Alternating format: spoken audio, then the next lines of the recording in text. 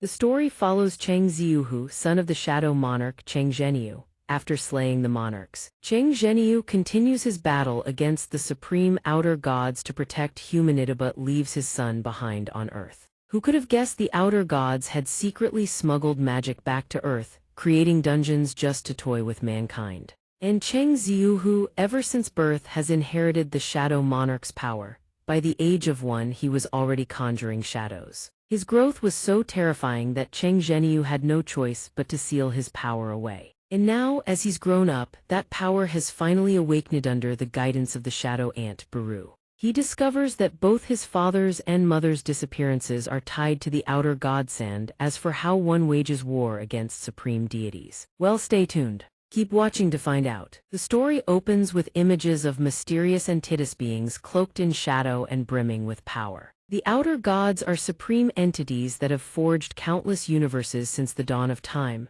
They are known as the Almighty Ones. The Almighty Ones ceaselessly create new universes while wandering through the void, living out their eternal existence. Gradually, countless matter, souls, and laws of reality are born into being. Trapped in that endless cycle, the Almighty Ones grew bored out of their minds. So they invented a way to entertain themselves, watching the mortals they created tear each other apart. They see the suffering of all living things as their personal amusement. To the Almighty Ones, the destruction they cause is nothing but a spectacle, even though it means countless souls are hurled into an infinite battlefielding and being reborn again, and agony is a necessary event. All to stave off the Almighty's boredom. The plot twist: life doesn't go the way you'd expect. Just as everything carried on as usual, a catastrophe suddenly struck. One of the Almighty Ones was slain, killed by the very life form it had crafted with its own hands while watching the infinite battlefield unfold. When word of this spread far and wide, it drew the curiosity of countless other eyes. The moment the Almighty Ones from other dimensions learned of it, they gathered together to observe the now masterless world.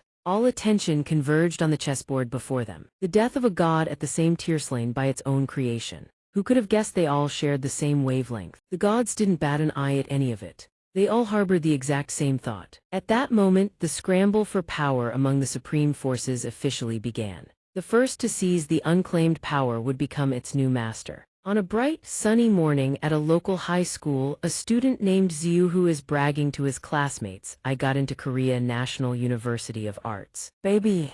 His friends hear this and think it sounds so absurd they don't believe a word of it. "You're full of it." Everyone would rather believe there's a flying dragon in the sky than take Ziuhu at his word. How could a meathead like you get into an art school? Meanwhile, I have to repeat a whole year. Ziuhu himself, though, is over the moon. Finally, I'm free from this hellhole. But suddenly, another figure approaches. "Yo Ziuhu, congrats man. I heard you got into the art school." One glance at Enjun, and it's obvious he didn't come with good intentions. "I didn't know you had that kind of talent. Since when were you good at painting?" At the sight of him, Ziuhu's mood visibly sours. "Shengjun, it's you again." Seeing that Ziuhu forgot his name again, Enjun's facial muscles twitch with barely contained rage. "I'm not Jin Shengjun, I'm Li Enjun." Ziuhu's expression practically screams, "Does it look like I care?" Turns out Enjun came here to settle a score. "This is all your fault. My plan to become the school's top dog got completely wrecked because of you." Classic case of a 49 meeting a 50, neither side budges. Ziuhu fires right back without missing a beat. "You should be thanking me. It's thanks to me you even graduated in one piece." A female classmate chimes in. Enjun's at it again.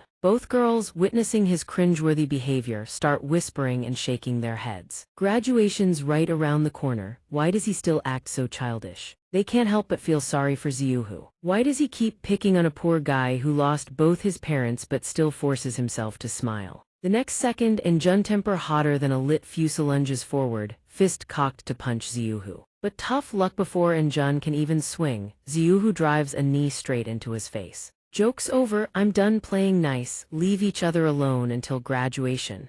But then Ziuhu's eyes go wide. And his voice drops, "I've been putting up with you long enough." Ziuhu follows up with a textbook punch straight to Enjun's face just to teach him some manners. Even with his face a bloody mess, Enjun still manages to flash a defiant grin like he fears no one. What the hell is this? He really doesn't cry until he sees the coffin. In the next instant, Enjun clenches his fist tight. Enjun isn't some sitting duck either, shifts into his stance, ready to retaliate against Ziuhu. "Why don't I feel any pain at all? He throws a massive punch but it hits nothing, only air. Xiuhu, standing nearby, is scared half to death, nearly sent to the afterlife to go chicken watching in the nude. The two girls, witnessing the sheer destructive force behind Enjun's punch, stand there wide-eyed and slack-jawed in absolute shock. With that earth-shattering swing, he leaves a massive hole punched clean through the classroom's locker row. The hole is so big you could practically stick your head through it. Xiuhu, having just experienced a shock that rattled him to his core, sits frozen on the ground like a statuesque, staring in blank disbelief. Time flies. 2 years later, the scenery has changed somewhat, and so has Xiuhu.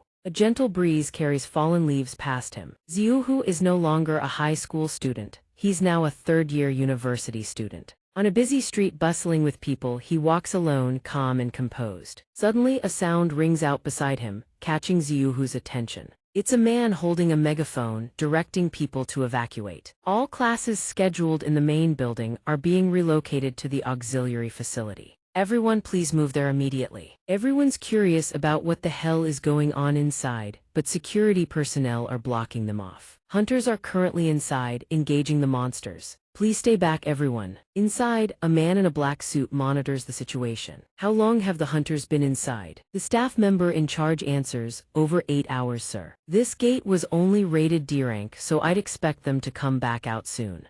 Xiuhu stands motionless amid the stream of people flowing around him. All right, everyone, non-hunters could be in danger. Please keep your distance. He lowers his head, sinking into a quiet, somber state. Another gate. The reason Xiuhu thinks that way goes back to 3 years ago. Gates began appearing all over the world, plunging humanity into a complete metamorphosis. He can never forget the day those grotesque creatures emerged, sowing terror everywhere. Gates connect directly to dungeons, and at regular intervals monsters break out and slaughter humans. But from hardship comes ingenuity. Mankind began to change as well. Learning to fight back against the impossible, individuals who could wield mana-awakened beings started to emerge. Because of the sheer speed of the transformation sweeping across the globe, humans believed this era of rebellion would last forever until an awakened being named Yuan Chun founded the Hunter Association. Rallying awakened beings together and rapidly establishing the hunter profession,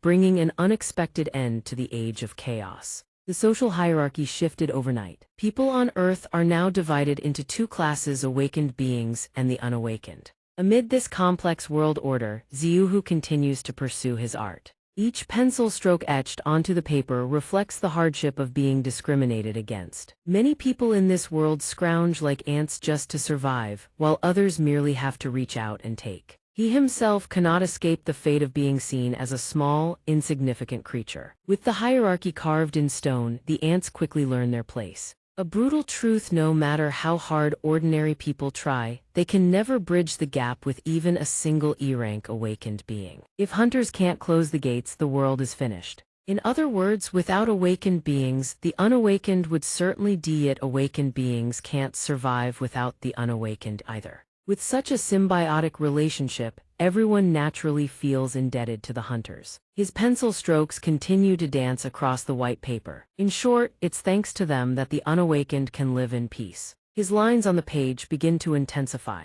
Yet at the same time, a knot of frustration tightens inside him. Xiuhu begins wrestling with his thoughts, wondering whether he's gradually grown accustomed to never getting what he wants. Painful memories surface like a slow-motion film, realize missing parents. The times he was treated as nothing more than a plaything, his life at the mercy of others. During a time when he believed he could do anything, everything he once had slipped away, leaving only helplessness in its place. He begins raising questions. Mother always said he was just like father. He wants to know how his father escaped the weakness he himself now faces. While Xiuhu is lost in his journey of self-discovery, a voice pulls him back to reality. Xiuhu. His art professor offers him a word of praise. You were very focused today. What are you drawing that's so whimsical? Xiuhu doesn't hold back and shares openly. I'm just drawing based on my emotions. The professor finds it quite intriguing. Is that an ant? It looks pretty creative, doesn't it? Wait a moment, I think it looks more like an ant-man actually. Hearing the professor's comment, Xiuhu feels puzzled too. Did he draw something like this?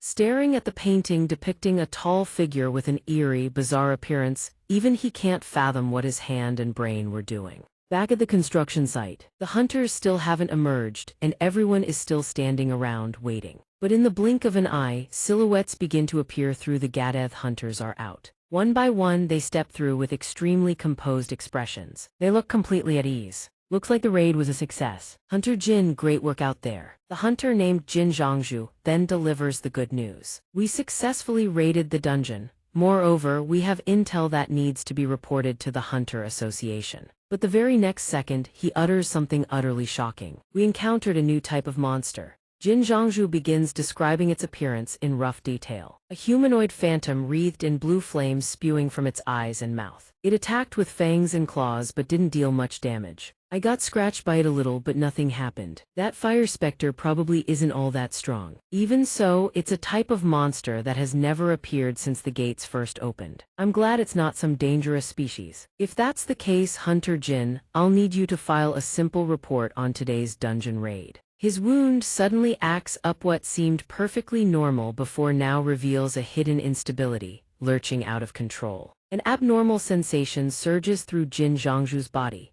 Something is very wrong. The sword in his hand clatters to the ground, and Jin Zhangzhu stands there with his head hanging low. A nearby staff member notices his strange behavior and speaks up. Hunter Jin, are you alright? But before the sentence could finish, Jin Zhangzhu suddenly transforms into a ferocious, monstrous beast. The two girls who had been with him can't even process what happened before they whip their heads to the side. All they see now is a pool of fresh blood on the ground. The unfortunate staff member has been turned by Jin Zhangzhu sent straight to the afterlife without a second thought. One glance and she freezes in horror, recognizing something horribly familiar. That blue flame, it's identical to the monsters we saw inside the dungeon. But the female hunter has the worst luck imaginable. Jin Zhangzhu hurls a massive rock straight into her, making her the second honored guest to receive a one-way ticket to the afterlife. The civilians around them, witnessing this terrifying spectacle, scramble to their feet and bolt like they're being chased by dogs. But with his blazing speed, Jin Zhangzhu catches up to them in no time, sending a few more souls on their way to the netherworld.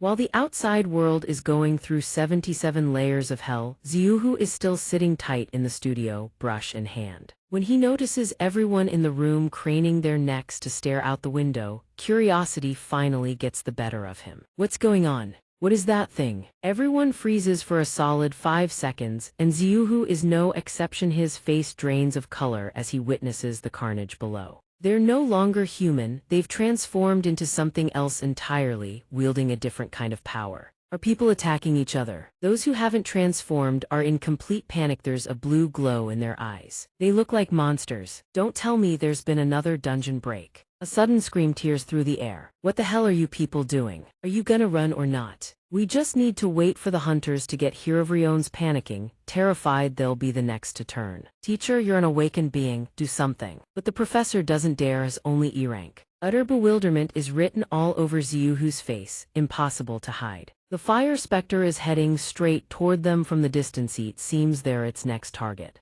And sure enough, just as expected, it crouches low, preparing to launch a devastating leap in their direction. And then the deadly moment arrives. The fire specter rockets toward them at blinding speed. Seeing it closing in fast, Xiuhu screams, "Run!" But where could they possibly run? It's already too late. The fire specter has breached their space. From its mouth and eyes, a stream of eerie blue energy pours out, grotesque and terrifying. Everyone is too paralyzed with fear to move, unable to budge even a hair. They just stand there, mouths hanging open. Xiuhu tries to will his legs into a dead sprint, searching for any way out. Everyone run. But a girl trapped in the rubble forces him to skid to a halt. My leg is stuck. Someone please help me. Inside, Xiuhu's mind is a tangled mess, doesn't know whether to listen to reason or his heart. After making his decision, he squeezes his eyes shut. Then, despite her trembling outstretched hand, Xiuhu chooses to turn away. I'll go get the hunters. Inside, his mind wages a fierce war with itself. Damn it, did I say I'd go get a hunter? That's no different from leaving her all alone. But what can an unawakened nobody like me even do? Overwhelmed by his own helplessness, Xiuhu berates himself without end. Damn this unawakened body. No matter how much he blames himself for his weakness, nothing changes. Think of something, Cheng Xiuhu, think. In this moment of sheer desperation, his father's image flashes through his mind. If father were here, what would he do? He can almost see Ithai's father turning around, gazing back at him with those deep, cold, unfathomable eyes. Back in the present, the blue flame monster presses forward, still brimming with energy. The poor blonde girl is cornered against the wall. It looks like she's about to be the next one it gives its special treatment. Her face is as pale as a ghost. 2 streams of tears cascade down her cheeks like waterfalls. From its maw, that eerie blue glow begins to gather once more. Seeing it lunge at her with savage fury, she lets out a terrified scream. It looks like today is the blonde girl's death anniversary, just a few more seconds, and she'd officially be sent to heaven. But surprise, surprise, Xiuhu actually comes back, pulling off the most badass hero rescues beauty move with a fire extinguisher in hand. The blue flame monster's blood splatters everywhere, couldn't just walk away like that, so he turns back with reckless courage. If father were here, he'd do the same. A hazy, flickering notification panel materializes before him. Notification. System, you have met the requirements to complete the hidden quest Courage of the Week. I once dreamed of a dream about a simulated game world. To defeat monsters that grow stronger with every stage, I had to level up and fight without rest. Because the monsters only get stronger, I had no choice but to become stronger myself. After enduring countless trials, I finally reached the final stage. The final boss I faced wielded unimaginable power, and for some unfathomable reason, the final boss was. Memories flood back. A steady, warm hand ruffles his hair. Having fun with your game, son. He looks up at the person before him, eyes wide with shock. He stares at the figure before him and shouts in disbelief. Father, my father, I think I may have unwittingly remembered him in that dream. He was a strong, dependable father, but just how did he become so powerful? The fire extinguisher that was sitting quietly on its mount just a second ago is now snatched up in his grip. A quiet voice calls out from deep within his heart, "Father," and he bolts toward the door, fire extinguisher in hand. If I were father in this godforsaken situation. The monster outside the door gapes its maw wide, ready to swallow its target whole, but a critical blow slams into it before it can strike. Cold eyes blazing as every ounce of strength is channeled into the attack. He would have done the exact same thing, right? The monster staggers and topples backward from the hit. He stares at it. What now? They say attacks without mana support deal 0 damage to monsters. If he charges in recklessly without thinking, everything spirals into chaos. Xiuhu stares at the creature, his expression painted with utter shock. The girl beside him has tears brimming in her eyes. What is happening right now? Has time stopped? A notification window materializes before his eyes. System, you have met the requirements to complete the hidden quest. Quest Courage of the Week. System, you have gained the qualification to become a player. System, do you accept? Xiuhu stares at the notification window floating before him, bewildered. This feeling gets exactly like that dream. If events are already unfolding just like a game,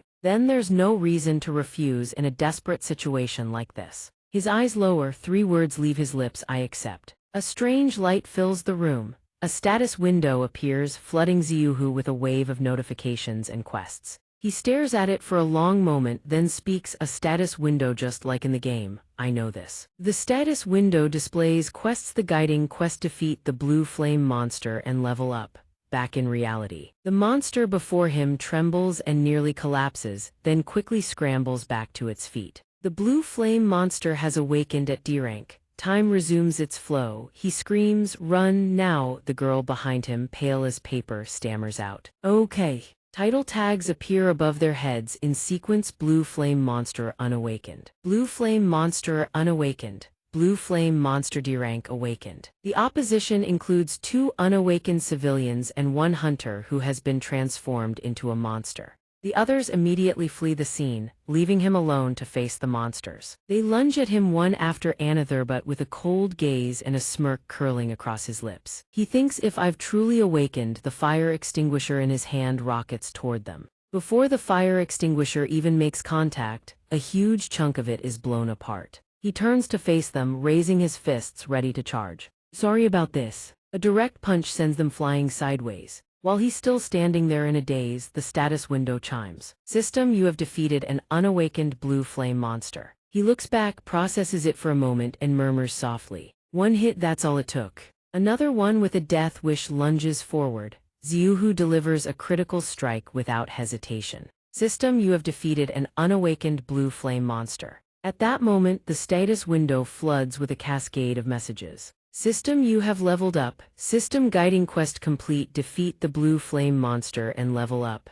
After downing that one, the remaining one steps forward to face him head-on. System quest reward received. Please confirm your reward. A smirk curls across his lips. This proves it. He charges forward instantly, closing in on the last one. I've truly awakened. He drives a devastating punch straight into its face. Blue flame monster, D-rank awakened. Shock flashes in his eyes. It took my hit. The creature retaliates immediately, countering his attack. In an instant, a series of wounds slash across his body. He quickly pivots and delivers a powerful kick, sending the creature hurtling into the distance. Xiuhu is filled with dread. Damn it, if that thing lands a hit on me, I'll be turned into a monster. I just awakened and I'm already about to become a monster. System detected. Debuff status effect poison. Passive skill longevity activated. System, all negative status effects have been nullified. Suddenly, around his wounds, a shimmering aura of light swirls into existence. Longevity. Now that he thinks about it, vaguely remembers seeing it in his status window.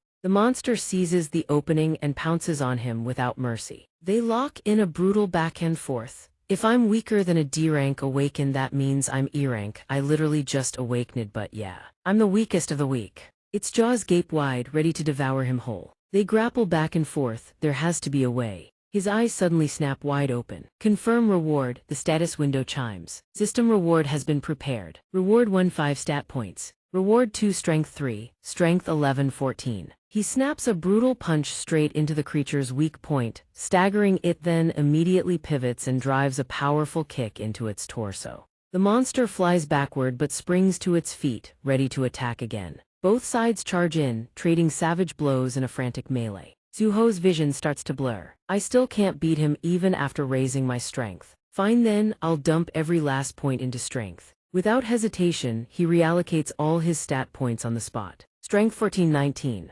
I've never heard of an awakened being who can level up. A hunter's rank is supposed to be fixed the moment they awaken. No one can surpass their assigned level. I don't know who decides a person's rank or awakening, but if I'm strong enough to break free from that damn system, then this fight isn't over. The wall cracks and buckles, debris scattering everywhere, then it shatters completely. Both fighters are drenched in sweat, burning through their stamina, with a killer's glare fixed on the monster. He throws a devastating punch, blood streaming from his torn knuckles. The brutal battle is far from over. System D-rank awakened, blue flame monster defeated. Notification level up. Xiuhu slumps against the ruined wall, gasping for air. I did it, he breathes. He stares at his blood-soaked hands, eyes distant. His fists clenched tight. He is finally awakened. He forces himself to his feet, steadying his nerves. I can do this. I'm an awakened being now. I can protect everyone and end this catastrophe. Outside, heavy footsteps stagger toward the window. A tall figure hauling a massive blade charges forward. The creature leaps skyward, the ground beneath it exploding into rubble. Xiuhu rushes toward the main entrance to assess the situation outside. A bone-chilling sensation creeps up the back of his neck.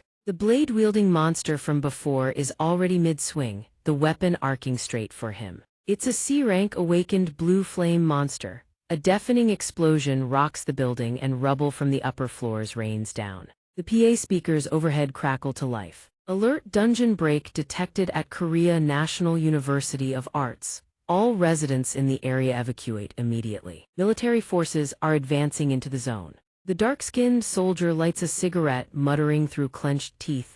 Damn it, civilians are dying out there and all we can do is watch. When the hell are the association's hunters getting here? The soldier beside him pulls up a specialized tablet and checks the data. They say it's going to take some time before they can dispatch B-rank hunters or above. He scowls. B-rank, isn't this just a D-rank dungeon? The other soldier lowers his voice. Yeah, but the Hunter Association is prioritizing the infected hunters right now. They both stare at the tablet screen. Wait, are you saying even a C-rank hunter has been infected? The screen displays a full profile name: Kim Dong-soo, role tank, rank C-rank, status infected. Meanwhile, Xiuhu battles the towering monsters with everything he has. His body feels sluggish and battered. The realization sends a jolt of panic through him. Did that thing jump up from the floor below? The creature bears a savage grin, its bloodshot eyes locked on him. Xiuhu's mind races. A C-rank awakened blue flame monster and it's armed. This one's different from the others. He springs to his feet, coiling his body for a strike. But I just leveled up, do I even stand a chance against this thing? The monster's blade sweeps through the air, both clash head-on in a violent exchange. Clang! Suho stumbles backward, feeling the crushing gap in power. The towering creature looms above him, blade raised high, wearing a vicious grin. Damn it! Without a shred of hesitation, the monster brings the blade crashing down. In a split second, Suho snatches a fire extinguisher and raises it as a makeshift shield. The razor-sharp blade cleaves the fire extinguisher clean in half. Bang! The extinguisher ruptures, spraying white foam and smoke that engulfs the entire room. Seizing the opening, he weaves through the haze and bolts for the exit. Once clear of that hellhole, he sprints forward, teeth gritted. Beating that thing is impossible. So that's why awakened beings are ranked by tier. When are the hunters going to get here? If I can just hold out until they arrive. The creature catches his scent instantly, hefting its blade and charging after him. It lets out a guttural roar, then does something that freezes Suho in his tracks. He glances back and gasps. Huh, the monster's attention has shifted to the balcony of the adjacent building. Wait! 3 young girls huddle on the balcony above, trembling in terror. Just stay here and wait for the hunters to come, one girl whispers. The girl beside her shakes.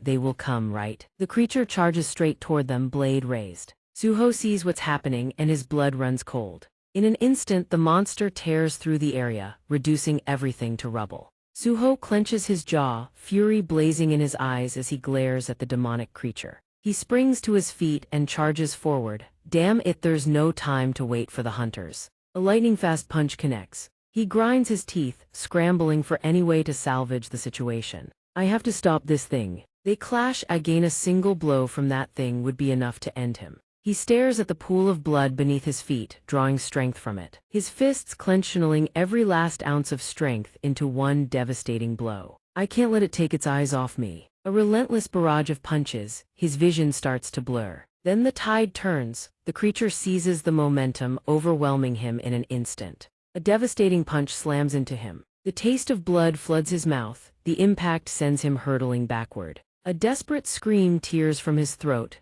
He forces himself upright and his status window automatically flickers to life. HP 140. He stares at the display, trembling. 1 HP. Guess I got lucky. The system doesn't want me to give up just yet. The creature roars savagely. Above, strange cracks spider across the ceiling. Below, Suho's body is drenched in blood and wounds. Above, the cracks multiply and spread. The monster charges, fist cocked back like a battering ram. His vision darkens, sweat pours down his face. The creature closes in for the killing blow. Damn it! Crash! The glass wall explodes outward, light flooding in from outside. Something rockets in from beyond at blinding speed. It has a bizarre, unmistakable silhouette. The demon raises its blade for the final strike, but something tears through the air and cleaves its arm clean off. Kaboom! The ground fractures. The severed arm flies through the air, still clutching the blood-soaked blade. Dazed, Suho struggles to rise. His eyes widen as he scans the scene before him.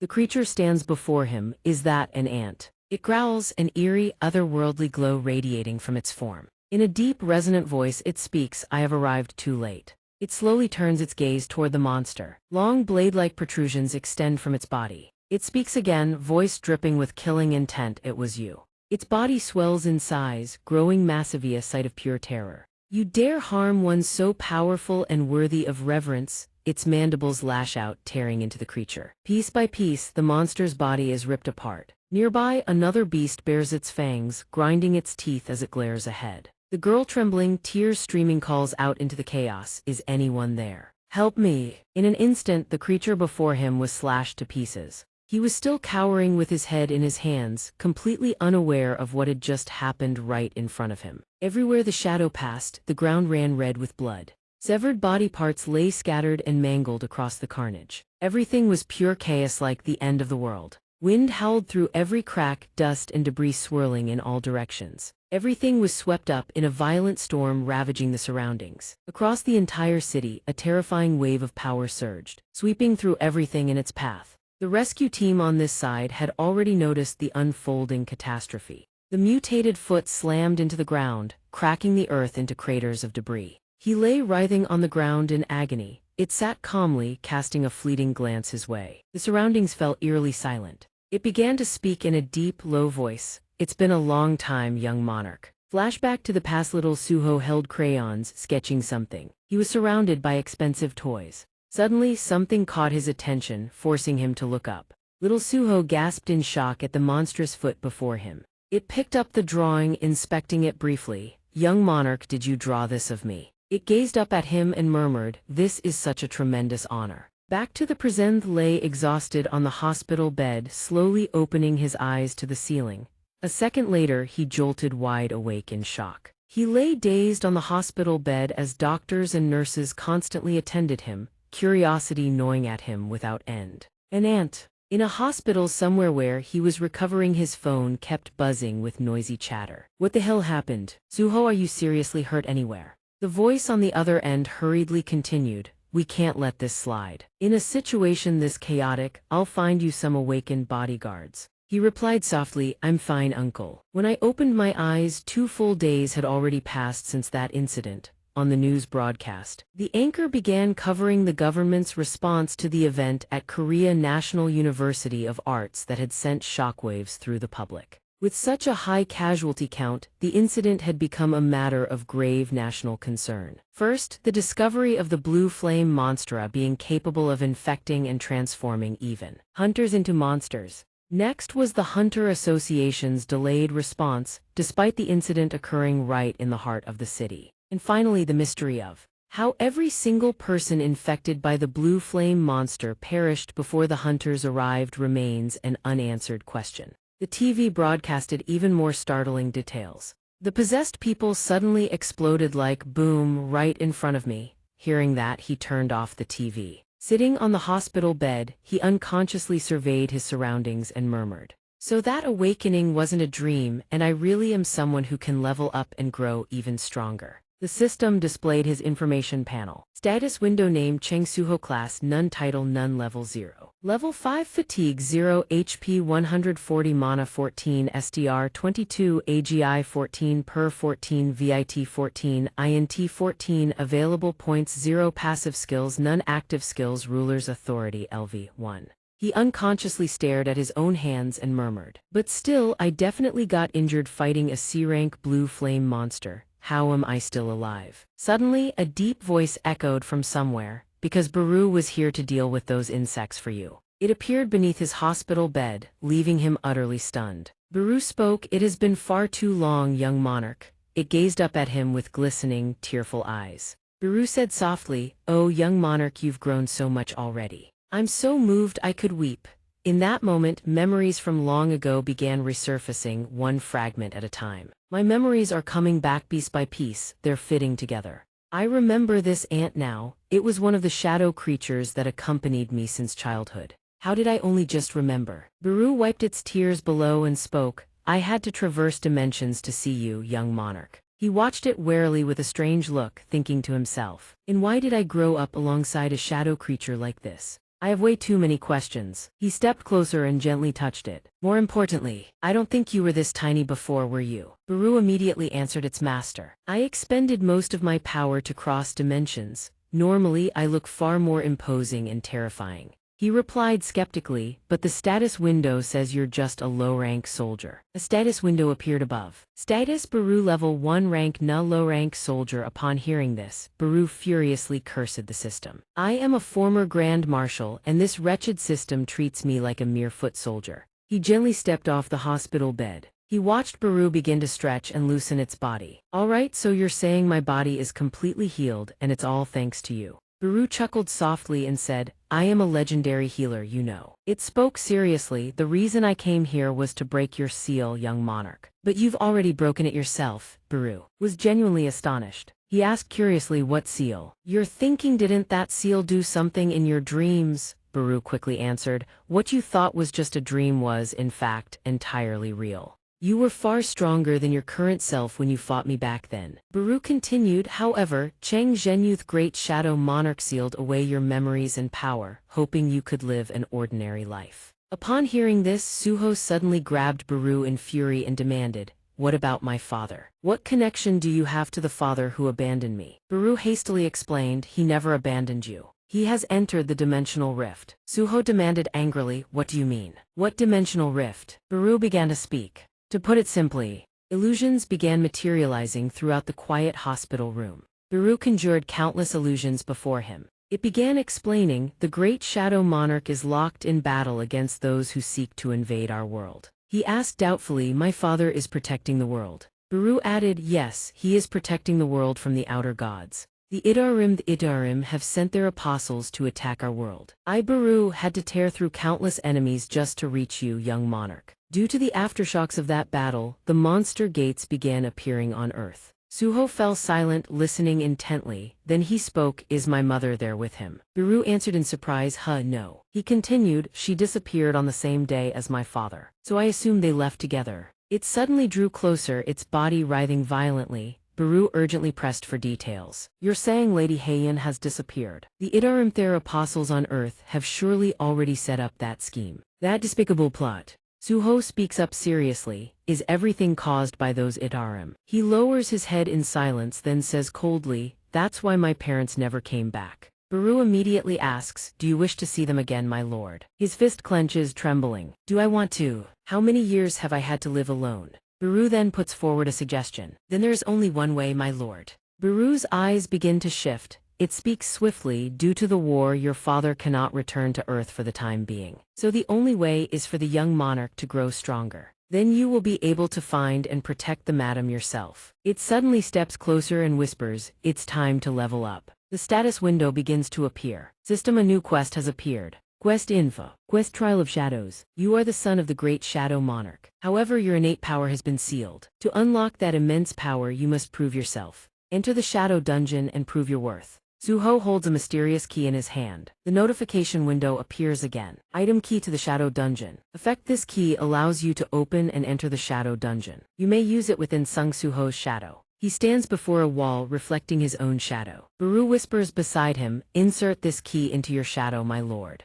He steps forward and brings the key toward the dark shadow. The key seems to dissolve into the void, opening a strange gate before his eyes. Baru whispers, now step inside and reclaim the power that is rightfully yours. O young monarch. He presses his lips together as a stream of thoughts races through his mind. I still can't believe the outside world and a war against the gods at that. The shadow monarch, all of this is truly absurd. But if getting stronger means I can see them, Aginhei fixes his gaze forward with cold determination, then I will level up at any cost. Baru glances at him from the side, my king. Back in Baru's memory, a man with an obscured face gives a cold command. Baru, return to Earth and lift the seal on Suho. Baru kneels on the ground, bowing its head. You mean the seal on the young monarch, my lord? The man replies quietly, yes, this Idarim invasion may reach Earth. The man adds coldly, go restore the boy's memories and power and let him defend Earth on his own. Act as you see fit based on Earth's situation. I grant you full authority to decide. Back to the present, Baru gazes at the burden back before it and thinks silently, if you have entrusted his fate to my hands. It recalls the painful memory from yesterday and glances at him once more. Then Baru, I will stay by his side and personally watch over his growth. At that moment, Suho steps forward 1 foot at a time into the gate. After he passes through, the gate swiftly retracts and vanishes as if nothing ever happened, returning silence to the space. Inside, the two venture deeper and deeper. Baru speaks up, this place is a death domain. Without the monarch's permission, no living creature is allowed to enter. They emerge from the dungeon into an entirely different worldone that looks like the end of days. System, Shadow Dungeon. Suho is pulled into a vortex, preparing to enter the shadow dungeon. Baru beside him provides some information. This is the domain of death, a place where only those permitted by my shadow monarch may set foot. The shadow dungeon, as the last word is spoken, they enter the dungeon. Before Suho lies a city long abandoned, utterly desolate. He looks somewhat bewildered, thinking to himself, so this is the shadow dungeon. It looks more like a ruined city than any dungeon. His eyes drift downward as he ponders, not understanding why. Looking at his feet standing on the dungeon's ground, he thinks, but this place feels strangely familiar. Right at that moment, something flickers into view ahead, startling Suho. It turns out to be the system interface screen, displaying quest content, quest info, survival trial. The inhabitants here do not accept you all weakling as their leader. Survive for the allotted time and prove your worth. Time limit 4 HOURS, time remaining 40,000. Suho. He points at the screen and asks, I have to survive for a whole 4 hours. Baru sees that he's not paying attention to his surroundings and immediately shouts, please stay alert, young monarch. The trial of judgment has already begun. Suho still looks confused, repeating the words in bewilderment. At that moment, high above the trial grounds, a figure silently watches them from the shadows. A goblin scout dives down from above, attempting to ambush Suho. Fortunately, he senses it in time spinning around. He delivers a kick straight into its gut. Suho, slightly more alert now but still calm, says, you almost gave me a heart attack. The goblin scout clutches its wound, gritting its teeth and letting out a long growl. Suho glances at the name tag hovering above its head and says, then there are probably plenty more of them around here. The moment Baru finishes speaking, Suho sprints forward. Then I just need to kill it before it calls for backup. Seeing him so reckless, Baru immediately cries out in alarm, young monarch, although goblins are indeed very weak if you act carelessly. Suho ignores Baru's words. He charges at the goblin, looks at its face and begins analyzing. Its name tag is white, which means it's either equal to me in strength or even weaker. Suho strikes a powerful blow to the goblin's wrist, then snatches its stone axe. System, you have acquired the item Goblin's Stone Axe. The very next instant, the stone axe flashes down like lightning, slamming into the center of the goblin's skull. The creature can only stare, frozen. System, you have defeated the goblin scout. The goblin collapses to the ground, the axe embedded in its skull. Suho looks back proudly and says, see. He smiles and explains, those stronger than me will have red name tags. The blue flame monsterin awakens C rank, the blue flame monsterin awakened D rank. Baru responds, ah, I see now. Right at that moment, a piercing sound echoes through the air, startling both of them. It turns out a goblin is perched up high, blowing a horn. Suho realizes the situation isn't so simple. He furrows his brow, focusing with heightened alertness. Looks like there are still plenty more of them around here. A heavy footstep lands, a goblin captain appears. Even the goblin chief has shown up. One glance is enough to tell it's far more advanced than the others. Suho's earlier confidence vanishes. Sweating, he points at Baru and asks, you'll help me, right? But Baru's expression is exactly the same as his. It lowered its head solemnly, searching for an excuse to decline. Of course, it would be my greatest honor to assist you, my liege. But I am currently too far from Master Jinwoo. I have no supplementary mana source, so I must conserve what little I have. Not to mention, if I were to join this battle, the EXP you receive would nosedive. Hearing Baru out, Suho stared at the goblin horde and clenched his fist. So what you're saying is you won't help me. The goblins had already begun their assault, letting out their familiar, ear-splitting screeches. Suho channeled his ability and muttered, let's give this a test run. His force surged into the axe, slamming it into the goblin's skull. Then the axe ripped itself free and launched into the air on its own. It spun like lightning, whirling through the air and slicing through the necks of several goblins in the blink of an eye. Finally, the axe boomeranged straight back into Suho's hand. He smiled in satisfaction. The skill displayed in his status window felt like having an invisible extra hand. The system window popped up, displaying instructions on how to use the skill. Skill, Ruleress Authority, LV1 active skill, no mana cost. While the user does not directly touch a physical object, you are able to manipulate and move it at will. A second later, a sharp projectile came hurtling towards Suho. He tilted his head to dodge, then snatched it out of the air with his bare hand. He looked up and spotted a goblin archer knocking another arrow.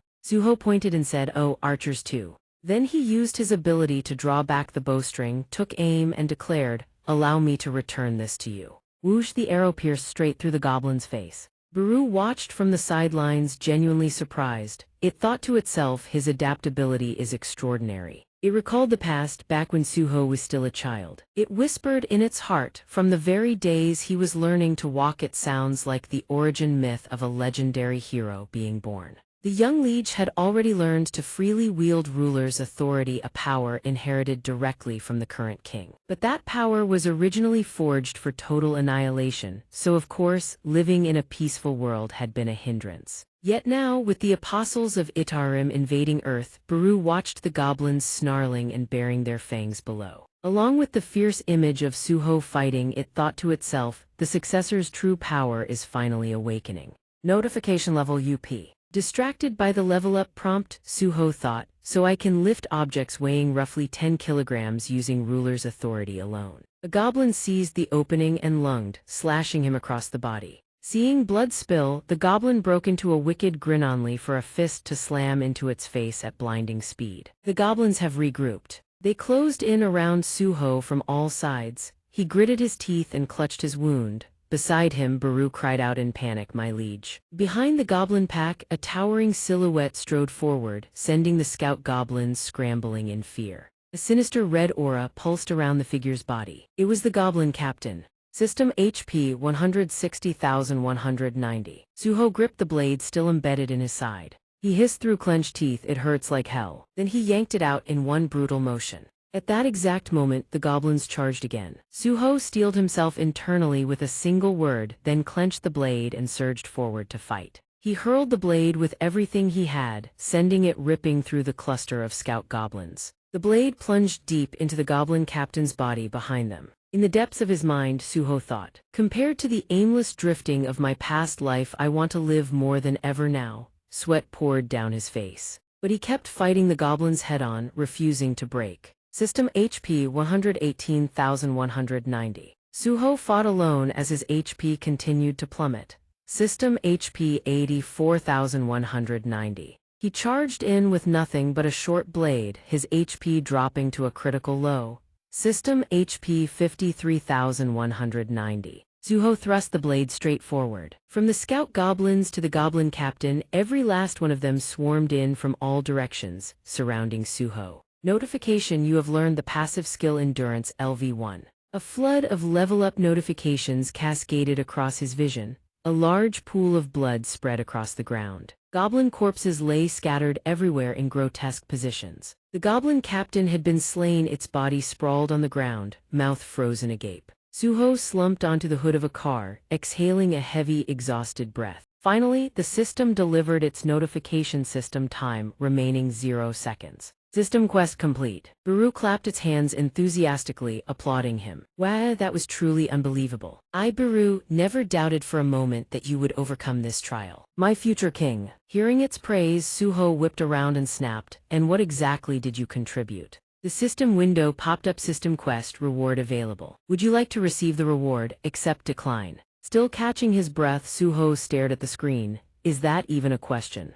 2 more message prompts appeared in quick succession. Reward prepared below. Reward skill runestone shadow extraction. Suho asked in confusion. A runestone. If I use this, does that mean I'll gain the shadow extraction skill? He then attempted to activate the skill. Baru watched from the side, its heart swelling with joy. Oh, the future king wielding shadow extraction already. This is magnificent. Suho lifted his shirt and gazed at his toned abs. Come to think of it, I was using these skills quite fluently during the fight. Beyond understanding the leveling system, I've also acquired a whole arsenal of new skills. The system window displayed skill Endurance LV1 passive skill, no mana cost. You have gained Indefatigable, physical defense increased by 20%. He leaped down from the car and said to Baru, compared to before I awakened, I feel overflowing with power. My wounds even heal on their own every time I level up. Baru added, this leveling system is an upgraded version of the one Master Jinwoo once used. It is now the definitive tool to support your steady growth, my liege. My future king.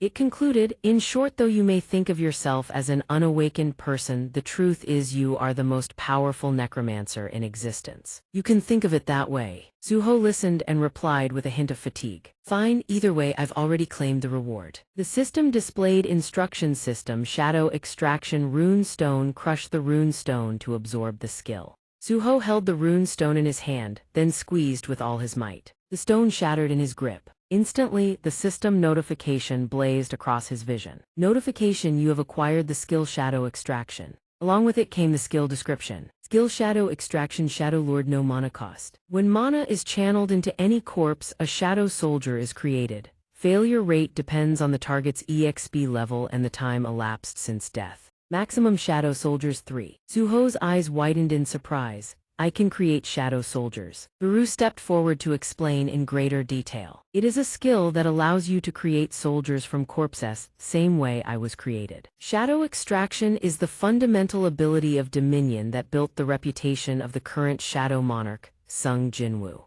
He asks puzzled, as for shadow extraction to control a corpse I first have to hunt it down. Does that mean I can control anyone weaker than me? Suho says, I've heard summoning skills are ranked dead last among hunters. He reaches his hand out toward the goblin lying on the ground. System shadow extraction can be applied to this target. Suho calls out the activation command for shadow extraction, but the system throws up another prompt. System, please create an incantation for shadow extraction. Suho rests his chin on his hand with a groan. I have to create an incantation for the skill too. What a pain. He hums, mulling it over. Baru watches him from the side, its expression dead serious. Finally, it can't hold back and speaks up to offer advice. The incantation must be easy to remember. Suho thrusts his hand forward. A wave of power radiates outward. He calls out with conviction, Ares, meaning rise up. After Suho utters the summoning command, arise, the goblin's corpse remains still on the ground. Then a hand slowly emerges. 3 shadow soldiers form from the corpse. The system screen displays their information. Shadow soldier, shadow goblin, level 1, grade common. Suho and Baru stare wide-eyed at them. He murmurs, so this is what shadow extraction looks like. After a few seconds, Suho adds, not as cool as I imagined. The 3 shadow goblins and Baru all flinch. Baru takes a beat before explaining. Newly summoned shadow soldiers are generally weaker than they were in life. Suho asks, and smaller too, right? Baru hesitates before answering, yes. The 3 shadow goblins are already tearing up from his words. Suho presses, how much weaker? Baru replies, just a little. Hearing the answer, he frowns and glances over, dissatisfied. The system even says they'll disappear after 1 day. Baru breaks into a cold sweat. That can't be, you don't have any skills similar to shadow extraction? He answers honestly, no, I don't. Baru deflates instantly. It seems the Shadow Monarch's authority still depends on your intelligence stat and level. It drifts beside him, dejected, and adds, it will surely become an incredibly useful skill in the future. It is a peerless skill, it declares. He glances at its drooping form and says, I know, so stop moping around like that. After a few steps, Suho's stomach lets out a loud growl. He suddenly remembers, I haven't eaten anything in 2 days. He turns to Baru, is there a way out of here? Baru answers, if you possess the key to the shadow dungeon you can leave whenever you wish. Suho says, all right, before we go, I need to find something to eat first. Baru acknowledges with a yes. The system flashes a notification system. Do you wish to exit the shadow dungeon? Options accept, decline. Suho spoons rice into his mouth, letting out a blissful mui with pure happiness written all over his face. He sits on the hospital bed, eating non-stop. Now that I think about it, hospital food is actually pretty good. Baru watches him helplessly in silence, then clenches its fists and addresses the young monarch with utmost seriousness. Allow me to explain your duties from this point forward. 3 missions have been bestowed upon you and me. First, we must protect the earth from the foreign monsters. Suho asks with his mouth full of food. You mean killing the monsters inside the dungeons? Baru replies, precisely. Naturally, you will level up each time you slay them. And once you grow stronger, the safety of the earth will be secure just as your father, Sung Jinwoo, once did. It continues, second, we have been entrusted with finding the lost lord. Is there any way to find out where my mother is? Suho asks. Baru answers with conviction, I am certain you will find a clue if you keep hunting monsters diligently. Suho asks, so that means I have to go back into the dungeon. Baru brushes past the question. Its gaze hardens, third and most important. It emphasizes each word, restore my strength. Baru's eyes glisten with tears as it recalls its former glory, speaking helplessly, I am sick and tired of my current weakness. I want to show you, my future king, my true strength. Suho asks, so what's your plan to get it back? Baru explains, by absorbing. I can absorb a portion of a target's magic and intelligence. Although it was an effective method I used even before becoming a shadow soldier. The current me doesn't even have mana granted by the king, so there's no other way. It concludes, regardless, all I need is to consume anything that contains mana. Suho, spoon still in his mouth, glances over and says, then we'll just have to go into the dungeon. By now, every plate has been wiped clean. Suho steps off the bed, get ready, we're going. Baru flies beside him and says, if you wish to enter a dungeon you must first be recognized as a hunter. Go to the Hunter Association and have your mana level measured. He ponders for a moment. Mana level measurement. I'm an awakened being who just leveled up. The sunset sky is breathtaking. Suho daydreams, what rank could my power be, I wonder. What if I end up being S rank, what then? But when he arrives at the Hunter Association, the receptionist drops the bomb. His mana level is 46. Reality hits him like a punch to the gut. She flatly states he is an E-rank awakened being. Suho's heart sinks into darkness. People pass by on the street. Suho is just one of the crowd. Seeing him silent for a while, Baru hesitates, then finally speaks up. I've heard a hunter's rank is determined by their mana capacity. Because you focus solely on raising your strength stat. Young king, it is only natural that your rank does not reflect your true ability. Suho's mood doesn't improve. Stop trying to comfort me, you're only making it worse. He stares at his own hands, faltering. Not just the Shadow Monarch's authority, even my rank is like this. Can an E-rank like me really protect the earth? Baru encourages him. As long as you keep leveling up, my future king. Suho looks at the hands he always relied on for strength. I've heard E-rank and D-rank hunters struggle just to get picked for an attack squad. At this rate, getting into a dungeon will be nearly impossible. But suddenly he lets out an "oh." His eyes widening as if he just thought of something. Maybe I have a way, Suho says, piquing even Baru's curiosity. He starts explaining what he knows. Dungeon clear operations are divided into different roles. The attack squad focuses on eliminating monsters, while the collection squad follows behind to gather monster corpses. And at the very depths is the resource squad tasked with harvesting the dungeon's resources. Out of those three squads, E-rank hunters can apply for the collection squad and the resource squad. That way, even an E-rank can set foot inside a dungeon. The scene shifts to deep inside a dungeon. The resource squad works tirelessly. The young man lets out a relieved sigh. It's Suho. He suddenly turns to the person beside him and speaks, startling the man. Thank you for recommending me here, sir, Suho says. I've only just awakened and the only awakened being I know is you. He says sincerely, thank you. But instructor, I am Donghwa's expression carries a hint of guilt. Suho continues harvesting resources. I'm really glad there's someone I know here. Thanks to you, I get to work inside a dungeon. I am Donghua stays silent. After a pause, he suddenly calls out to Suho. Suho glances over and asks politely, yes, but I am Donghua bows at a full 90 degrees, catching Suho completely off guard. I'm sorry about what happened at school, he says. I am Donghua recalls the students crying out, teacher. You're an awakened, aren't you? Do something. But I am Donghua paralyzed by fear replied, but I'm only E-rank, and then he fled. Now, he gathers every ounce of courage to acknowledge what happened that day. Even though I was the only awakened being there, I was afraid and ran away. I am Donghua stays bowed. I'm sorry I couldn't do anything to help. Suho scratches his ear awkwardly, then says, instructor, please raise your head, just like you said you are only E-rank. The Hunter Association's protocol is for E-ranks like us to run when we encounter a monster, right? And honestly, who wouldn't follow that directive? Hearing this, I am Donghua is stunned. He straightens up and asks in disbelief, you're E-rank too? Suho answers honestly, yes, my mana level is 46, very low. Even compared to E-rank, I am Yundog exclaimed in shock, your mana level is lower than mine. He recalled the scene from that day, thinking to himself impossible. The image of Suho fighting the blue flame monster flashed vividly through his memory. I am Yundog thought to himself he was certain he'd seen Suho fighting monsters on the rooftop while they were fleeing. Looking at Suho now, idly smashing rocks, he wondered again, did I misread that? I am Yundog adjusted his glasses and said, well, when you think about it, an E-rank awakened being defeating a monster and surviving, that's genuinely shocking news. Baru appeared out of nowhere beside them and replied, indeed.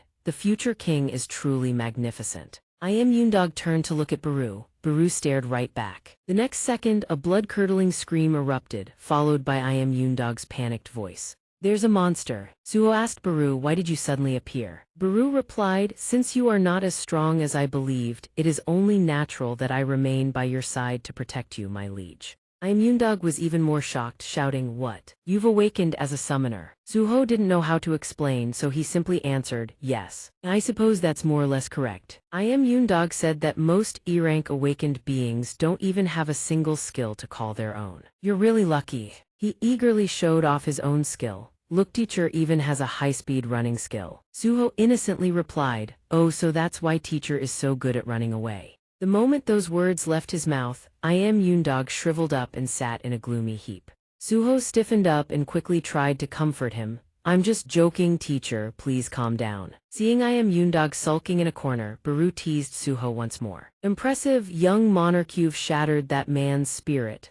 But Suho's attention was drawn to something behind him. Suho stood staring at the tunnel ahead, thinking, come to think of it, this is the first time I've been in a dungeon other than the shadow dungeon. The inside of the tunnel was pitch black, nothing could be seen clearly. He peered in and wondered, could the assault team be up? They're fighting monsters right now. Scene shifts to the corpse of a monster. A young man holding a sword poked at the corpse and offered his analysis. This dungeon has been completely cleared out. Kim Youngjun, standing nearby, replied, I know. I've known ever since that wolf pack ambushed us. The entire assault team searched the cave simultaneously, chatting among themselves.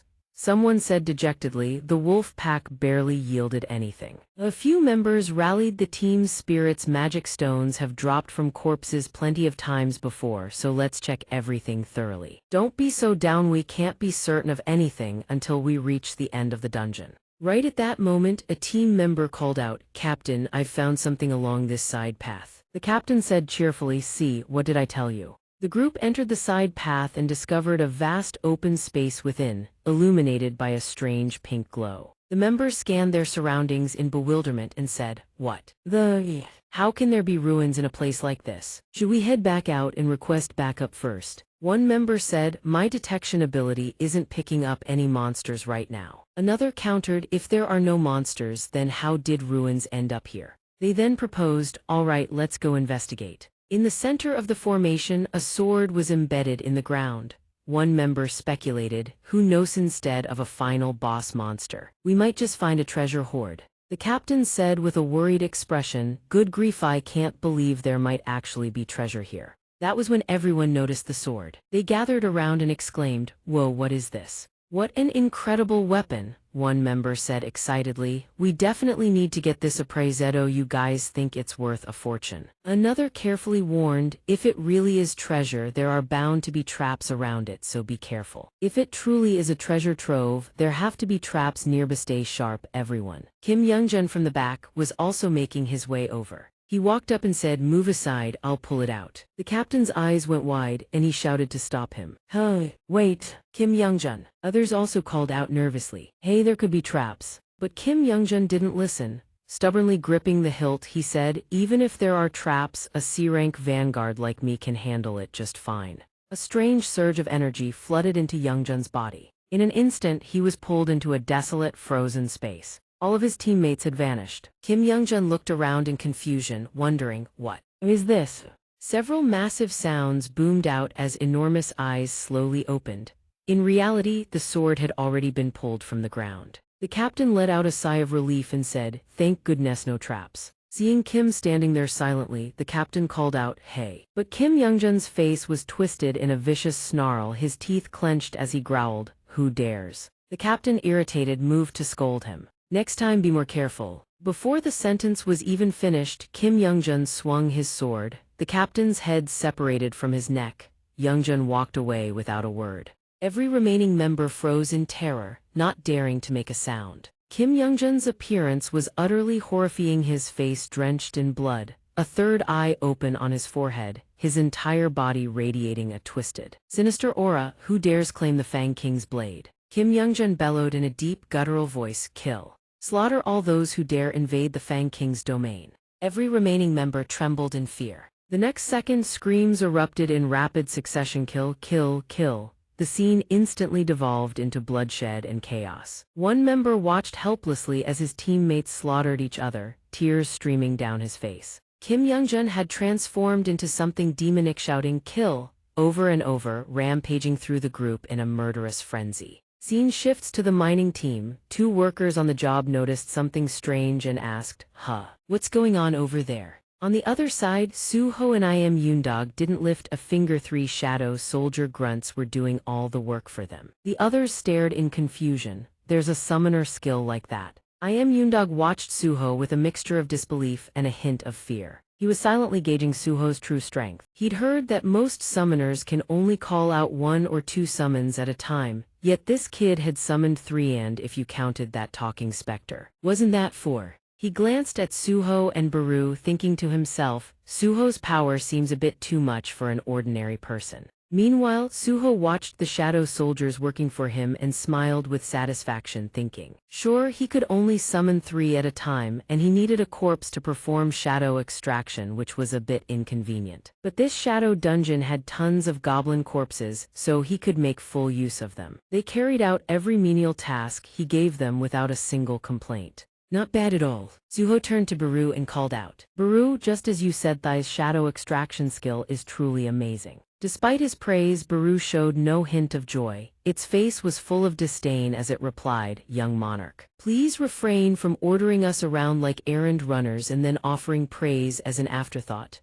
Then it asked, but wasn't your primary objective in entering this dungeon to level up? Suho answered casually, according to the Hunter Association's regulations. A solo hunter can't enter a dungeon alone. They've only recently started classifying hunters by rank, so there are still plenty of issues with accurate rank measurement. I figure once my mana capacity increases, I'll retest. Meanwhile, the senior colleagues on the other side saw how leisurely Suho and his group were and felt deeply insulted. They quickly urged each other, if we slack off, the rookies will dig through this entire pile before us. Let's show them the real strength of their seniors. Suho turned to Baru and said, oh right. Do you remember our 3rd quest? We have to finish this right here. It asks excitedly, you mean restoring my power, master? Looking at the mana stone fragments scattered on the ground, he says, didn't you say that consuming something with mana would restore your strength? These mana stone shards here have mana in them too. Baru isn't sure and asks him to clarify.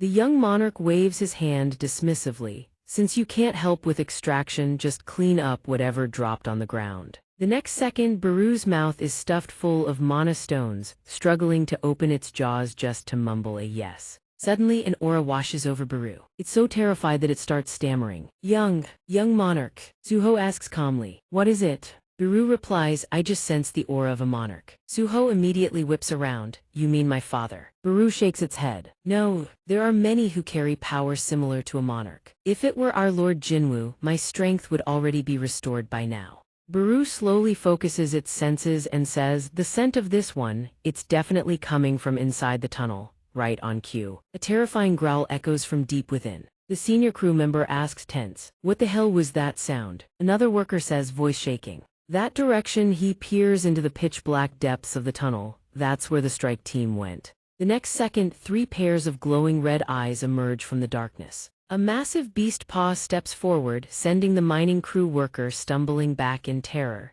seeing the 3 enormous wolves looming before him. He stammers, monsters. Everyone breaks into a panic. Why are they here? The senior rushes forward to block them, swinging his pickaxe wildly. Everyone run. Don't come near here, but the wolf doesn't retreat. It lunges forward and clamps its jaws onto the pickaxe. The senior stares at his snapped pickaxe, gritting his teeth until his face turns beet red. He stands frozen, completely paralyzed. Tears stream down his face as he stammers. At that moment, a figure leaps in front of him, blocking the wolf's path. The senior cries out in alarm. Suho glances back and says, I'll buy you time, get outside now. The senior stammers, thank you, then turns and flees. Suho's eyes turn ice gold. He steadies his stance, ready for battle. He studies the name tags floating above the wolves' heads. Their names are in orange. That means they're the same rank as the D-class blue flame monster I fought at the academy. I can definitely handle them. He glances back at the trembling teacher and a hint of annoyance crosses his face. If it were just me, no problem, but with him here. I am Dakyun. Despite his fear, speaks with conviction. You should run too. I'm helping evacuate everyone, so I can't just leave you behind. Suho responds politely on the surface, then if things get dangerous, I'm counting on you for backup. Internally, he silently summons several shadow goblins. He issues the command through thought alone. Goblins, stay here and guard him. He calls out in his mind, and the inventory window within the system interface opens, displaying an array of weapons. Suho begins to browse. He draws a sword and thinks, weapons from the goblins I stashed away. way better than a pickaxe. I am Dakyun, watching from behind, sees him produce a weapon out of thin air and thinks in shock he can summon weapons too. What kind of summoning skill does this kid have? Suho pushes off the ground with a light stomp and launches toward the steel fang wolves. A wolf lunges, its maw gaping wide with razor-sharp fangs. Suho swings his blade down in a devastating arc. Blood sprays everywhere. System, you have defeated Steel Fang Wolf. Biru and the three goblins watching from behind beam with approval. Suho activates his skill. He shouts the command arise and extends his hand toward the fallen Steel Fang Wolf's corpse. The people behind him gape in stunned silence. Suho and the newly summoned Shadow Wolf each take on a wolf of their own. Watching this, Biru feels a surge of reassurance and thinks, young monarch, you are already growing accustomed to wielding shadow power in combat. Suho glances at the Shadow Wolf turning on its former pack. Shadow extraction and summoning don't cost mana. If I can increase the number of extractions by expanding my mana pool, I might be able to build an entire army. An idea sparks, his sword flashes like lightning. Suho says, then let me push it further. He drives the blade clean through the Steel Fang Wolf's skull. The system displays another notification. System, you have defeated Steel Fang Wolf. Suho shouts the command arise. Instantly, the shadow goblin vanishes. Another dark silhouette slowly materializes, startling I am Dakyun and the remaining goblin soldier. The goblin looks back and forth, glancing between the two sides. After realizing all its comrades have disappeared, its expression turns crestfallen. The system screen displays another message. System, you have defeated Steel Fang Wolf. Hearing the notification, the last goblin knows its turn has come. Tears well up and overflow from its eyes. System, you have leveled up. Suho reaches toward the Steel Fang Wolf's corpse and begins shadow extraction. Arise. A bewildered voice rings out from behind him. Suho suddenly realizes something and lifts his head. I am Dakyun, can't believe someone of the same rank could defeat those wolves. There's no way your physical abilities are E-rank. You even have a skill to control monster corpses. Suho scratches his head thinking, I got way too into it. How am I supposed to explain this? He finally speaks, well. Unable to come up with a good excuse, he simply says, I really am E-rank. I am Dakyun takes one look and knows he's not being honest. He silently speculates, could it be that he's deliberately hiding his rank for some reason? Right at that moment, the system chimes with another notification. Suho glances at it and his expression shifts to surprise. The system screen displays two pieces of information. First notification, a new quest has appeared. Second, the quest details urgent quest, eliminate hostile entity. A being intends to kill you, defeat it to ensure your survival. Targets 1, targets eliminated 0. Suho asks in confusion, just one target. He turns to stare deeper into the tunnel the wolves emerged from and thinks, only one enemy. I already took out every wolf I could see. Then realization hits Suho. He reasons, that means there's another enemy still out there. As if on cue, footsteps approach. I am Dakyun sees the figure and blurts out, huh. Suho calmly watches the person emerge from the tunnel. The silhouette grows clearer. I am Dakyun recognizes the figure and calls out, he's from the strike team. He rushes forward, we're saved. Those monsters suddenly ambushed use it was a total disaster. What happened down despite Suho trying to stop him? Wait. Suho's eyes flash with urgency as he shouts, danger. I am Dakyun still confused blurts out, what? Kim Yongjun swings a blade down toward him. Suho yanks him back just in time. The strike only shatters I am Dakyun's glasses. Suho grabs him by the collar and dodges several follow-up attacks. He exclaims in shock, a whole wolf pack and I am Dakyun is already out cold. Kim Yongjun roars, commanding the attack. Suho shields I am Dakyun while scrambling for cover, cursing under his breath, damn it another corrupted hunter. Since when did hunters start turning into monsters? He studies the text floating above Kim Yongjun's head possessed by demon Fan Gan thinks, also the color of his name tag. Suho recalls the previous battle. The redder the name tag, the more dangerous the enemy. He has already experienced firsthand the terrifying power of a red name. He makes his decision first. The best option right now is to grab the teacher and run for it. But then he hesitates, wait though. Suho turns to Biru. Biru, he's not a monarch like me, is he? Biru replies solemnly, though he carries the aura of a monarch, he is far inferior in truth. However, at your current level, you cannot defeat this enemy, my liege. Suho starts picking through his inventory. All right then, Biru asks with a note of surprise, my liege. Swords erupt from the ground one after another around Suho. He explains, this system guarantees I can grow safely, right? If it assign me this quest, that means I have the ability to beat that thing. I need to get stronger fast if I ever want to see mom and dad again. The moment he finishes, his pack of shadow wolves launches a coordinated assault on Kim Yang-jun, who cuts them all down in a single strike. Kim Yang-jun's face is utterly terrifying now. He has completely lost his mind, becoming a true demon. Suho grips his weapon, battle-ready stance, and declares with iron resolve, I will defeat him and grow stronger fast. Massive creatures charge forward with gaping maws. Suho clutches his sharp weapon tightly and speaks with conviction, I will defeat him and grow stronger fast. Around him, countless swords pierce the ground under a gloomy, oppressive sky. Biru hovers in midair, young monarch. Suho stands tall and resolute, facing the monsters head-on. Up until now, he has overcome countless unimaginable trials, and the young monarch will never back down. Biru flies just behind him. Though still weak, deep within his silhouette radiates the bearing of a true monarch. Demon Fang Rakhan gnashes his teeth and steps forward. Power surges around him as a voice speaks up. His true form is a sword. Sever his hand and he loses connection with his host. He won't be able to move. Got it. He seems to notice something. Demon Fang Rakhan lets out a roar. A pack of steel-fanged wolves charges straight at him. One clamps its jaws around the sword, eyes blazing with ferocity. Suho points ahead in surprise. Whoa, I only poured in a little mana and they actually got back up. Biru hovers beside him. These are the basics of shadow soldiers, my liege. As long as you have mana, they can revive infinitely. Sharp blade strikes slash toward the wolves. What do you think of the shadow soldier's power, my liege? Demon Fang Rakhan keeps attacking the wolves relentlessly. Suho looks at Biru, puzzled. The shadow soldier's power, you mean? Biru is at a loss for words. This is likely because the young monarch's mana is still a bit weak.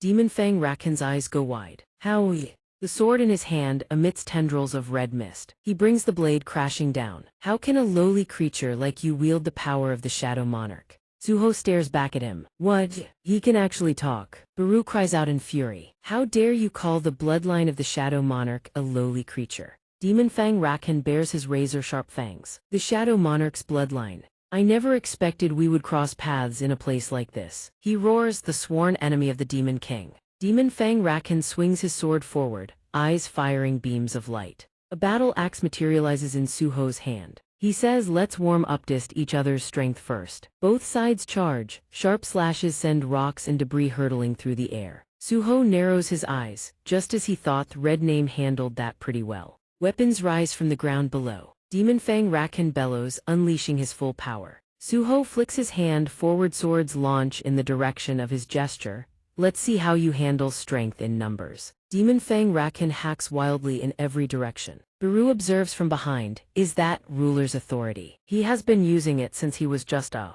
child. A single slash cleaves a sword clean in two. But the swords keep getting destroyed one after another. Demon Fang Rakhan roars with tremendous force. Suho flinches, sword in his hand shatters into pieces from the impact. Demon Fang Rakhan lunges forward again. The goblin weapon it shattered in a single hit. Suho dodges the attacks in a flash. If the enemy keeps attacking like this, there's no way to counter. Anxiety creeps in. One clean hit and he's dead. The longer this fight drags on, the slimmer his chances of winning. Demon Fang Rakhan roars. Do you intend to flee like a coward? A pathetic worm like you can only cower behind the Shadow Monarch's legacy and his shadow soldiers. Suho's anger ignites. Hey, you really shouldn't disrespect someone's parents like that. He keeps dodging the attacks. Despite the taunts, he still doesn't have enough confidence to close the distance. Damn it, if only I had a bit more power. Suho says, Biru, I have a question. If my seal was removed, why hasn't my power returned since I climbed the tower? Biru explains, your power was sealed since childhood, my liege.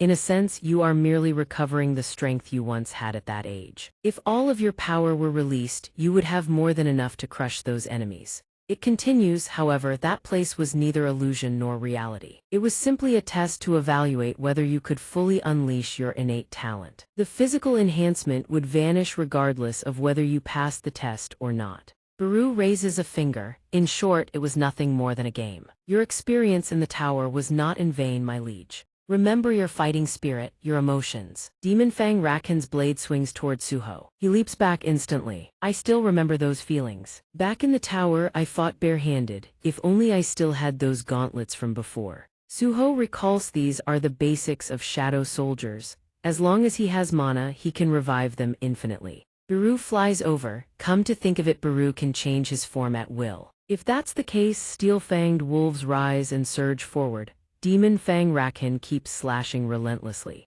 Again, same old trick. Can't you tell that move is useless against me? The wolves lunge, he roars, let me send you off first. The wolf's eyes turn savage's entire body transforms. Suho sweeps his arm forward. Demon Fang Raken brings his sword crashing down. He smiles with utter satisfaction, then something suddenly throws him off. The sword has been blocked. Steelfang Wolf, the name really does live up to its reputation. System Shadow Soldier Steelfang Wolf Level 1 morphed into gauntlets.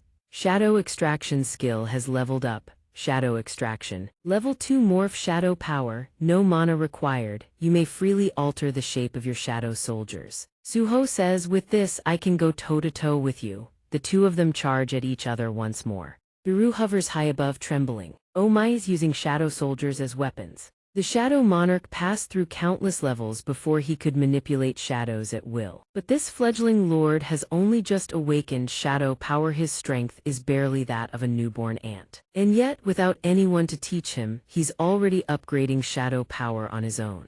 Suho attacks with ferocity. His fighting spirit has been blazing since the moment the battle began. He possesses ruler's authority. Demon Fang Rahan takes a direct hit. He's sent flying, the sword knocked from his grip, and Suho even seizes control of his shadow power. Demon Fang Rahan is stunned by Suho's sheer might. Oh my king! Suho's gaze turns razor-sharp and ice-cold. Demon Fang Rahan is struck backward, skidding across the ground. Kaboom! A massive explosion rips through the space, debris scatters in every direction. Rahan screams, fragments fly upward, and the axe lying on the ground lifts into the air. The young Lord Suho snatches the axe mid-flight and rockets toward Demon Fang Rahan. He brings it down in a vicious, straight cleave. Suho's eyes are cold and focused, truly a genius. Suho speaks in a frigid tone. I'll admit your red name status gave me a moment's pause, but I was never worried about whether I could beat you. Baru, hovering beside him, chimes in, I never once doubted your victory, my lord. The young lord hears this and simply replies, sure. What a blatant lie. Baru stares down at his own transformed arm. Suho looks on with visible delight. Still, I've learned a new way to fight, not a bad haul. He extends his arm. A notification appears presenting a selection. System, your quest completion reward is ready. System, confirm reward. Time to check your loot. System, quest reward available. System, the following rewards are ready to claim. Reward, Whirlwind Strike Skill Stone. Notification, you have learned the skill Whirlwind Strike. Skill Whirlwind Strike Level 1. Type active, mana cost 50. The power of swirling wind channels into your blade. You can strike multiple enemies simultaneously while grounded, delivering devastating force. That skilled one I wanted most as a reward. I already know how to use it, like it's second nature. He glances behind him. The trial period has ended. The transformed arm dissolves, reverting back to its original state. Suho looks down at the ground. Come on, I need a weapon. The sword lying on the ground seems to be lost in thought. How humiliating. Unbelievable. I have lost to the heir of the Shadow Monarch. A surge of dark power wraps around it. But even so, this isn't over. Human greed is bottomless after all. Suho crouches down and reaches for the sword. Yes, the moment you touch me, I will devour your body whole. The sword is slowly lifted from the ground. Notification, you have acquired the item Rahan's Fang. Suho hoists the sword high into the air with a powerful grip. This definitely looks way better than Gold Viper's weapon. The soul trapped within the sword is taken aback. This boy inherited the power of the Shadow King, and yet, I can't even possess his body. Suho smiles, time to put my new skills to the test. Notifications continue to flood in. Blessing of the Grand Sorcerer Kandaru. System, the Grand Sorcerer Kandaru has bestowed a blessing upon you. Thanks to this blessing, you gain a sturdy body and a life of robust health. Effect passive continuous. You are immune to all diseases, poisons, and negative status effects. Your lifespan is unaffected. You gain accelerated growth and recovery while sleeping. Suho grips the sword firmly, points the blade behind him, then raises it high, his eyes sharp, cold, and utterly resolute. He launches forward, the ground beneath him shatters, rocks exploding outward. System skill activated, whirlwind strike. The earth cracks and splinters apart. Suho surveys the destruction around him, a proud glint in his eye. The mana drain on a single use is going to be a problem though. But I love the sheer destructive power it brings. Biru flies over and shouts, "Your reaction is very different from when you witnessed shadow extraction, my lord. Shadow power is thousands of times more incredible than this." A man in the pile of rubble suddenly sits up, groaning.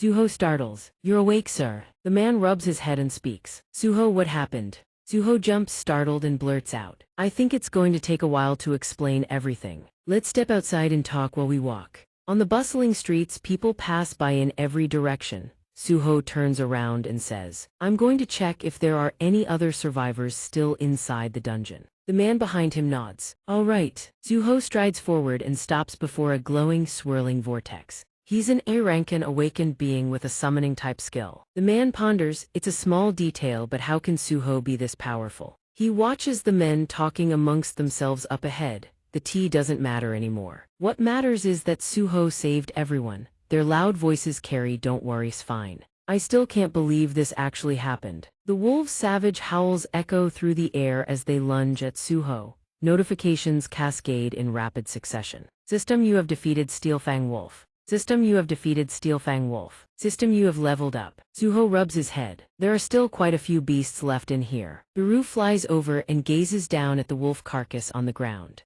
They're loaded with EXP, my lord, you can't afford to miss these. Look, it's trembling. He looks up at the sword hovering in midair. Hey, why did your attack power suddenly drop? Suho asks. The sword seems to answer him. HMPH, did you really think I would cooperate with the heir of the Shadow Monarch? Item, Rahan's Fang, type sword, a blade forged from the claws of the monster king Rahan. The vengeful soul of Rahan resides within this sword. If a weakling possesses it, their body may be overtaken. Effect, weakness rejection forces the target into a state of fear for 1 minute. Effect, critical wound. You have a 15% chance to deal true damage, doubling the output. Biru flies toward the blade. A skill that makes you stronger when facing weaker opponents. What a contemptible ability. The Fang speaks up, contempty. Blee, what kind of hunter hunts someone stronger than themselves? Biru fires back, the young monarch defeated you, so he must be quite formidable, wouldn't you agree? The Fang stammers at that. Cheng Ziuhu thinks to himself, first a talking ant and now a talking sword. What a headache. He gazes at the cart of gemstones ahead, each footstep crunching on the ground.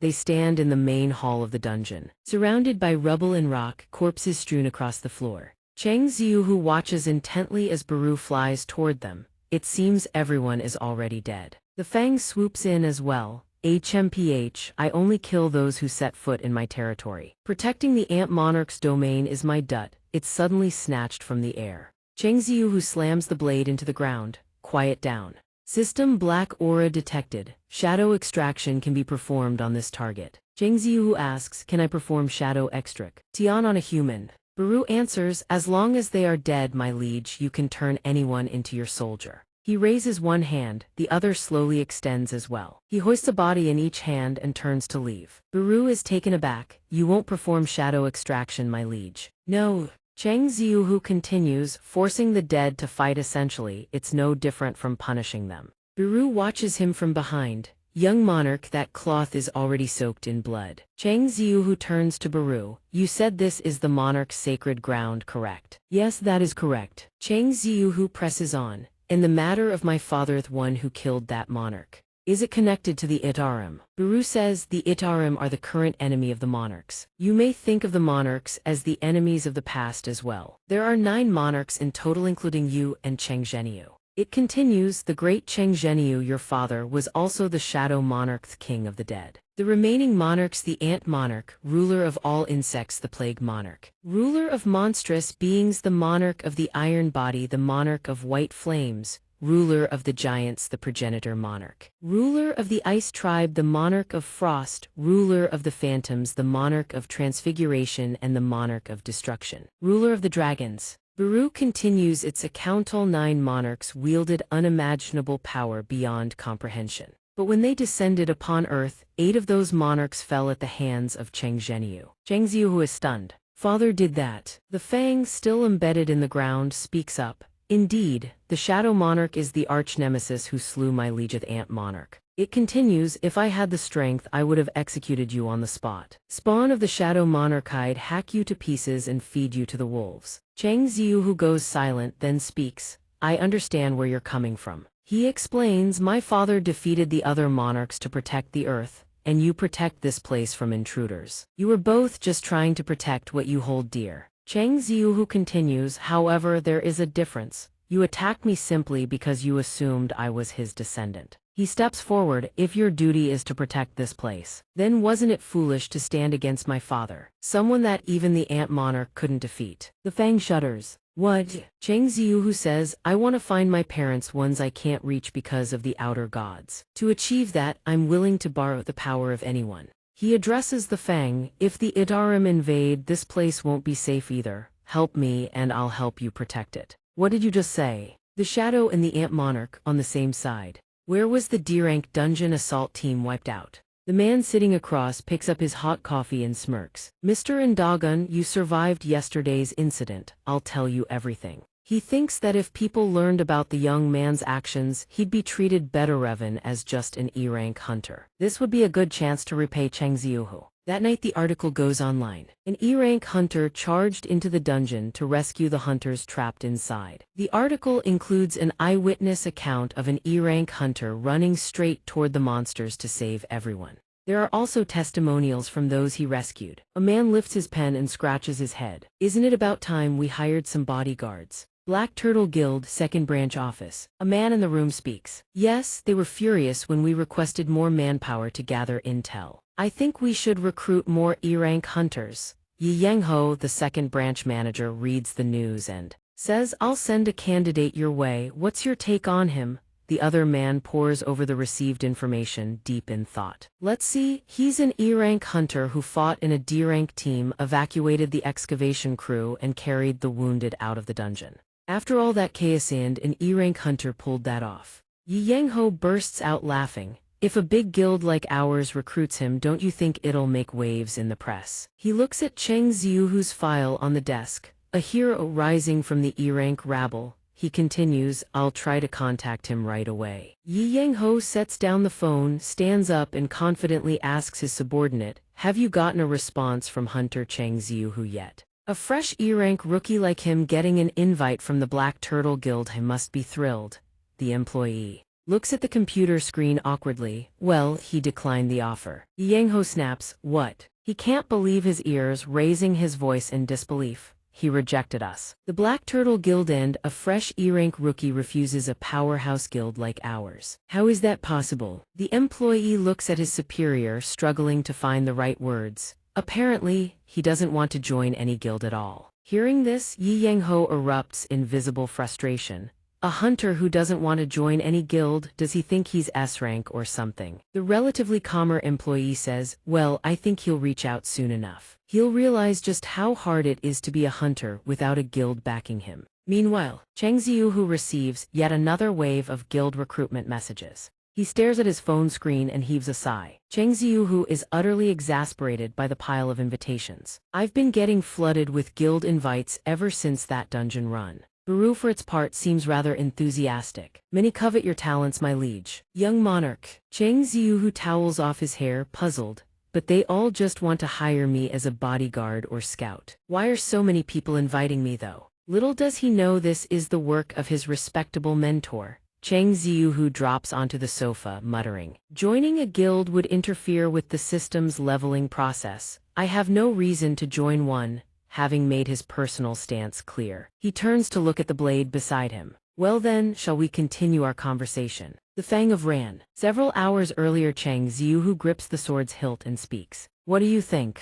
He says clearly, the shadow and the fang, they were made for each other. The sword heard this and couldn't help but mull it over, its mind racing in agitation. What the hell is this guy on about? How does he say something so absurd with a straight face? But the sword couldn't deny one thing, perhaps the darkness could be an ally rather than an enemy. In that moment, it proposed a deal in exchange for cooperation with one condition: take me to another Ant King's sanctum. Back to the present, Suho asks the sword, do you know where that place is? The Fang of Rahan answers with certainty, I know the location of the Ant King's sanctum. No matter how far it is, it continues to reveal more information. I can sense that the gate leading to it has already vanished. What humans call a dungeon break has occurred.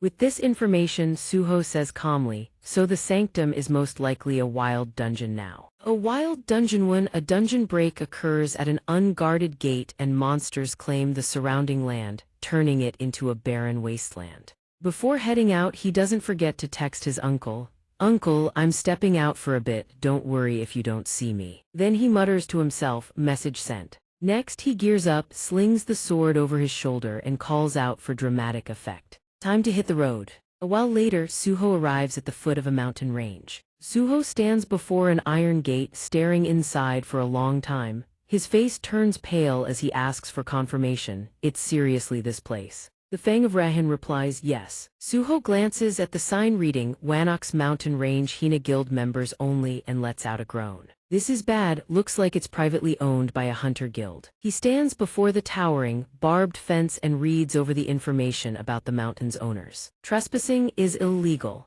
and this Hina guild was founded by people who used to run with a notorious street gang, so they're pretty damn scary. Baru immediately chimes in with his opinion the moment he hears this. My lord, you should not heed the words of such lowly creatures. Young monarch. Instead, I recommend we level up first, but before he finishes, Suho's eyes light up. Baru asks in confusion, my lord, what are you doing? A faint blue aura wraps around Suho's hand. He smirks, ready to break in. Baru raises another concern. What about the Hina guild? Suho telekinetically crushes the surveillance camera as he answers. I've got my own way.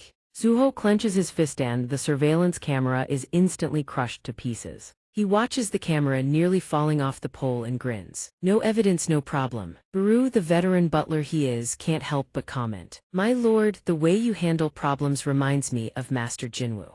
The moment the camera is dealt with, Suho vaults over the fence. He casually carries the sword and strolls into the mountain. He notices the strange mist surrounding them and asks, curious, do all wild dungeons have this blue fog? Baru hears the question and thoroughly explains. This is mana from the outer universe, my lord. It breaches the dimensional wall and causes sickness in this world. This fog is what allows the sanctum to break through the dimensional wall and link itself to Earth. Baru goes on to supplement his explanation with even more knowledge. Entities from the outer universe are trying to tear open a massive rift in three-dimensional space to send their armies through. The more mana one possesses, the more they are affected by dimensional travel, much like myself. After hearing the mechanics behind all of this, Suho flashes a grin and concludes, so it'll still be a while before the strongest ones get here, huh? Seeing that Baru doesn't respond, Suho starts rampaging freely. Then we need to move fast and start grinding. In the blink of eye, several monsters appear before him.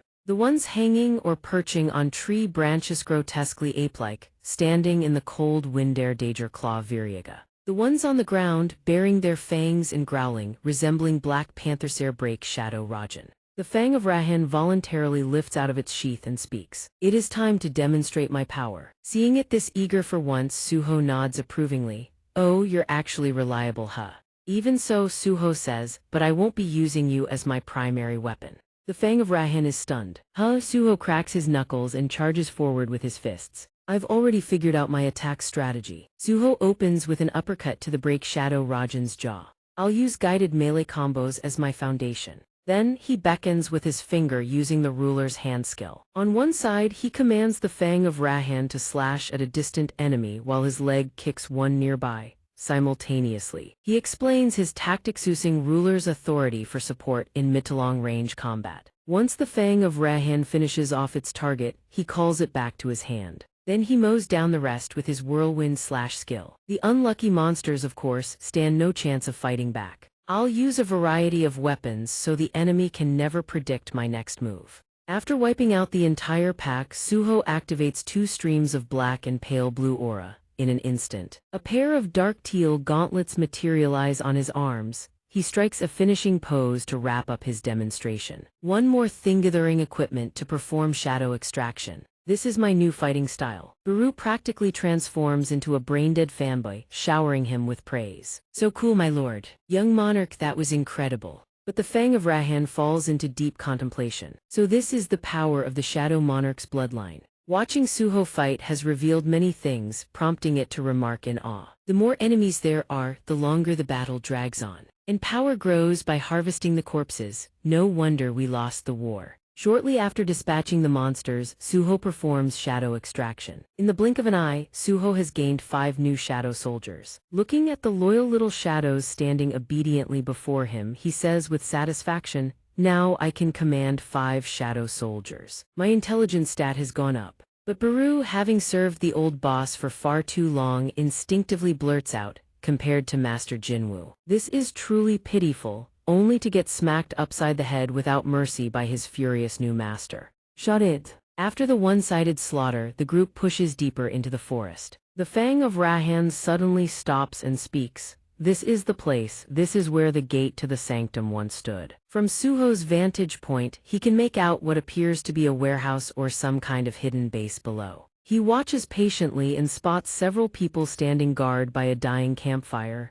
"Seriously, this late and there are still people here." Biru remarks, "They sure work hard." Suho observes for a while longer and realizes something feels off. But why are they here so late at night? Hunting monsters during the day would be much more efficient. Right as he's pondering this, a convoy of vehicles appears. The people at the base open the gates and clear the way for the vehicles to enter. Moments later, an armored truck stops inside the base compound. The scene below makes Suho's expression darken instantly. He looks furious. Several peoplemen and women alike are herded out of the truck, all blindfolded with their hands bound. He is left speechless. To make things worse, one of the scumbags has taken notice of a blindfolded girl and starts harassing her. Suho asks quietly, "Baru, am I looking at a kidnapping operation right now?" Baru watches the scene unfold, his brow furrowing involuntarily. At least that's how it seems. He knows his master's temperament all too well. "Young monarch, we've already intruded on this territory. It would be best not to interfere. If they discover your encroachment, your hunting rights will be." But it's already too late. When Baru turns to look, only a faint wisp of smoke remains where his master once stood.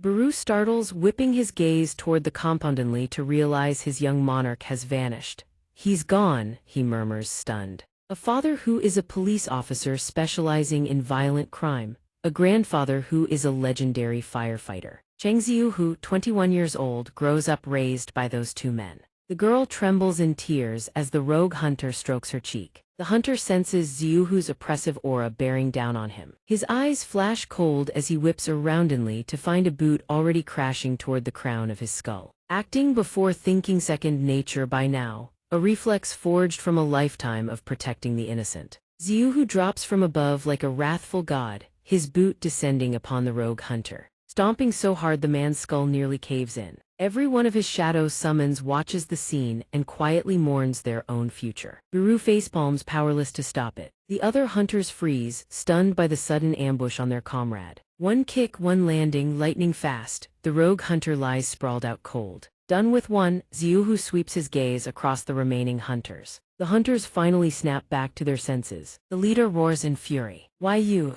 Meanwhile, another hunter rushes to help the ponytail guy to his feet. Ziyuhu's rationality finally kicks in. "Oh no, I acted before thinking again," he panics internally. A splitting headache hits Ziyuhu like a freight train. Trespassing into another guild's territory is illegal. What do I do now?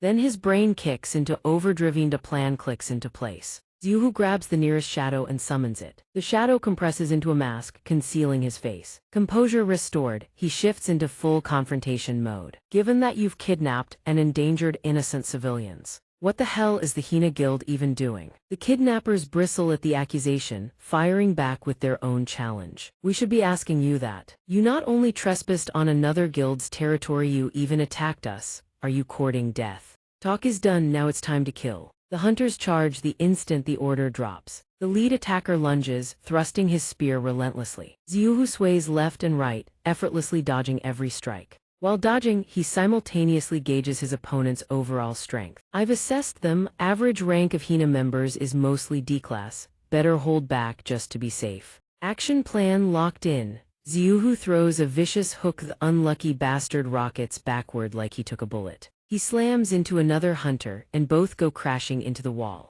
The remaining hunters feel the shockwave, legs locking up before they can even twitch. Xiuhu is already on top of them. He splits midair, each foot driving into a different enemy's face. Biru watches the display, profoundly moved. He has served the young monarch since the boy was still in diapers. He can't help but feel a surge of pride. Your grace has grown so powerful that these so-called D-rank awakened are no longer worthy opponents. Biru is deeply emotional. Xiuhu meanwhile can't believe how weak they are. He scratches his cheek and murmurs, way too easy. Status window updated. Cheng Xiuhu LVL 16 class none title none fatigue none HP 2 350 MP 235 SDR 33 VIT 25 AGI 25 INT 25 WIS 25 available points 0. A few minutes later, Xiuhu has the rogue hunters hogtied into one sorry bundle. Every last one beaten so badly their own mothers wouldn't recognize them.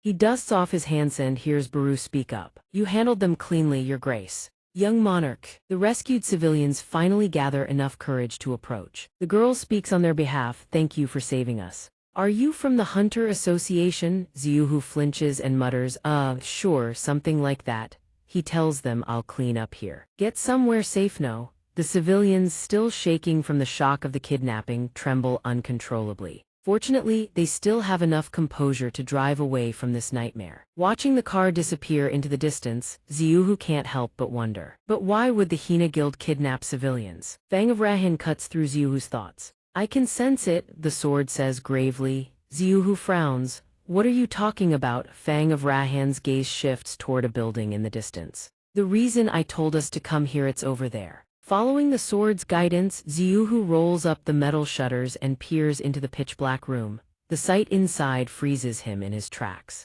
Massive iron cages fill the interior. Scattered around the room are syringes, medicine vials, and traces of habitation inside the cages.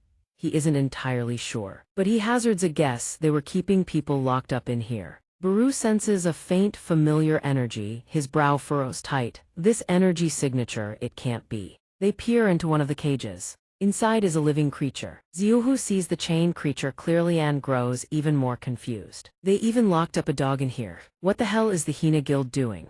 Before he can finish the thought, the cold voice of the sword cuts in. That is no dog, it is a wolf pup. If you listen closely, there's a slight tremor in that voice. A descendant of the beast monarch, the Wolf King. Xiuhu stares stunned. What? Fang of Rahan's gaze grows distant, lost in memory. After the beast monarch was defeated by the shadow monarch in the Great War, he sent a guardian to escort his remaining bloodline to a sanctuary. He believed that as long as his bloodline survived, another wolf king could one day emerge. A long pause, then, softly, honestly. I had stopped hoping for the birth of another. Xiuhu shatters the cage and frees the tiny wolf pup. He cradles the pup gently, listening as Fang of Rahan bears its soul. I only ever prayed that his descendants would survive. Biru moves closer, examining the wolf pup in Xiuhu's arms. I can confirm there is a faint trace of the Wolf King's energy within it. But its vital signs are critically weak. Left untreated, it will die. Young monarch, what will you do?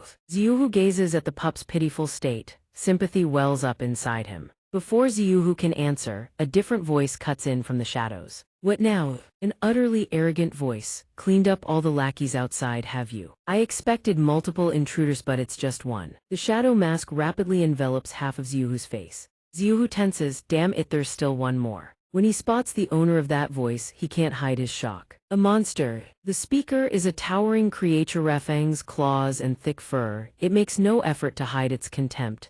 The Hina Guild truly useless. All those people and they still can't get the job done. Humans can never be trusted.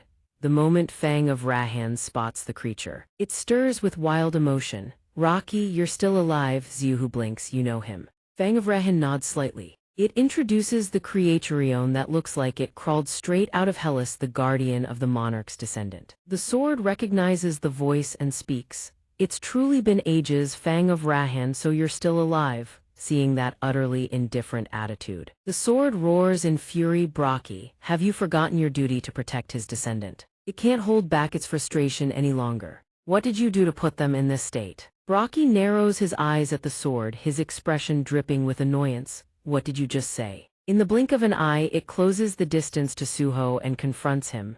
Human. You dare lay hands on what belongs to me. Brocky snatches the pup back. Suho can barely track the movement's mind, screaming too fast. Before he can open his mouth, it moves Aganon, hand gripping the pup and swinging it behind its head, the other lunging straight at Suho. He raises both arms on reflex to block, but this opponent's power is far too overwhelming. He can't resist at all. The force of the blow sends him crashing through the wall, and he still can't stop. Baru. Seeing its master getting wrecked, Baru grows frantic, flying after him and shouting, "Young Monarch." Suho slams straight into a row of shipping containers before finally coming to a stop. Baru is beside itself with worry. Seeing its master sitting there dazed, it hastily asks, "Young Monarch, are you all right?" Suho looks at his two hands and mutters, "That's gotta be the most brutal beating I've taken in a while." Baru sees Suho's sorry state and cries out in alarm, "Your head is bleeding." He no longer has the strength to maintain the shadow mask. Rubbing the back of his neck, he says, "My head is ringing. So stop screaming."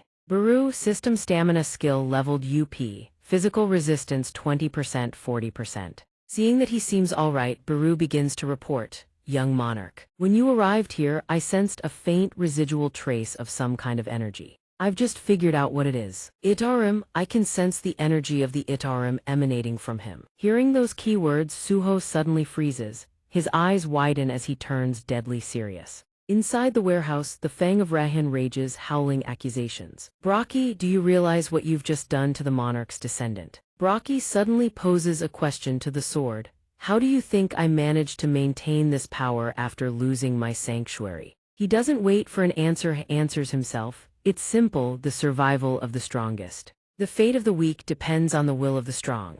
The weak resisting the strong is only natural. Brocky stares at the pup in his palm with a crazed expression, his wolf maw opening wide as he speaks. "This brat may be weak, but he's the monarch's descendant. Can you see, he's the finest nourishment I could find around here." As it speaks, drool streams endlessly from its mouth, its tone almost gleeful. "That's why I devoured its flesh." Brocky recounts what it did with a tone of pure delight. The more the Fang of Rahan listens, the more violently the aura around it flares. "I've been drinking its blood on a regular basis. The blood of the monarch." The sword growls through clenched teeth. "Brocky." The more Brocky talks, the more excited and unhinged he becomes, his expression twisting into something manic as he shouts his challenge. "The last thing I'll do is kill every last one of you. A cripple like you, what could you possibly do on your own?" He's too engrossed in his tirade to notice another enemy silently making its move. The reason Rakan died is because he was too weak. Brocky is still on a roll. "I've survived this long because I'm strong enough to keep getting stronger." Suho flicks his wrist lightly, his hand curling until only two fingers remain raised. Just as Brocky is about to declare his dominance, his wrist gets slashed and the pup falls from his grasp. "I am the one most worthy of succeeding the monarch." A second later, Brocky drops his mocking demeanor and stares down at his wounded wrist with a grim expression. Baru catches the pup just in time, letting out a contemptuous snort. "Ridiculous." The sword, the Fang of Rahan, also responds to his will. It traces a zigzag path through the air, dodging Brocky's claws before landing firmly in his hand. The sword still looks bewildered and sorrowful. "Xianxia." He grips the sword and speaks gently. "Yes, it seems you're quite angry at him. Good, that actually works in my favor. I have my own important business with him too. You see." At this very moment, Suho is burning with rage too. A blue aura envelops him, flickering like blazing flames. He declares coldly, "This will be the first alliance between Shadow and Fang." At the same time, deep inside his heart, he's trembling with excitement. "Idorim, I've finally found a clue connected to my father." Brocky, his grand declaration interrupted, erupts in fury, a red aura bursting violently from his body. He murmurs in a low voice, "How infuriating. A mere insect dares to." A mark suddenly flashes in his eyes. Brocky speaks in a sinister tone, "I will kill you." The system seizes the perfect moment to issue a notification. System new quest triggered, quest guide incoming. Urgent quest, hunt Hina, subdue Brocky, and ensure your own safety. Subdue Brocky 1. Baru, cradling the pup, stands outside the battlefield lamenting miserably. There's nothing it can do but watch. The pup regains a sliver of strength, trembling, and struggles to open its eyes. Before it stands Suho's unwavering back. At this moment, the tension between both sides is razor sharp. Neither side so much as blinks. The system issues another notification. System new quest triggered. Quest guide incoming. Urgent quest, hunt Hina, subdue Hina. Target Brocky, ensure your own safety. Quest progress subdue Braki 1. He immediately catches the important keywords. Hina Braki. He studies the wolf before him carefully, suddenly piecing a few things together. He can't help but wonder where did they get a guild name from. How can a monster both run a guild and go around capturing people? Don't tell me it's somehow connected to the Itarim. Just as both sides are about to clash, members of the Hina Guild speak up. Lord Braki, please release us. A hunter sitting facing the battlefield pleads desperately. That man's no ordinary opponent. We'll lend you a hand. For Suho right now, just one Braki is already more than enough to handle. He certainly won't allow it to gain reinforcements. He swings his sword with fierce determination and declares, I won't let that happen. But before he can do anything, he sees Braki open its maw wide toward the Hina Guild members. To their shock and horror, Braki bites down and swallows their heads in a single gulp. It moves too fast, too savage. Suho watches in utter disbelief. What the? After the bite, Braki casually wipes its maw, turns towards Suho, and mutters as if answering the dead man's plea. You think I'd need help fighting something like him? Those who don't know their place deserve to be torn apart on the spot. Without anyone realizing when, Suho closes the distance between them. He speaks through gritted teeth. Braki swings a powerful sword strike, and Rahan's fang raises its claws to block. In this very moment, his fury reaches its peak. He is seething. Just minutes ago he was the one handing out beatings. He demands through clenched teeth. How dare you kill someone for a reason like that? In Broki's eyes, the weak are nothing more than insects. It sneers with contempt. The right to decide whether the feeble live or die belongs solely to the strong. It swats him into the wall with a casual backhand and continues, those who hold power need no reason to take whatever they want. Though sent flying, this time he doesn't lose control like before. He skillfully uses his ability to land feet first against the wall. But the danger is far from over. Instinct screams at him. He looks up just as Braki rockets toward the wall. Suho once again activates Ruler's authority to dodge. It relies on the overwhelming gap in strength, relentlessly attacking every spot he lands on, yet Suho slips away with nimble reflexes each time. Every time its feet or claws touch down, a fresh crater appears in the wall. Braki attacks without restraint. Each missed strike only makes it more aggressive, more bloodthirsty. After several whiffs, it slashes with savage intent. Razor-sharp claws tear through the entire wall. Only after Broki's wild assault does it realize danger is closing in. It jerks its head upward, just in time to see Suho descending from above. Shattered chunks of wall scatter through the surrounding space. He swings the blade in hand, his arm whipping like the wind. In a single second, over a dozen slashes land. In his mind, he whispers tempest slash. Yet the seemingly impressive barrage barely leaves a scratch. Braki grins smugly, taunting him with a low, contemptuous laugh. Is that all you've got? You'll disappoint the remains of the Wolf King. But the moment it finishes mocking him, Rakan's fang drives its fangs straight into Broki's chest. That's not all. Suho continues curling his fingers, manipulating the blade. He speaks coldly, it's not over yet. Vortex, he commands. The sword immediately spirals in a helix, aiming to bore a hole clean through its chest. Rakan's fang keeps spinning like a drill on one side, continuing its relentless assault. On the other side, it grieves for its former comrade. Braki, how did you end up like this? It cannot contain its emotions, desperate to know the reason. You once showed nothing but reverence for Lord Rakan. You swore loyalty to him. What changed you? These accusations make Braki freeze. For a fleeting instant, a tall, familiar silhouette flashes through its mind, and it questions itself. Did I once respect Rakan? But the moment it recalls that familiar back, a golden sigil surges forward and overwrites everything.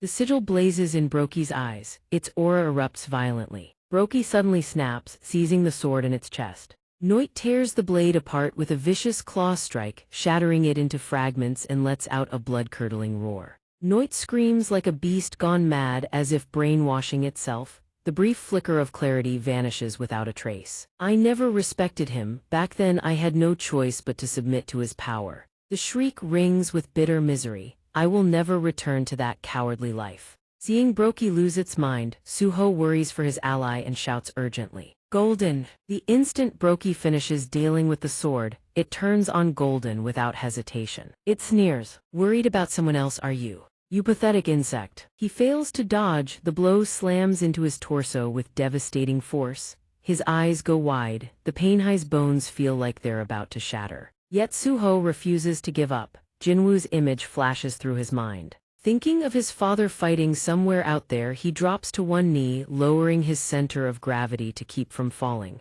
At the same time, dark shadows swirl and converge around his hands. In an instant, a pair of gauntlets forged from shadow take form. Suho charges without hesitation, throwing a full-force punch. A single thought burns in his chest: I will not fall here. And so begins a ferocious exchange of fists. Biru watches, trembling with excitement. My young liege. Raken's fang shatters completely. Even the gemstone embedded in the blade cracks apart. Through the fractures, the power sealed within seeps out continuously. Raken's fang's consciousness fades into despair until it hears a young, defiant growl. The sword is broken, the power within is slipping into slumber. Is this the end? The survival of the heir to the Wolf King, the future of the Fang Clanevery burden rests upon a single being. Suho shouts, I still want to fight, I want to fight. Those are the words that burst from the young wolf, battered and broken, yet struggling to stand. Seeing the determination burning in the young wolf's eyes, the sword is stunned, then quickly recognizes it as Raken's descendant. Oh, I see now. Its gaze shifts to the battlefield beside it. It catches the exact moment Suho and Brokey trade blow for blow. At that instant, the young wolf's body is cloaked in a golden radiance, its eyes glowing like embers. The sword thinks to itself, have I been inspired by Suho's fighting spirit? At last, the sword finds its own path. The light engulfing it erupts like wildfire. I remember now, the one thing I can still do is pass on every last ounce of my power to the Wolf King's successor. By its will, all of Raken's fang transforms into blazing, radiant light. The flames pour into the young wolf's body. Its wounds vanish in an instant and its frame begins to grow. Meanwhile, on the battlefield, Brokey launches its assault. Suho raises both arms in a cross-blockingly to be sent flying. This time he slams directly into an armored vehicle. The entire front end and chassis cave inward from the impact. He slides out of the dent and crumples to the ground. Suho gasps for air, utterly spent. He can't stand to fight anymore. System HP updated, remaining 212,350. Though pushed to the brink, he still refuses to give up. His fists clench tight. He tells himself, I've become stronger than before. Brokey, holding the upper hand, strolls toward him like a reigning champion. Its savage aura explodes outward like a storm as it remarks with contempt. A worm like you lasted longer than I expected. But in that moment, a thought he can't suppress surfaces: am I going to lose? It unhinges its maw and lunges. Claws descend like a hyena's pounce, accompanied by a savage roar. Die! Suho can no longer move. He can only watch helplessly as those claws reach for him. Damn it! In that desperate moment, a different presence bursts onto the scene. The unexpected rescue comes in the form of a wolf with eyes blazing with golden light. It clamps its jaws onto Brokey's forelimb just in time, blocking the killing blow. Suho stares at the unexpected savior before him, stunned. Brokey lets out a pained snarl from the bite. All it shows on its rock-hard muscle is a set of fresh bite marks and shallow puncture wounds. The wolf releases its grip and lands, placing itself between Brokey and Suho as if swearing to protect him. It bares its fangs and growls at Brokey, its aura surging with a force that cannot be dismissed. Right on cue, the system chimes in with a notification. System: the descendant of the Wolf King is deeply moved by your fighting spirit. Do you accept the Wolf King's descendant as an ally? Looking at the majestic wolf before him, the eldest was stunned. The Fang King's descendantes, that little puppet. Suho blurted out in shock. It wants to become my ally. The wolf held its ground, maintaining a vigilant stance against the enemy before it. Essel, naturally, also quickly recognized the identity of this newly arrived enemy. A descendant of Raken. Have you managed to absorb any mana from Raken's fang? Hearing that, he realized the wolf's power originated from absorbing mana through Raken's fang. They had sacrificed themselves to protect their descendant. The system prompted once more. System: do you wish to establish an alliance with the Fang tribe heir? The wolf simultaneously turned to look at him, as if awaiting his answer. Suho had already made his decision and intended to cooperate with the Fang tribe from the very start. He would accept. He raised his finger and selected yes. System: alliance with the Fang tribe heir has been successfully established. The instant the alliance was forged, both Suho and the wolf shuddered in unison. He vaguely sensed something flowing into his mind. A flood of memories surged into his head, saw one large figure and one small figure huddled together. The larger one spoke, will you succeed, Raken?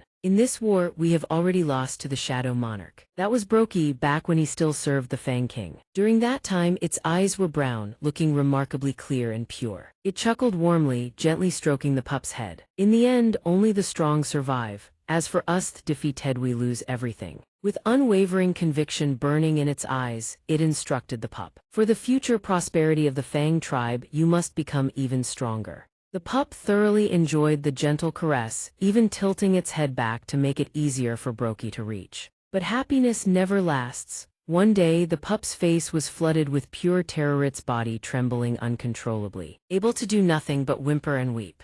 Brokey was kneeling before a group of strange figures, bizarre symbols floating above their heads. Brokey panted heavily, its expression brimming with defiance as it demanded, Why didn't you just kill me? Among those figures, one woman cradled a small child. The child, nestled in swaddling cloth, spoke up. This little monster seems useful enough. That'll do, I'll take it with me. One figure pinned Brokey down while another brought a stone radiating a golden glow before its face. As the stone drew closer, Brokey's pupils trembled more violently with every inch. Seconds later, Brokey let out a blood-curdling scream of agony. The pup watched the scene, crying without a sound. After a prolonged bout of agonized howling, Brokey finally fell silent. The figure who appeared to be the leader spoke with an air of arrogance. Hyena Braka, from this day forward, your mission is to capture humans alive and bring them to us. As the figures departed, the teary-eyed pup rushed over to Brokey. What I've implanted into your consciousness will enhance your power and save you in your time of need. But it also depends on the user. However, as it drew closer, the pup noticed Brokey had changed in a disturbing way.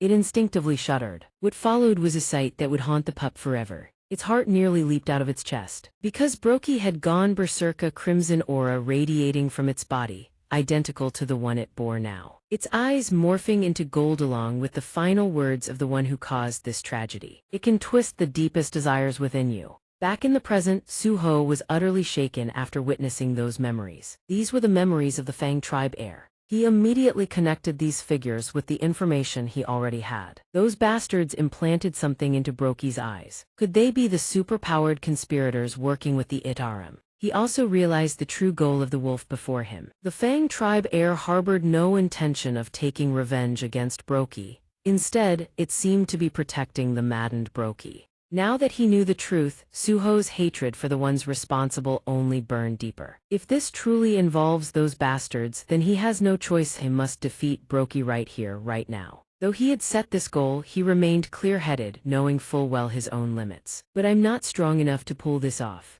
Just as Suho was drowning in helplessness, another notification arrived. A quest had come along with his newly forged ally. The work piled on so suddenly his head was spinning. The system didn't care. It continued relaying the quest information. Quest: descendants of the monarch, find the monarch's descendants and forge alliances with them. Progress monarch's descendants allied 18. Reward: link skill formed through the bond between you and the Fang tribe's heir. The moment the notification ended, the aura surrounding the wolf erupted. Simultaneously, the aura around Suho exploded outward. Feeling the surge of power coursing through him, he could barely believe it. Then the two auras resonated and detonated. The combined light of both merged into one blinding radiance bright enough to blind Brokey. Even Baru had to shield his eyes from the intensity. He was utterly astonished. The young monarch is accepting a source of power completely different from Lord Jinwoo's. Though the aura was ferocious, Brokey wasn't the type to just stand there and die. It lunged at the two. Suho didn't know what it was thinking.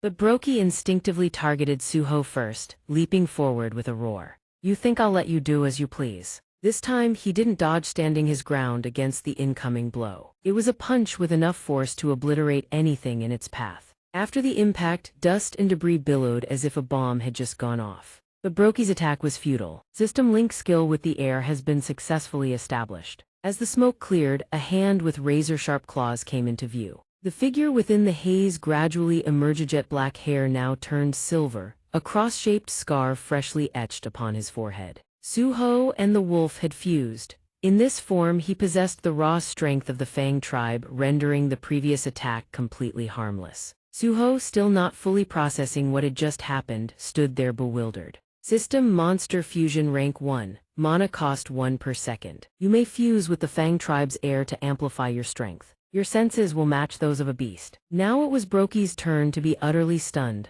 It retracted its claws, its face twisted in shock and disbelief. What? The Fang King's successor was absorbed by him. Suho effortlessly dodged. He appeared calm on the surface, but inside he was absolutely astonished. My body feels light as a feather. My senses have become razor sharp. With just the slightest movement, I can evade danger. At this point, Brokey swung its claws in a frenzy but couldn't land a single hit. He keeps dodging the attacks to get used to his new power, until the MCHS signal that it's time to counterattack. He drops into a split kick and launches Brokey's jaw skyward. The terrifying force directly sends it screaming in agony, blood-like fluid spewing from its maw. What the hell is happening? The enemy suddenly powering up leaves Brokey utterly bewildered. Where did that brat just go? Rocky barely regains a shred of sanity to analyze the situation when the mark activates again. The mark suddenly expands and floats above its head. No, I cannot lose. Unable to resist the mark any longer, it charges forward with every ounce of strength. If I lose everything. Baru watches from the sidelines and jolts in realization its mana output has already surged. Brokey descends into madness once more, throwing its head back in a deafening roar. I don't care what scheme you're cooking up, but I will never lose to a mere human. It swings its claws with reckless fury. Crimson slash marks erupt like a storm without pause. In the end, the difference in species still tilts the scales of raw power. Brokey rakes then throws fists, and naturally, he answers with his own fists. Even as it fights, it continues its racial sermon: perish with your feeble body. Fist meets fist in a spectacular and blood-soaked spectacle. In this exchange, Suho wins. Brokey's arm gets knocked backward, its wrist twisting like a drill bit. Feeling its arm bone crushed and twisted, Brokey's eyes widen in disbelief. A new notification arrives. System: you have acquired Martial Arts LV. 1. Skill Info: Martial Arts LV. 1 passive, no mana cost. You gain proficiency in combat arts. Unarmed damage increased by 33%. As a loyal vassal of the Shadow Monarch, Baru's rage erupts instantly upon hearing such arrogant, delusional words. Who gives you the audacity to speak of species superiority before the young monarch? It declares in a deep, rumbling voice, no species outranks the great Shadow Monarch.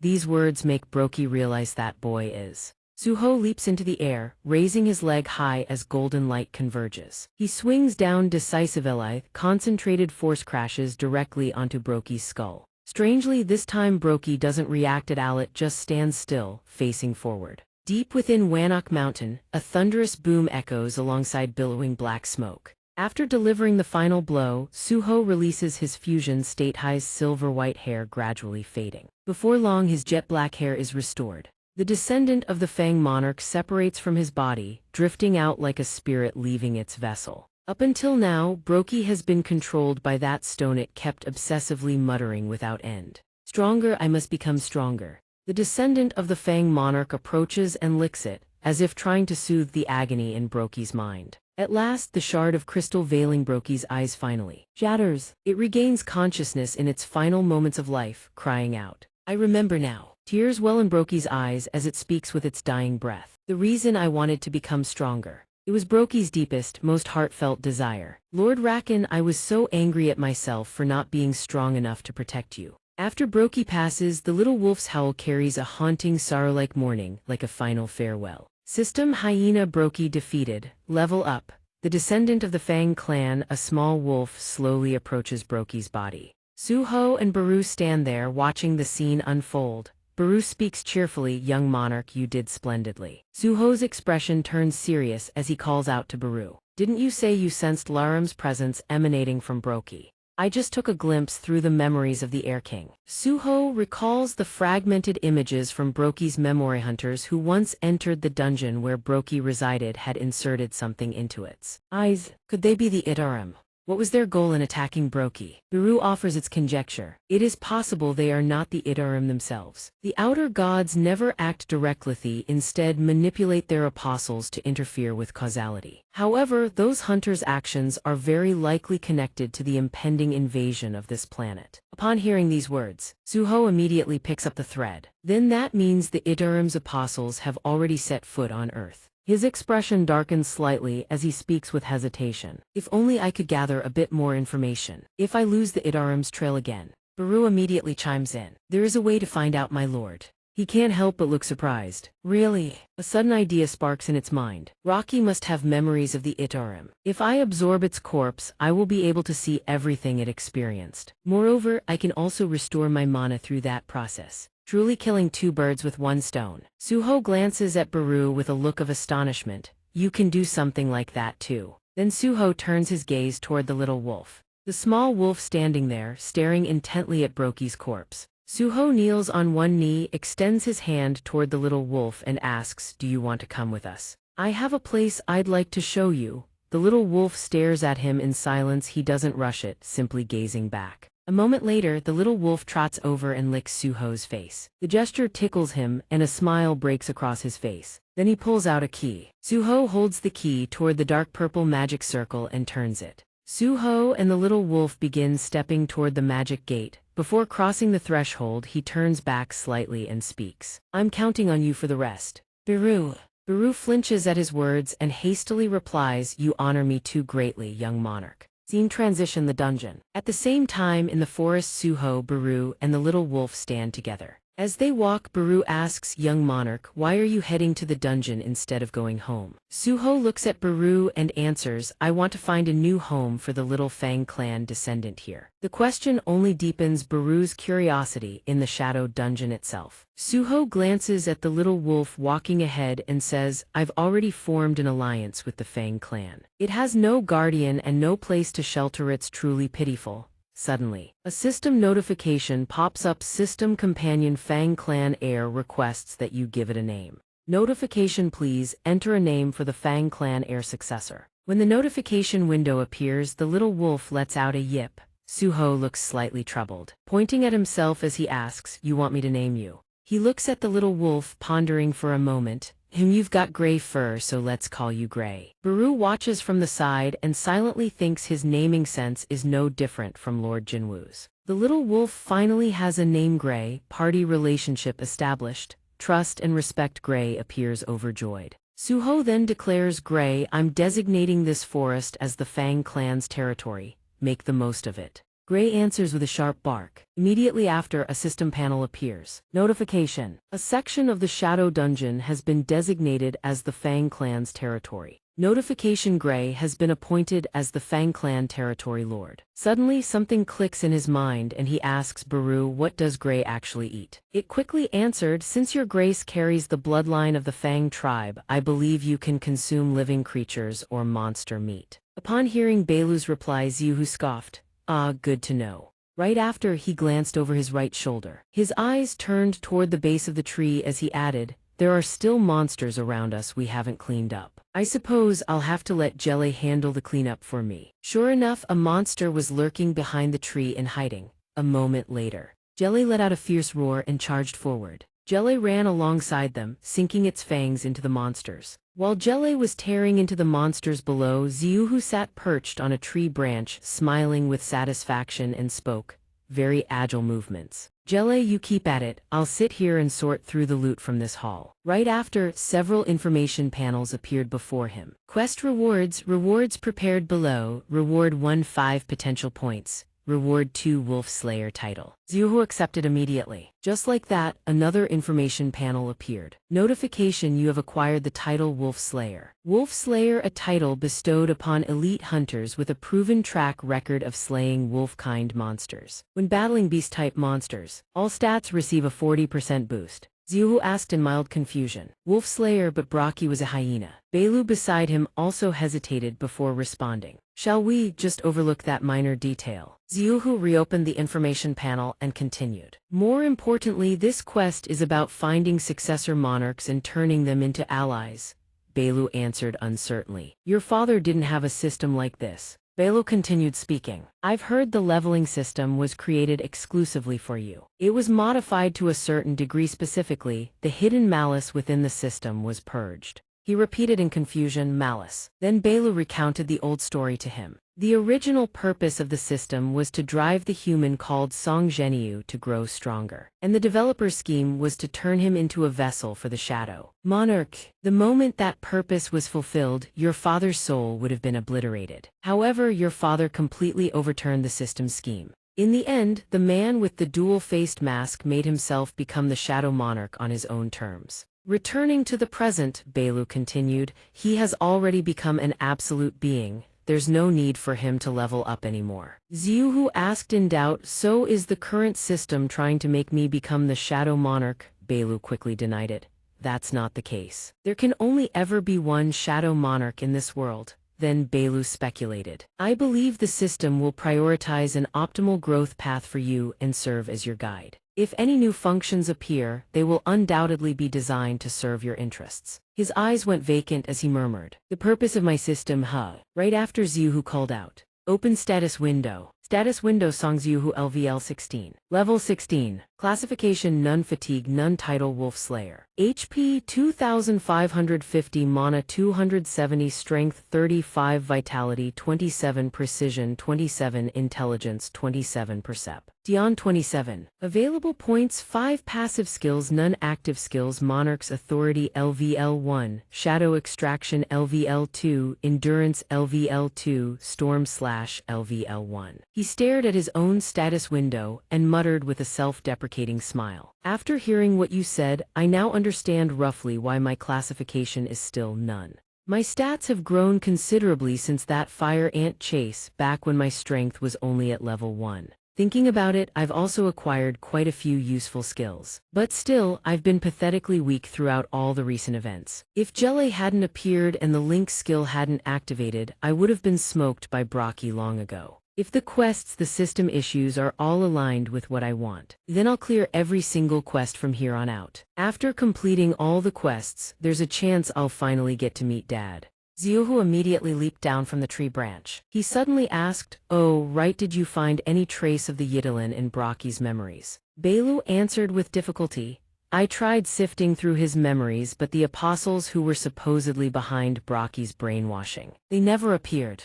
Xiuhu spoke with disappointment. So there's no lead at all. Right after Belu spoke up, there was one thing it quickly recounted. In his memories there were humans who appeared. Those who helped Brocky establish the Hyena Guild and carried out the kidnappings. Belu hesitated. The name of that guild was before he could finish, Xiuhu asked in surprise. The Reaper Guild. Belu emphasized the Reaper Guild. If we dig deeper into that organization, I believe we can uncover more about the Yitalin. At the Reaper Corporation inside the Vice President's office, a phone rang nonstop.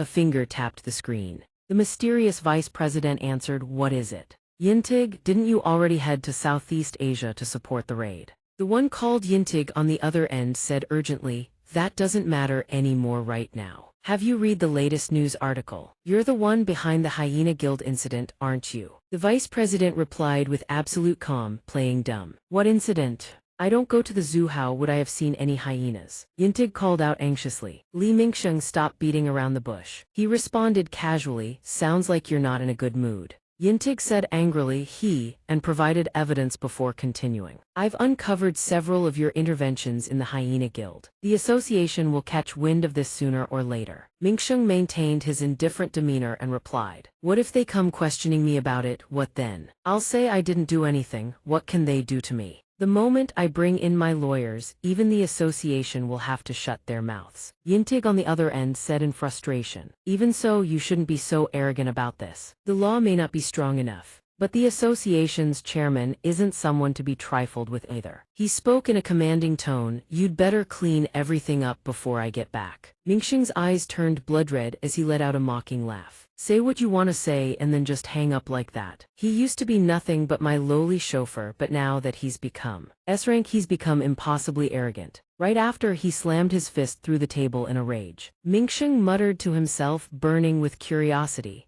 Who on earth defeated Brocky and destroyed the Hyena Guild? Even though there were survivors who provided information, all they could say was that it was a young hunter wearing a black mask. He reached inside his coat and said, well, I don't have time to waste on people I have zero intel on. He pulled out a translucent crystal from his coat and continued, there's something more important to deal with. And he is Li Mingsheng, Vice President of the Reaper Guild, an A-rank hunter. The crystal in his hand reflected his own image back at him. With utterly crazed eyes, Mingsheng continued. A stardust awakening stimulant for hunters. If this goes smoothly, no one will dare look down on me anymore. After roaming freely through his new territory, Gray pounced on his freshly hunted prey. Baru was extremely pleased with the new recruit. "You fight well enough. If you want to protect the young sovereign, just keep it up," it praised. It said cheerfully, go ahead and feast to your heart's content." Gray enthusiastically obliged, taking a big celebratory chomp. Suho couldn't help but ask, why did Gray suddenly become Grow? "I'm actually glad it's adapting faster than I expected." He was savoring this rare moment of peace when a notification suddenly popped up. System party member Gray has accumulated sufficient EXP from monster hunting. Objective fulfilled. System EXP will now be shared with the host. EXP share rate 50%. He immediately latched onto the new effect. Suho had never heard of anything like this. Utterly bewildered, he blurted out, "Baru, I'm gaining EXP from Gray's hunts. Has there ever been a system like this before?" Baru was equally stunned. "Are you serious, my liege?" It flew over to check, then said, "I'm not certain. But I think it's similar to how shadow soldiers would hunt on their own, yet the EXP would be credited to the Shadow Monarch." Suho flipped into gamer mode. This exp-sharing mechanic feels exactly like a party system in games. He marveled for a moment, then said with satisfaction, "Even though I only get 50% of the points, having them added passively like this is already amazing." Baru chimed in with a suggestion, "If that's the case, just let Gray hunt freely here." Suho jolted at the idea. Right on cue, another notification appeared. He murmured excitedly as a different status window materialized. Notification: you have eliminated a set number of monsters within the Shadow Dungeon. Multiple updates triggered. System: a quest objective has been completed. Daily quest: clear the Shadow Dungeon. Daily quest: clear the Shadow Dungeon. Kill 100 goblins, current progress 100. Kill 10 goblin commanders, current progress 10. Kill 1 goblin centurion captain, current progress 1. Seeing the sudden flood of tasks, Suho narrowed his eyes and muttered, "The daily quest wants me to go kill goblins." Though he didn't understand the purpose behind these new quests, Suho decided to carry them out regardless. If it's a quest, there's bound to be a reward attached. And if it's a daily quest, that means I get rewards every single day, right? Baru, the more experienced of the two, offered its assessment. "It seems the system intends to make this place your permanent territory, my liege." Though he'd accepted the mission, staring at the vast forest and the sheer volume of prey made him groan. "I have to find 100 goblins across a place this massive." While he was grumbling, an idea suddenly flashed through his mind. He opened his inventory and a window materialized instantly. From among the items in his inventory, he pulled out a war horn. As it appeared, an item description window popped up alongside it. Item: war horn, grade E classification, musical instrument. Description: a horn used by the Goblin Centurion captain to rally its minions. Looking at the mysterious tool in his hand, he smiled with a hint of nostalgia. "I picked this up after killing those goblins." Without a moment's hesitation, he tilted his head back and blew a long, resonant blast. The sound wave rippled across the entire forest. System: item: war horn has been used, rallying all goblins in the surrounding area. Suho blew once, then stopped and waited. Before long, the first goblins appeared. They shrieked with excitement and charged straight towards Suho's group, completely unaware they were hurtling into a death trap. Seeing prey willingly deliver itself to his doorstep fired him up. His fingers curled, coiling tight as he powered up. Just as he predicted, Baru naturally assumed the role of devoted cheerleader. "Oh, you lured the goblins here with the horn. Brilliant, my liege." His hand clenched into a fist. He drew his arm back, eyes sharp and locked on the target ahead, set his stance, then launched his punch. The sheer force of that single blow blew apart half the body of the nearest goblin. By now, Suho was fully in the zone. Another punch rocketed out. This one connected dead center with the goblin's face caving in its skull. Eyes, nose, mouth all crushed inward. Then punch after punch rained down like a storm. The first wave of goblins was beaten to a pulp. Their corpses split into dozens of pieces, scattering in every direction. But after throwing punches for a while, Suho started getting bored. He took a moment to wave his hand, flinging off the slime. "Fighting goblins is so tedious," he thought, but since the quest demanded mass kills, the horn's echo still lingered and the system notifications kept rolling in. Goblins swarmed in like a Mongol horde. The further the horn's sound reached, the deeper into the forest it summoned them. System: item: war horn has been used, rallying all goblins in the surrounding area. Before long, a diverse goblin army materialized. Their numbers even surpassed a zombie tide. Now, sizing up the enemy headcount, Suho finally felt satisfied. At least this many is worth the effort. Of course, Suho wasn't about to waste time soloing this wave. He extended his hand and chanted "Arise." The spirits of the freshly killed goblins cackled back to life. The instant the word left his lips, Gray, ever the aggressive combatant, lunged forward and tackled a goblin. The rest of the goblins charged in at the same time. It was clearly a one-sided slaughter. Suho kneed one into oblivion while Baru caved in another's skull with its staff. Not to be outdone, Gray was already gnawing on yet another goblin's severed head. Notifications rang out, signaling the end of the battle. Daily quest: clear the Shadow Dungeon. Kill 100 goblins, progress 107,100. Kill 10 goblin commanders. Progress 1010. Kill 1 goblin centurion captain. Progress 11. After 3 hours of non-stop combat, the fledgling Shadow Gray was utterly spent, face pale as a sheet, collapsed flat on the ground. System daily quest: clear the Shadow Dungeon has been completed. System quest completion rewards have been delivered. Would you like to check your rewards? Noticing Suho staring at the quest window with a contemplative look, Baru crept closer and asked, "Is something wrong?" Suho calmly voiced the doubt in his heart. The numbers displayed in the quest look a little off. The quest is already completed, but the totals keep climbing. After a few seconds of thought, Suho's lips curled into a grin. Could it be? The more he thought about it, the more excited he got about his theory. Unable to contain his glee, he turned to his 2 companions and said, "If the numbers keep going up, there might be something hidden here. I'll take this chance and test how far the system will count." Gray, the little runt, heard this and nearly dropped its jaw in horror. Suho went on a Chinese letter hunting spree until the quest counter finally stopped ticking. Daily quest: clear the Shadow Dungeon. Kill 100 goblins, progress 200,100. Kill 10 goblin commanders, progress 2010. Kill 1 goblin centurion captain, progress 21. Gray was practically ascending to nirvana by now, its life as a shadow drained of all color. System daily quest: clear the Shadow Dungeon has been completed. System quest completion rewards have been delivered. Would you like to check your rewards? Seeing Gray sprawled out stiff as a board, its soul practically leaving its body, Baru couldn't help but flinch. Even a sweatshop owner wouldn't be this cruel, Baru thought. Meanwhile, Suho stared at the quest board with a beaming grin. There's definitely something hidden here. He couldn't wait any longer. Check rewards. System content updated to display quest rewards. Rewards prepared as follows. Reward 1: full status restoration. Reward 2: 3 stat points. Reward 3: random lucky box selectable. Reward 4: random curse box selectable. Would you like to claim all? Suho shouted excitedly. He accepts the first reward. System reward 1: instant status recovery activated. The moment he uses it, he instantly understands the optimal way to employ it. His condition has been fully restored, exactly like leveling up.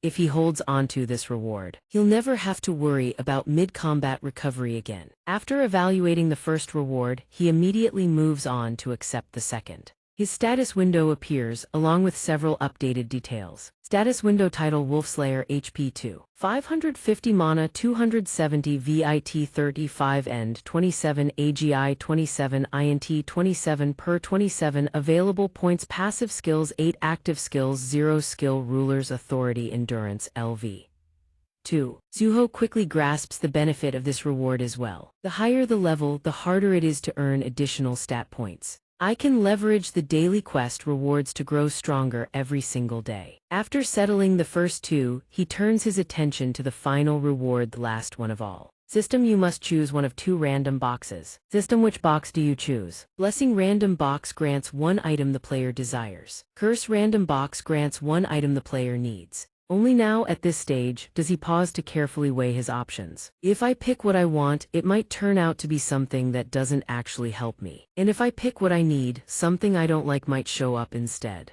Suho licks his lips, mutters under his breath, questions himself, and finally settles on what he considers the most logical choice. What I want? That's way too vague. Right now I need a ton of things. Curse random box it is. System: answer received. Item granted, Horn of Varn. A box suddenly materializes and springs open, and out pops a pair of ridiculously badass-looking gloves. Suho stares, completely caught off guard. Gloves. Item Horn of Varn type gloves attack power 40. A glove crafted from the horn of the greedy demon Varn. It harbors Varn's authority and is capable of inflicting massive additional damage. Effect desire for destruction physical damage 30%. Effect wild demon the more demon essence absorbed, the more powerful Varn's authority becomes. Demon essence absorbed 0. I can't always rely on the shadow army as a weapon. He reads the description, examines his hand, and nods in satisfaction. I needed a weapon of my own. This reward is actually perfect. Without hesitation, he slides the blood-red gloves onto his hands. The moment the gloves settle onto his fists, Suho throws a few light test punches, each one slicing through the air with a whistle that demands respect. And it boosts physical damage by 30%, he says, satisfied. That means the more monsters I hunt, the higher that percentage climbs, right? It's a bit heavy. I'll need to dump all my potential points into Vitality. System Vitality 3543. With his brand new equipment secured, his fighting spirit ignites once more. All I need to do now is hunt monsters and power up this weapon. Notification: a change has been detected in your companion's status. Notification: companion gray, trust level, respect, fear. The little wolf is so terrified it's practically turned into a house dog. Its entire furry body trembles violently, whimpering in silent agony. Even Baru can't hold back and speaks up. Your Majesty, Gray is not a shadow soldier with infinite stamina. Oh, I'm sorry, he finally remembers, a trace of guilt in his voice. Rest well today. I have something I need to find out there too. A few seconds later, the system chimes. System, you have exited the shadow dungeon. Suho emerges from the gates whirling like a cosmic black hole and speaks in a low voice. They mentioned the guild involved with the Hyena Guild. It's the Reaper Guild, right? Biru confirms. Indeed, by the time they exit the shadow dungeon, the sky is already bright. Just as he's lost in thought, his phone rings loudly. Where should I even start investigating? He checks his phone. There's a message from Dogon. He looks at the screen, puzzled. It's from his mentor. Suho, please help me. 30 minutes later, at a crumbling, ruined Structurethsun station platform. Classified as a danger zone, Dogon spots him arriving and waves frantically. Suho, over here, thank you so much for coming. He looks at Suho with a mix of heroic determination and desperation. I had a dungeon run scheduled for today, but not a single member of the collection team showed up. Suho scratches his head and approaches. Nobody showed up for work. Exactly, Dogon gets even more worked up. Not a single one. He clenches his fist so tight his knuckles crack, grinding his teeth in fury. Those bastards, I'm sure they've snuck off somewhere to get wasted. Seeing his gentle mentor lose his temper for once, Suho forces a reassuring smile. I'll help you, teacher, please calm down. Hearing that, Dogon does a complete 180, grinning ear to ear. He pulls out a protective suit. You're the best, Suho, take this. Suho eyes the suit, confused. Protective gear. Noticing his blank look, Dogon explains, collection work is way more dangerous than mining. You have to wear protective gear. The mining team only enters to dig after the hunt is completely over. On the other hand, the collection team's job is to retrieve items from monsters killed by the strike team, so we need to stay right on their heels. This is in case any monsters are lying in ambush. Plus, it protects us from thorns and spines on the monster corpses. While listening to the explanation, Suho has already suited up. He examines himself for a moment and remarks, so that's why protective gear is needed, huh?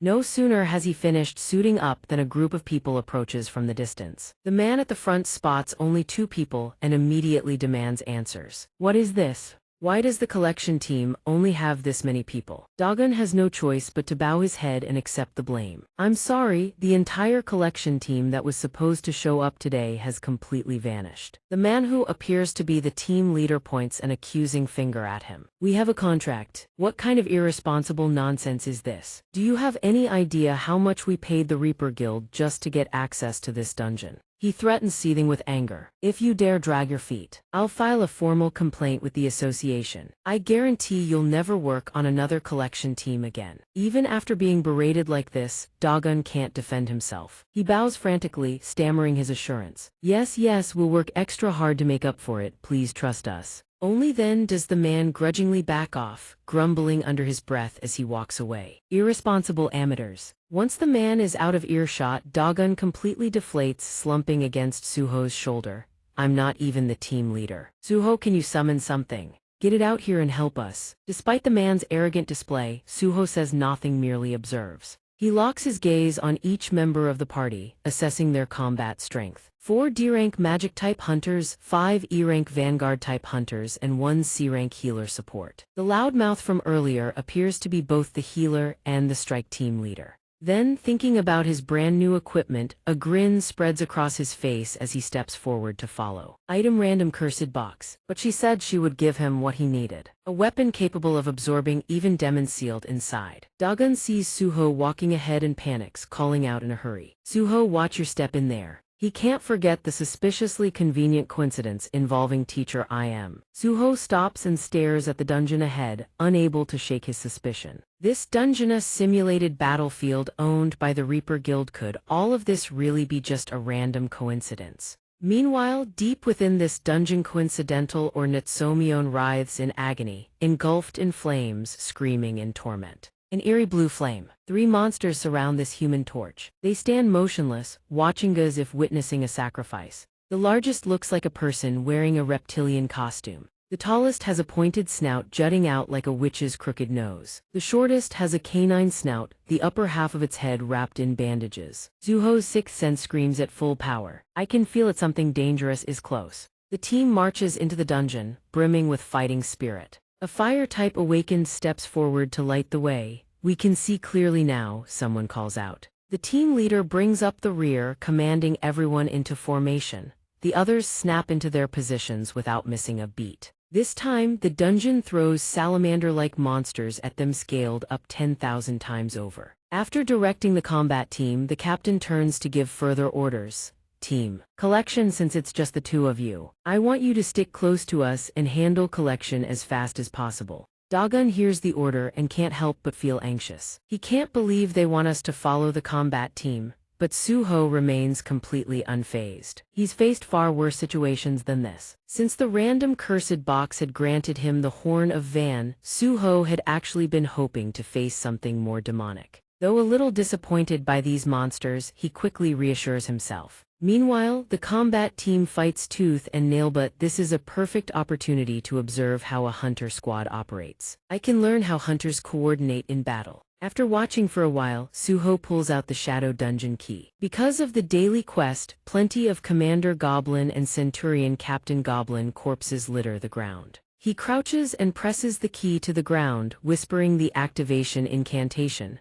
Dark purple mana races along the walls and the path before him. In an instant, several battle-hungry goblins materialize, weapons already at the ready. He mentally tallies his shadow soldiers. Based on his intelligence stat growth, he can currently command 7 shadow troops. Over on the other side, the combat team has already cleared the first wave of monsters for the day. Dead beasts lie sprawled across the ground. The team leader wipes the sweat from his face and addresses his squad. I think we're done here for now, everyone take a breather. The other members blurt out in disbelief. Rest seriously. Faced with his team's confusion, the captain mutters, even if we wanted to keep hunting, the collection team is just 2 people. They'd only hold us back. Think about it, the collection team is supposed to support us, but they're actually the ones holding us back. He finishes speaking and glances behind, then freezes in shock. Suho's shadow soldiers are working flawlessly. The team leader stammers, What are those things? Dagon watches the eager goblins and can't help but sing their praises. With Suho around, everything becomes so easy. Suho gives the goblins a thumbs up of approval while rambling on about how the attack team is slower than he expected. The team leader stands there completely stunned.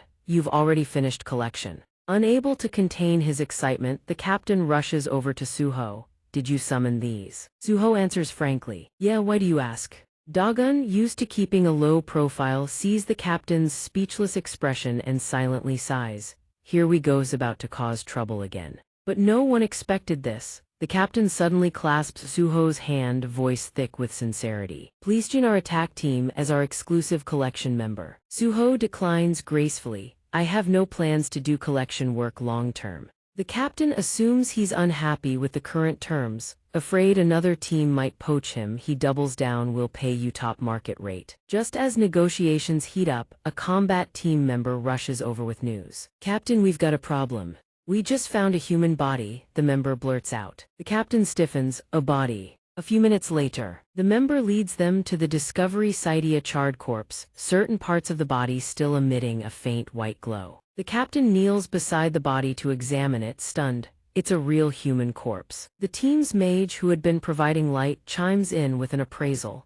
Judging by the accessories on the body, this was most likely just an ordinary civilian. Another member, apparently a local, adds, "But I've never heard of fire-using monsters around here." Dagon stares at the oddly familiar-looking body and can't help but make a guess. "Suho, could this body possibly be?" Before Dagon can finish the sentence, Suho agrees. "Yeah, I was thinking the same thing, Hyung." His expression behind the mask grows grim, based on past experience. Suho states with near certainty, "I think this is the work of a blue flame monster." The captain overhears the term and approaches. Blue flame monster, those are the newly discovered monsters that engulf victims in blue flames, right? Dagon answers honestly, "That's right, there was a blue flame monster incident at my university." While they talk, other combat team members who had been searching nearby report back one after another. "Captain, we found another body over here. And another one here." Sensing the situation turning strange and dangerous, a combat team member speaks up with concern. "Captain, should we call off this hunt and report everything to the Hunter Association?" This unexpected situation forces the captain to waver between the team's profit and proper protocol. This is certainly an anomaly, but based on what the victims were wearing, they look more like ordinary civilians than hunters. "Our team consists entirely of C-rank and D-rank awakened beings. We can handle this situation without any trouble." After a few seconds of deliberation, he finally makes his call. "We push forward." One of the attack team members grins from ear to ear. "Yes, I was waiting for you to say that. But for Suho, this order is beyond belief. We're just going to ignore all of this and keep going." He steps forward to issue a warning. "Listen, the blue flame monster is far more dangerous than you think, but the captain won't hear it. I'm the captain of this attack team. When I give an order, you follow it. The collection team's job is to clean up and follow our lead, nothing more." Faced with this dangerous situation, Dagon lets out a weary sigh. "Are we really going to run into a blue flame monster again?" Suho hears this and turns to him.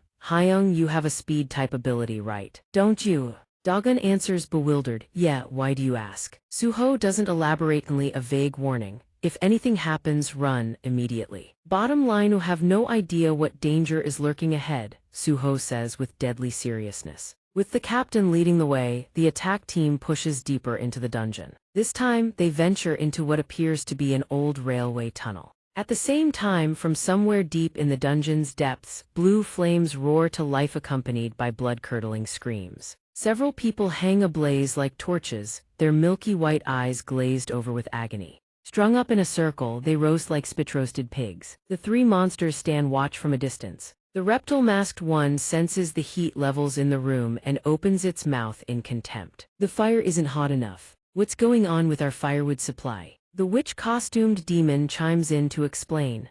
"We were told there's been a disruption in the supply line if fresh stock isn't delivered regularly. It looks like we'll have to ask you to figure out a new route." The war-wounded demon quietly spits out a few words, "Urgent replenishment needed." Hearing this, the witch-costumed demon sighs and grumbles. "I can't believe the hyena gilder firewood supplier's the one running into trouble. At this rate, our finished product's potency will fall behind the other facilities." The largest one suddenly senses something and tilts its head up toward the ceiling. The war-wounded demon's eyes flare bright as headlights as it reports back simultaneously. "There's someone above, I can sense them." The witch-costumed demon cheers with delight. "Hunters, perfect to Mingwe're in desperate need of firewood." The war-wounded demon moves, volunteering for the job. "I'll go. You lot prepare the sacrifices." The pointed snout summoner type reminds it specifically, "Remember the need to be taken alive, right?" The war-wounded demon drags its ridiculously oversized Lerthan greatsword and heads out to hunt, leaving one last line. Of course, meanwhile, the attack team has just finished clearing the basement level along the railway tracks. The support member finishes healing a teammate, the corner of his mouth curling up as he remarks, "Looks like we hit the jackpot today." The teammate grins in agreement. Continuing the hunt was definitely the right call. The captain, seeing the hunt go smoothly, declares, "Today we've got one hell of a gathering team backing us up. I've been saving it for this exact moment, time to use it." he pulls out a small sphere. Inside is a pinch of blue powder. This is stardust. You guys heard of it? The biggest guy in the group spots it and shouts excitedly, "Whoa. That's the mana-amplifying stimulant that's been selling like hotcakes among hunters lately." The dual sword user is equally shocked. "I heard it's nearly impossible to buy. I can't believe you've been hoarding this stuff." The team captain continues, "Granted, the effect only lasts a week, but it's said to gradually boost low-rank awakened beings up an entire grade." He chuckles gleefully, lost in wild fantasy, completely oblivious to the danger closing in. "If I take this, my mana will rival a C-ranker even higher." The war-wounded demon keeps moving until it spots the attack team. In one bound, it leaps behind the captain's head in a flash. By the time he senses the danger, it's already too late. It lets out a grunt, as if suddenly remembering something. The greatsword in its hand swings around, slamming into the captain's back with enough force to send him coughing up blood on the spot. It mutters to itself, "Need them alive." The small sphere containing stardust slips from the captain's grasp, hits the railway tracks, and shatters into pieces. The powder scatters, carried away by the wind. One hit, the captain is already down. The closest member freezes in terror, legs turning to jelly as he screams, the captain gone in one shot. The war-wounded demon immediately pivots to its next target, its snout never stopping. No killing. Seeing it turn their way, the remaining team members force themselves back to alertness and shout, "Is that a monster? Did it just talk?" One member rallies his courage and shouts, "Whatever it is, it's hostile, stay sharp." The words barely leave his mouth before another member collapses. The war-wounded demon pauses, sword pointed forward, and begins to count.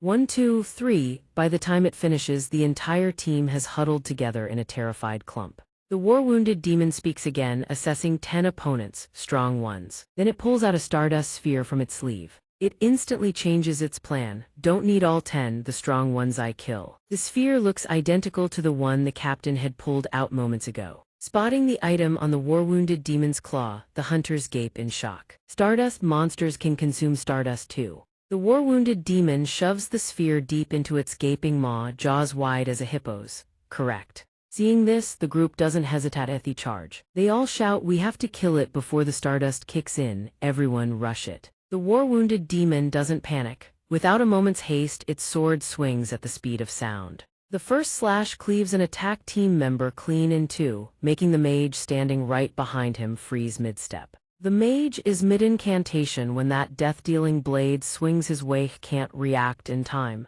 In a single instant, he's returned to the earth. The guiding flame dies with him. Darkness swallows everything. The remaining members of the attack team are gripped by sheer terror. "What the hell is that thing? It's too dark, I can't see a damn thing." But very quickly, those bewildered cries turn into desperate screams. "Help me, monster!" Roughly a minute later, the war-wounded demon has wiped out the entire team. Not a single survivor. It starts picking out those who aren't dead yet, dragging them away, leaving the unfortunate ones sprawled on the ground. Firewood collection complete. Suho is hard at work when an unexpected notification pops up. A new quest has triggered. Quest: rescue survivors. Monsters have abducted people in the vicinity. Save as many as possible. Reward scaled by number of survivors rescued. Current survivors 7, rescued 0. He looks toward the direction of the attack team and says anxiously, "Moan." Stirs. Sensing his unusual tension, Baru asks with concern, "Lieutenant General, is something wrong?" Suho doesn't bother hiding it. "A quest just popped up. Looks like there's a group of monsters around here that specialize in kidnapping humans." He reads through the quest details again and deduces, the more people I rescue, the bigger the reward. But that also means those people are in very serious danger soon. Suho confirms the danger and immediately tells Dokun, "Sensei, something's happened to the attack team. You need to get out of the dungeon." Dokun, who was in the middle of working, hears the alarming news and panics. "What? How do you know that?" Suho answers vaguely, "Just a gut feeling." In the urgency of the moment, Suho quickly orders the goblins to escort Dokun to the dungeon gate. The moment he finishes, 2 goblins shove Dokun along. Dokun barely manages to keep his footing and asks urgently, "What?" "Wait, hold on. Suho had about you." Without a moment's hesitation, he answers, "I'm going to find the attack team." The moment Dokun hears this, he realizes the full gravity of the situation. He lowers his head, thinking it over, then concedes, "Fine, I'd only be in the way. Once I'm out of here, I'll call for backup from the Hunter Association."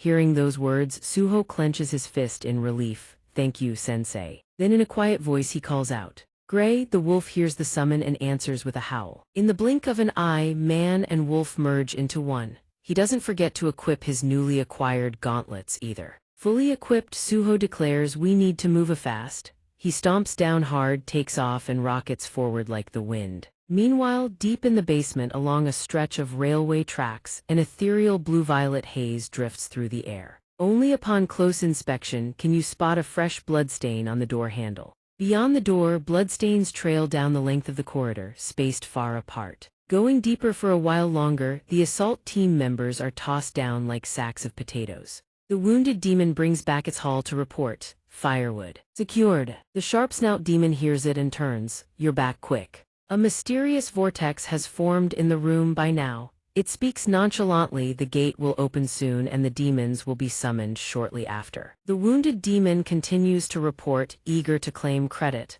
I won Blitz victory, I knew exactly what it wanted. The sharp-snout demon coaxes it in a gentle voice, soothing it like a child. All right, to acknowledge that little Blitz victory of yours, go stack the firewood. Though reluctant, the wounded demon obediently gets to work, grumbling that it's not fair. While they wait, the sharp-snout demon turns to chat with the reptile mask. I'm glad we've managed to add more fuel to the fire. With this amount we can produce a full fleet of stardust without a hitch, right? It pulls out a stardust crystal, golden runes flickering in its eyes as it speaks excitedly.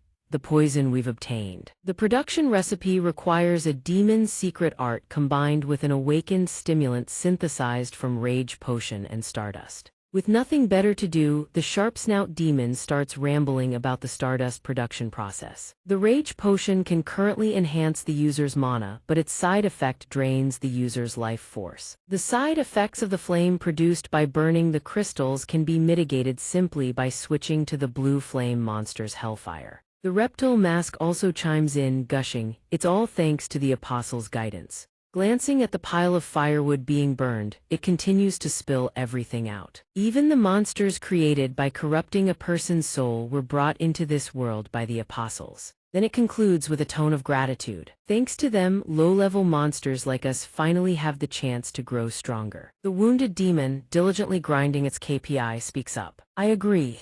While the group is chatting away, the reptile SK picks up the sound of Cheng Ziuhu's footsteps. It immediately alerts its companions a presence is approaching this location at extreme speed. The sharp-snout demon wonders, is there still a hunter left alive? The wounded demon quickly chimes in with an explanation. Comrade, most likely a new hunter. They stare at the sealed door ahead. A few seconds later, he kicks the door clean off its hinges. The wounded demon seizes the opening, swinging its sword in a surprise ambush. Cheng Ziuhu holds his door-kicking stance and asks, is this the place? His eyes flash blue, beast-like pupils scanning the interior space intently. His gaze immediately locks onto the three monsters in the room. He wonders to himself, are these the demons? Cheng Ziuhu notices the firewood rack behind them, and can't help but wonder, what are those things? Did they tie up some blue flame monsters and burn them? Is this some kind of ritual? Right at that moment, an urgent notification rings out, pulling him back to the main objective. Alert current survivors, 7 survivors rescued 0. Hearing this, Cheng Ziuhu breathes a sigh of relief. Thank God the survivors are still safe, but mid-thought, a sword blade whooshes toward him.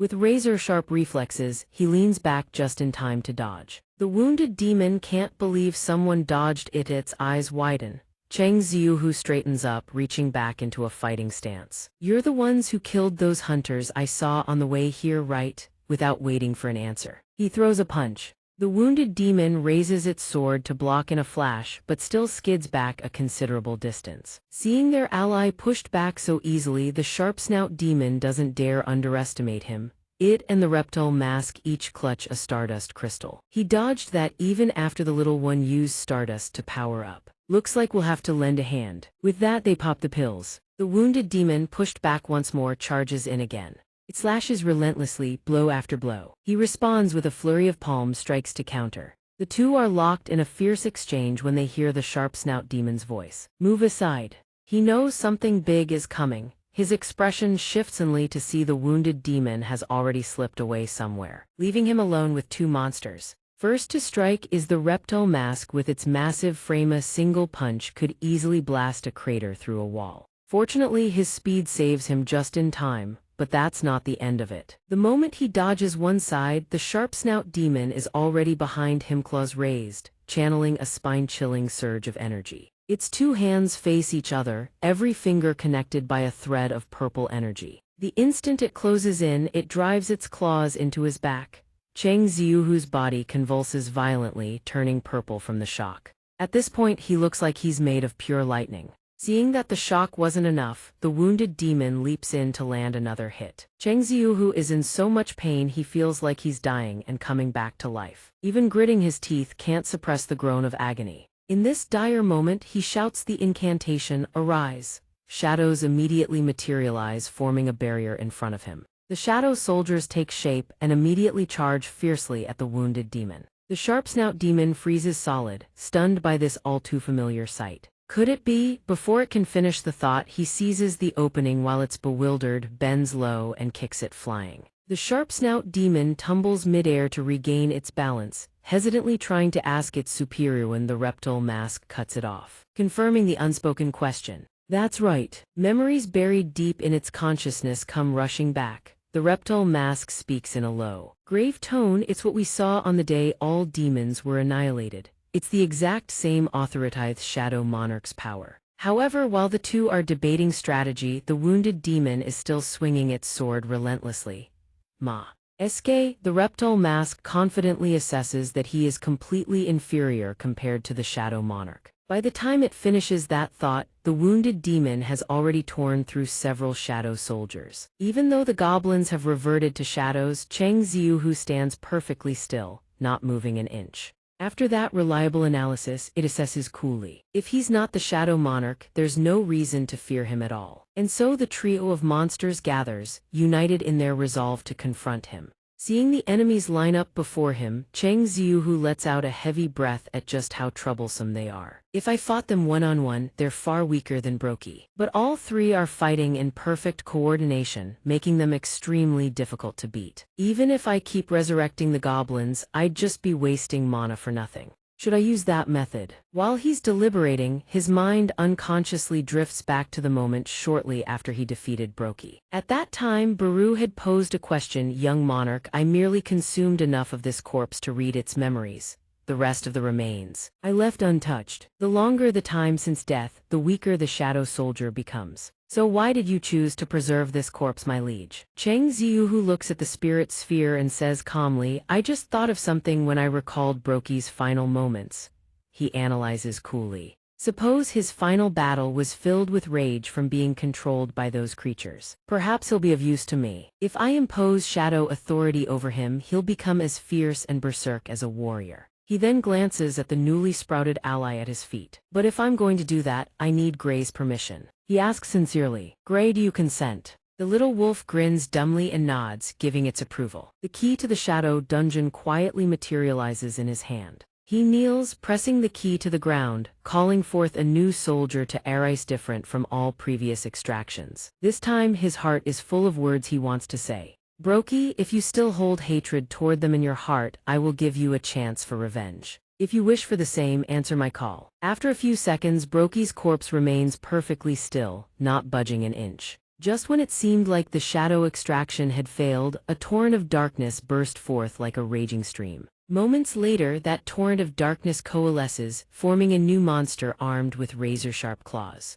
Its powerful legs punch straight through the floor. A new shadow soldier in the form of a hyena emerges. The freshly minted shadow beast roars triumphantly, as if celebrating its own birth. It bears its razor-sharp fangs in a hideous grin. It is ready to fight at a moment's notice. Sensing its presence, the system immediately updates. System BROKY LVL1 rank normal. Upon clearly seeing the shadow soldier's form, the sharp-beaked demon roars in agitation. "The hyena Brokey. He's the one who defeated Brokey." Suho says casually, "This way, with Gray, Brokey, and me, we've evened out the numbers." Hearing this, Baru is deeply hurt, tears streaming down. Feeling utterly wronged, "My liege, what about me?" At that moment, Suho's eyes flash. He sets his jaw and declares, "Then let's fight." Those words are the starting gun. Both sides charge straight at each other. At the same instant, the summoning gate undergoes a sudden transformation. Its blue aura shifts to a blazing crimson. The gate grows more ferocious, blood-red lightning crackling wildly around the portal area.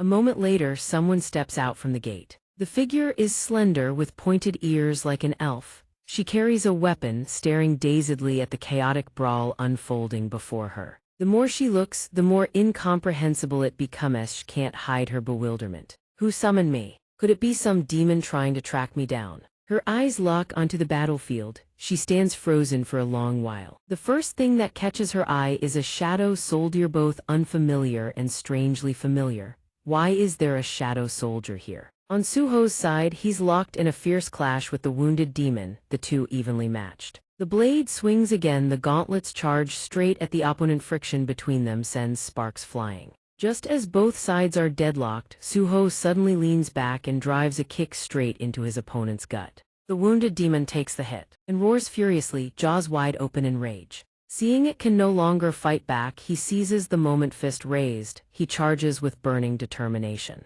This blow will be the finishing one. But before he can follow through, purple lightning crackles right by his ear. Multiple bolts slam down where he stood. Luckily, he sensed it in time and leaps back to dodge. The one who struck is the sharp-beaked demon, lightning flickering between its fingers. It must really have it out for him. It stares at him with a haughty expression, brimming with wariness. Seeing the sharp-beaked demon, Suho squints in irritation. Another nuisance. He sighs internally. If these two join forces, things are going to get rough. The sharp-beaked demon speaks curtly. Kid, keep watch. The wounded demon stands up. Thanks. Seeing its opponent rise to fight again, Suho can't help but feel uneasy. If this fight drags on, I'll burn through all my mana because of Gray's control. Suho recalculates the combat power on both sides. The more he tallies, the more his teeth ache. Even Brokey, now a shadow soldier, is weaker than its original form. Just holding off one opponent already pushes it to its limit. Seeing Brokey's side equally heated, he finds himself in a deadlock.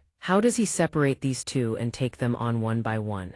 Right in the midst of this predicament, a fully armed Essel unexpectedly crashes the scene. When she opens her mouth to speak, I have a question. Both the monsters and Suho fall silent, all eyes on her. Amid the battlefield choked with dust and smoke, she grips the hilt of her sword with both hands and urgently demands, "Where is Lord Jinwoo?" Her sudden appearance makes it impossible for Suho not to wonder. An injured female knight, where did she come from? Not only Thatch is looking for his father. Baru recognizes an old acquaintance at a single glance and swoops over. What are you doing here? That arrogant voice is impossible to forget, even in death. The moment she hears that voice, her first reaction is a chill down her spine. Then recognition hits. Overjoyed, she runs over and nuzzles Baru. Is that you, Baru? It is, it really is, Baru. Where's your body? I'm so glad to see you. Essel is overjoyed, but the moment she thinks of her clan, urgency takes over. She asks in a hurry, where is Lord Jinwoo? Who is the human beside you? Baru is annoyed to death by her. It bristles and hisses. Well, it's a long story. The wounded demon watches, bewildered, as the figure who emerged from their own summoning gate runs straight to the opposing side. A summoned demon. The sharp-beaked demon responds calmly, correct, but for some reason she knows our enemy. If she chooses to stay on their side, we're in deep trouble. Essel, assuming the boss fight is already won, breaks into a bright smile. To think I'd find Baru here, he actually did it. Now I can finally rest easy. But before she can even finish fantasizing about retirement, reality slaps her right in the face. Baru commands sternly, Essel, you arrived just in time, we'll catch up later. Now that you're here, go deal with those demons. Hearing this, she nearly jumps out of her skin. What? The monster side doesn't take long to make their decision. First, eliminate that injured demon. All we need is her blood to produce stardust, right? The more Suho looks at her, the more familiar she seems. I'm sure I've seen this girl somewhere before. Seeing her battered state, he can't help but worry. She looks injured. Can she fight on her own? Despite being as blunt as ever, Baru has absolute faith in her abilities. Low-rank demons are nothing compared to her, it declares confidently. Then it proactively introduces her background to Suho. When the monarch conquered the demon realm, her clan was the only noble house in the demon realm to be spared. She is the eldest daughter of House Radier. In human terms, her power is equivalent to an S-rank hunter. Baru goes on with a lengthy introduction. But the only thing that sticks in Suho's mind are those last two words. S-rank. Suho's eyes light up. That means he gets to witness how an S-rank fights. Then bang, Essel gets knocked flying backward, looking more pathetic than a limp noodle. At this moment both Suho and Baru share the exact same thought, what? Seeing Essel slide back to their side, Baru is mortified. It demands answers. Since when did you become this weak? It's practically panicking. Even the mana I sense from you is far lower than before. Essel clings to the ground with a look of utter despair and begins her tale of woe. Some things happened. She recalls the days she spent being hunted, suffering worse than a stray dog. About half a year ago, most of the demons in the demon realm started to rebel. We fought as hard as we could, but our clan couldn't suppress the uprising on its own. I survived thanks to the remaining members of my clan, but during the escape I lost too much blood and with it my strength. She finishes her account, tears streaming as she pleads. Baru, can you lend me some of your power? Seeing how useless she is, Baru flips on her without hesitation and turns away coldly. You just waste my mana. Essel clutches her chest in anguish. You're so selfish. Listening to the two of them bicker, Suho draws a quick conclusion, feeling somewhat helpless. Now our side has two people who have lost their powers. The brief exchange only stoked the other side's fire further. The reptile-masked demon let out a guttural laugh and cackled. Did you guys hear that? The sharp-beaked demon chimed in to confirm. The reason I couldn't sense her was because she'd weakened, but to think the Laudaya clan still has survivors. This is an opportunity for us to grow far stronger than simply absorbing the blood of demon world nobles. Over on Suho's side, the situation was grim. He cursed under his breath, if only I could fight them one-on-one, I could at least take one down easily. Baru suddenly had an idea.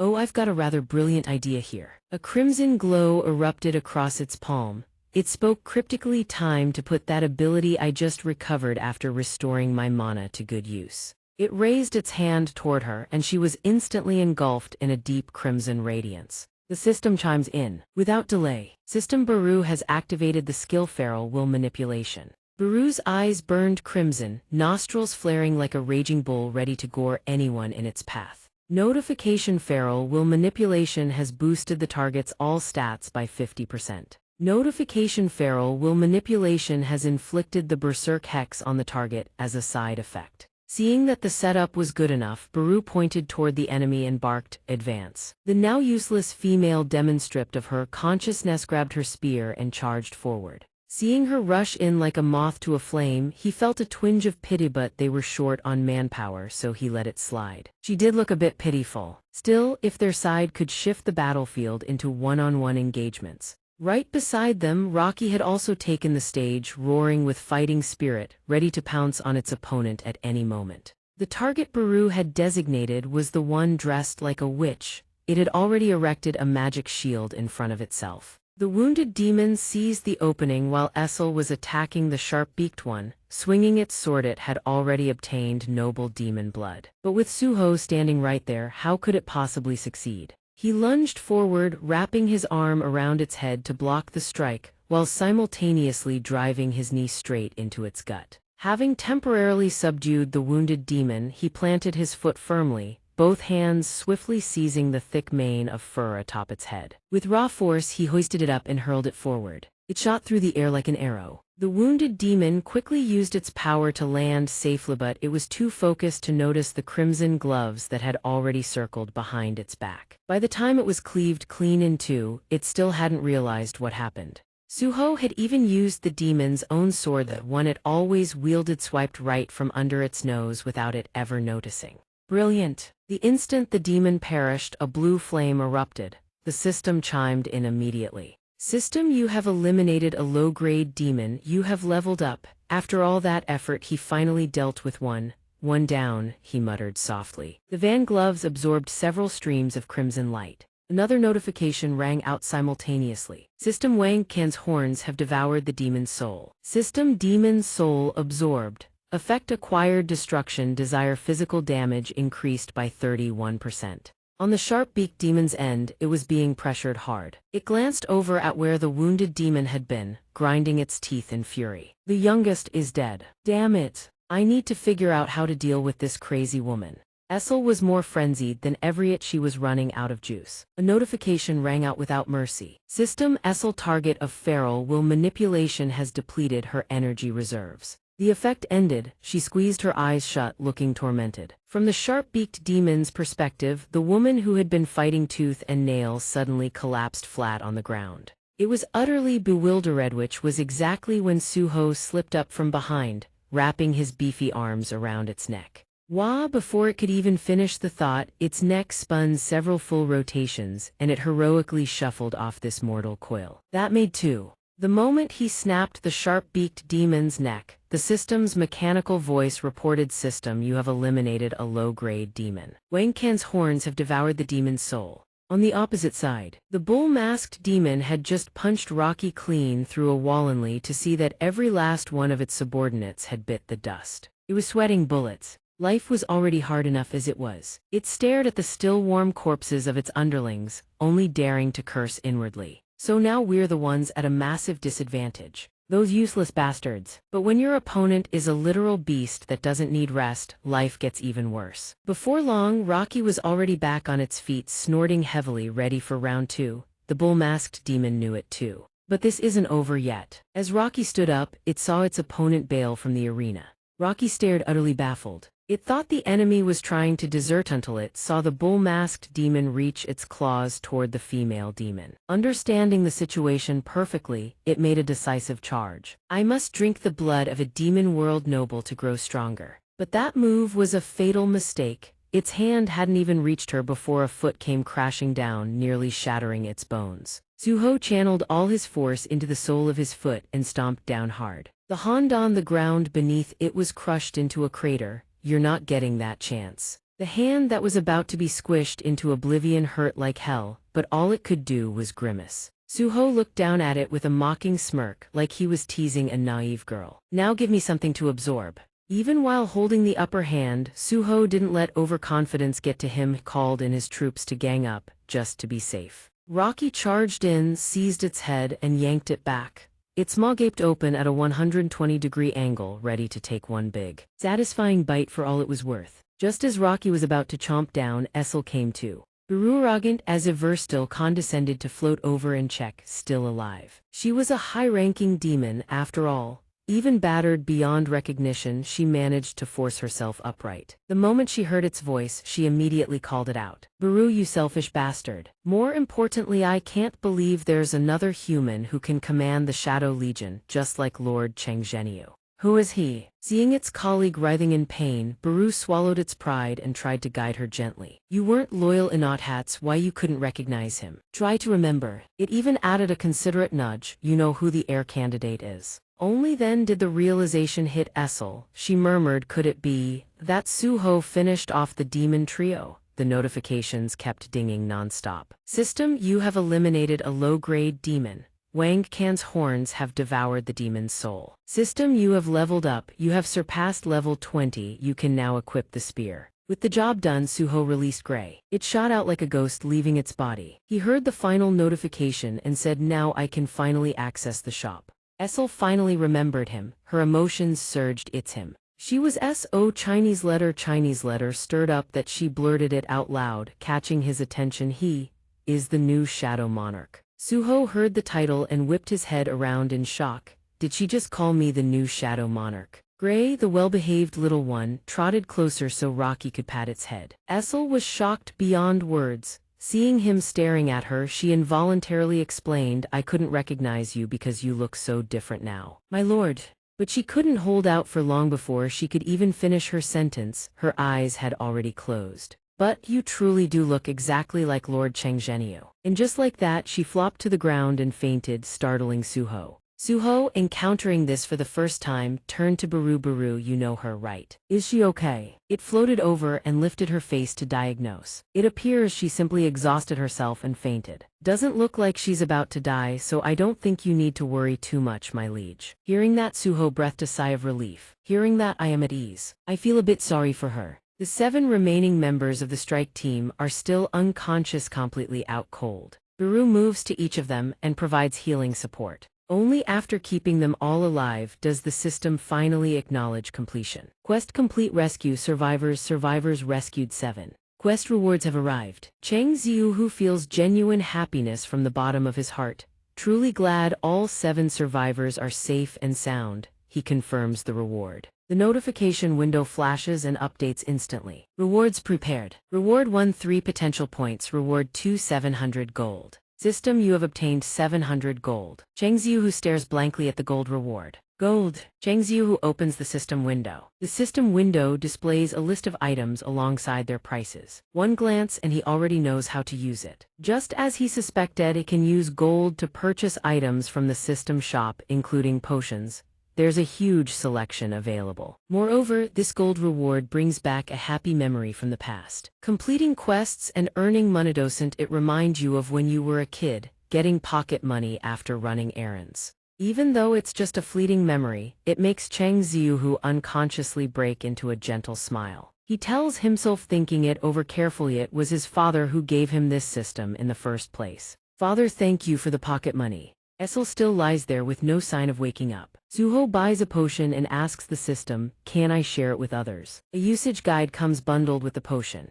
Item, low-grade recovery potion, grade E category, consumable. A potion that restores HP over time. Upon consumption, you will gradually recover 500 HP over time. Can be stored in your item inventory, cannot be shared with others. Apart from the brief usage guide, there are no other warnings. He pops the cap open and asks, so can I just feed it to her? Cheng Ziyu pours the entire bottle into her mouth. A few seconds later, the potion kicks in. He watches and says, looks like she's recovering. Buru puts on the face of a tyrannical mother-in-law, spitting complaints left and right. I cannot believe your majesty spent money to save this useless demon wench. Young monarch, you are far too generous. He takes a moment to address those backhanded compliments, then gives an order. I can't just leave her like this. First, bring her back to the Shadow Dungeon. Rocky, bring the corpses of the demons we defeated as well. The moment he finishes speaking, the Shadow Dungeon gate swings open. Rocky and Gray split up and haul the loot back home. Buru flies in close and examines the weapon alongside him.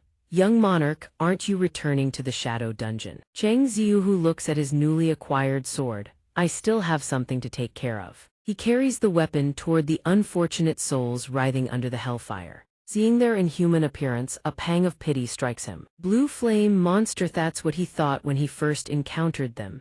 But now, watching the flames slowly devour their bodies, their agony is unmistakable. Cheng Ziyu lowers his head and mutters coldly as he swings the blade.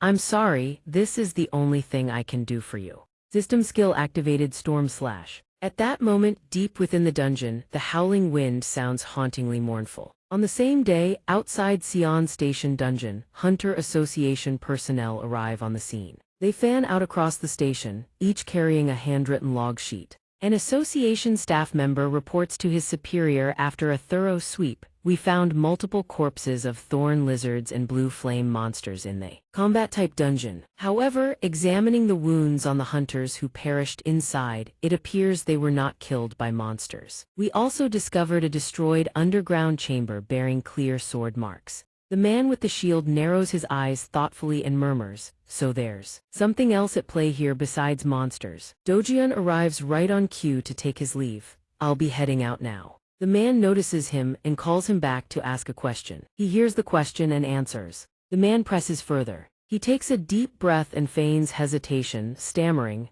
after a few minutes of internal struggle. Dojian scratches his head with an awkward smile and lies through his teeth. After leaving the dungeon with me, he went into hiding somewhere safe. I'm ashamed to admit it, but E-rank hunters like us can't do anything except seek help from the Hunter Association. The man hears this, his eyes narrowing, making him look even more stern. He stares at Dojian for a long moment, then pats his shoulder in encouragement. Well done, that was the wisest decision for an E-rank hunter, exactly by the book. He says this, then dismisses Dojian and turns to direct his subordinates. Continue the sweep, make sure no clues are missed. Deep down, Dojian knows full well that Cheng Ziyu is involved. He can even be certain the one who saved the surviving hunters was Cheng Ziyu. Right. Yet he chooses to stay silent and covers for him. He doesn't know why Suho is hiding the boy's rank, but he's certain it's nothing sinister. He'll wait until the kid chooses to tell him everything on his own. At the same time, in the Shadow Dungeon, inside a certain ruined building, Essel, now fully conscious and having heard about Zhenyu's situation, hangs her head in dejection. So something like this happened. The Shadow Monarch has left Earth to repel the invasion by the armies of the Outer Gods. Buru interrupts her, adding with boundless pride, our monarch sent me down to Earth to unseal the young monarch. However, the young monarch prodigy broke the seal himself. Suho still finds her vaguely familiar but can't place it, so he asks, Essel, right? Have we met before? Essel, addressed by her boss, smiles faintly. Yes, we met during the tutorial stage you went through. You said you would remember me. Have you forgotten? No matter what she says, his memory of it is hazy at best. Cheng Ziyu, who ponders memories from that period, are inexplicably faint. He racks his brain, face scrunched up in concentration, but still can't recall a thing.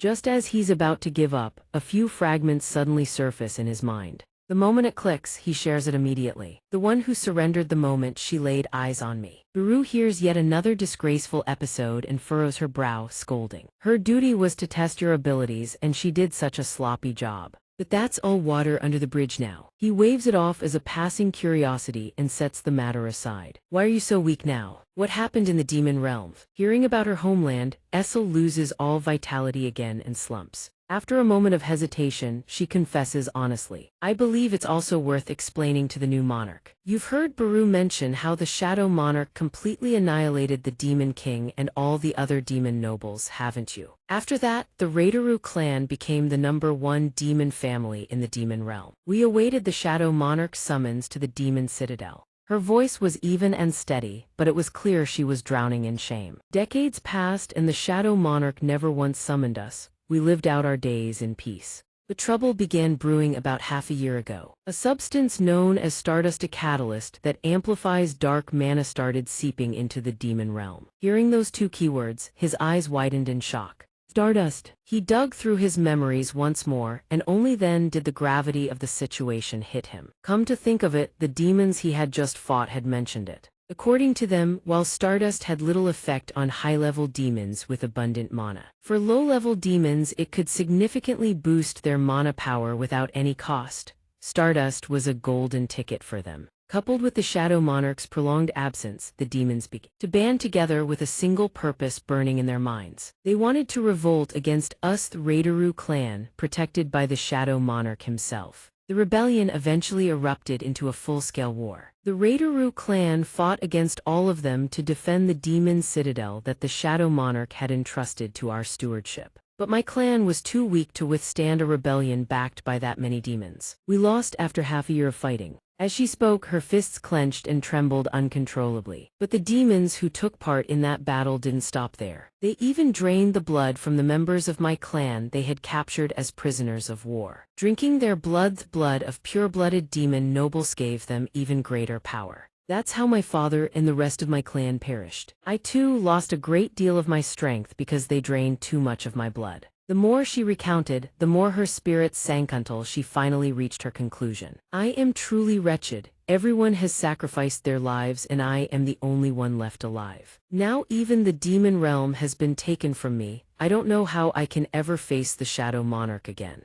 Caught between helplessness and utter despair, it wasn't hard to see she was teetering on the edge of collapse. Yet Suho only needed one sentence to ignite a spark of hope in those dim, lifeless eyes. You've done well. Seeing Essel stare at him with such fervor, Suho scratched his head sheepishly and said, There was a time I always wondered. If my father were in my shoes, how would he have handled it? You and your clan fought in a desperate life-or-death struggle in his stead while he was absent. So if it were my father, he would have told you the exact same thing. He then playfully winked at her to ease the tense atmosphere. I'm also grateful that you fought in my father's place until the very end. Then he earnestly offered, I will help you with everything I can. Essel, let's rebuild the Raideru clan together. Essel opened her mouth to respond, but no words came out. She unconsciously recalled that towering figure and the words she had heard back then. Hadn't she once said that the ranking battles among demon noble clans were always brutal beyond measure? I will help the Raideru clan claim first place. Remembering that moment, she found her composure once more. Then tears rolled down her cheeks, but they came with a smile.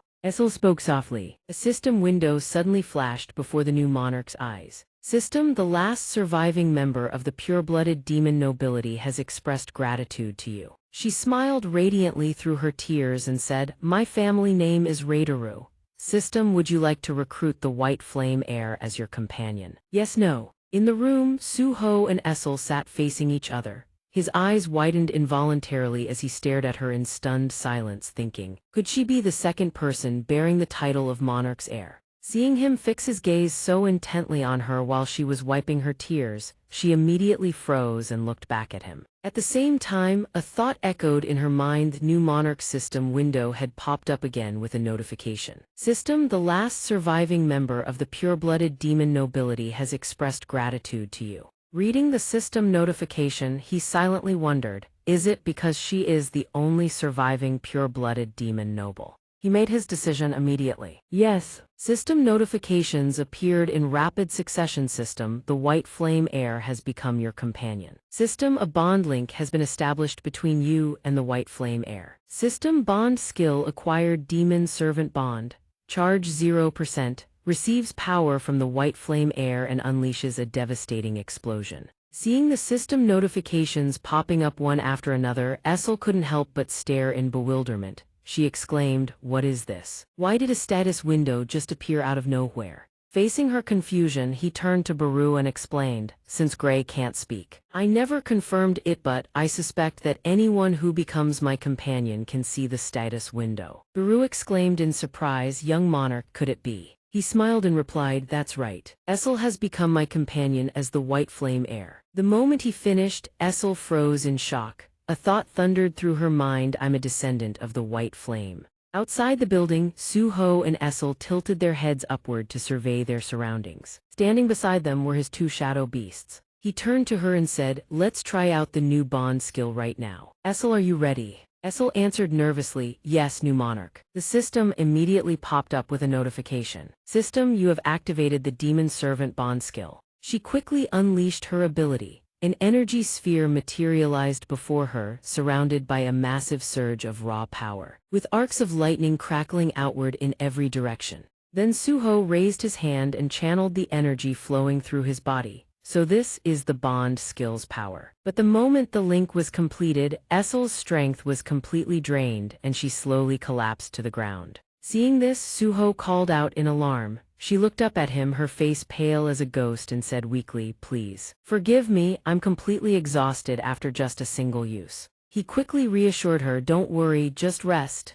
He then turned his attention to the power coursing through his body. He silently wondered, a single activation drained all of her strength. Just how powerful is this skill? Lying on the ground, Essel stared up at him and thought, if there's a skill that lets me transfer my power to the new Monarch, then it must be one hell of a devastating blow. On Suho's end, he channeled the bonded energy and swung with everything he had, slamming his fist into the wall. Strangely, contrary to his expectations, the wall only had a small dent. Suho and Baru stared at the wall, speechless. Baru blurted out, "I don't think it's any different from a normal attack." Suho simultaneously remarked, "I think it works differently from Gray's bond skill." Looking at the meager damage and impact after all of her strength had been drained, Essel couldn't help but stare in shock. That's all the damage caused after my entire power was consumed. Right, the system displayed Demon Servant bond skill charge 0%. Receives power from the white flame heir and unleashes a devastating explosion. Reading the notification, he exclaimed, "Could it be because the charge level is 0%? There's no way for me to charge the energy, so I have no idea how to use this skill properly." Baru then spoke up from beside him, "Young Monarch, I have a request." He turned to look at Baru. Baru made its request, "May I devour the corpses of those demons you brought into the shadow dungeon?" He immediately refused. "No, I left them here because I intend to use shadow extraction on them." Baru continued, "Ah, that's right, you've never tried shadow extraction on demons before. Could you try it now?" He immediately raised his hand toward the demon corpses and commanded, "Arise." The system instantly popped up with a notification alert, "Corrupted mana detected.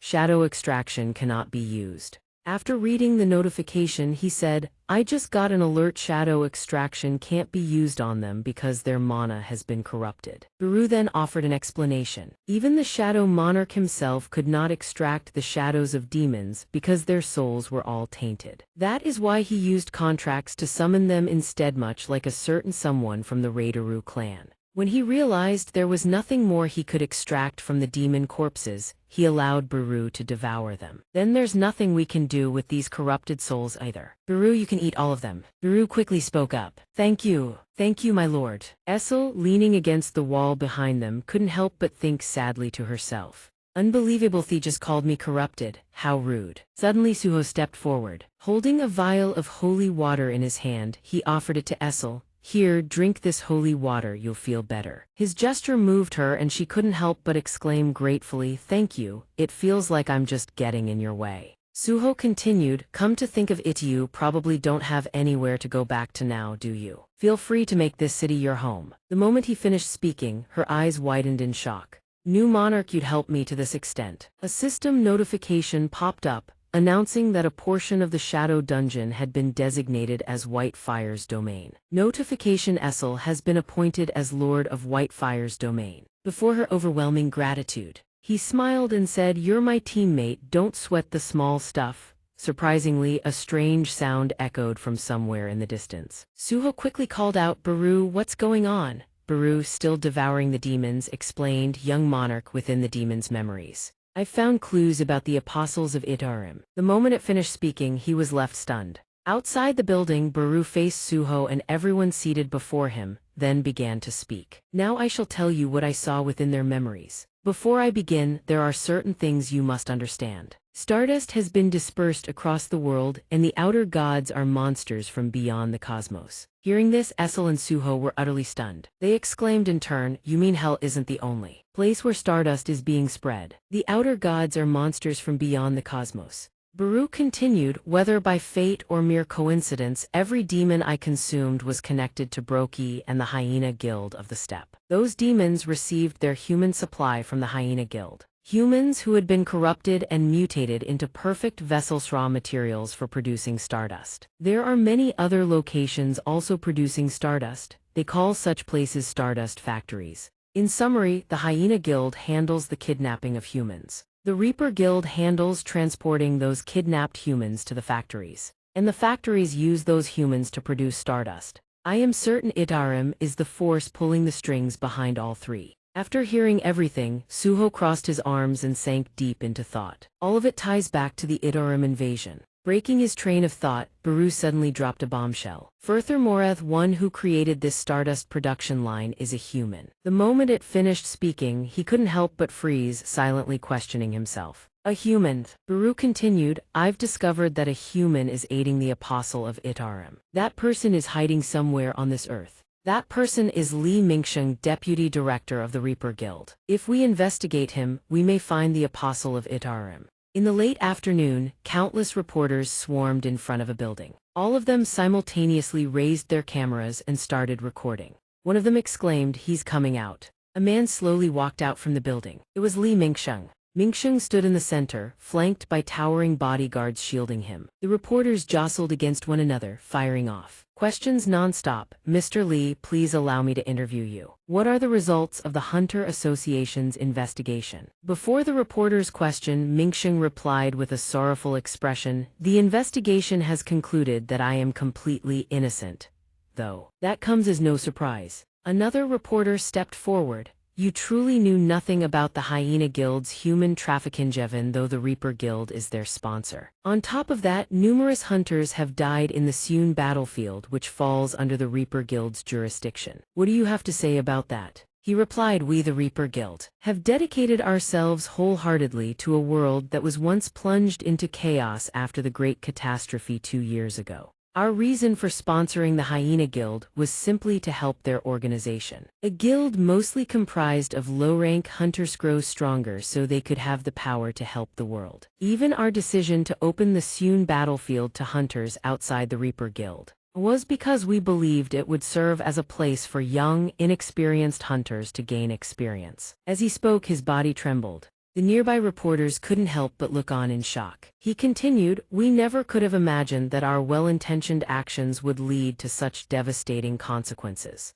Had I managed things more thoroughly, had I been more careful, no one would have had to die. I'm sorry for the trouble I've caused. Then Mingsheng buried his face in his hands as tears streamed down his cheeks. After finishing, he silently bowed his head and walked away. Before his defense, the reporters exchanged glances, their expressions bewildered as they murmured among themselves. If what he said is true, then isn't the Reaper Guild just a victim too? I think so too. Even the Hunter Association declared him innocent. The Reaper Guild has always stood for noble causes. Doesn't that make them heroes? After walking some distance away, Mingsheng glanced back at the bewildered expressions on the reporter's face and a smug, self-satisfied smile spread across his lips. He tilted his head, thinking to himself, pulling off that expression was child's play. A former top star of Asiemi acting skills are still as sharp as ever. On another note, I can't believe that old fox at the Hunter Association let me go without much interrogation. At the same time, he recalled the words that man had spoken to him.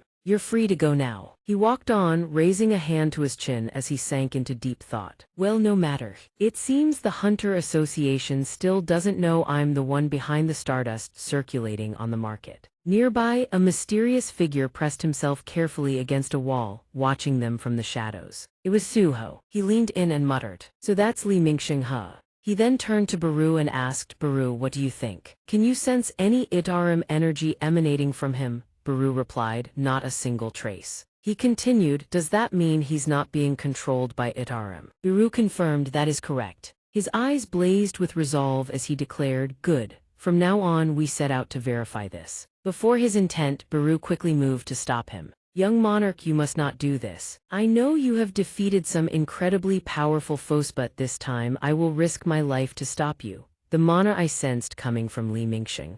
As if sensing something unusual, Mingxing suddenly whipped his head around. He leaned to the side, staring directly toward the spot where Suho and Baru were hiding. Noticing his strange reaction, the bodyguard standing beside him asked curiously, "Is something wrong, sir?" He replies, "No, it's nothing." Baru speaks up, "You are not yet strong enough to defeat him." He sits in the back of the car, a malicious grin spreading across his face as he slowly loosens his tie. Li Mingxing, an A-rank hunter.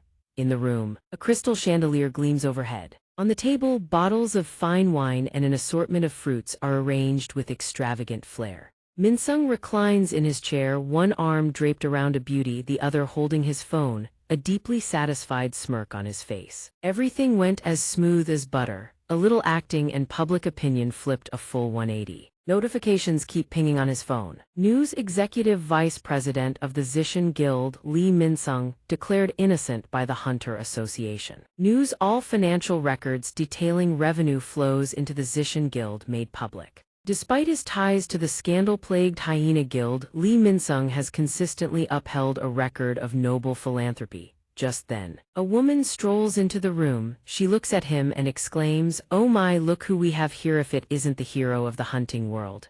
He replies, "Well, hello there, my lady." She leans against the wall in her stunning outfit, eyes fixed on Minsung. "You could at least let me know when you show up." She then walks closer to him, shooing the other girls out of the room at the same time. "All of you out." Hearing that, Minsung picks up his phone and asks, "Am I obligated to report every little thing I do to you?" Seeing his reaction, she quickly backpedals, "No, you know I didn't mean it like that." Outwardly she plays it cool, but in her head she mutters, "What an insufferable personality." He was born with a silver spoon in his mouth, a celebrity in Korea since his teenage years. No wonder his pride is sky high. But that pride got completely trampled after the cataclysm. After the cataclysm, the fact that a celebrity like him reached A rank did cause a sensation, but his chauffeur also awakened, becoming one of the rare S-rank hunters in all of Korea. The story hit the headlines, and the public's attention shifted entirely to his driver. That was the first time people witnessed the social hierarchy, with Li Minsung always at the top get completely upended.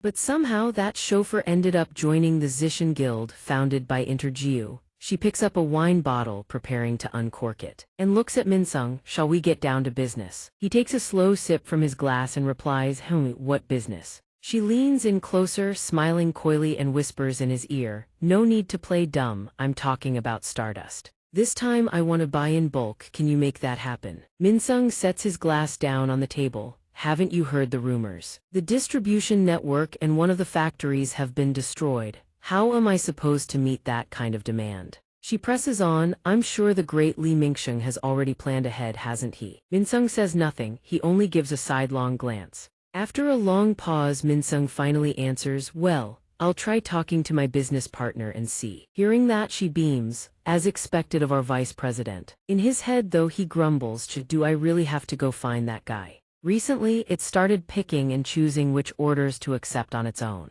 Through the glass pane of a towering skyscraper, a boy's hand presses lightly against the surface. His eyes razor-sharp scan the surroundings. Outside, a horde of monsters presses their relentless assault. Gray lunges from behind, tearing into the monsters with savage, gnashing fangs. Iso charges in at the same time, her blade cleaving through the horde. Terrifying gusts of wind laced with killing intent rip through the air. A slash tears across a monster's gaping maw. A fist and another blade follow before the creatures can even take their next step, they're hacked to pieces. That's Suho having finished off the monsters, he descends slowly to the ground. Suho exhales, he drags a hand across his face, wiping away the blood. Then he turns to Baru. All right, I'm going to summon all the goblins at once. But there's no response, Baru silently thinks to itself. The young monarch, he must be growing impatient from what we discussed earlier. Inside the room, a shadowy figure carrying a scythe addresses Baru. Our objective is to extract information about the Itarim apostle from Li Mingsheng, as currently the head of the supply chain. As for the Stardust distribution, we must accept that combat is inevitable the moment we approach Li Mingsheng.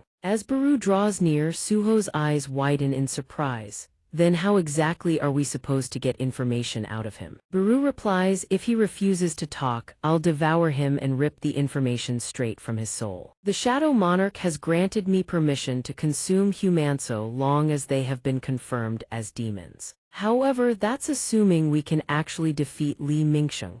During our visit to the Hunter Association, I observed countless hunters of every rank. Based on my ability to gauge others' strength. Young Monarch, you are currently C rank. Gray is D rank bordering on C. Iso pinches her own cheek and thinks, if only I hadn't lost my power. When you merge with Gray, you barely surpass B rank. Even within the same rank, there are vast differences in power. It typically takes 10 D ranks to bring down a single C rank. Our team is still far too weak to defeat the Zishan Guild and A rank hunter Li Mingsheng. Hearing Baru's breakdown of everyone's capabilities, she can't help but feel curious. She looks at Baru. Baru, what rank are you then? Baru looks back at her and declares, I am a general. She presses further, are you sure you're not just infantry? Baru bristles with rage. I'll tear you apart right now. Nearby, Suho stands silent. He lowers his head, a shadow of melancholy crossing his eyes. The system notification panel keeps flickering to life. System daily quest: clear the shadow dungeon, kill 100 goblins, 100,100, kill 10 goblin commanders, 10 kill 1 goblin centurion. 11 notification quest. Rewards available. System, would you like to review your quest rewards? A selection of rewards has been prepared below. Reward 1, full status recovery. Reward 2, all stats. 3, reward 3, random box X1. Suho grips his spear and approaches Gray. Reading the system notification panel, Suho thinks to himself, this time, the numbers didn't go up even after I killed more than the quota. Could the secret reward only appear once? He accesses the system and issues a command. Open the random box. A mysterious chest materializes from the system and drops before him. The system flashes a notification. System, you have acquired the item Remnant Ring. Item Remnant Ring, grade C, type accessory, awareness 5. System item equipped, Remnant Ring, awareness 29,534. Suho slips the ring onto his finger and stares at it. His eyes glint with interest. A single ring that boosts awareness by 5 points, but it still doesn't change my current situation. But the faint smile on his face slowly fades. He glances to the side, thinking, in the end, I can't level up anymore just by hunting goblins. Hunting demons only increases Vu Nan's horn damage output by another 3%. System item Vu Nan's horn effect destructions desire physical damage 33%. Suho clenches his fist. I want to get stronger fast, but there's no easy way to make that happen. If I want to level up, I need to enter a dungeon and kill monsters. Back in the room, he holds a newspaper about himself. He reads it and sighs. All I got today were calls from people inviting me on excavation and harvesting runs. I doubt anyone would dare let an E-rank hunter like me into their attack party. And according to Hunter Association law, breaking into a gate without authorization is illegal anyway. Hearing this, Baru looks at him. What about going to the Hunter Association for a re-evaluation? Suho answers immediately. Information about reawakened individuals gets posted on the Hunter Association's public homepage. I need to stay out of that spotlight. Right now, I know the Itarim Apostle is already on Earth. I don't want to end up exposed and used as a weakness against my father. We can't defeat Li Mingsheng if we also have to deal with those apostles on top of everything. As he speaks, he props his chin on his hand, his expression deep in thought, breaking him out of his reverie. Baru speaks up. I don't think you need to worry so much about the Itarim Apostles. Even if an Itarim apostle arrived before I did, they would likely be severely weakened by the effects of spatial teleportation. Hearing that, he can't help but ask, spatial teleportation. Baru explains any extraterrestrial race that wishes to use spatial teleportation must first possess a spatial rift. The outer walls of a spatial rift are extremely narrow, making it nearly impossible for mana to leak through, which generates immense resistance inside the rift itself. Even if an individual exerts their full power to widen the outer walls, they snap back almost instantly. That's why deploying spatial teleportation drains enormous amounts of power and time, scaled to each person's mana reserves. That is why the legions of Itarim wage war across the cosmos and why the Shadow Monarch cannot reach this universe quickly. Suho raises a hand to his chin, stroking it thoughtfully. He can't help but be surprised. In short, the apostle hasn't fully recovered his strength after traversing the spatial rift, considering he hasn't shown himself directly manipulating Braki and the demons from the shadows. It all makes perfect sense. If the Itarim invasion is inevitable, then isn't right now the best possible opportunity to grow stronger? Baru watches his contemplative expression, a silent question forming in its mind. Is it time? Then it recalls the words given to it before meeting him. Baru, since we don't know the current situation on Earth, the decision of when and how to deploy you is left entirely to your judgment once you arrive. If you need assistance, take this and go find him. He will surely be a tremendous asset to Suho. Snapping back to reality, it gazes at his figure. A thought forms in its mind. The other reason the monarch gave it this key is because it was always meant to be the one to use it. Having sorted it all out, it immediately darts forward and shouts his name, young monarch. The sudden call startles him. After hearing it out, he slowly slides his hands into his pockets and mutters, "Why didn't I think of this before?" Then he pulls his phone from his pocket and flashes a grin brimming with excitement. There's a way to enter the portals without drawing attention and without violating the Hunter Association's rule zone that's incredibly familiar to me. Scene transition skyscraper. Suho sits casually in a chair. Beside him, a man's voice rings out. Long time no see, Suho. This is our first meeting since you awakened. I was wondering why you suddenly wanted to see me. I never expected you to bring a proposal like this. You've really grown up. He looks at the man, smiles and speaks. I've brought you a proposal where you lose nothing on any front. Baru hides inside his collar, eavesdropping on their conversation. It can't help but marvel, thinking to itself, truly worthy of the young monarch. He found him before I even had to. The person the monarch spoke of. Jinhao, holding the tablet in his hand, studies it and speaks. So what you're saying is you want me to help you enter the portals, correct? With a maximum concurrent user count of 12,417,718 players. A virtual reality game so immensely popular that it has held the #1 spot continuously since its launch 4 years ago. A beautiful world no one could have guessed its creator. The greatest game in the entire gaming industry turned out to be the youngest, not yet mature child of some conglomerate family. The name of that game company was ASN Soft, and its CEO was suddenly, a voice cuts in. Is it you, Changshu? Suho responds, that's right. That was the strike team captain. He points ahead, smiles at Suho and speaks. I've been expecting you. The CEO told me he'd be receiving an important guest today. Right this way. This way, please. He doesn't respond, sweeping his gaze around to observe his surroundings. At the same time, he thinks to himself this is his first time visiting his uncle's company. But why are there so many awakened working in a place like this? As if reading his thoughts, the strike team captain turns around, smiles at Suho and speaks. You must be surprised that so many of our employees are awakened, right?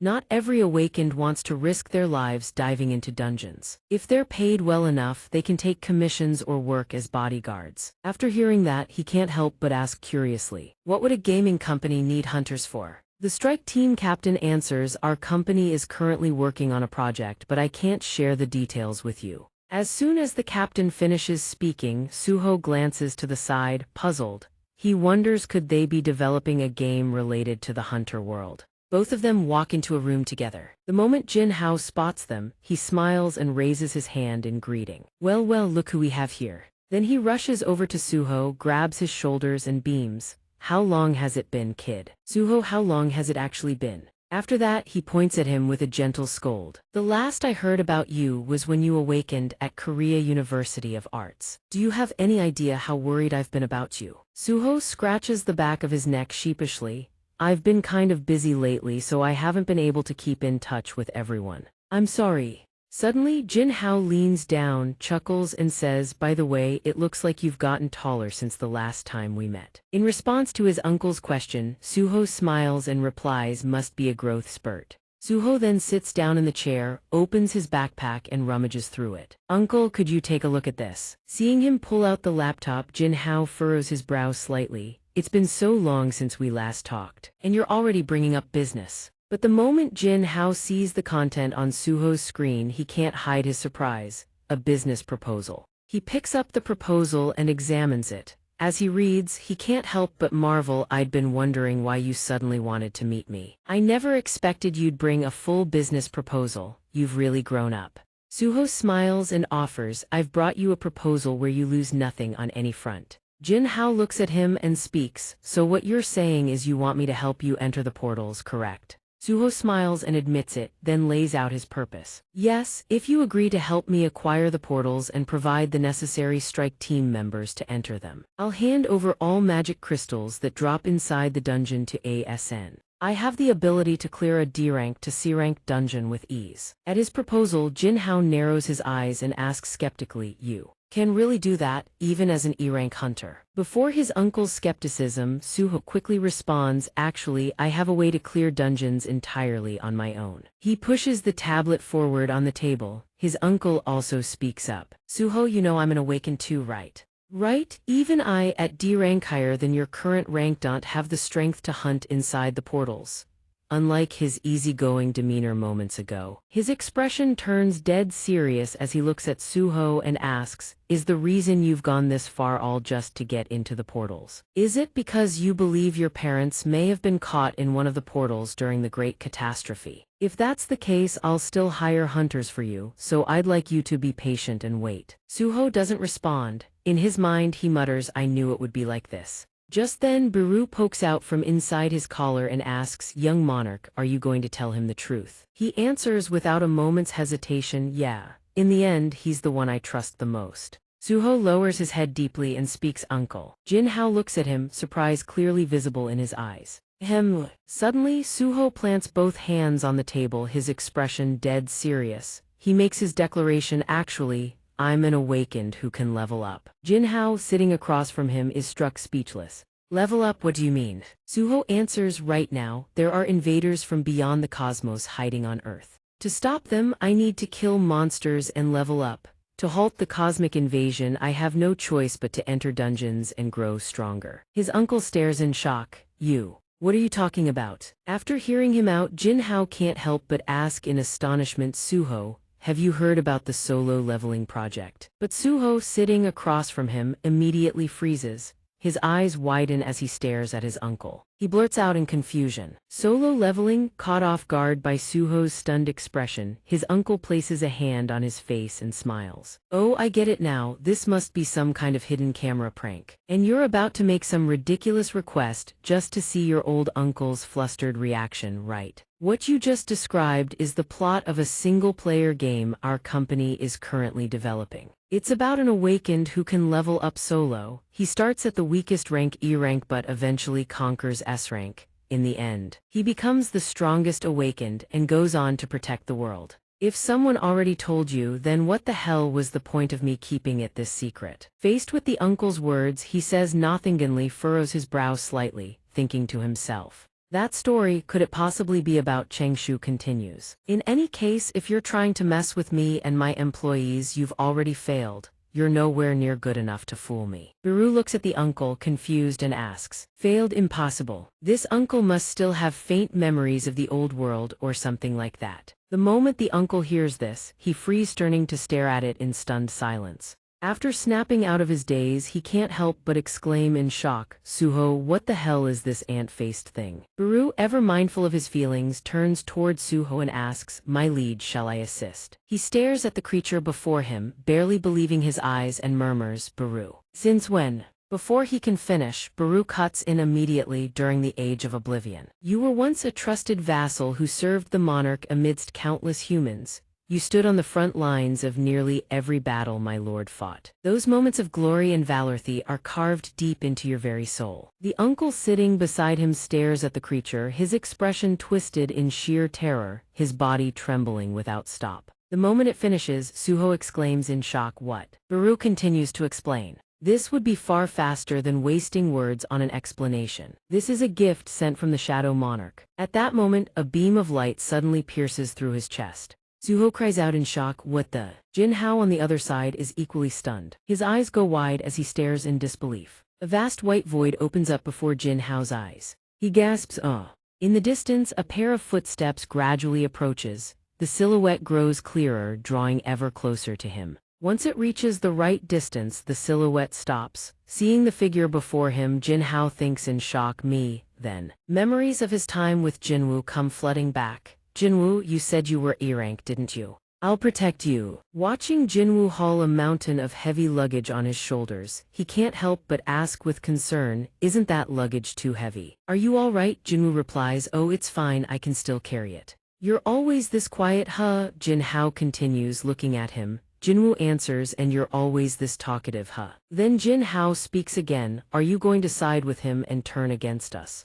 Another time. He looks at his boss, desperately pleading, "Boss, just 20 more times, just come with me 19 more times, that's all. Please just listen to me." Yet another time, after acquiring a brand new armor set, he quickly equips it and shows it off proudly. A full armor set with every accessory, crafted by the most skilled artisan in existence. "It will boost my strength. If the two of us are going to conquer these dungeons, I should at least prepare something. Don't you think?" Jinwoo, barely paying attention, reaches out and gives him a light tap. He immediately crashes to the ground. Jinwoo glances down at him, unamused, and speaks. "Take it off now while I'm still calm." Jin Hao, dejected, quickly complies. Another time, he sits with Jinwoo at a restaurant. "With that, the raid was a complete success. You not only saved my life, but you helped me through the entire raid. You feel more like a brother to me than my actual brother ever did." When he finishes, he lowers his head slightly, a deep sadness visible in his eyes. Seeing the sadness in his eyes, Jinwoo speaks, "If you see me as a brother, then I see you the same way."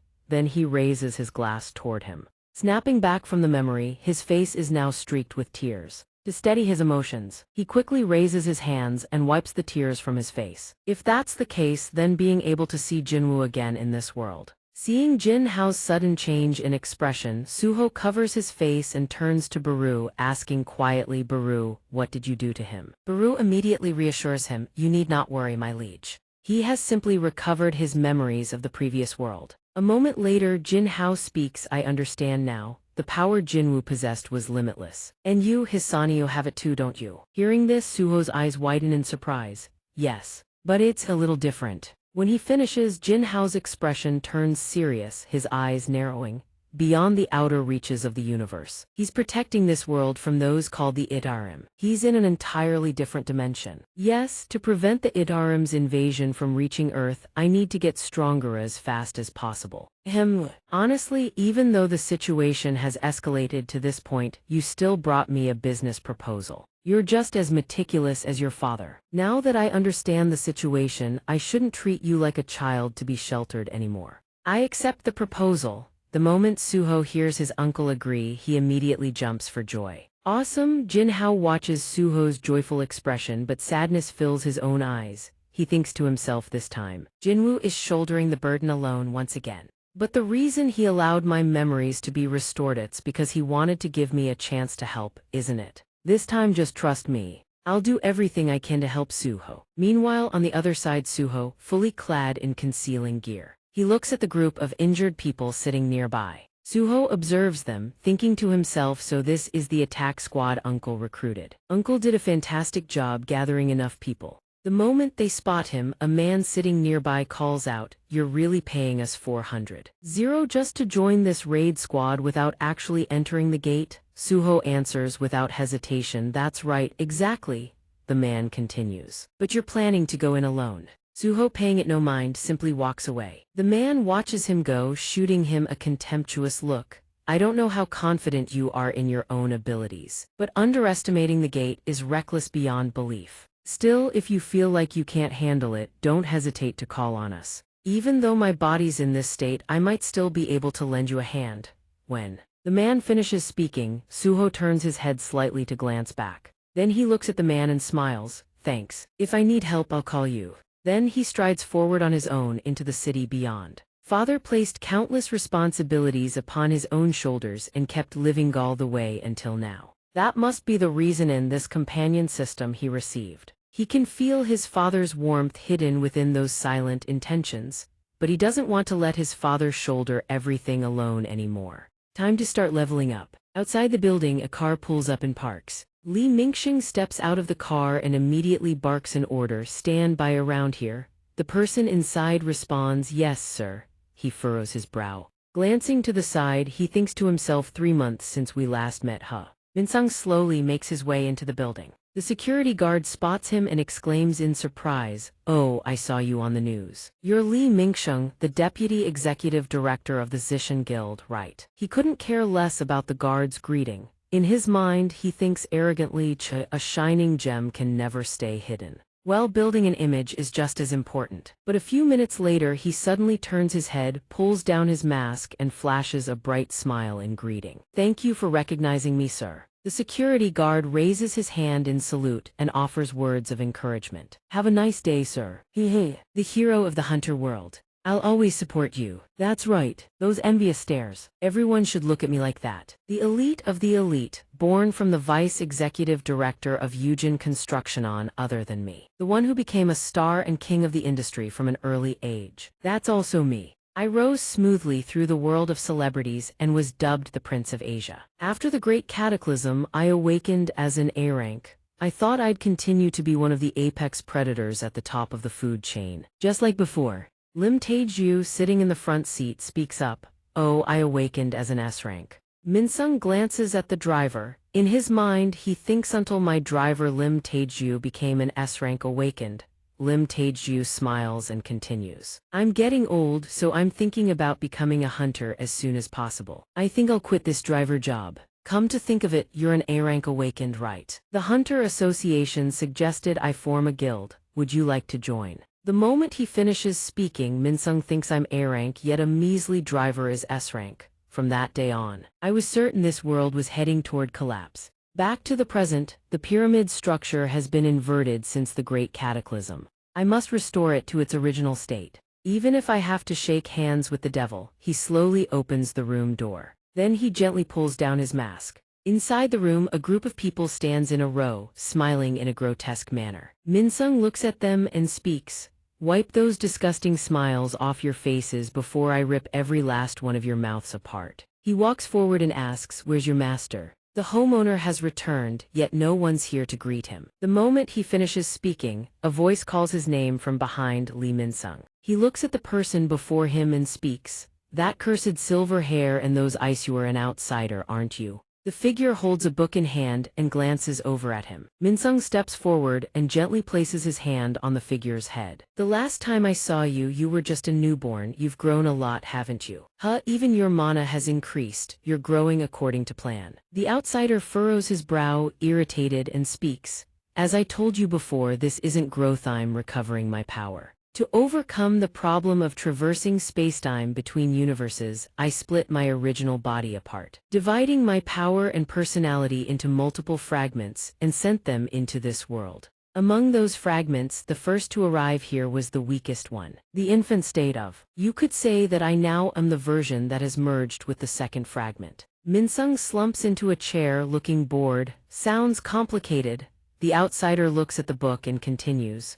"Though my memories remain unchanged. My personality will be different from the one you once knew. In simple terms, I require you not to be too casual with me." Minsung frowns and looks at him, asking, "Look, I don't care about your little personalities. You still remember your promise to me, right?" The outsider lowers his head slightly and responds, "Fame, wealth, and the annihilation of S-rank hunter Lim Taeju." The moment he finishes speaking, Minsung grins smugly and says, "Good, as long as you remember." The outsider pays little attention to his expression. He continues reading his book while asking, "So what brings you here today?" Minsung replies, "Isn't this my own house? Can't I come in?" Hearing his answer, the outsider scoffs in irritation. "I told you not to come here without a specific reason." Minsung doesn't care much for his words. He frowns, points upward, and explains. There's a problem with the Stardust production line. Recently, the Linkyu guild that supplied fuel and the factories in Seun have all been destroyed. So I came here to request additional Stardust support. The outsider asks were they attacked. Have you found the mastermind? He replies, I heard the one who destroyed the Linkyu guild was a masked hunter who uses a sword. The moment he finishes, the outsider flips the page of his book and speaks. Lee Min-sung, you're the one who uses our Stardust production method. You're the one who built the distribution system. Didn't you guarantee the system wouldn't have any problems? Min-sung replies, kid, if you worry about every little problem, nothing gets done. The outsider casts a chilling glare at him and mutters. Incompetent. Was the previous personality's decision to choose you as a pawn a mistake? Min-sung slowly pulls a blade from his leg. Hey, outsider. In the next instant, like a gust of wind, he lunges forward and presses the blade against the outsider's neck. His eyes go wide, a terrifying expression as he stares at the outsider and threatens. I'm not some brainwashed dragon shell like you. I'm an A-rank hunter. The moment I lose my temper, I have the ability to take your life before you even regain your full power. The pawn here isn't Matsu. Before the blade, the outsider shows no fear whatsoever. Then he slowly speaks. Human hunters decided their ranks based on mana volume and called it a symbol of strength. The moment the outsider finishes, Min-sung snarls, so what, on the guard side. His body is suddenly seized by some unseen force. His entire frame levitates upward, his eyes glow, and a torrent of mana energy erupts. Witnessing this, Min-sung can't help but exclaim in shock, what? Mana is surging from every direction. Could it be? A group of people sitting at the dining table suddenly freezes mid-motion, their golden eyes glowing as they all look downward. On the other side, everyone has a mana energy aura manifesting above their heads. Not only every person in the building harbors mana energy within them, even those in the elevators and those outside. All of them turn their gazes toward one direction. Seeing the mana energy pervading his surroundings, he gasps in horror. He brainwashed every person in this building. Back to them, amidst the surrounding chaos, the outsider speaks calmly. The reason the previous personality deemed you useful was because you were needed for survival. But now I possess the power to survive on my own. Our relationship can change based on whatever merit you bring to the table. Before them, the people in the building hall wielding various weapons slowly close in on the two of them. Their expressions are utterly vicious. Their eyes glow with a fierce golden light. They raise their weapons, taking battle stances. At this sight, Min-sung can't help but panic. Cold sweat beads across his face. Then he quickly shifts the situation. Min-sung tosses the blade in his hand to the ground, steps back away from the outsider and forces a grin. I was just messing around, why so tense? I just wanted to see if you had what it takes to kill that S-rank. The outsider calmly closes the book in his hands and responds, very well. Since you still have some use, I'll spare your life this time. Then everyone returns to normal. On the floor below, the security guard clutches his neck, groaning in pain. The white-haired man carrying a suitcase filled with stardust presents it before Min-sung. The outsider speaks. This is a stimulant created by condensing stardust hundreds of times over. He picks up a stardust pellet and examines it, asking, why do you have something like this? The outsider turns his head slightly and replies, dissolve it, and you can produce a massive quantity of stardust. Then he looks at Min-sung with an indifferent gaze and asks, it's completely different from the kind of stardust that only low-rank hunters can use, isn't it? If you use it, it will be effective even on an A-rank hunter like you. Want to give it a try? He stares at the gleaming stardust pellet in his hand and replies, I'll pass. At the same time, he thinks to himself who'd be dumb enough to use something this sketchy. I may have unleashed an unimaginable monster upon the earth. But before leaving with the suitcase in hand, he doesn't forget to turn back and remind the alien. All right, remember to keep your promise. A voice calls out from behind, none of his concern. The moment Min-sung has truly left, the creature immediately hurls the book to the ground. Then he raises his hand before his face, stares at it intently and speaks. I can sense it, another fragment is about to arrive. Once I merge with this fragment of power, I won't need to skulk around in hiding anymore. At that moment, the memory flashes back a serpent-shaped monster, its massive jaws gaping in a terrifying display of fury. Its tail whips out, sending Gray flying. She crashes to the ground alongside it, eyes locked on the monster. Iso plants her feet, launches herself skyward in a flash, and hurtles straight toward the monster. On the other side, Suho charges in, thrusting his hand forward to activate his Abilitino exception. He's also sent flying by the monster's tail. Witnessing the scene, the Shadow Monarch Suho grits his teeth hard. He grabs hold of the monster's tail, then channels every drop of his ability's power into his hand, shouting in desperation. He squeezes the monster's body with all his might. Its eyes go wide with shock and then, under the crushing force of his attack, its body splits clean in two. It lets out a blood-curdling scream of agony. A few seconds later, the monster collapses. Suho dashes away, landing safely on the ground. From the alien's side, he grunts a sickening, inhuman, smelling speaks. When that time comes, the invasion will officially begin. A long-haired man looks toward them with an utterly bored expression and asks, "This really isn't dangerous, right? All we have to do is sit here until that person comes out of the gate. Each of us gets 5 million W. The only condition is we don't reveal a single thing we've seen or heard here." I can't figure out why he'd pay us this much so willingly. A man sitting nearby responds, "This is already the 4th time and he's never broken a promise to us. As hunters, guarding the gate is serving the community too. It's not hurting anyone." She continues, "But something just doesn't add up." Then another person speaks up in objection. "Then don't work for them anymore." Hearing that, she scratches the back of her head with an awkward expression. "Yeah, that's a bit." That man glances at her, suspicion written all over his face. Right, extremely suspicious. He never brings any collection or excavation team, just goes in and clears the gate. But without excavation or collection, there's no profit to be made from a gate. At first, he only entered D-rank gates, but recently he started going into C-rank gates. What the hell is he doing in there? On Suho's side, rocks are sent flying from the violent impacts. Baru stands behind the goblins, shouting without pause, "Move faster, faster, I say." Iso gathers items from the ground while glancing at Gray. "Collection work really does require real skill, wouldn't you say?" Gray then looks towards Suho with a deeply worried expression. "But the new Shadow Monarch's fighting a C-rank boss monster all alone. I wonder if he's all right." On Suho's side, he leaps desperately, dodging the monster's relentless attacks. The colossal monster, consumed by rage, keeps hammering its legs toward him in rapid succession. The moment he spots an opening, Suho draws his sword. He activates his skill, unleashing Storm Slash as a flurry of strikes cleaves toward the monster. A system notification appears. Notification paralysis effect triggered. Notification target possesses strong resistance. Effect will be weakened. Item Kasaka's Venomous Fang, rank C, dagger per 25. A dagger crafted from the venomous fang of Kasaka. The venom of Kasaka still lingers within, inflicting paralysis and hemorrhage on the target. You can store this item in your inventory or sell it at the shop. Paralysis effect. There is a chance the target will become paralyzed after a set duration. Hemorrhage effect. The target loses 1% HP per second. After finishing his skill, Suho slowly turns to face the monster and speaks. "Huh, you can take a hit, huh? I wanted to test the paralysis effect of the dagger I picked up earlier. Guess it doesn't work on spiders. Just as I thought, need to deal with bugs differently." He raises his sword again, ready to strike. Suho lunges forward and slams into the monster's head with devastating force. But he doesn't stop there. His fist surges forward again, landing another crushing blow. Suho looks at the monster and grins with satisfaction. Fists are still the best. His blade is enveloped in an overwhelming surge of energy. The blade unleashes a storm of slashes upon the monster. Suho controls the blade as it tears into the monster, thinking to himself, "I'm strong enough now to solo a C-rank boss.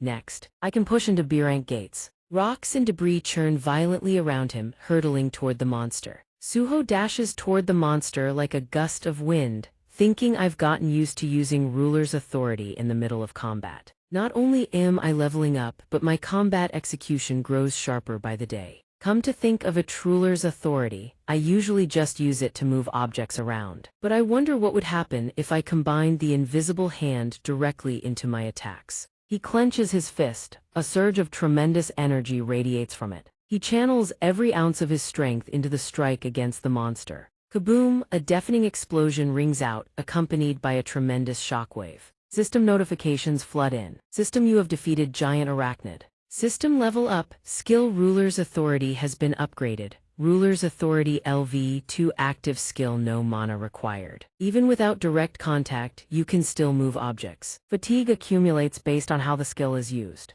Fatigue 83. Suho lies on the monster's carcass and murmurs with satisfaction. I think because I need to focus so intensely when using this skill, fatigue builds up way faster. Sustained use of this skill is definitely tough. Iso and Gray both turn their eyes toward him. Suho steps out. He shoves his hands into his pockets, looking at them. There could be endless ways to fight depending on how I use ruler's authority. The moment she sees him, Iso immediately exclaims, "New Shadow Monarch." She springs to her feet. "Did you defeat the boss?" He replies with a proud smile, "Yeah, I won." Hearing that, Baru, standing nearby, bursts with excitement. "It appears you have become capable of fighting solo without me by your side. I am truly impressed." Suho responds, "Baru, go eat the magic crystals." Baru reports, "We've collected all the monster's body parts." Suho praises them, "Well done." The system displays notifications: item unknown, greatsword 8.4 m gold, potion of confusion purchased 130k gold, oxygen crystal x126 1 m crimson orb purchased gold 200 gold 500. He reads the system window and remarks, "The feature that lets you sell collected materials through the shop window is really convenient." At this point, Baru approaches and says, "Compared to the human hunters, I believe you're on the verge of reaching B rank." Hearing that, his eyes widen with surprise. "Really? Then again, no surprise, I level up 8 times faster than normal." System status window: name Cheng Shu, class Nun, title Wolf Slayer, fatigue 83, HP 53,505, 350 mana 564,564, vitality 63, endurance 48, agility 37, intelligence 37, perception 425, level 28, available points 0, passive skills tenacity LV2, martial arts LV1, active skills ruler's authority LV2, shadow extraction LV2, storm/LV1.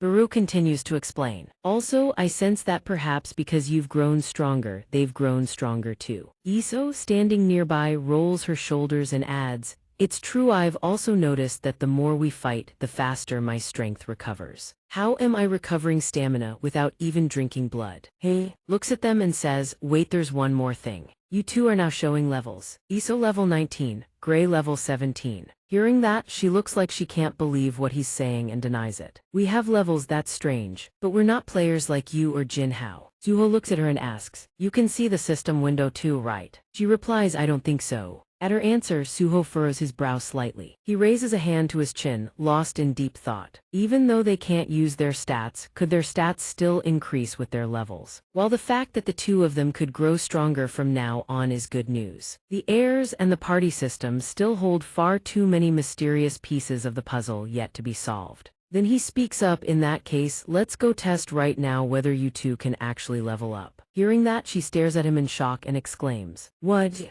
How?" Suho crosses his arms and flashes a smile at them. "How else? We're storming the gate again, obviously." Hearing that, she looks absolutely horrified. "We've already done 2 raids, why go again?" At her protest, Suho replies, "Then let's save it for later. First, let's knock out the daily quests." Baru chimes in from the side, "My liege, be careful not to get addicted to anything." System: you have entered the Shadow Dungeon. The moment he steps in, his eyes fly wide open in utter shock. Before him, a raging inferno engulfs the city flames, devouring everything in sight. Iso stands behind him, throwing a hand out to block his path while turning to face him. There's a gate inside the Shadow Dungeon. Suho doesn't answer. He shields his face with one hand, thinking the heat is insane. Is it coming from inside the gate? Then he asks Baru, "Can gates really appear inside the Shadow Dungeon?" Baru replies, "I'm not certain." System quest urgent, spatial rift detected. A spatial rift has been discovered. Enter the connected gate and eliminate the source of the rift.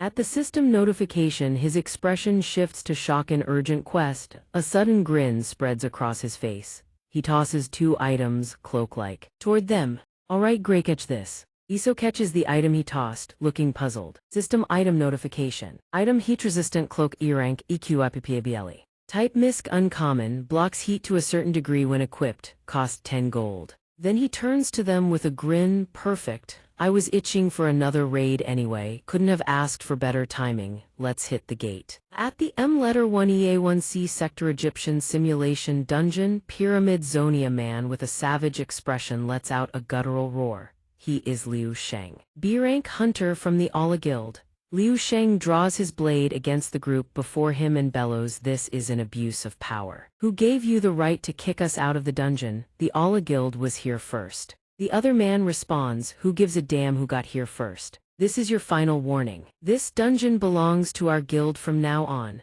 If you resist again, we'll treat it as a declaration of war." Hearing the reply, Liu Sheng's brow furrows, unease flickering in his eyes. He thinks, damn it, of all the rotten luck. We had to run into the Shihuang Guild. He fixes a murderous glare on Randon and speaks in a threatening tone. Before overwhelming power, everything else is nothing but dust. That man is Randon, a rank hunter of the Shihuang Guild. Liu Sheng looks back at his group and orders, "Everyone battle positions." Randon crosses his arms and lets out a contemptuous snort. Just as tensions reach a boiling point, Suho steps forward and raises his hand. He waves at them and speaks up. "Hello there." Both of them turn to look at him, their expressions far from pleased. Suho looks at them sheepishly and speaks up, "Wait, excuse me. Can you tell me where we are 30 minutes earlier?" Suho surveys the surroundings. He furrows his brow and mutters. No wonder sand was blowing out of the gate. Iso covers her mouth and exclaims, "Right, tell me about it." So the dungeon turned out to be a desert. Biru speaks up. "I'm sensing an incredibly powerful magical energy emanating from that pyramid." Suho frowns, but why are there things that clearly don't belong in a dungeon? Cars, even barbed wire fences. The three of them slide down a massive sand dune together. Suho looks around and asks, "I thought machines don't work inside dungeons, so why are these here?" She surveys the area and exclaims, "Don't tell me this isn't actually a dungeon but some gate that crossed into another world's boundary." Biru responds, "That's impossible." At their observations, Suho turns and offers his own take. Either way, as long as the exit gate back to the Shadow Dungeon still exists, there shouldn't be a problem. "I'll go scope things out." Iso nods in agreement. "Yes, I think that's a great idea." Instantly, black mist swirls around Suho and he fades from sight. Moments later, he returns. Iso immediately asks, "My liege, what did you find?" His eyes meet hers, horror written across his face. The gate is gone. Back outside, the people watch as the gate slowly fades from existence. They rush toward it, shouting, "The gate's disappearing. Does that mean the boss monster was killed? But that person still hasn't come back. We need to contact emergency support immediately." Back in the present inside, the Egyptian pyramid duo groups face off in an incredibly tense standoff. Suho glances around, thinking to himself, so we're inside the pyramid now. Glad there are people here. They must be the ones who had the cars outside, right? Judging by the way they're speaking English, they're from another country. He flashes a friendly smile, scratches the back of his head sheepishly and asks, "Excuse me, who exactly am I?" He thinks to himself, "Thank God I studied English to get into college." Liu Sheng glances at him and asks, "A lone hunter with no guild affiliation, can an Asian even lay claim to this dungeon?" Randon, standing nearby, cuts in, "What a nuisance. I didn't expect so many bugs to crawl out of the woodwork." He opens his eyes wide and looks up at Suho. He exclaims, "It was mentioned in the old woman's prophecy." Then he recalls the words a mysterious man once told him. "A creature born from death shall break the seal. The one who possesses the power to bring the dead back to life shall appear within the tomb." Right after the prophecy was given, a pyramid-type labyrinth dungeon appeared in Egypt. Tomb, pyramid, Egypt, death. It fits the prophecy perfectly. "Once my scheduled events conclude, grant me dungeon access so I can raid it." When the mysterious man finishes speaking, Randon asks, "If other guilds interfere, how would you like us to handle them?"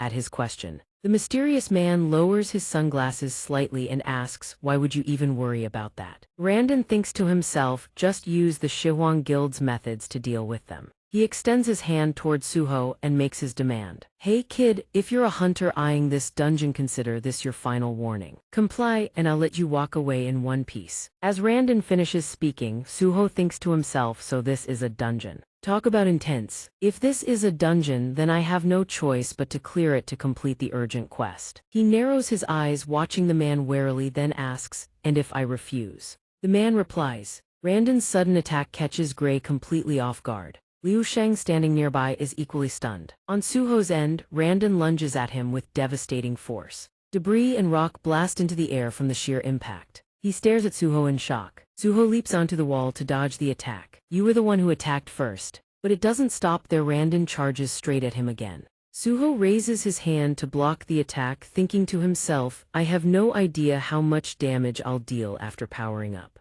Since I'm hitting his armor he won't die, right? Randon grits his teeth, glaring at him with fury. He lunges forward, roaring in rage. You little brat! Randon spins and hurls a fist at Suho. Then he glances at his subordinates and commands, how dare you go easy on them? Kill them all. Whether they're from the Ala Guild or that little Asian brat, kill every last one. Iso refuses to stand idle. She grips her weapon and charges forward, shouting, how dare you harm the young prince? Liu Sheng stands nearby, gritting his teeth before muttering, I figured a fight was unavoidable. Suho braces his hands and pushes himself up from the wreckage. Jesus. Baru asks with concern from beside him, young Shadow Monarch, are you all right? He responds, yeah. He watches the hunters clashing with each other and exclaims, the hunters are fighting among themselves. If I want to complete the urgent quest, I have to win this brawl. Right, Baru chimes in, I believe it must be done for the sake of this raid. Suho glances to the Scythe Guild of the armored man who attacked him, is definitely the enemy. He pivots hard, builds momentum, and launches himself into the air.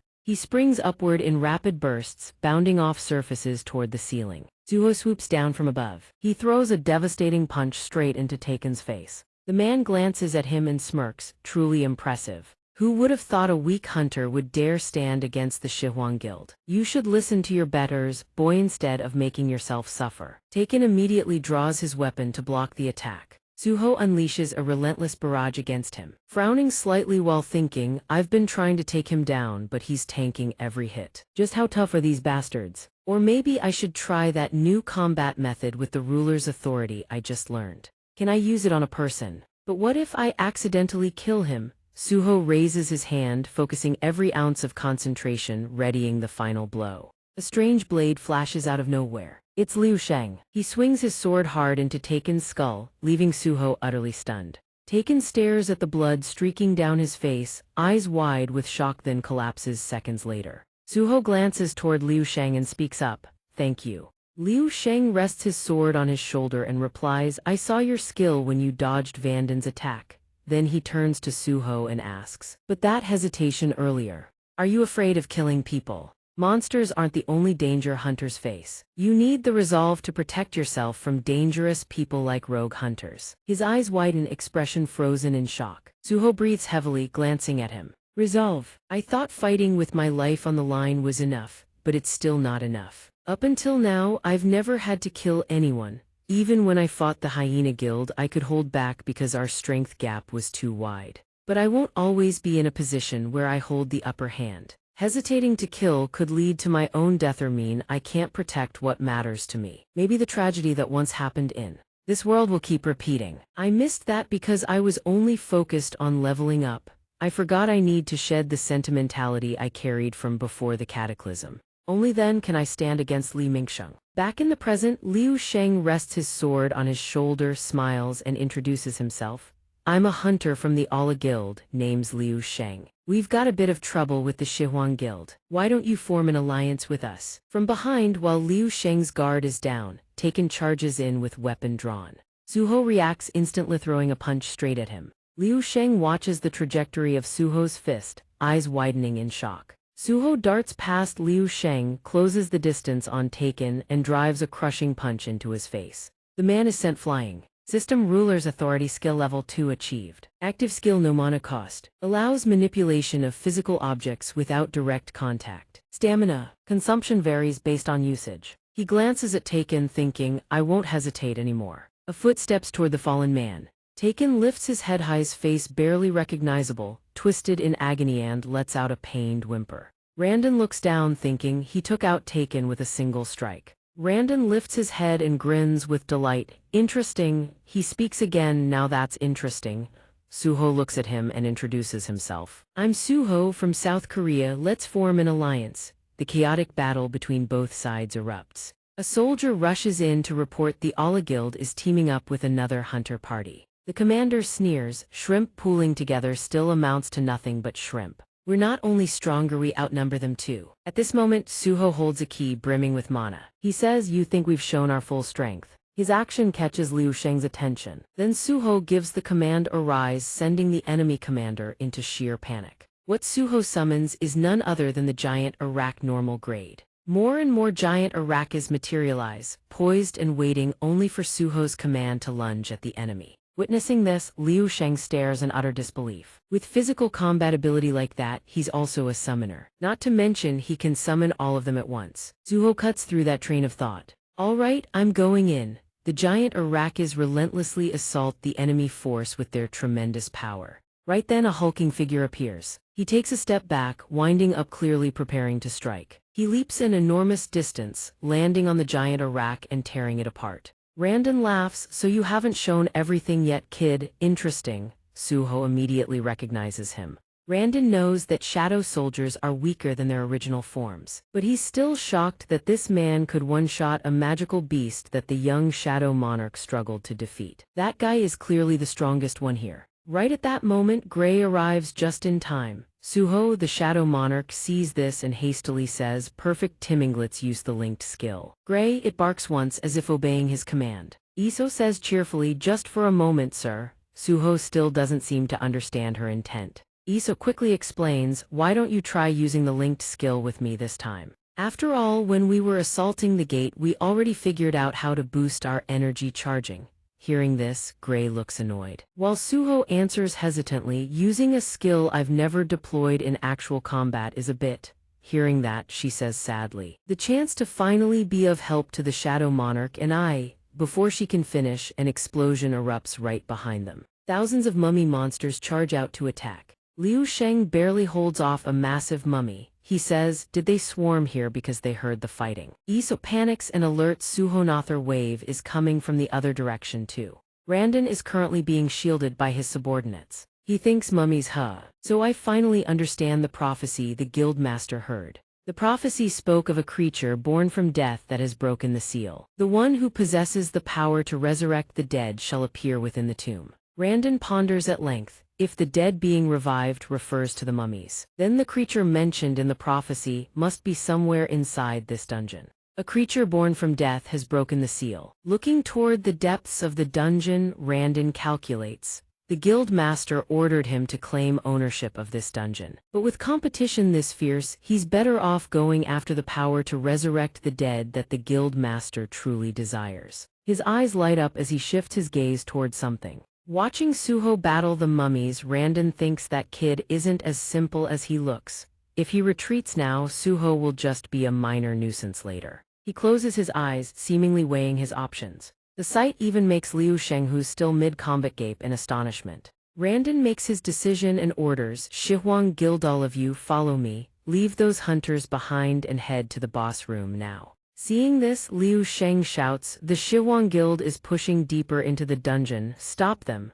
But it's impossible, countless mummies block the way, preventing him from intercepting them. Liu Sheng grits his teeth in fury, "They're using these monsters to pin us down. And it's the only entrance too." Suho responds, "If that's the case, they'll snatch the reward right out from under us." He calls out to Gray, who seems to understand his intent. Before the colossal mummy, Suho and Gray truly fuse their power together. The moment the mummy swings its arm to attack, he dodges just in time. Suho leaps, gains momentum, and charges forward, tearing through every mummy blocking his path. In mere moments, every mummy in the area is crushed by Suho. The sight leaves even Liu Sheng utterly stunned. Suho turns to him and says, "Clean up here fast, then chase after them." Liu Sheng still can't hide his shock. He thinks, not only can he summon them, he can fuse with them too. "Suho, who the hell are you?" Iso stands behind them, still regretful that she couldn't be of any help to the Shadow Monarch. Meanwhile, deep within the tomb, a mummy has been slain. The Shihuang Guild members have finally cut down every mummy blocking their path. Randon recalls Suho. He thinks, that kid doesn't seem as simple as he looks on the surface. Once I've obtained the power to resurrect the dead, I want to have a proper fight with him. Suddenly he notices something. At the very end of the tomb stands a door leading to the deepest chamber. Randon asks, "Is this the boss room?" The dust-covered door slowly creaks open. And when it fully opens, the sight that greets them is the boss imprisoned by chains infused with magical energy. One of the soldiers says, "That must be the boss." Another says, "Is it asleep?" Hearing this, Randon says nothing. He seems to be calculating something. Randon thinks, why is it chained up? The prophecy said the creature born from death would appear after breaking the seal, didn't it? Suddenly, a sound emanates from the boss. It speaks in some language none of them can understand. A soldier says, "Magic tongue, is it talking to us?" The boss falls silent, then speaks again in that arcane language. Its limbs begin to stir. With a crack, it shatters the chains binding it. Seeing this, Randon orders in a panic, "All units prepare for battle." The moment the chains snap, the boss immediately whips them toward the soldiers. The chains scythe through, cutting down rows of soldiers in an instant. When the chains slam into the ground, only one person remains standing after the boss's attack. Watching all his subordinates fall with a single strike, Randon thinks in horror, "What the hell? Our guild is famous for our tankiness, and they were wiped out by one swing of those chains." Standing before the boss, touring several times his height, it spreads both arms wide, making no move to attack. Randon's expression slowly shifts to bewilderment. "Is it taunting me?" He grits his teeth in fury. "Why does everyone dare look down on me?" Randon channels his mana, preparing to activate his skill Titan War Armor. His gaze sharpens. While the boss still stands with arms spread wide, Randon swings his blade down upon it. But his strike seems to have absolutely no effect on the boss. Seeing this, Randon's face drains of all color. He panics, thinking, "My full power strike couldn't even make it budge." The boss speaks again in its arcane tongue. At this point, Randon can do nothing against it. The only thought in his mind, "I'm sorry, Guild Master, I should have waited for you to arrive." The boss clenches its fist, and with a single punch, the ground quakes and explodes into countless fragments. Randon's body is sent flying. He's no longer in one piece. Then the boss sits down, gazing toward Randon's broken body. It lets out an unexpected sigh. The boss says, "And here I thought the first living creature to find me would be something interesting. Who knew it'd die after just a little fun?" It stands up and says, "Whatever." It stretches and mutters, "Looks like there are a few more out there, let's keep playing." The scene opens with a mummy being taken down. A kick from Suho kills it instantly, but as wave after wave of mummies keeps coming, he thinks, "There are too many of them. If this keeps up, they'll just keep reviving. I can't extract their souls. These seem to self-resurrect." He looks at his own hand, thinking in confusion, "I can't extract them. I can't use it either, so there are more limitations than I thought." Seeing this, Baru beside him also feels dejected that he can't help his master. Suddenly, a massive explosion from behind causes the ground to shake violently. The instant Suho leaps out of the way, the ground where he stood shatters into 100 fragments. The others present are equally shocked, unable to react as the earth cracks apart beneath them. From the debris bursting up from underground, it's a massive creature. Standing before them is a giant centipede monster. Damn it, the mummies were already exhausting enough, and now this thing too. The centipede monster attacks them relentlessly. Everyone manages to leap up and dodge its assault just in time. Iso leaps up, preparing to strike the creature. She drives her blade straight into the centipede monster. But the blade can't pierce its thick hide. Instead, she's sent flying backward.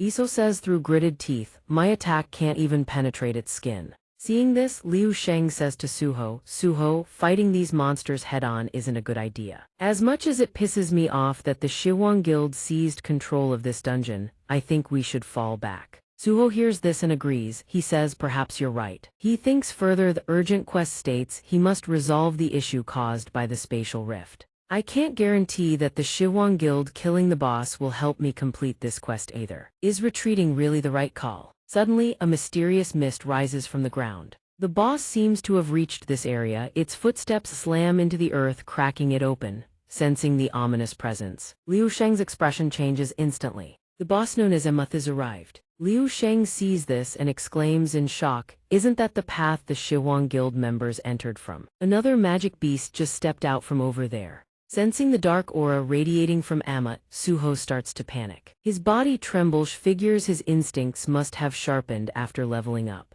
But he's dead certain compared to the others, that beast is nothing short of a catastrophe. Ammit opens its mouth, a single word, "Get lost." The instant those words land, the mummies shudder in sheer terror. Iso is stunned. The mummies actually stop attacking. Watching them retreat deeper into the dungeon, she blurts out, "I can hear that beast's voice." It ordered them all to leave, and the mummies actually obeyed. Before she can finish, Ammit has already lunged and landed right in front of her. She yelps in fear. The boss beast opens its mouth to ask, "What you just heard was the dark tongue. Can you understand my words?" She answers, voice trembling, "Why yes, because I am a member of the demon race." Ammit lets out an unexpected laugh. Every single day, all I see are the corpses of fools and insects dumped across this desert. I can't even remember the last time I met someone who could understand me. Hearing this, she thinks, he's actually friendlier than he looks. Right at that instant, an assassin beast lunges at her from behind, poised to strike. A single blow, Amut kills it instantly. Iso stares in disbelief. He just one-shot that assassin beast.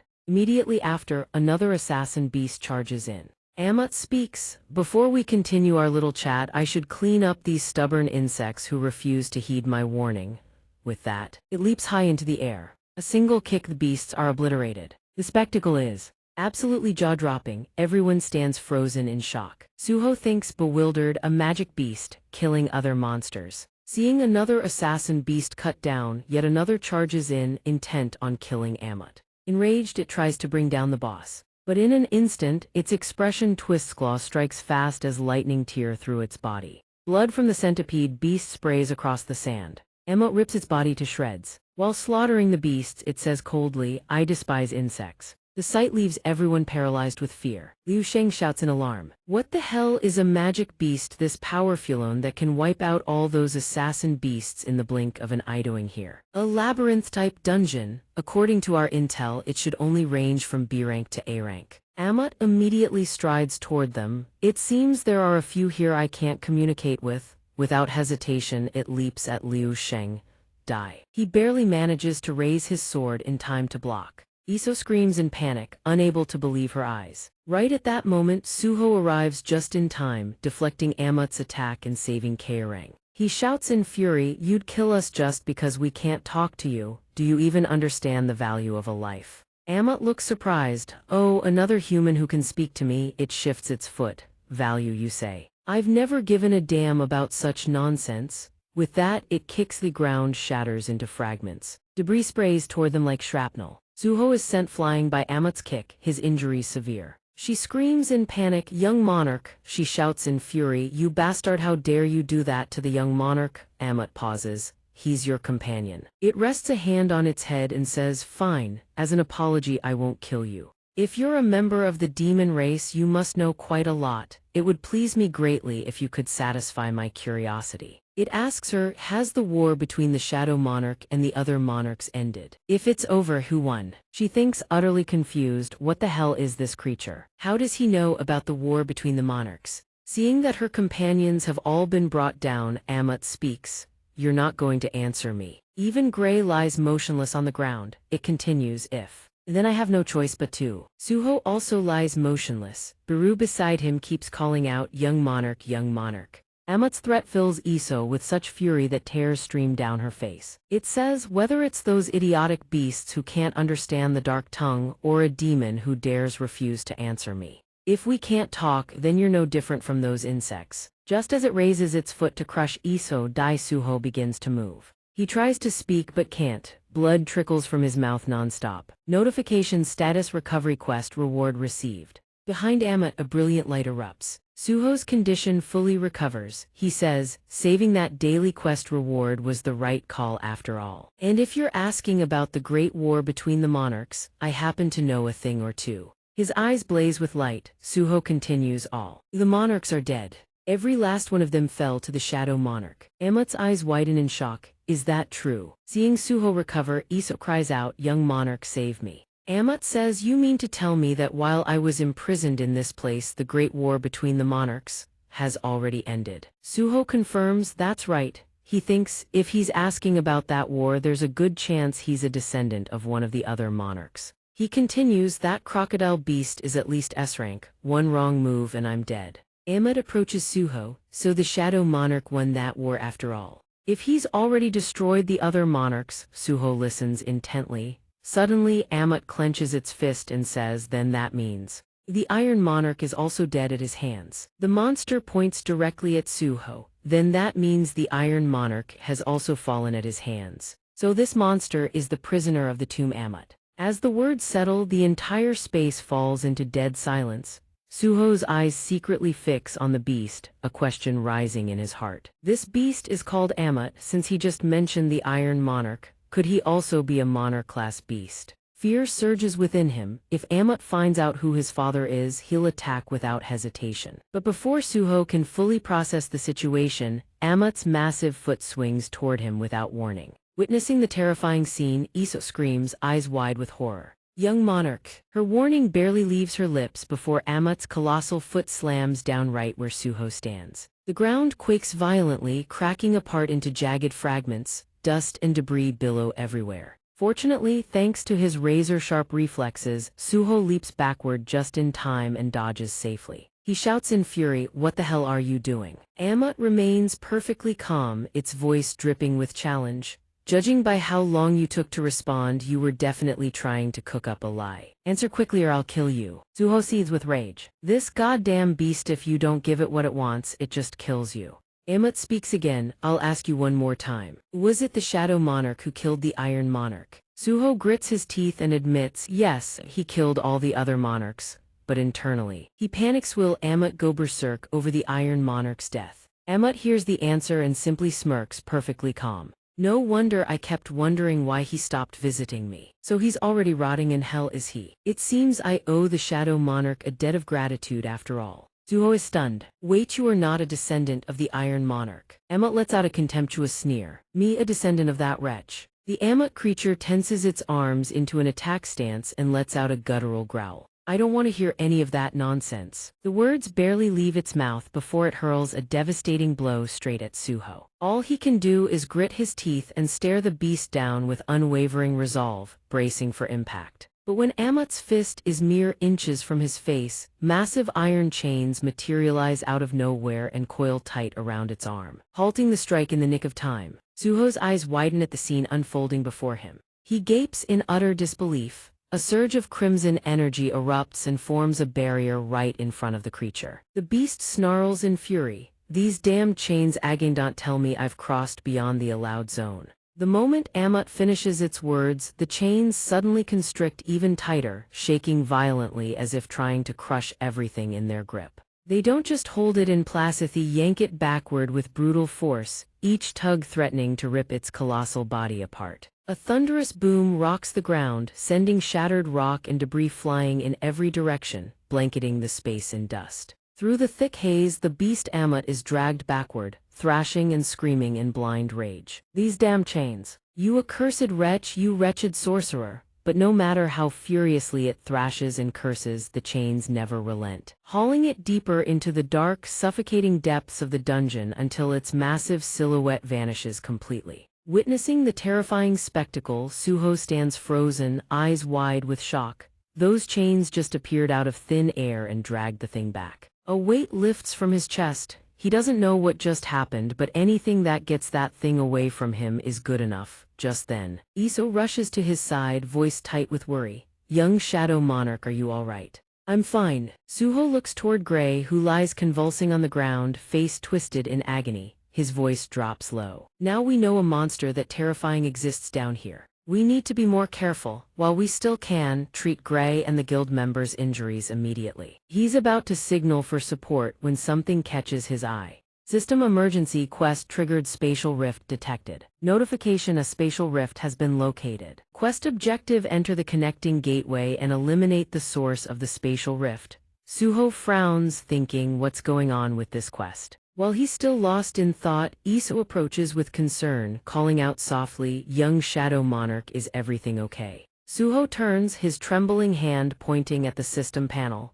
"The emergency quest, it's changed. The system is now ordering us to enter the connecting gateway and free the descendant of the Iron Sovereign." Amut perks up from across the pyramid, surprised. "Wait, are you saying that beast was a descendant of the Iron Sovereign?" After a thorough discussion, Suho's group decides to push deeper into the dungeon. The moment they step inside, they're greeted by a horrifying sight. Shattered weapons litter the ground, and the corpses of hunters lie strewn everywhere. At the grim spectacle, Suho furrows his brow, falling into deep thought. These people were from the Shihuang Guild, so they were all wiped out by Amut. The thought barely forms when Suho's gaze turns razor-sharp, spotting something. There, right before his eyes, stands Amut, the colossal beast, bound tight by magical chains. Amut growls, its voice dripping with challenge. "I can't believe you actually came looking for me here." Brave. Human. Suho maintains his composure and replies evenly. I came here because I want to talk to you. Emmet sneers. Didn't we already talk earlier? Suho fires back immediately. How can you call that talking when all you did was try to kill me? Emmet shrugs with complete indifference. That's all I learned from the Iron Sovereign. Got a complaint? Take it up with that corpse over there. Hearing this, Suho thinks to himself, sure, it's violent, but why does it feel like I'm talking to an honest-to-God child? I can't believe I have to recruit something like this. With that in mind, he presses on. Seems like you don't exactly like the Iron Sovereign much, do you? You wouldn't mind telling me why? Emmet's voice turns heavy. You came all this way just to satisfy your curiosity about that. Well, it's not like I've got anything better to do while chained up like this, I'll tell you. My name is Emmet. I was created by the Iron Sovereign and another sorcerer, and then they abandoned me in this tomb. Suho asks, stunned. The Iron Sovereign and a sorcerer created you. Emmet nods. That's right, they twisted an ordinary human into this. Then they left me rotting in this tomb full of corpses and these godforsaken hell chains. When asked why it doesn't simply break the chains, Emmet explains, these chains are forged from magic. Even if I manage to break them, the moment I stray too far they just reform. Because of them, I've never been able to go deeper into the tomb. I will never forgive the Iron Sovereign and that damned sorcerer for doing this to me. Suho falls silent thinking. The quest says I need to free Emmet. I have to find some way to break these chains. But how? They just keep coming back. If it were as simple as pulling them from the stakes, Emmet would have done it ages ago. Wait, stakes. A sudden flash of insight strikes. He turns to Emmet. Hey, Emmet, were those monsters already here before you were sealed? Emmet doesn't deny it. Suho presses further. That means you're not the master of this dungeon. Have you ever seen a room with a large iron door anywhere in the tomb? Emmet shakes its head. All I know is this one room. With these chains, where could I even go? Why do you keep firing questions at me like that? A strange feeling stirs in Suho's gut. Letting Emmet roam freely within the dungeon shouldn't pose any real danger. Then why would the sorcerer make the chains reappear once Emmet crosses a certain distance? If my hypothesis is correct, he speaks up. Emmet, if I set you free, would you be willing to hear a proposal from me? Emmet can hardly believe its ears. You're saying you'll free me? I don't care what you're planning, but if you can actually break me out of here, I'll do whatever you say. You're thinking of killing that sorcerer, even though you don't know where he is. Or are you going to try and undo this magic? If you're daring to make a fool of me, you already know what happens next, don't you? It snarls. Then Emmet unleashes a thunderous roar that shakes the entire surrounding space. The roar makes Issa tremble with anxiety. But the young shadow monarch Suho remains perfectly calm, his gaze steady. Just listen to what I have to say, there's still time to decide after. Then he declares, slow and deliberate, I'm going to bring this entire dungeon crashing down. The words leave Emmet utterly stunned, eyes bulging wide. Suho lays out his reasoning. Didn't you say you couldn't go deeper into the dungeon because of those chains? If that was the sorcerer's true intent, isn't it because he's afraid you'll kill the dungeon's master? If the dungeon collapses after its master dies, what do you think happens to those chain stakes once they lose their purpose? If the stakes can no longer serve their function, wouldn't the chains themselves become meaningless? Hearing this, Emmet falls silent for a brief moment as if a realization dawns. After a beat, it speaks in a low rumble. Now that's an interesting idea. After some time spent moving through the corridors, Suho's group pushes deeper into the dungeon. The scene before them is bleak, shrouded in a thick haze of dust and shadow. Suddenly, tears begin streaming down Baru's face, its voice thick with distress. Young Shadow Monarch. Baru circles around Emmet, continuing to speak. Why does your lordship keep this uncivilized remnant by your side, rather than this Baru here? Emmet scowled and growled upon hearing that. Stop acting like a bunch of insects already. Baru seethed, killing intent flashing in his eyes. You insect, you have a death wish, you want to die by this true body's hand. Emmet shrugged with utter contempt. After all, who would have thought this kid was the son of the Shadow Monarch? Emmet placed his chained hand on the ground. This is the farthest I can reach within the tomb. It's been a while since the Shadow Monarch's heir went on ahead. If he can't kill the dungeon's master, then the plan has failed. And if the dungeon collapses but these chains still don't release Methan, that's also a failure. Still, for some reason, I found conviction in his voice. As much as he didn't want to admit it, a strange sense of faith stirred deep within Emmet. Through Suho's words, the image of the iron-blooded monarch Tanak suddenly surfaced in Amat's mind. You said that physical strength was the truest power, and then you turned to darkness. But look, even beings weaker than us can become something so magnificent. If it's that kid, who knows, maybe he really can free me from this place. While Amat was lost in thought deep within the tomb, Suho continued fighting through the dungeon without rest. Whether small or massive, each monster fell before him in rapid succession. Each strike was like a bolt of lightning tearing through the darkness, felling any enemy that stood in his path. Suho exhales a long breath, sweat beading on his forehead, but his gaze grows sharper like a predator's. Beside him, Iso fights with everything she has, her skills crashing against the monsters like a tempest, easing the pressure on Suho. As they reach the end of the path, Suho gazes toward the deepest chamber of the dungeon. A figure sits upon a throne above. Just one more left, he says, his voice firm. The moment those words leave his lips, the atmosphere shifts, entire space falls deathly silent. Before Suho looms a terrifying sight, the dungeon's final boss, the Tomb Guardian. Shika sits leisurely upon his throne, his gaze cold and brimming with authority. Massive arms bound tight by chains of iron. At that moment, Suho recalls his conversation with Amat. Just as I expected, Evan entering a shadow dungeon, those chains still appear and block your path, don't they? Amat clenches his fists, his expression ice cold. The moment I so much as think about leaving this place, they appear and bind me all over again. Suho shakes his head helplessly. Truly annoying magic. Honestly, I thought this approach would work. I just wanted to confirm it. There are two objectives in our plan we need to accomplish first. One, Iso and I take down the boss and bring this dungeon down. The moment that's done, we move to the second objective, neutralizing the chains when those pillars are destroyed. After that, Amat will be freed and reunite with Baru and the rest of us. Finally, we enter the shadow dungeon and escape from this crumbling place. Amat furrows his brow and asks in a grave tone, if we fail either of the two objectives, the whole plan falls apart, right? Suho answers firmly, rest assured, I've already prepared a backup plan for that scenario. Amat lets out a hollow laugh. Whatever, forget it. Either way, it's better than being stuck here. Back to the brutal battle raging deep within the dungeon.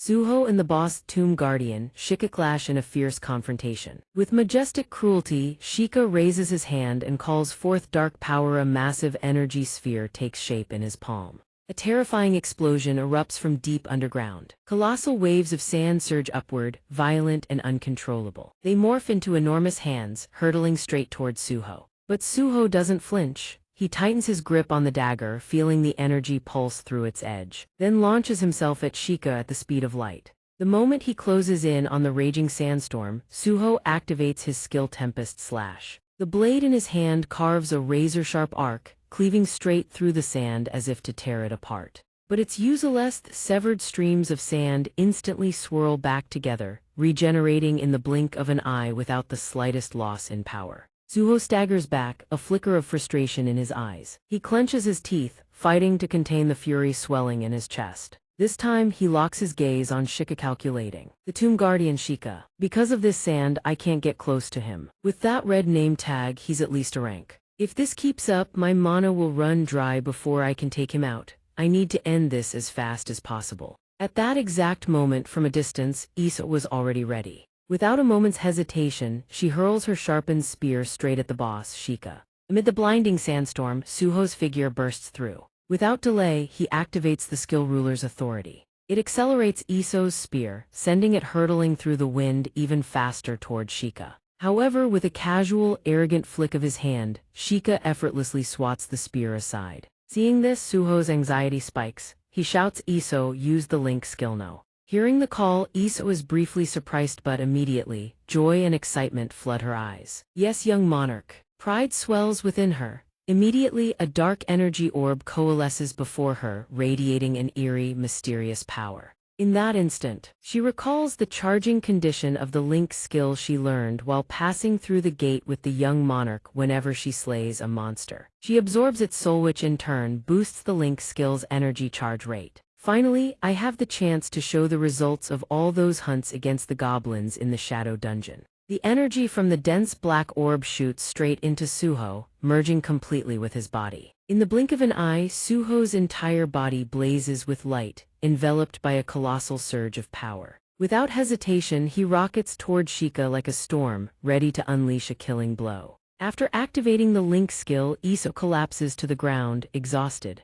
Her eyes glaze over, yet they never leave Suho, a fierce, unwavering faith burning within. That's all I can show, just my most useless side in front of the young monarch. I just hope the link skill between us this time can be of some help to him. System link skill demonic resonance, charge capacity 67%. System energy received from the air of white flame, releasing a powerful surge of force. Hearing the announcement, Suho furrows his brow with determination.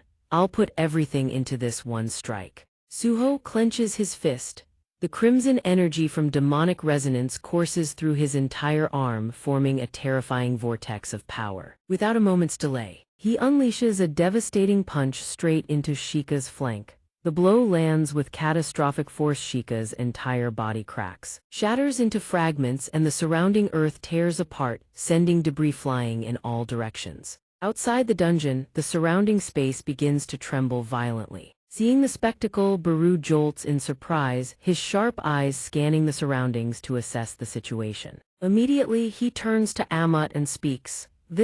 He pauses, then continues, a note of confusion in his voice. The dungeon is collapsing. Amut nods. It means they've successfully defeated the dungeon's master. The moment Amut finishes speaking, the magical pillars embedded deep in the walls begin to behave strangely without warning. They shake violently. One by one, they rip free from the walls, crashing to the ground with echoing thunder. Once the magical chains are completely broken, Baru immediately barks, "Hey, you crocodile, follow me, you need to get to the young monarch now." But Amut remains motionless, his eyes shut tight, as if sinking into the depths of his own thoughts. Even if those chains no longer stand in my way, I still can't understand why Tanak and that sorcerer experimented on an ordinary demon like me. All I can remember are memories of excruciating agony, being destroyed, then reborn, over and over. Every day, Tanak would destroy my body and the sorcerer would restore it. The longer the experiments continued, the stronger my body became, exactly as they had planned. However, my mind couldn't endure the agony, so I tore out my own eyes and gradually,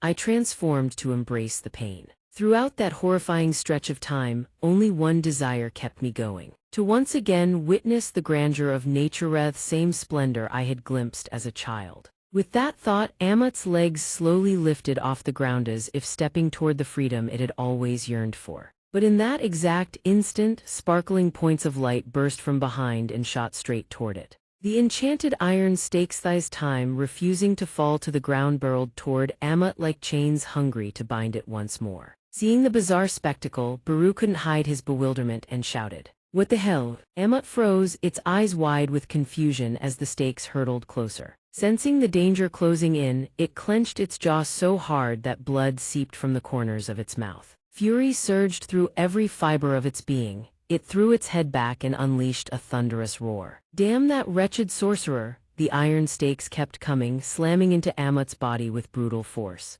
Consumed by rage, Amut screamed, its voice dripping with indignant fury. "You'd rather kill me than let me go." Just as another chain stake rocketed at lethal speed straight for Amut, Suho appeared out of nowhere like a gale force wind and delivered a savage kick that sent the stake flying away. The impact sent a sharp spike of pain through his leg. Blood trickled from the wound drop by drop. Suho gritted his teeth and endured. Those stakes are absurdly hard. Without warning, another chain stake screamed through the air from the distance, hurtling straight toward Amut as if it refused to let the beast escape. Watching the scene unfold, Suho clenched his jaw tight. A reckless idea flashed through his mind. They're attacking again. If the chains won't release Amut, then I'll redirect the stakes myself. Without a single second of hesitation, Suho dove straight into the swarm of incoming chain stakes, unleashing a barrage of powerful strikes. One by one, the chain stakes were knocked hurtling toward the dark gate. His actions created a scene that was equal parts chaotic and magnificent. Standing there, watching Suho face the danger alone, all to protect it, Amut couldn't help but stare in stunned disbelief. "Suho, why do you push yourself this hard? Just how desperately do you want me that you'd let yourself get torn apart like this?" At the same time, Suho was gritting his teeth, enduring pain that radiated through every inch of his body. He thought to himself, my bones can't take much more. Suddenly, another chain stake lunged at him, narrowly missing, but Amut's massive hand shot out and swatted it away in one swing. Now I understand. Now I know why every other monarch fell before the Shadow Monarch. Hearing those words, Suho's eyes went wide, unable to conceal his shock. But Amut didn't stop. It continued. All we have to do is shove these stakes into the gate, right? Then let's fight Tojtharuntal the very last second. Suho's breath caught. A colossal surge of mana erupted from Amut's body, a force so immense that the surrounding space trembled, and everything seemed to slow to a crawl. Time passed. She slowly opened her eyes. She could feel the crushing weight of exhaustion bearing down on her body, but the faint glow of light and the familiar air eased her anxiety. As her vision cleared, Baru swiftly flew over. "You're awake." She jolted upright in a panic, her voice frantic. "The young monarch brought me back to the shadow dungeon first because I had completely depleted my energy. How is he now? And what about Amut?" Baru raised a finger to his lips, his gaze stern. "Shh, keep it down, they're resting." Hearing that, she instinctively turned her head and her eyes went wide with shock before immediately lighting up with joy. Before her, Suho lay in peaceful slumber. His head rested against Amut's massive frame, looking impossibly serene. Her voice trembled with indescribable happiness. "You did it." At that moment, a system notification rang out. "System, you have successfully recruited the descendant of the Iron Body as your companion. System emergency quest, Spatial Rift completed. System level up, quest rewards have been granted. System, would you like to review your rewards?" Scene change. Somewhere else, a steaming cup of tea sits ready on a desk. Inside a spacious office, a cold-faced man stares intently at a tablet screen. The information displayed keeps him deep in thought. After the disappearance of Hunter Sung Jingu, something fundamental had changed. Hunters in dungeons have started appearing once more. Thanks to the memories that Hunter Sung Jingu left behind from the old world, I was able to quickly establish the Hunter Association and quell the chaos of the cataclysm. And then there's Stardust, a substance that never existed in the old world. Now it's surfaced as an unprecedented stimulant, capable of boosting the mana of low-rank hunters without a single side effect. Everything I've gathered so far points to one source. It's being distributed by Li Mingsheng, the Vice Guild Master of the Zishan Guild. Since he pulled all of this off while Guild Master Lim Teju was on an overseas trip, the most likely explanation is that he acted alone. But I don't think Li Mingsheng is someone capable of orchestrating a distribution operation this massive and not even in the old world. It feels like there's a mastermind pulling the strings from behind the curtain. A phone ring suddenly shatters the silence. The man picks up, his voice calm and measured. "It's been a while since you last called, sir." A voice comes from the other end. "Mr. Chairman, I'm sorry for calling so suddenly." The man offers a faint smile. "You can call me anytime. After all, you were instrumental in helping the Hunter Association during its founding years." The other man's voice grows anxious. "The truth is, I'm calling because I need a favor from the association, for my nephew." Jin Hao's voice breaks, tears streaming. "The boy has awakened as an A-rank hunter, and I believe he's trapped inside a dungeon." Jin Hao pleads desperately, "Please, you have to help him, Chairman Jinchen." Jinchen's expression shifts with surprise. "Mr. Jin Hao, your nephew wouldn't happen to be..." Jinchen's face drains of color, astonishment etched into every line. He utters two words: Suho. Outside the dungeon, the setting sun slowly descends, painting the vast desert in shades of crimson. A suffocating stillness blankets the area. The only signs of life are the Ala Guild members whom Suho had carried out to the vehicle, still lying unconscious inside. Suddenly, a voice rings out, calling Liu Sheng's name over and over. In the haze between sleep and consciousness, Liu Sheng's brow furrows slightly. The voice belongs to none other than Suho, standing outside the vehicle's door. "Hey, wake up." Suho grins, eyes glinting. "I've cleared the dungeon. Oh, and can I borrow your phone for a sec?" Liu Sheng still can't process what's happening. Fatigue and fragmented memories make him mumble dungeon. Instinctively, he turns his head toward the pyramid, the structure that once towered like an impenetrable monument. But all that remains before his eyes is a scene of utter devastation, as if everything had been swept clean off the face of the earth. The next day, gentle sunlight stretches across the road leading to the airport. The Ala Guild members have gathered to see Suho off as he prepares to return home. "Suho, I'll never forget what you did for us back in that pyramid. Even after you're back in Korea, make sure you stay in touch with me, all right?" Of course, thank you for arranging my flight back to Korea. Then, recalling his earlier call with Jin Hao, Suho adds, oh, and do stay in touch with my uncle too. Jin Hao's words echo in Suho's mind, and he thinks to himself. He said he'd already reported this to someone he knows at the Hunter Association.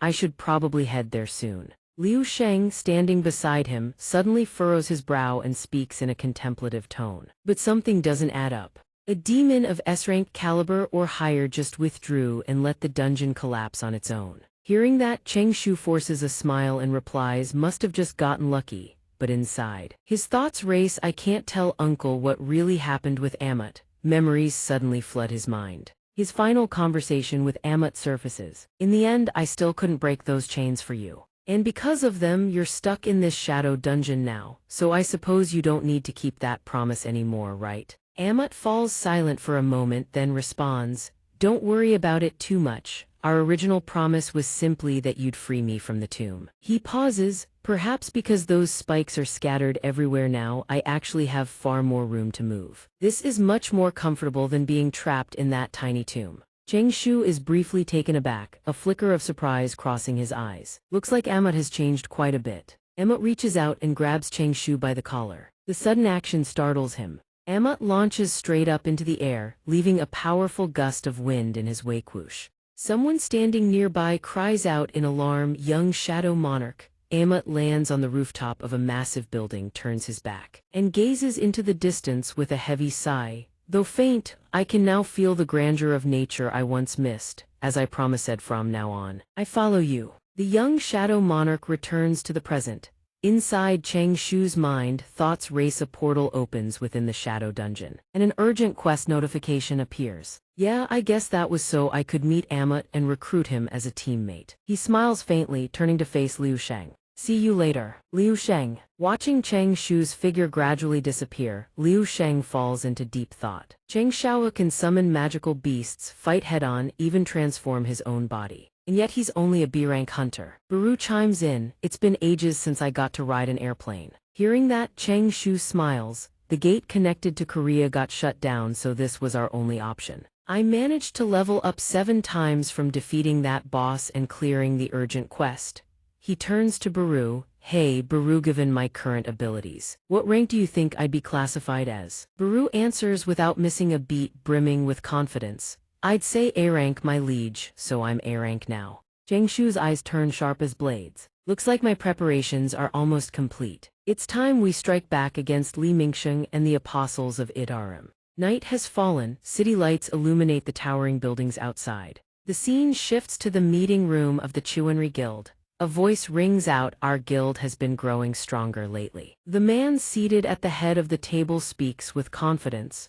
We started as nothing more than a C-rank hunter guild. But now we control the B-rank gate in Inshan. The man beside him nods in agreement. That's right, we can even move into a bigger office now. The man holds a small crystal in his hand, his face brimming with excitement. All thanks to this stardust. With it, we've been able to enter B-rank gates even though most of our members are only C-rank. Another voice chimes in. What's more, buying it on the black market has gotten a lot easier lately. Not to mention the price has been dropping too. No idea who's producing it, but whoever they are, we owe them big time. But is it really safe? I can't shake the feeling that something's off. Hearing Sangsu say that, one of them snaps back. Hey, you were already a B-rank hunter from the start. How could someone like you possibly understand what the rest of us go through? Sangsu stays calm. I heard the Hunter Association is considering passing legislation to ban the use of stardust. The other man's eyes go wide with fury. He yells, what?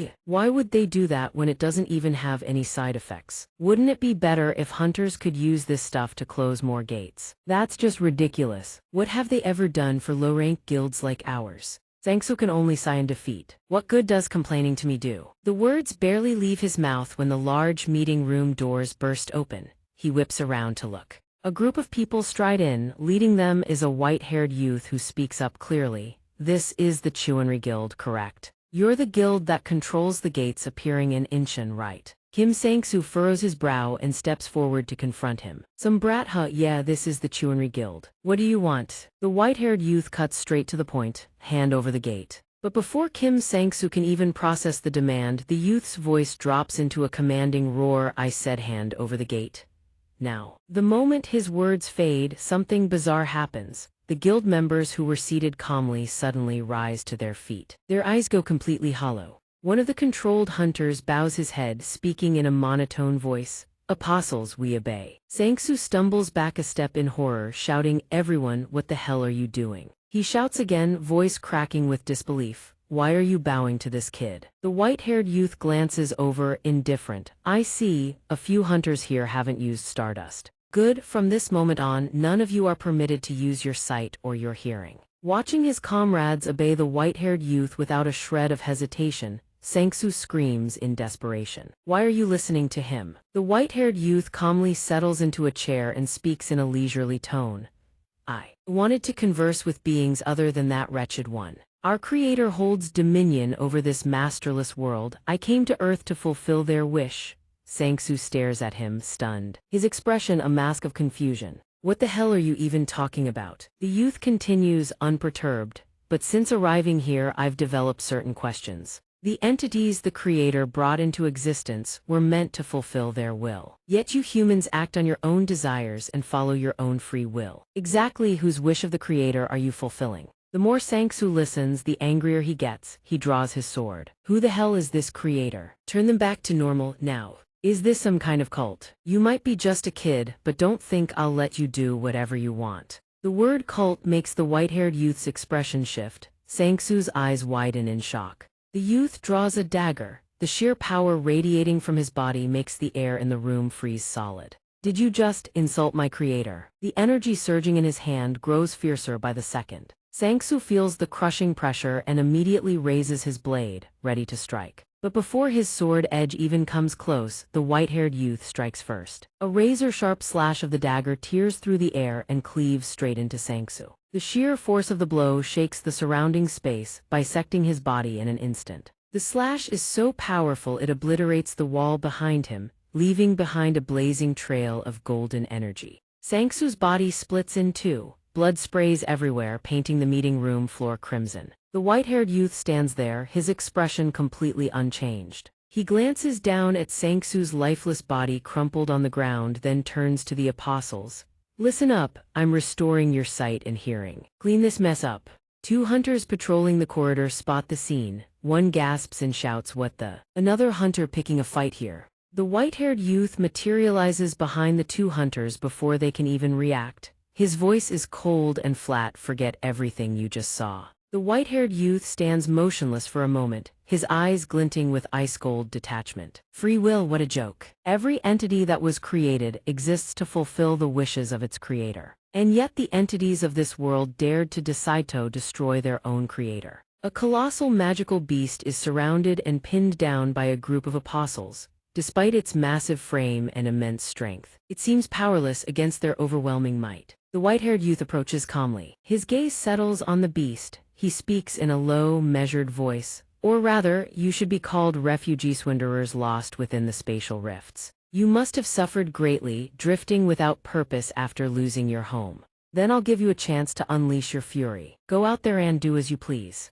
I need to study this world more closely. All of this is to fulfill the Creator's wish." In a desolate parking lot bathed in the dying light of dusk, the scene is so silent that one can feel the tension creeping through the air. Inside the lot, a group of men in black suits stands huddled in a shadowed corner, their eyes sharp and vigilant as if guarding something precious. Suddenly, a deep voice cuts through the silence, laced with danger. "Based on the amount of mana leaking from the gate, if we don't take down the boss quickly, a dungeon break is inevitable. When that happens, I'm afraid the damage to the airport will be catastrophic." The man pauses, his grave gaze sweeping across his teammates. At that moment, the eyes of those standing before the gate shimmer with a faint golden hue. They all turn in unison to look at the white-haired figure standing silently nearby. "We'll report to the Hunter Association that everything is under control." "Sir Apostle." The white-haired one doesn't respond. His face is carved from ice gold and terrifying beyond measure.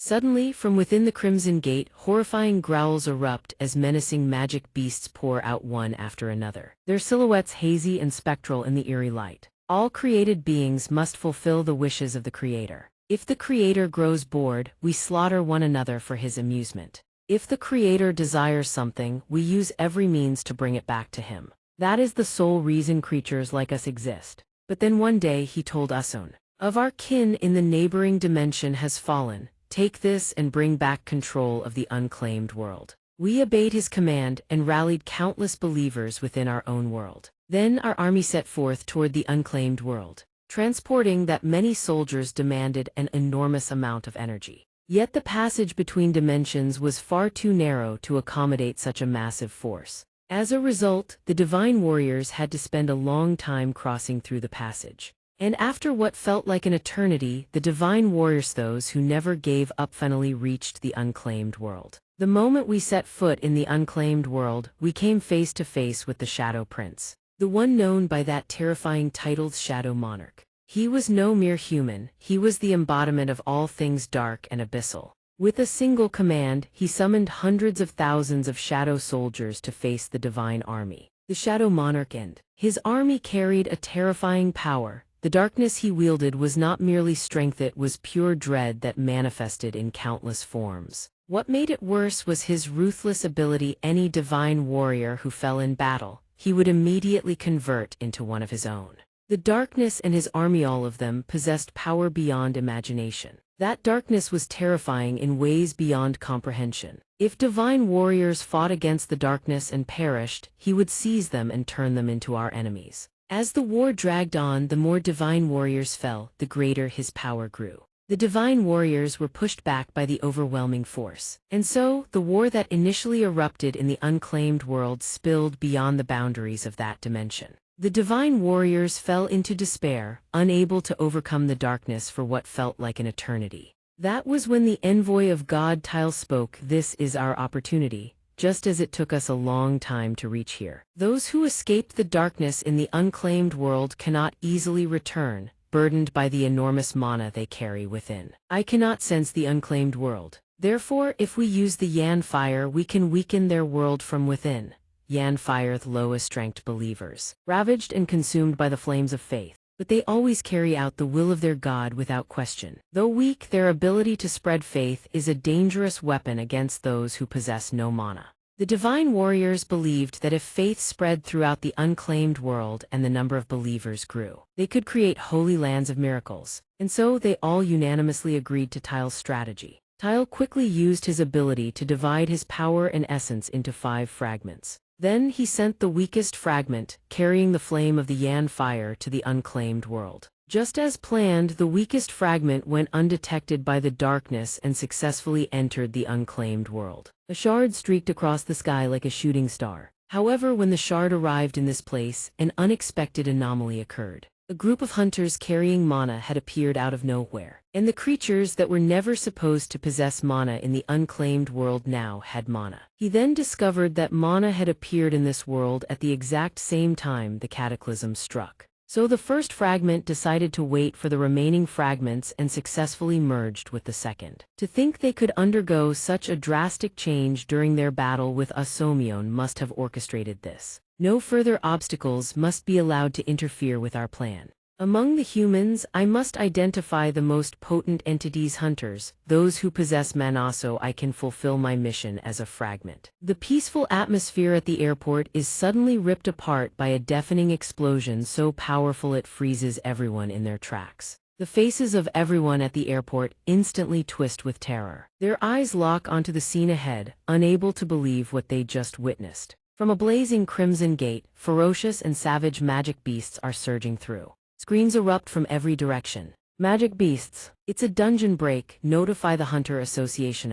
In a shadowed corner, the white-haired figure stands motionless, silently observing. If the magic beasts possess that much mana, high-rank hunters will surely show up. If possible, I'd like to see just how strong A-rank hunters really are. Seeing the chaos unfold, someone shouts, "Wasn't a guild supposed to be registered for this gate?" Hearing this, the white-haired figure narrows his eyes, his gaze turning razor-sharp. There are hunters stationed at the gate. Every one of them is a Stardust user. Stardust is a stimulant created by refining the faith of the Yan fire. Though the faint traces of faith accumulated in their bodies usually have little effect. If Tile's amplification ability is used to magnify their faith, then At that moment, the white-haired one's eyes blaze with light. In a flash, the hunters who just appeared seem to lose control of their bodies. They stand frozen immobile, on their heads. The mark of the apostle materializes. The white-haired one orders coldly, "You are in our way, move aside." Meanwhile, the magic beasts grow even more savage. They roar and lunge at anyone in their path. The white-haired figure stands there, his expression completely unchanged. The weak cries of a girl echo through the chaos, but he doesn't react in the slightest. He tells himself, all creations exist to fulfill the purpose of the Creator. That is why I believed the sole reason for my existence was to carry out his wishes. But then do humans possess desires? Do these creations truly harbor desires that only a creator should have? Do these feeble humans actually believe themselves superior to us? As the airport descends into a massacre, a young man with blonde hair sprints out from the panicking crowd, his face twisted with terror. A deep voice suddenly rings out from behind him, "A dungeon break? I can't believe I ran into something like this the moment I got back to Korea." At the same time, a middle-aged man collapses to the ground, his eyes filled with despair as he looks up. Before him stands a colossal magic beast with blazing red eyes, its massive mace raised high overhead. Just as the mace is about to come crashing down, a figure flashes across the scene and delivers a devastating knee strike straight into the beast's face, sending it toppling backward with a crash. Landing softly, Suho turns to the man and says calmly, "I'll hold it off. Run." The scene catches the white-haired figure's attention, his gaze tracking from the shadows. Suho unleashes a rapid barrage of kicks straight into the beast's faces. Not only that, the blade in his hand cleaves through them in a single slash, splitting them clean in two. His eyes burn with killing intent as he stares down the monsters before him. At this moment, a flicker of suspicion stirs within the white-haired figure. A hunter in a black mask. Could this be the meddling fool Li Mingxing mentioned? The airport is now engulfed in chaos. Screams echo without end. The magic beasts cackle with savage delight, but their arrogant laughter is abruptly silenced when a powerful punch from nowhere smashes into one of them, dropping it dead to the ground. Suho furrows his brow thinking, there's no way the Hunter Association would let a dungeon break happen at a gate with this much potential for mass casualties. What the hell is going on here? He clenches his fists and decides first things first, get the civilians out of here. The white-haired figure stands behind him, watching with a probing gaze. The faith of the Yan fire is nowhere in this one's body. He is certain this masked hunter has never used stardust, and his mana level is at least on par with, or even slightly higher than Li Mingxing's. Suho thrusts his hand forward. A surge of dark energy erupts, forming violent, rippling waves. His voice is deep yet brimming with authority. Go help the others who are still trapped. The scene leaves the white-haired man stunned. Wasn't that a flash of memory about shadow power? Unbelievable, a human wielding that kind of power. If he's connected to the shadows, then him attacking the Hyena Guild and the Stardust Factory to sabotage his plans is entirely plausible. The moment that thought crosses his mind, Suho suddenly flicks his gaze toward him. Seeing this, the white-haired man hastily suppresses his presence. First things first, I need to hide my presence. Can't let him discover our existence in this world. Right at that instant, an impossible sight appears beyond the glass window, a massive truck hurtling straight at them. Boom! The deafening explosion rocks the entire space. Without a second's delay, Suho rushes forward to shield the white-haired man, but he can't help wondering why is a truck flying toward them. As the smoke and flames dissipate, Suho's cold eyes fix on the truck he just sent hurtling away. Hey, kitty, you okay? Right then, Suho's eyes snap toward something approaching. From the thick billowing smoke, a colossal beast slowly emerges. Its eyes burn with a savage glow, a constant rumbling growl escaping its throat. The monster's eyes suddenly flare with light, revealing a strange crested symbol of the apostles. Suho steps forward immediately, his voice cold as steel. You the leader of those things. Baru materializes beside him. My liege, I can sense Idaram's energy radiating from that beast. Then this dungeon breach is their doing too. The moment Suho finishes speaking, Baru suddenly frees his eyes gleaming with alarm. He whips around, his gaze locked onto something behind Suho. Was that just his imagination? While Baru hesitates, the colossal beast clenches its massive fist, ready to hurl a devastating punch straight at Suho. Sensing the attack, Suho charges forward without a shred of fear. In his mind, he makes a split-second decision: dump every stat point earned from hitting level 35 into strength. System strength has increased from 70-77. Suho's fist collides with the beast's in a violent impact. A massive boom echoes through the space as everything around them shudders. The white-haired man stands in the back, his expression a tangle of conflicting emotions. He saved me. Seems he thinks I'm just a human child. Even though he can wield shadow power, he's far weaker than the true shadow monarch. Still, his potential remains unfathomable. Lucky to have found him here. I need to eliminate him, now.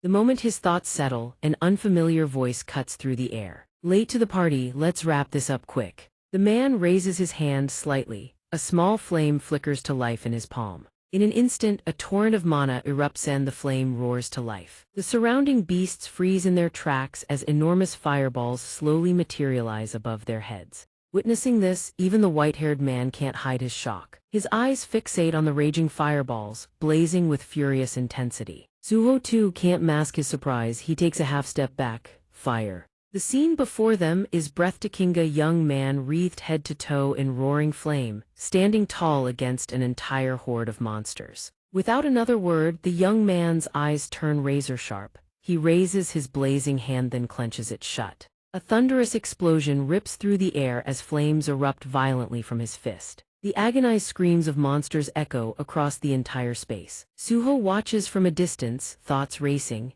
Fireballs appeared out of nowhere and wiped those monsters out. Look at the sheer number of beasts taken down in a single strike. A fire-wielding hunter. Could it be the S-rank hunter Kui Dongren? Right on cue, Dongen flashes a confident grin. Before him, amid drifting smoke and flickering flames, one beast still stands, its mouth twisted in a furious snarl. Can't believe you tanked that hit, tough bastard, aren't you? He spreads both arms wide, bringing his hands together in a commanding, almost ritualistic gesture. In a flash, the flames in his hands spiral violently, then reshape into the form of a colossal fire bow. Dongen's expression turns dead serious, eyes laser-focused. His right hand draws the bowstring taut. Without a moment's hesitation, he looses a blazing fire arrow straight at the beast. Another deafening explosion tears through the air, shaking the entire space. The fire arrow pierces clean through the beast's massive body, drawing a howl of pure agony. The air falls eerily silent. The screams, the shattering of everything fades away. Only the soft crackle of dying embers remains.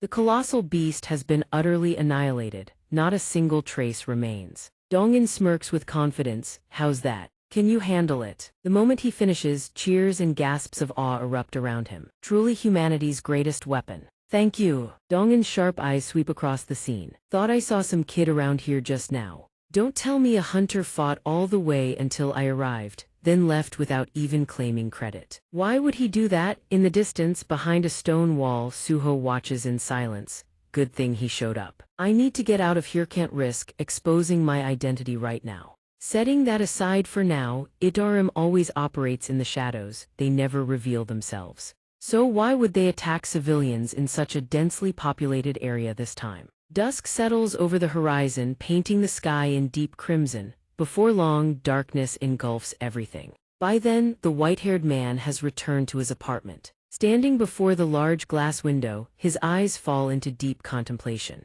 Without warning, the space behind him begins to swirl, forming a mana vortex. Sensing the anomaly, he merely glances back. From within the vortex, the surrounding space trembles violently. Five-colored light bursts forth like a mana storm. He smirks faintly. You're here. Fragment 3. A voice echoes from within the vortex. Long time no see, Fragment 2. Fragment 2 turns around, his voice low and measured. Before I hand over this body to you, let me brief you on the situation. Among the humans, the dominant species of this world, certain individuals possess mana. They are called hunters. Among them, those classified as S-rank wield enormous mana reserves. We must remain extremely vigilant against them. Fragment 3 ponders briefly before responding. Very well, I'll access your memories for the details once I inhabit that body. You've fulfilled your duty, now as planned I will absorb you. Fragment 2's brow furrows slightly, but he says nothing more. Noticing his expression, Fragment 3 probes cautiously. What is it? Fragment 2, something wrong. Fragment 2 shakes his head.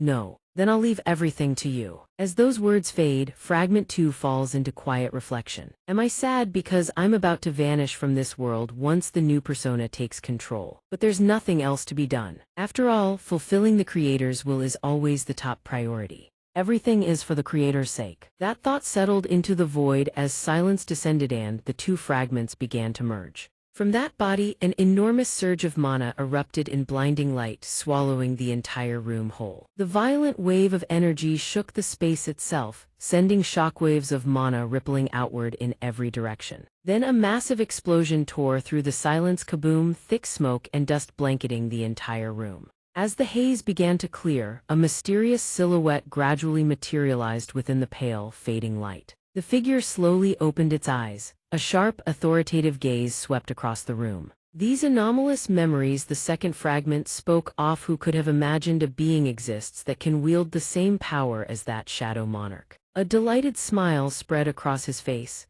Second fragment, your final decision was wrong. Eliminating him would be such a waste. Because if we can turn him into a follower, wouldn't that mean we could command death itself? By the time Suho made it home, the sky was pitch black. The moment he stepped through the door, he beelined straight for the shower. After his shower, he flopped down on the sofa, legs splayed wide and just existed. Baru, pitying its young master, floated over to check in. You seem exhausted, sir. Young monarch. Suho's face was completely drained of vitality as he pouted his lips in response. Obviously. He mumbled lifelessly. My uncle just delivered the longest lecture of my life. The image of Jin Hao's furious face flashed through his mind. His uncle slapping his own chest repeatedly, nagging like a worried mother hen. I know you have good intentions wanting to protect this earth, but you need to put your own safety first. If something happens to you, how am I supposed to face your parents? Every time he recalled that tear-streaked, worried face,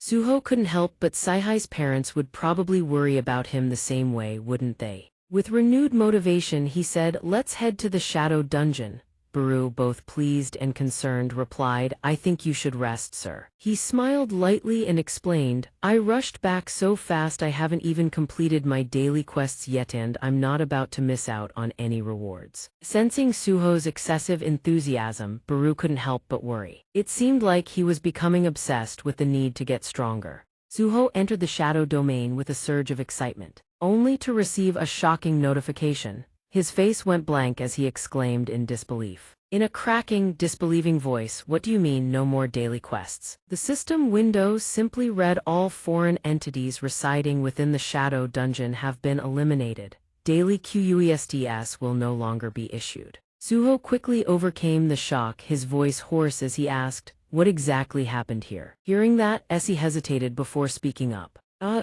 She took a deep breath, mustered her courage, and recounted everything, the image of chains piercing through rows of goblins replaying in her mind. Amut had wiped out every single goblin in the Shadow Dungeon in a single night. Amut, hearing its name called, tilted its head skyward, crossed its arms, and declared arrogantly, I merely cleared out the disgusting minions of that Itarim scum from the young monarch's domain. As promised, I did not harm a single human. Though it honored its promise, the action inadvertently affected him. Suho muttered in disbelief, You killed that many goblins already. Without daily quests, my growth progress is going to slow way down. Hearing Suho's concern, Amut offered a solution in a soft voice.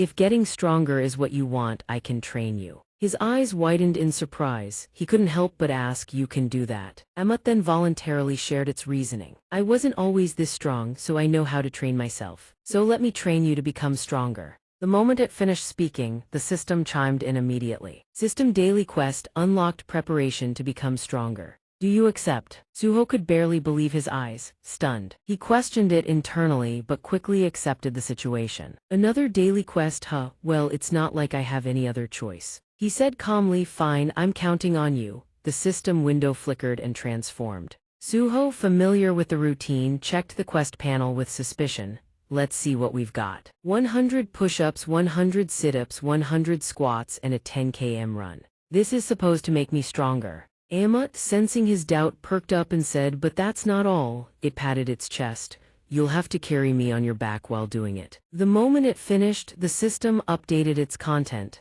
Daily quest preparation to become stronger, objective updated. You must carry Amut on your back while completing all exercises. Suho's eyes went wide. He stared at Amut's mountainous frame and cried out, I have to carry you on my back while doing all that. Amut said understandingly, I suppose with my current size, it might be a bit difficult for you. It proactively addressed the concern. Its entire body trembled. Very well. Since this body has been destroyed and healed by Itarim countless times, I've also gained the ability to alter my own form. The size-shifting display was far too mind-blowing for Suho and the others. Every single one of them looked like they'd just seen a ghost. After a series of convulsions, Ammut had successfully shrunk several sizes down. At this point, it was only about a head and a half taller than Suho. Ammut placed its hand on his shoulder and said, "This size should work." Suho barely processed it, thinking Ammut actually got smaller. But even looking up, Ammut still towered like a mountain. Its deep voice boomed, "Training begins now, young monarch Suho. Fine, let's get started." In his mind, he thought maybe the gap in our power levels is so vast that it triggered the condition to unlock our linked skill. A companion who can help me complete quests. Doesn't sound half bad. He'd barely entertained the thought of slacking off for a moment before the system swooped in to set him straight. System, due to the combat capability gap between the player and Ammut,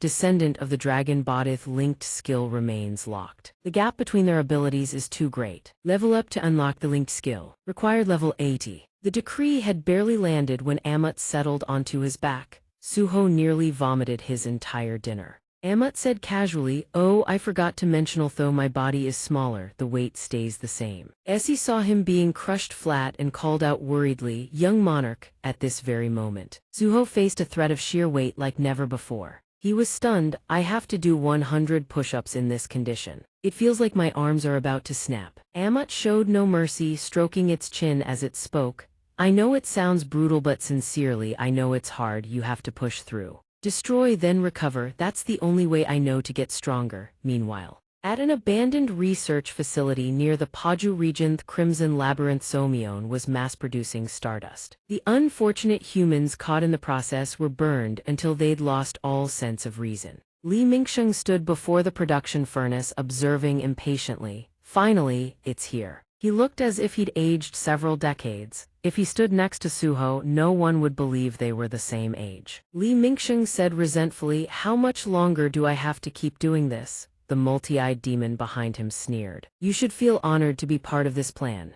Its identity, the Nightmare Demona, supervisor of the Stardust Factory. Its voice was low and accusatory. "Didn't the Chosen One save us from the wretched lives we had before?" Mingsheng heard those words and merely exhaled softly, muttering, "Sounds nauseating, wretched lives." With that, he swung his hand and severed several of the nightmare demon's tentacles.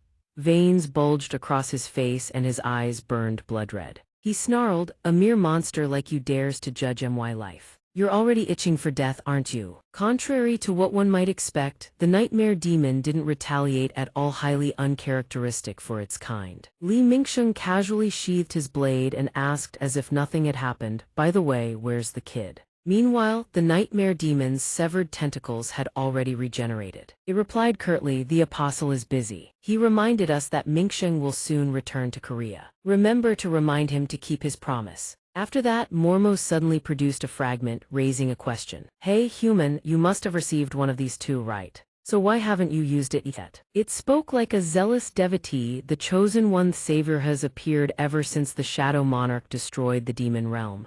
As for me, I was hurled out through the spatial rift." Mormo recalled the moment the assault on Ezil's clan took place and sighed, thanks to His Majesty refining the Berserker potion. Stardust was able to spread throughout the demon realm. That is how we purged the traitors of the Raldia clan. It held the shard out before him, advising earnestly, "If you follow him, you will gain power that far surpasses what you have now. You might even be able to defeat that Lim Teg you keep talking about." But Mormo had miscalculated. It had inadvertently struck at Mingsheng's pride. He hurled his cigarette away and roared, "Don't act like you know Jack SHT about S-rank hunters." Minsung spoke without looking back, his tone resolute, "And don't bother trying to recruit me. I will never use that thing." Mormo watched his receding figure, its expression ice cold as it assessed him. "Fool, that is exactly why you will always be nothing but a failure." Several minutes later, Minsung stepped out of the Stardust production zone. A car was already parked outside waiting. His face was stone cold. His dark eyes devoid of light as he muttered, "I just need to endure this until that kid takes out Lim Teg. Then I will report everything to the Hunter Association and let them handle the cleanup."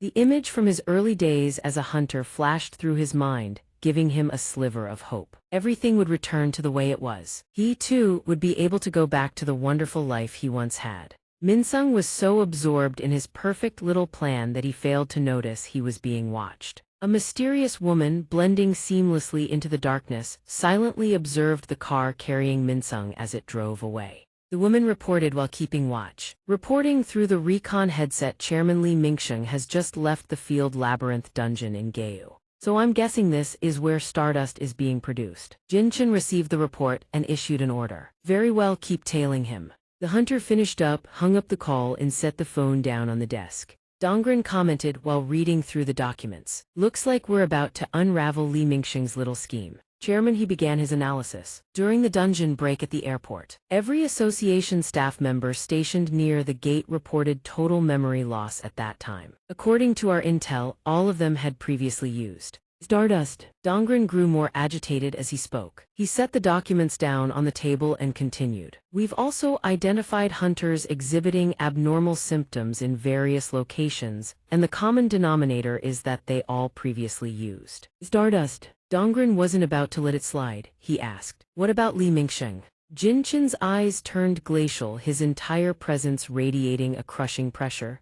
"We'll bring him down, along with every last one of his backers." Donghua raised his hand to adjust his glasses, a dangerous gleam slowly kindling in his eyes. "Rest assured, my hunters will lend a hand as well." With business concluded, he glanced at the photo frame on his desk and thought, CEO Du said Suho made it back safely, didn't he? In the frame was a photo of him and a young Jinwoo. Jinchen swore silently, if Suho is a hunter who can grow to rival his father, then the Hunter Association system will only hold him back just like it did Jinwoo. Hunter Sung, I'll do everything in my power to help Suho. Meanwhile, our Suho was doing push-ups with an entire mountain called Amat on his back. He was grinding through the last few reps of the day. 99 as he hit his daily target, his wrists gave out and burst from the sheer strain. 100 his entire arm tore open, muscles overstretched to the limit.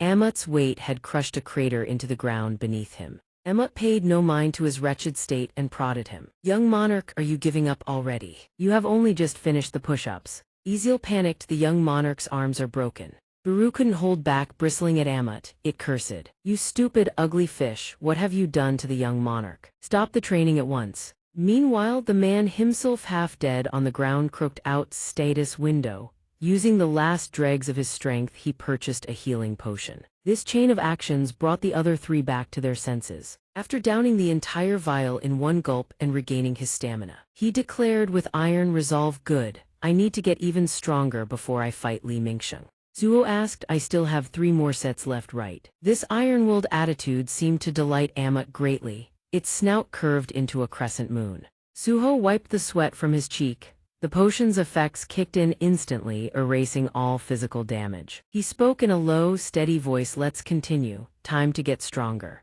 Suho continued his journey to power. He trained and counted, much to the astonished stares of Baru and Ezeal.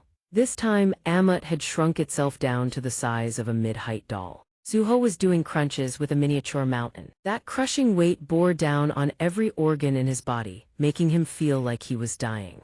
But he clenched his jaw and pushed through anyway. This time, his potion consumption skyrocketed several times overdue to severe internal injuries. After the crunches came dips. This time, Amat had the honor of sitting on his shoulders. Suho gritted his teeth and counted. 47, 48. As time wore on, the number of recovery potions consumed became impossible to count easily in the hundreds. After dips came a 10 km run. He barely rested between exercises, sprinting in a death-defying cycle of training. As Amat sat perched on Suho's shoulders, it was genuinely stunned by his willpower. Even though he still needs to rely on skills to survive the training, I truly didn't think he could do it at first. Suho was utterly exhausted, and those tears streaming down his face were probably coming from greed. The little wolf, since the two were currently in their fusion state. Amat couldn't help but look forward to the future. The young monarch never gives up, he always finds a way. One day, he will surpass me and all the other monarchs as well. After an enormous number of grueling efforts and recovery potions, Suho finally welcomed the glorious end of the day's training.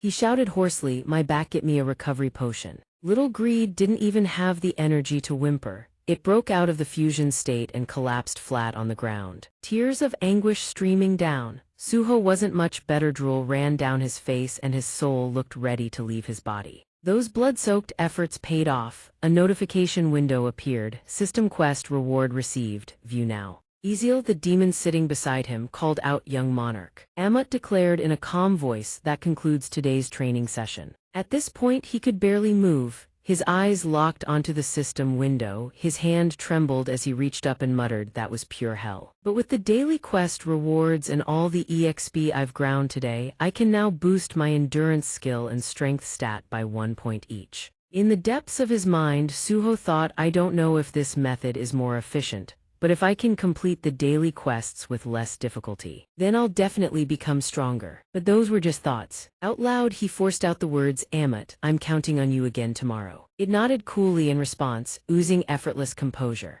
Very well, young Monarch. Shortly after, the ever-dutiful butler Baru flew over with a blanket in hand. Now that Suho was back home, Baru, worried he wouldn't sleep comfortably, gently draped the blanket over him. It watched him sleep, brimming with pride, and whispered its praise. He fell asleep the moment he got home. You did wonderfully today, young Monarch. Seeing that he was sound asleep, Baru, familiar with every corner of the house, snapped its fingers and cheered, finally, some alone time. Time to watch some TV. To fully enjoy the movie, Baru had tissues ready by his side. But the moment the TV turned on, he caught a crucial piece of news. The Hunter Association had announced new regulations regarding field dungeons. They made this decision following several dungeon breach incidents. The most notable example was the dungeon breach at the airport. The two newscasters on TV reported with grave expressions, unlike dungeons located inside gates. Field dungeons allow the harvesting of resources such as mana stones from magical beasts. As a result, ownership of field dungeons had been granted to private guilds, and they had reaped enormous profits from them.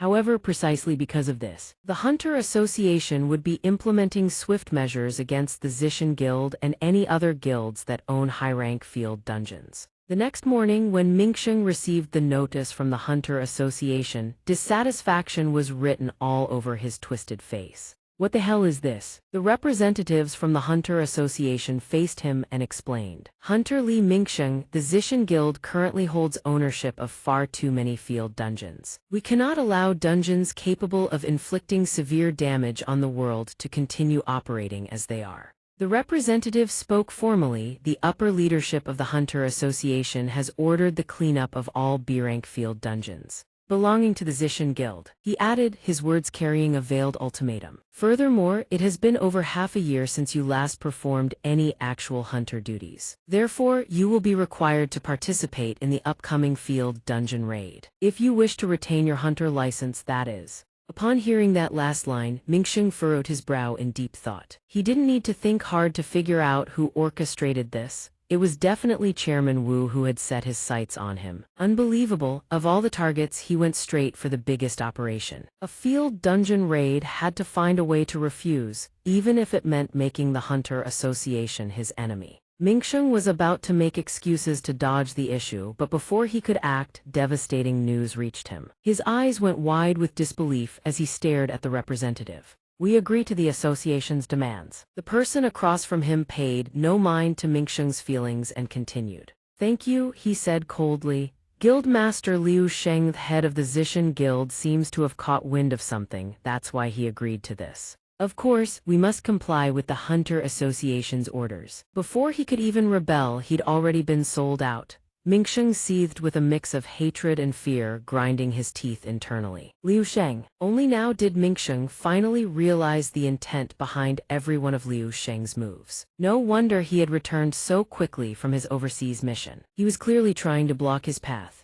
The representatives from the Hunter Association, having completed their task, filed out one after another. Before leaving, they delivered a message. The association will assign several hunters to participate in the field dungeon raid. We ask that everyone register to participate. The entourage closed the door behind them, leaving the two senior members of the Zishan Guild to discuss matters privately. Mingsheng buried his face in his hands and spoke up, his voice full of accusation. Liu Sheng, what the hell are you doing? Have you lost your mind? Do you have any idea how important those field dungeons are? Liu Sheng heard this and fired back with a question of his own. Do you really think the association's only goal is to eliminate field dungeons? He said bluntly, it's very likely they've already discovered your little scheme. The more he heard, the more Mingsheng's face drained of color. Liu Sheng clenched his jaw, his tone dripping with exasperation. Didn't I tell you not to underestimate them? And yet you not only ignored me, you dared to use guild members for your own personal schemes while I was away. At this, Liu Sheng unleashed the aura of an S-rank hunter, his eyes glinting with veiled killing intent. Mingsheng, do you still think I'm some chauffeur who'll clean up your messes for you? He was completely overwhelmed, unable to push back. His entire body trembled so violently he couldn't even form an excuse. Right in the middle of this tense standoff, Liu Sheng's phone suddenly buzzed in his pocket. He had no choice but to set Mingsheng aside and check the message. It was news that no guild master could afford to ignore. He placed the phone on the desk and issued an order. The personnel department just contacted me. They say a new S-rank hunter has appeared in Korea. I'm heading to the Hunter Association now. Y'all get a contract ready. With that, Liu Sheng turned away. Before leaving, he called out to Mingsheng, you can still turn this situation around, so do your damned best to clean up this mess. He left those parting words and slammed the door shut. But by now, Mingsheng wasn't hearing a single word. His face twisted with envy. Another S-rank. Why do all these lucky bastards who hit S-rank always have to show off? He seethed with dissatisfaction at everything happening around him. The more he thought about it, the more his blood boiled. When the hell is that alien brat going to grow up? Where are those so-called next puzzle pieces? His mind no longer held any grand strategy, only personal desire consumed him now. His bloodshot eyes twisted as a thought formed quick. Kill that Liu Sheng for me. He has to die so I can still. Before the fantasy could even fully form, his eyes accidentally caught his phone screen and he froze. The information on the phone pulled him back from the brink, snapping Mingsheng out of his delirium. One corner of his mouth curled into a contemptible smirk, which slowly twisted into a hideous grin. Now he looked even more unhinged than before. That familiar face ignited a spark of hope within him. Mingsheng murmured with a wicked pleasure, look at that insufferable expression. He must have done something interesting. Shortly after, at the Hunter Awakened Registration Center, thousands upon thousands of people had gathered, all eyes fixed on the interior. The young man from the phone screen strolled out of the registration room. Behind him were two employees of the Hunter Association. Those fortunate enough to be present immediately recognized that trending face shock rippled through the crowd in unison. Is that person Korea's new S-rank hunter? Their shock was justified. With a face like that, who would have guessed he was Korean?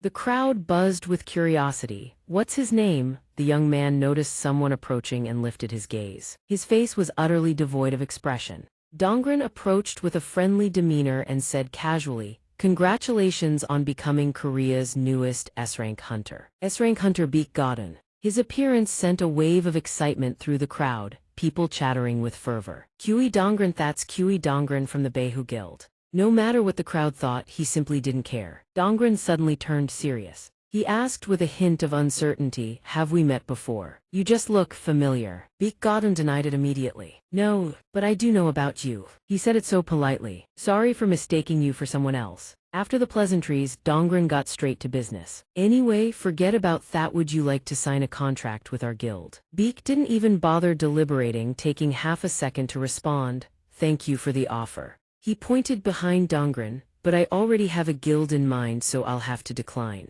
Following his outstretched finger, another individual was sprinting toward them at full speed. Did I make it in time? This person's identity caused just as much of an uproar as Donghua's. That's right, he is the guild master of Zishan Turgil. He breathes heavily, though nobody knows why. Bardo smiles as if staring straight through the fourth wall. Today's objective is a complete success. 1 week later, at a bottomless pit within the Padu labyrinth, the sky hangs dark and heavy, threatening a downpour. Miho, an A-rank hunter clad in full armor, introduces herself with a friendly expression. I'm here to join the raid at the Hunter Association's request. Allow me to introduce myself. I'm Miho, from the Baehu Guild. Minsung responds with an equally courteous smile. His voice is gentle as a spring breeze. I'm Li Mingsheng, thank you for coming. This labyrinth dungeon must be giving you quite the extra workload. Flattery won't fool her, we're all professionals here after all. Miho replies politely, not at all, it's only natural that I help.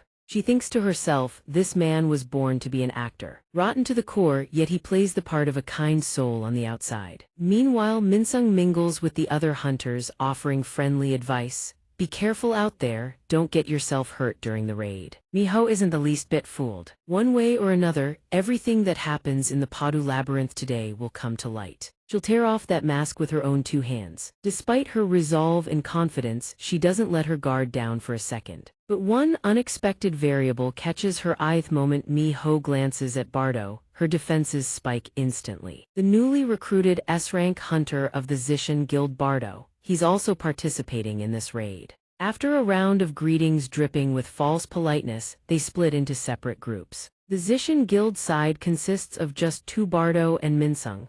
The Hunter Association side forms up with Miho at the lead. She steadies her expression and reassures herself if something goes wrong, she'll spot it. Trailing behind the assault team are the hardworking miners tasked with extracting ore and resources. The team leader shouts, "All right, extraction team, grab your pickaxes." Each of them lines up and takes their tools in an orderly fashion. Among the extraction team, there's a very familiar back. The Padu Labyrinth raid begins. A few days before the Padu Labyrinth raid, Minsung looks at him and marvels, "I can't believe you've grown so much in such a short time." He rambles, "I guess all outsiders must feel the same way, huh?" Bardo cuts him off, annoyed by his rambling. "I simply chose a small, young body to make survival easier in the early stages. Once I've collected enough fragments and regained my strength, there's no reason to worry about physical appearance." Minsung isn't angry, in fact he's even more intrigued now. "So what about the name Bardo? And you've really decided to become a hunter? What exactly are you planning?" Bardo couldn't care less, he gives a dismissive explanation. "It's just a name I picked for operating in the outside world.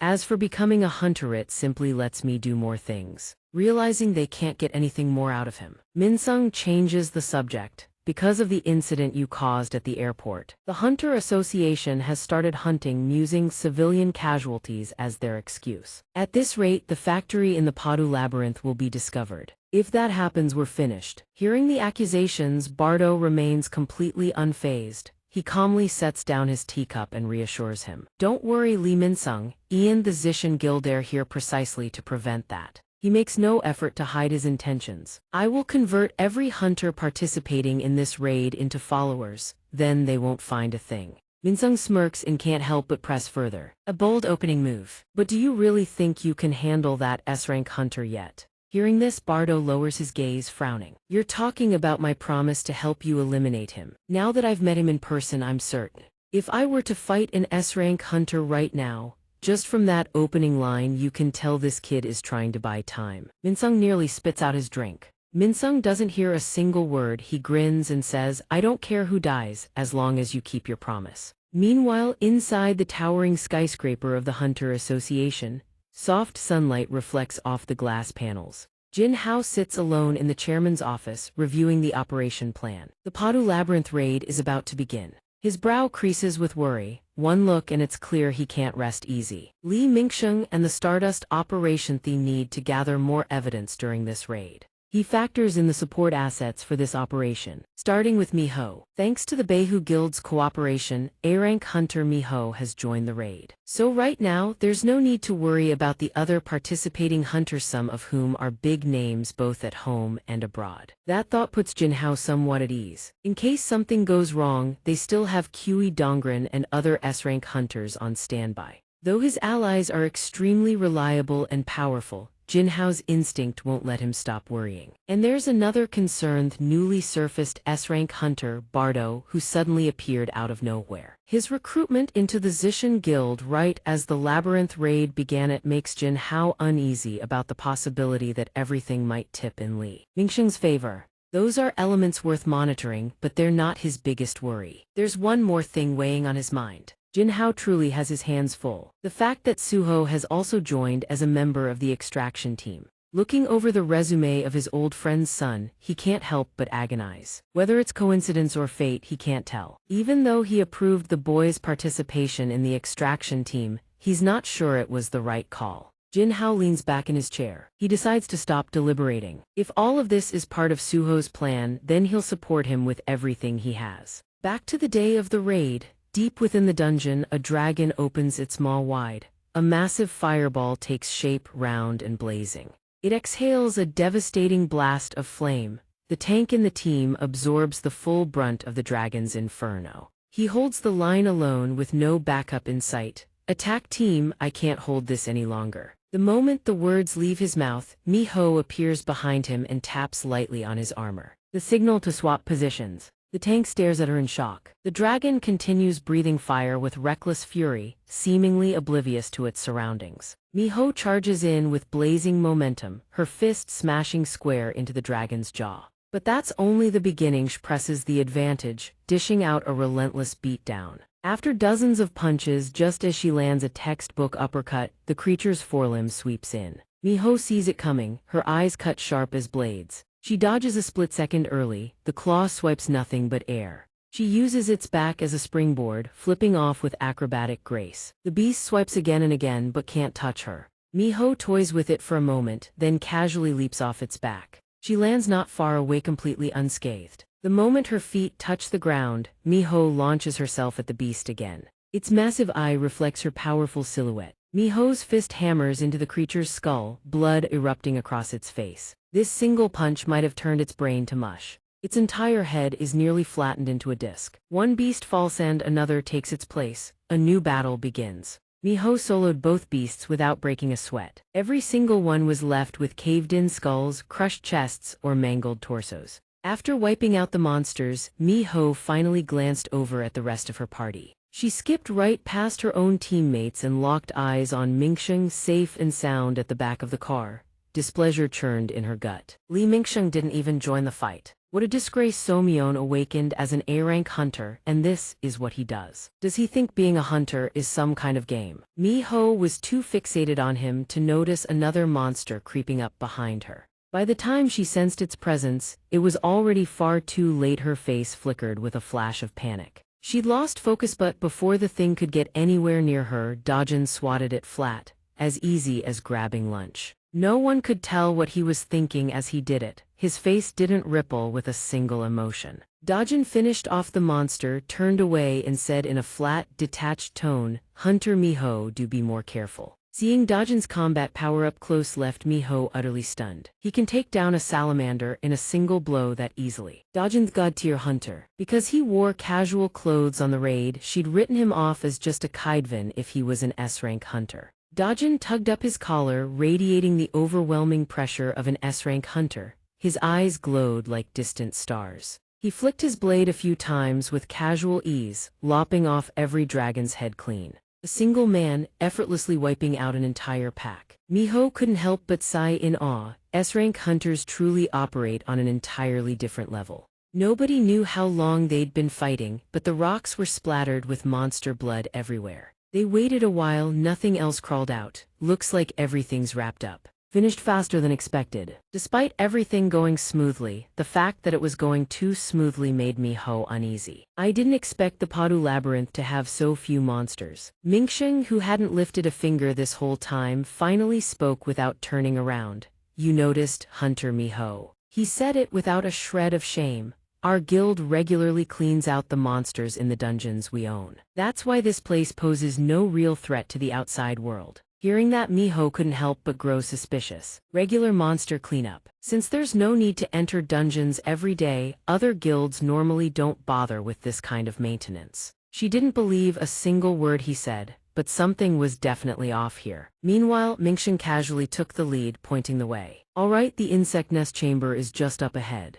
Naturally, he'd prepared everything in advance. Brimming with confidence, Mingsheng silently challenged, "No matter how hard you search, you won't find a single thing to pin on me." According to what Mingsheng had arranged with the demon overseer Mumu, the demons had dismantled the factory and hidden somewhere deep within this Padu labyrinth. Miho wasn't just up against Mingsheng. Tadesh also had to contend with an entire hidden syndicate pulling the strings behind him. And she had to fight them on their home turf. So she could forget about finding traces of the factory or dreaming about getting out of here alive. Dojin smirked, sharing a silent nod of agreement with Li Mingsheng. With a calm mind, the demon overseer Mumu obediently withdrew its forces into the secret chamber, idling about with nothing to do. It felt both bored and wistful. What a waste, a real missed opportunity. Before it lay rows of refined demon fire. Mumu sighed wistfully, I can't believe we won't get to meet the apostle even though he's right here. A real workaholic of a demon.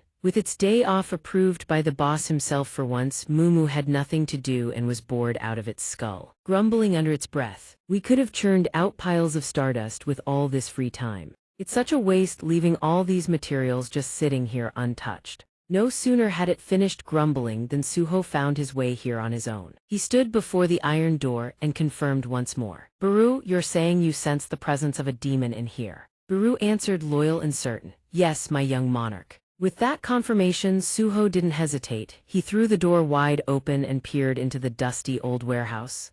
Mumu, never expecting anyone to find this location, cried out in shock, who's there? Suho didn't bother responding, he just swung.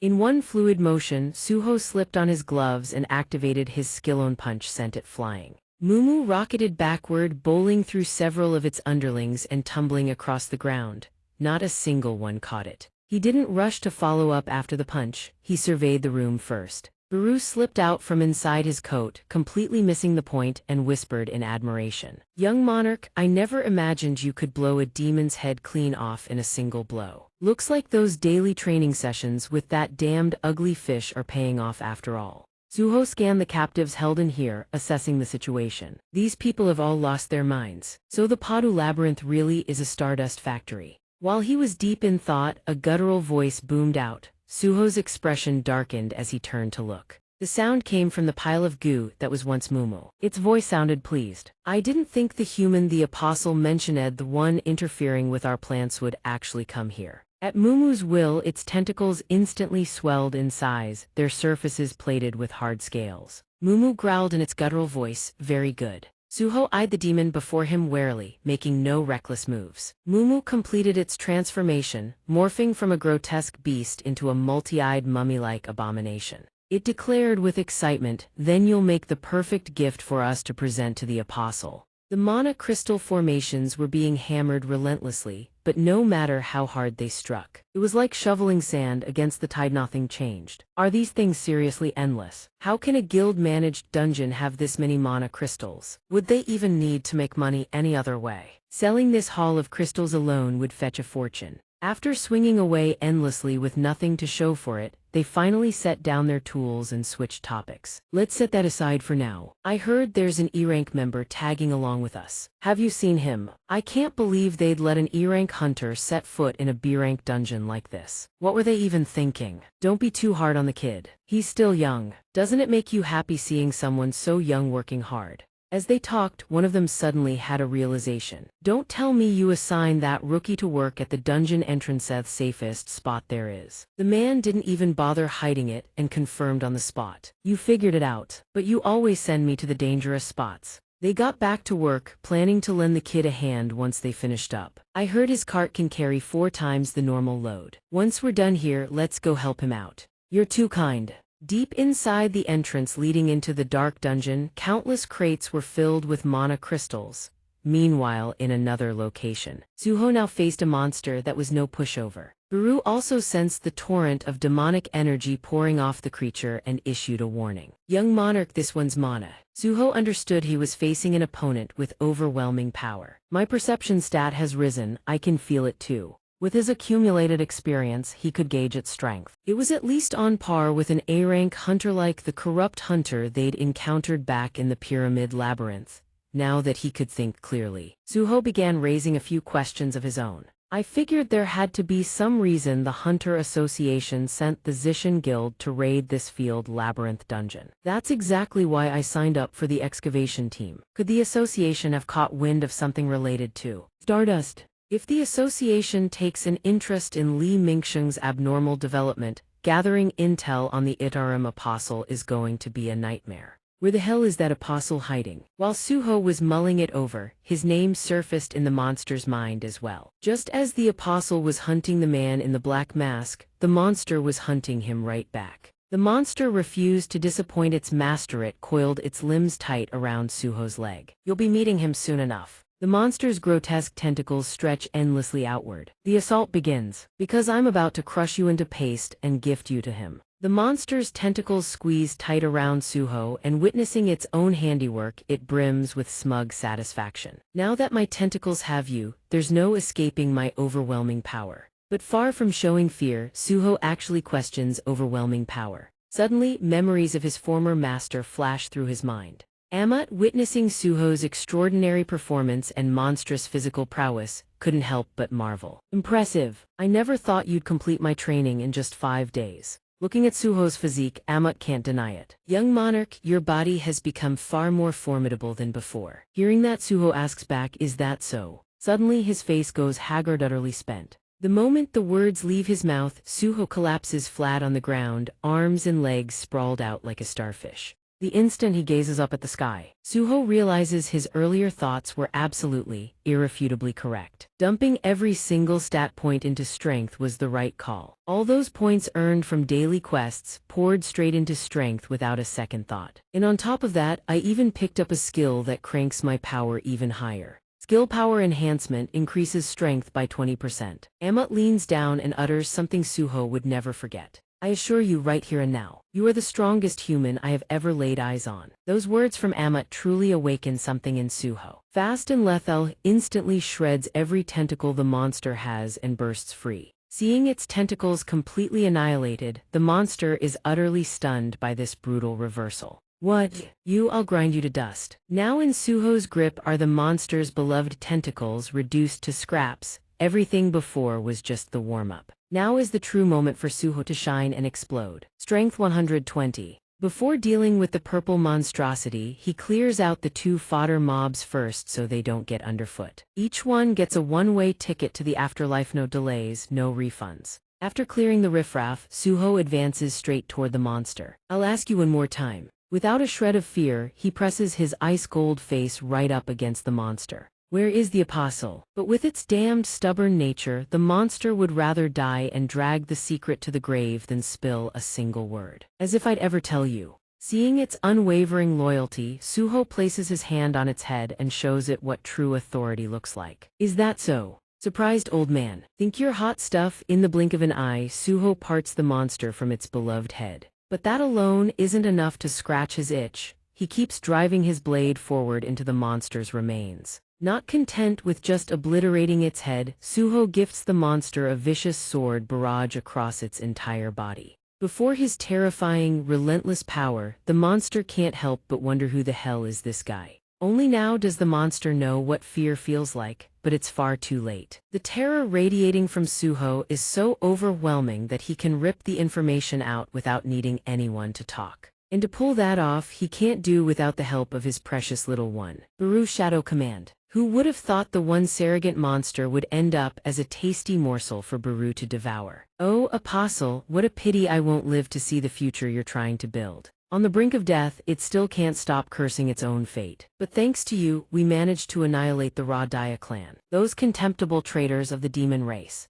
That alone is enough to satisfy me." And so, what was meant to happen happened. Purple blood sprays into the air as the monster vanishes into Baru's gaping maw. Whatever went down was significant enough to reach even her ears. She doesn't know what just happened, but a strange sense of relief wells up inside her. "What's going on? Why do I suddenly feel so much lighter than before?" After being treated to a delicious seafood feast by Suho, Baru is absolutely over the moon. "Master, this octopus meat is chewy as hell." But quickly after, Suho doesn't forget his main objective. "Baru, did you find any information on the Itarim apostle?" Hearing the question, Baru hesitates. Then, based on everything it had gathered, Baru recounts every last detail without missing a single word. "This one only thought the Itarim apostle was a shining beacon of light, master. I couldn't dig up any additional information about him." Realizing the intel from the monster was useless, Suho feels a wave of helplessness wash over him as hit another dead end. Am I really left with no choice but to extract information from Li Mingsheng, the man running the entire Stardust operation? Well, if it's too hard, skip it for now. He prioritizes what's right in front of him. "I need to evacuate the civilians here first." At another location, the outsider stands alone. The silence and the complete absence of any presence in the surrounding space, that's exactly what makes him suspicious. I can no longer sense the presence of the demons. Could the Hunter Association have already made a move? They now stand before an enormous gate, intricately carved. They have reached the boss room of the field labyrinth. Even Miho can't help but feel suspicious about this place. On the way here, I didn't find a single thing. Wasn't this supposed to be a Stardust production facility? Midung suddenly breaks into a sly grin. Seems like she's flustered because she couldn't find anything. We'll cancel the plan to brainwash the hunters. It'd be better for us if everything ends without incident. The outsider maintains an ice-cold expression, saying nothing more. After a moment of contemplation, he voices his opinion. No, Miho still can't fully shake her suspicions. Perhaps the real operation is happening somewhere else entirely. Whatever, for now, let's eliminate the parasite first, then we can do whatever we want. Not wanting to waste another second lingering here, she orders immediately, let's move in. But Minsung's face suddenly turns pale as a sheet. Sensing something is terribly wrong, he silently prays before stammering, "What are you doing?" The apostle replies with a dangerous expression. "Didn't I already tell you?" Then the outsider raises his hand and uses his ability to conjure a stone block erupting from behind Minsung. "I will convert every single hunter in this raid party into a believer." The stone block keeps growing larger and larger. Those we choose for our side must possess certain values. From the very beginning, I never intended to cooperate with you just to eliminate a single S-rank hunter like Lim Tijil. Then the apostle leans his icy face close to Minsung's ear and whispers something. "I will use you to get my hands on Lim Tijil." The moment he hears those words, Minsung is shocked to his core, his entire body trembling with fear. Under the outsider's intimidation, he clenches his teeth in helpless frustration. "Those damn S-rank hunters again. Do you think the beast inside me has truly awakened?" Minsung's eyes blaze crimson as he screams straight into the apostle's face. "Do you really think I'll be brainwashed by someone like you?" The instant those words leave his lips, the atmosphere around him transforms, completely engulfed in a blinding golden hue. Minsung, eyes rolling back, whips his head around. His bravado doesn't last long. His eyes suddenly shift to gold, seized by some invisible force. A beam of light descends from above like a sword aimed straight at Minsung's chest. "Obey the command of the Supreme One." After that, he seems to become a completely different person. The outsider, who had been standing behind observing the entire process, steps forward and pats him on the shoulder. With Minsung now completely under the apostle's control, the outsider can't help but break into a triumphant smile. They have no intention of stopping. Next, they'll expand the scale of this manipulation to the next target. Scene change inside a car speeding down the highway. Kui Dongren is having a conversation with Liu Sheng.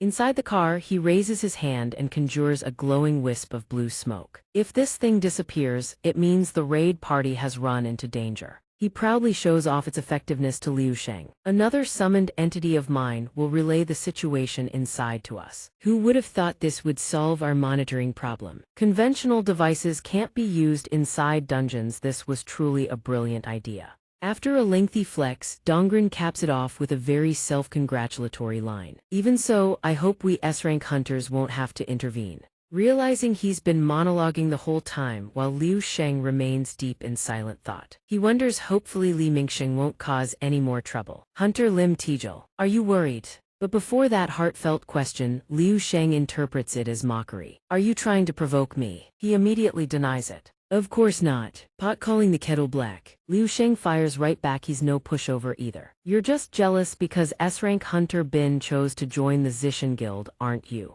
Though seething inside, Dongren forces a friendly smile. "Not at all. After all, we have talented hunters of our own." The man is tight-lipped beyond belief, sitting there the whole time, barely stringing a few words together. Perhaps Liu Sheng has been pondering something critical, which is why he only now speaks up. He puts his hand on his face with a look of pure bewilderment and shock. "I can't believe Minsung was the mastermind behind the distribution of that mysterious stimulant, the guild master, no less. I feel like I bear some responsibility in this. If anything happens, I hope you keep your promise not to intervene, and if I can manage to control the situation." There's nothing to argue about on this front, so he simply speaks from the heart. "I hope you can pull it off, because I don't want anyone getting hurt." In stark contrast to their cordial conversation, elsewhere the others are facing a terrifying monster. It not only has an overwhelmingly massive frame but also possesses the ability to breathe devastating flames. This makes both attacking and defending incredibly difficult.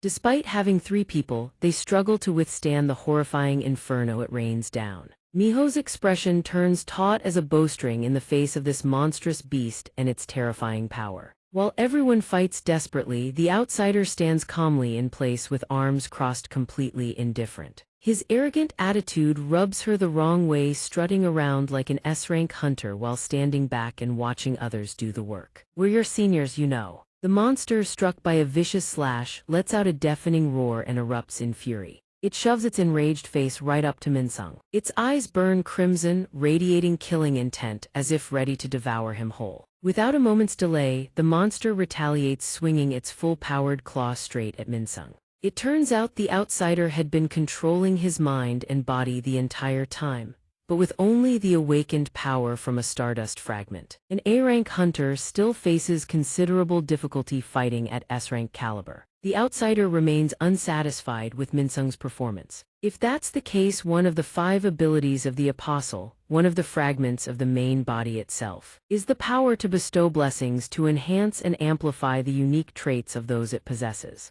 In other words, even the faith of the souls stored within the stardust itself. Not only that, the unique properties of weapons, all of them will be amplified and become stronger than ever before. And returning to Minsung, his unique trait is the ability to amplify mana. Not just him, the weapon he wields is no slouch either. Li Mingsheng's weapon possesses a unique trait, the amplification of slash force. What the outsider truly wants to witness is a devastating eruption of power from Minsung. Li Mingsheng, show me, can you reach the level you've always dreamed of after receiving this blessing, the rank of S-rank hunter you've always coveted? The monster is now just inches away from sending Minsung to his grave. But with his amplified power, Minsung has truly come to settle things with this beast. He grips his sword tight and strikes forward with everything he has. His eyes light up with a symbol that radiates an ominous aura. Sure enough, in just a few fleeting seconds, his entire body becomes engulfed in that energy, transforming into a weapon of its own to annihilate the monster. After that devastating force tears through the monster, the ceiling above cracks apart, a testament to the terrifying destructive power behind that strike. Even Liu Sheng and Donghua, far away, can feel the earth-shaking tremor. Miho, already stunned by his earlier ferocity, is left even more astonished. What? Minsung's power has punched a perfect hole straight through the ceiling above. He stands motionless, rooted to the spot like a man whose soul has left his body. The outsider, having witnessed the entire spectacle, walks right past him. The fatigue from providing amplification to A-rank hunters and above is immense. Yet Minsung could only maintain S-rank for a single fleeting moment before most of the amplification dissipated. Who would have thought the chosen vessel would underperform to this degree? What a pity. Li Mingsheng, it seems you lack the capacity to contain S-rank power. But regardless of what just happened, Minsung remains firmly under the outsider's control. Miho, with her experience and keen eye, immediately recognizes something is off. That's not a technique any ordinary A-rank hunter could possibly perform. As a seasoned awakened, she can't help but raise 1,000 questions. Isn't it stardust? Isn't it a stimulant used on high-rank hunters? Or are there other stimulants out there besides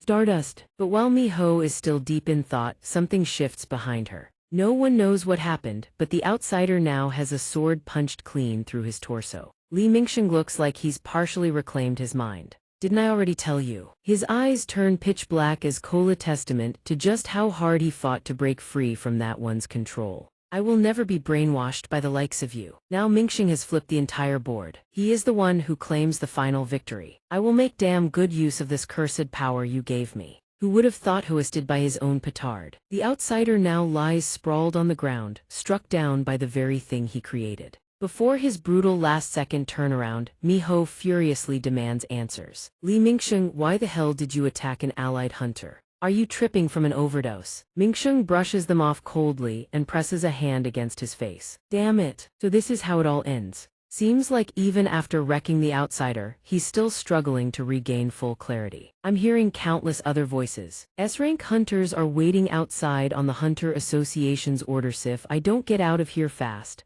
I'll never escape. Facing a monster like him, even Miho starts worrying about her own neck. I need to find a way to slip out, can't let him get away. Suddenly, he clenches his teeth so hard his face scrunches up like a monkey biting into a chili pepper. I've been putting up with you for way too long. Mingsheng can't hold back any longer, roars like a caged beast. If you don't want to die, then get the hell out of my way. Surprise, old man no sooner had the words left his mouth than he bolted off at the speed of light, legs pumping for dear life. After ducking and weaving through everything, he launches himself straight through the hole he'd created earlier. Everyone is absolutely furious watching Mingsheng escape right under their noses without being able to do a damn thing. Damn it, Miho can't let any more victims fall into his hands. So she immediately orders the hunter Li Qi Wen Zheng to send the signal to the S-rank hunters outside. Yes ma'am. The outsider, after taking a devastating blow straight to the chest from Mingsheng, is somehow still alive, a miracle, if ever there was one.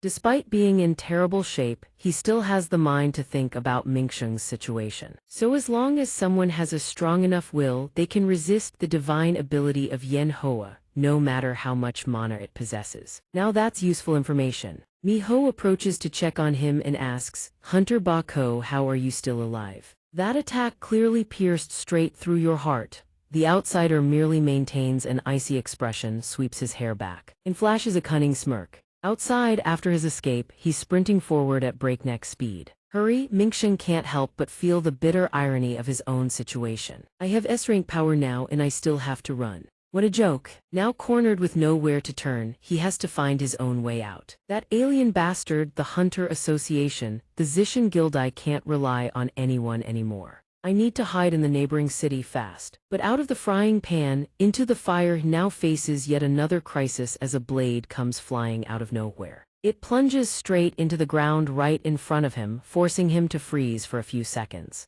Mingsheng is still not fully lucid, so he's confused. What is this? Suddenly, from the dark forest, a figure emerges and a mysterious voice rings out. I was wondering what caused that explosion over there, but I never expected you to come sneaking out on your own. That person steps out into the light. Now hand over everything you know about Stardust and the apostly very last detail. And that person is none other than Suho. He calls out Li Mingsheng's name.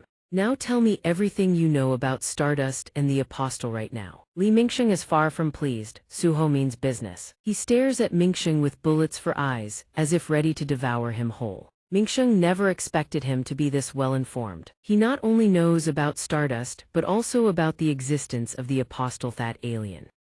Taking a quick glance at Suho, Mingsheng finds him vaguely familiar. Wait, wasn't he the one they said defeated Dicky and disrupted the Stardust supply chain? The one wearing a black mask, is that him? But even so, he has no time to waste. Doesn't matter if I linger here any longer, those hunters will catch up. To end this mess quickly, he grips his sword and charges straight at Suho to finish him off. Based on the mana I'm sensing from you, you don't stand a chance. Die. But before Mingsheng's attack, Suho remains utterly unconcerned, knows full well this amateur is nothing compared to him. Before Mingsheng can even swing his blade, Suho snatches it right out of the air. Facing something this absurd, he can't help but question reality. He blocked it, and I can't even pull my sword back. Just how strong is he? You really thought it'd be that easy? With his explosive temperament, Suho delivers a devastating kick straight to Mingsheng's face. Taking the full brunt of the attack, blood sprays from his mouth. Feeling the overwhelming power radiating from Suho, Mingsheng simply cannot comprehend it. He clearly has less mana than Miso. How is he doing this?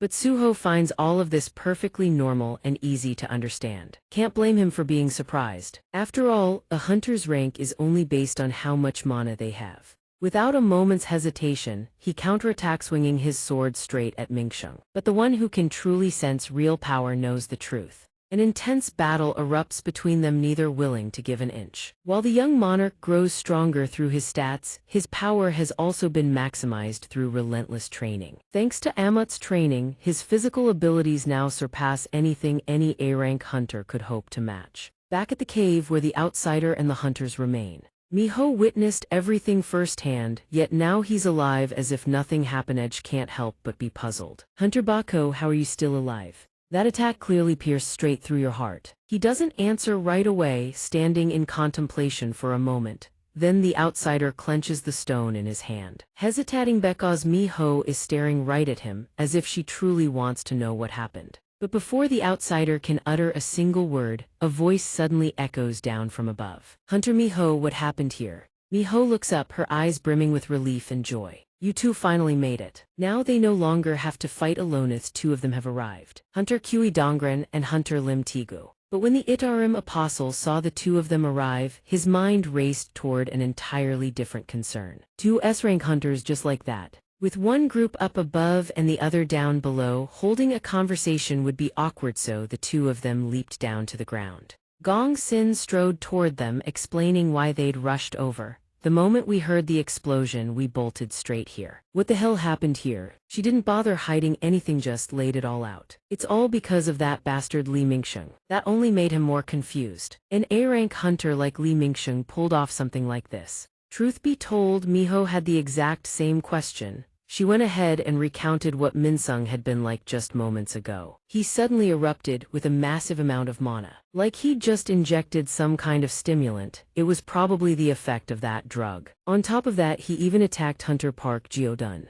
But after glancing over at the Itarim apostle, Dong-in only grew more puzzled. "But Hunter Park Geodun looks perfectly fine to me." Not wanting anyone to grow suspicious and start digging, the apostle jumped in to explain. "I have a dark attribute recovery skill." Facing the apostle's recovery speed, which bordered on godlike, Dong-in couldn't help but be impressed. "That's impressive. Looks like your recovery skill level is pretty high." At that, Miho snapped, yanking the conversation back on track. "Forget about that for now. We need to chase down Li Mingsheng before it's too late. At this rate, he'll make it to the city and vanish." Her words jogged his memory, suddenly recalled the critical issue at hand. "Right, Hunter Lim, you heard that, didn't you?" But judging by Dong-in's gut feeling, something had already gone very wrong. It seems Li Mingsheng has really stirred up trouble. A horrifying scenario suddenly flashed through his mind. And yet, the one in the most precarious position right now was none other than the Itarim apostle himself. "This could be a problem. The link between me and Li Mingsheng hasn't been severed yet. I never imagined he could resist the faith to this extent." As expected, the desires of a human are truly fascinating. Meanwhile, the fear of being exposed surged through him like a rising tide. Though the others didn't seem like they'd believe anything Li Mingsheng said. "Hunter Park Geodun, you should rest here for now. In case you haven't fully recovered yet, but if he didn't do something, they'd grow suspicious of him." Things had come to this point and the apostle was running out of options. There was nothing left to do. Despite the enormous effort and power he'd poured into Minsung, the apostle could only accept his fate. "I'll just have to discard him. It'll cost a massive amount of holy power, but I need to seize control of his body and force him to end himself. After all, he's just an A-rank hunter. I can always find another one to replace him." But just as he was on the verge of letting go, the image of a fierce battle flashed through his mind. "What's this? He's fighting someone." And then Suho's figure appeared in the vision, leaving the apostle stunned. "Don't tell me he's already run into an S-rank hunter." After observing everything unfolding with Minsung, a massive question mark formed in the apostle's mind. The apostle's suspicion began to zero in on Suho's sudden appearance. What is that masked man doing here? Is he hunting Li Mingsheng too, just like the Hunter Association? Man proposes, God disposes. Even the apostle hadn't expected things to spiral this way. "I never thought I'd cross paths with him again so soon. These S-rank hunters existing in this world. And Li Mingsheng Somyeon capable of resisting Yanhua's faith. Ever since we arrived here, nothing has gone according to plan. If that's how it is, then I've thrown the spear. I have no choice but to follow it. It seems everything has changed. This is no longer an era where all things bend to the Creator's will." Yet a twisted mind like his found itself asking a question that defied all logic. "Then why am I smiling?" Over on the battlefield, Suho and Minsung were still going at it, boom, crash, boom, with no sign of stopping. The drawn-out fight was burning Minsung alive with impatience. He couldn't let Suho pin him down any longer. In the brief instant Minsung's focus wavered, Suho launched himself skyward, ready to deliver the killing blow. Wait, a solution suddenly clicked in Minsung's mind that could benefit both sides. "If I answer your questions, will you let me go?" The sudden about-face left Suho bewildered. Why the sudden change of heart? Aren't you working with that Idarim apostle? Minsung didn't bother hiding, eyes came clean immediately. That bastard stabbed me in the back. Hearing that, Suho understood immediately something had definitely happened between them. He betrayed you. If something happened between you two, then why did you help him distribute the stardust? Though the reason sounded absurd, he said it anyway. Because he promised to help me kill someone I've been wanting dead. Suho couldn't believe what he was hearing. You worked with Idarim just to kill one person. Why Minsung harbored such a savage desire? His explanation came next. After the great catastrophe, everything I'd built fell apart. Some nobody from before the catastrophe suddenly became an S-rank hunter and started looking down on me. He thrust his hand forward. For me to live as myself, there's someone I have to kill. That caught Suho off guard. Aren't you also trying to kill that alien I asked you to help with? But Suho flatly denied it. No, I have no intention of killing him if we can talk it out. Minsung found Suho's answer laughable. You don't intend to kill Heimvan, though he came here to invade this world. You've got the exact same personality type. The kind I used to find absolutely repulsive back when I was an actor. The conversation had been perfectly civil, and then, just like that, he snapped. The type that always acts full of hope, but doesn't have a shred of real personality. Oh really? Suho fired back without missing a beat. Kindness and morality. Those are just choices that society and everyone else forced onto you. You don't even know what you truly want. But arguing with someone who'd already lost his mind was pointless. A torrent of crimson demonic energy erupted from Minsung's entire body. If you hadn't looked into that power, you'd have spent your entire life as nothing more than a background extra. Just like me. And the time will come when you, too, face a situation that forces you to make a choice. The monster inside him truly awakened as he flashed a savage, ear-to-ear grin. Let me create that situation for you right now. The identity of the one you must kill is, but before old man Minsung can get another word out, someone restrains him. And that someone is none other than the outsider. Li Mingsheng, I won't allow you to say another word. Where do you think you're running to, my son? Even if he tries to escape, in the end, he'll always be found. I owe you a great deal of gratitude. Thanks to you, I've achieved so much. And now, Minsung is once again being manipulated by him. I'll take back what I said about you being useless, and I'll put that body of yours to use one final time. With those dark, fury-blazing eyes, he fires back a question. Too fast, too deadly, not a single wasted movement. The outsider crushes Minsung in an instant. I won't let you do that. That searing light blinds Suho something fierce. Facing that terrifying energy, Suho quickly realized its Idarim power, far stronger than anything he faced against Dicky. It seems the outsider and Minsung have now merged into a single entity. The very next second, the transformation begins. A sword arc, wicked and absolutely badass, materializes out of thin air. Along with it, a pair of pure white angelic wings unfurls behind him. Suho remains rooted in placidly still, not a single move. But as he stares forward, it all clicks. So that's it, the Stardust Factory attack, the hunt for Li Mingsheng, all of it was just to get to me. I've been wanting to meet you too. I've been wanting to meet you too. You masked punk who's been ruining everything. Suho still doesn't realize the person standing before him is no longer Minsung. It's someone else entirely. Why does Li Mingsheng suddenly seem like a completely different person? From the way he talks, no beating around the bush, he cuts straight to the point. You're the apostle sent by the outsider gods, aren't you? So you know of our existence, huh? Minsung doesn't bother hiding his dirty trick, owns it outright. That's right, we came here to conquer this world. Now he realizes eyes facing his greatest enemy yet. They're the reason his father still hasn't been able to return. And with the enemy standing right before him, there's no way he's letting this slide. He drops into a fighting stance, ready to settle the score. Running into you here, perfect timing. But just when it looks like this fight will be between the two of them, a third party crashes the party. Just as both sides are about to clash, the newcomer bellows a command. Nobody moves. No clue who this guy is, but he's throwing around orders like he owns the place. Nobody moves without my permission. No one knows how strong he actually is, but his bark is definitely loud. Tree something stupid, and you'll find out. And guess who it is? Tagu. He's finally caught up, a bow gripped tight in hand. Seeing Minsung's current state, Tagu can't help but be suspicious. Li Mingsheng, why the hell do you look like that? What the hell have you done to yourself? His gaze sweeps over them, radiating killing intent so thick it could swallow them whole. One glance is all it takes for Suho to recognize the man-rank hunter Lim Tagu. Seeing an uninvited guest has crashed the scene, Minsung speaks up. Seems we can't have a private conversation here anymore. So both sides can settle their grudge properly, he puts forward a proposal. Let's meet at the highest point in this area. Lantern Mask. Seeing him about to slip away, Tagu isn't about to let that fly. Minsung, where the hell do you think you're going? Refusing to lose Minsung's trail ever again, he fires an arrow straight ahead. I said nobody moves, not without my say-so. The arrow rockets toward him at a terrifying breakneck speed. But with his agile, lightning-fast body, Minsung dodges it like it's child's play. Seeing a single arrow is nothing to Minsung, Tagu goes all in, knocking 3 arrows at once. Wasting no more time, he looses all 3 simultaneously. They streak toward Minsung at the speed of light. But life ain't a dream. No matter how hard Tagu tries, he can't land a single hit. Minsung's evasion is just too damn smooth.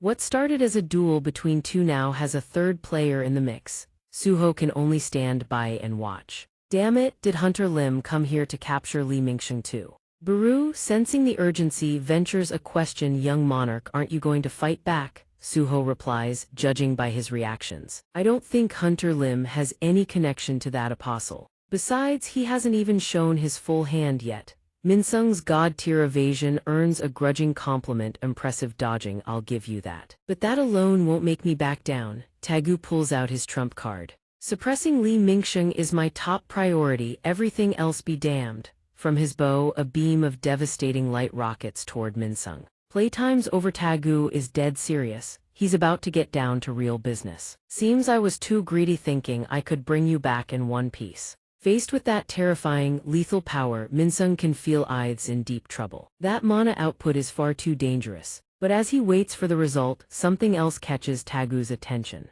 Without a word, he knocks another arrow and aims straight at the bushes. His instincts don't lie. A goblin is hiding in there. Seeing the arrow aimed at it, it puts on the most innocent, wide-eyed, deer-in-headlights expression. Seeing it's just a harmless creature that can't do jack, he can't help but wonder what's a goblin doing out here. But in a split second, Tagu realizes she's been played. Damn it! He spins around, but it's already too late. Minsung has escaped. The vast, empty expanse stretches out with only Tagu left standing alone. Son of a... Staring at the deserted wasteland, Tagu seethes with bitter frustration. Li Mingsheng, what the hell are you planning? Word of Minsung's successful escape eventually reaches Suho. He picks up the phone and answers. After hearing the full story, Suho has a decent grasp of the situation. I see. So Li Mingsheng managed to slip away, huh? With his own blunder laid bare, Tagu has no excuse left. I'm sorry, Association President, it's all my fault. But Li Mingsheng looked off. Seems like he was under the influence of something.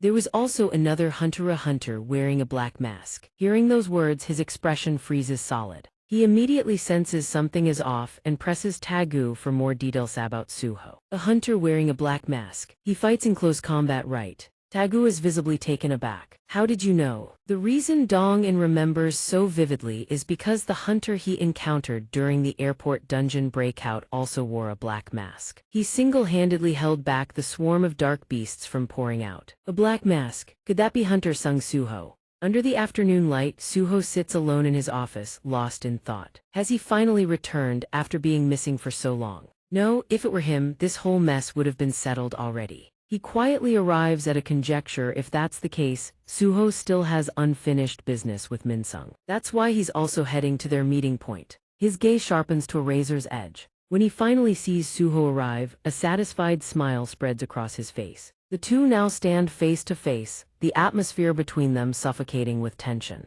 Minsung, before the battle begins, decides to ask a question. Well, that's surprising. Why are you helping me? As someone with keen eyes, he can't help but notice. Weren't you planning to discard Li Mingsheng's body if things went south for you? He doesn't bother hiding anything, just lays his cards on the table. I've heard about you from the demons. They call you the Shadow Monarch from the darkness. What exactly is your relationship with the Shadow Monarch? But after fielding a relentless barrage of questions from him, Suho doesn't even know where to start. Looks like you've got way too many questions, but I have no reason to answer any of them right now. I'm going to crush you and rip the answers out myself. Baru senses a bad omen and immediately issues a warning. Shadow Monarch, please be careful. Ever since the Idarim Apostle seized Li Mingsheng's body, I can no longer gauge his power level. Not wanting it to worry, Suho quickly reassures. Don't worry, Baru, I've been preparing for this moment. No longer in the mood for games, Suho cracks his knuckles and begins to move. A scheming smile now creeps across Minsung's face.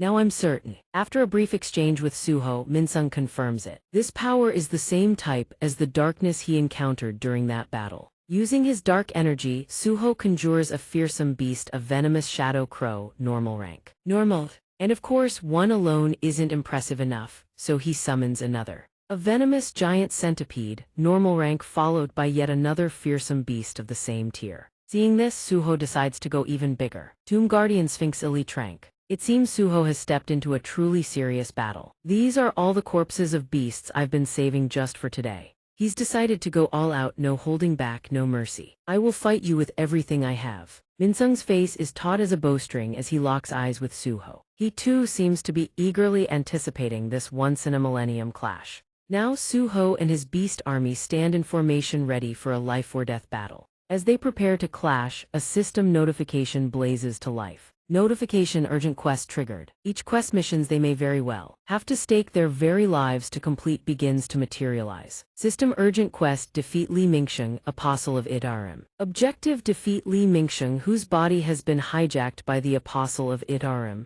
Reclaim his memories. Phase: defeat Li Mingsheng, Idarim Apostle, Stage 1. The quest is to defeat Li Mingsheng. So the moment has finally arrived. The moment he has to kill another person. Minsung and Suho now stand face to face, a brutal clash about to erupt at any second. Suho can't help but fall into deep contemplation, clasping his hands together. After understanding what emotions are, the changes happening inside him feel strangely unfamiliar. A dark, inexplicable sensation envelops him. Memories of the original body, fragments from a shard. I think I now know what it felt like to encounter the darkness. Curiosity before an overwhelming power. A being from another dimension, one who possessed the strength to hold back an entire legion single-handedly. I was curious about him. That darkness, a figure who looked utterly solitary even while standing amidst his army. Suho lifts his head, staring intently forward, wondering could he get an answer from this man. Suho's shadow beasts can no longer hold back. They surge forward and attack Minsung.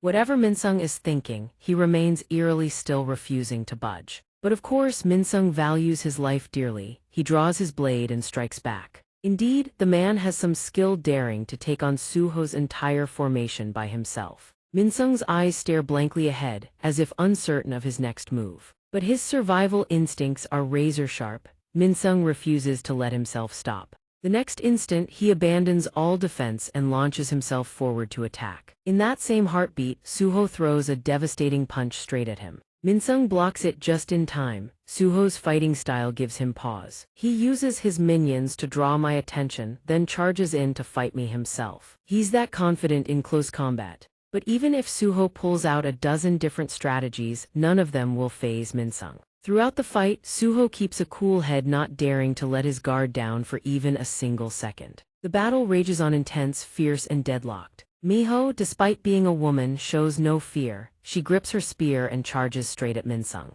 Her eyes burn with fierce determination. She's sending him to hell, no matter what. But with her current skills, Miho is nowhere near his level. He dodges her attack in an instant. Minsung seizes her spear, gripping it tight. Miho, though at a clear disadvantage, still refuses to let go of her weapon. You're not a shadow soldier, are you? Miho's entire body trembles uncontrollably. Perhaps gripped by sheer terror, she can't stop the tears from streaming down her face. But the next second, Suho arrives like a bolt of lightning, kicking Minsung away and pulling Miho from the brink of death. After catching a surprise strike, a fresh wound marks Minsung's face. But the attack doesn't frighten him, it only ignites his fury. Minsung, a question burning in his mind, asks, "Why don't you use your shadow soldiers in battle?" Suho smirked, "Shadow soldiers. If you want to see them, I'll oblige." Suho doesn't hesitate to show his hand. "You want to see them that badly? Then feast your eyes." With nothing left to hold back, Suho goes all in, conjuring a massive torrent of sand that engulfs Minsung completely. His entire body is now completely under Suho's control. And that's not all, he now has to face yet another beast on top of everything.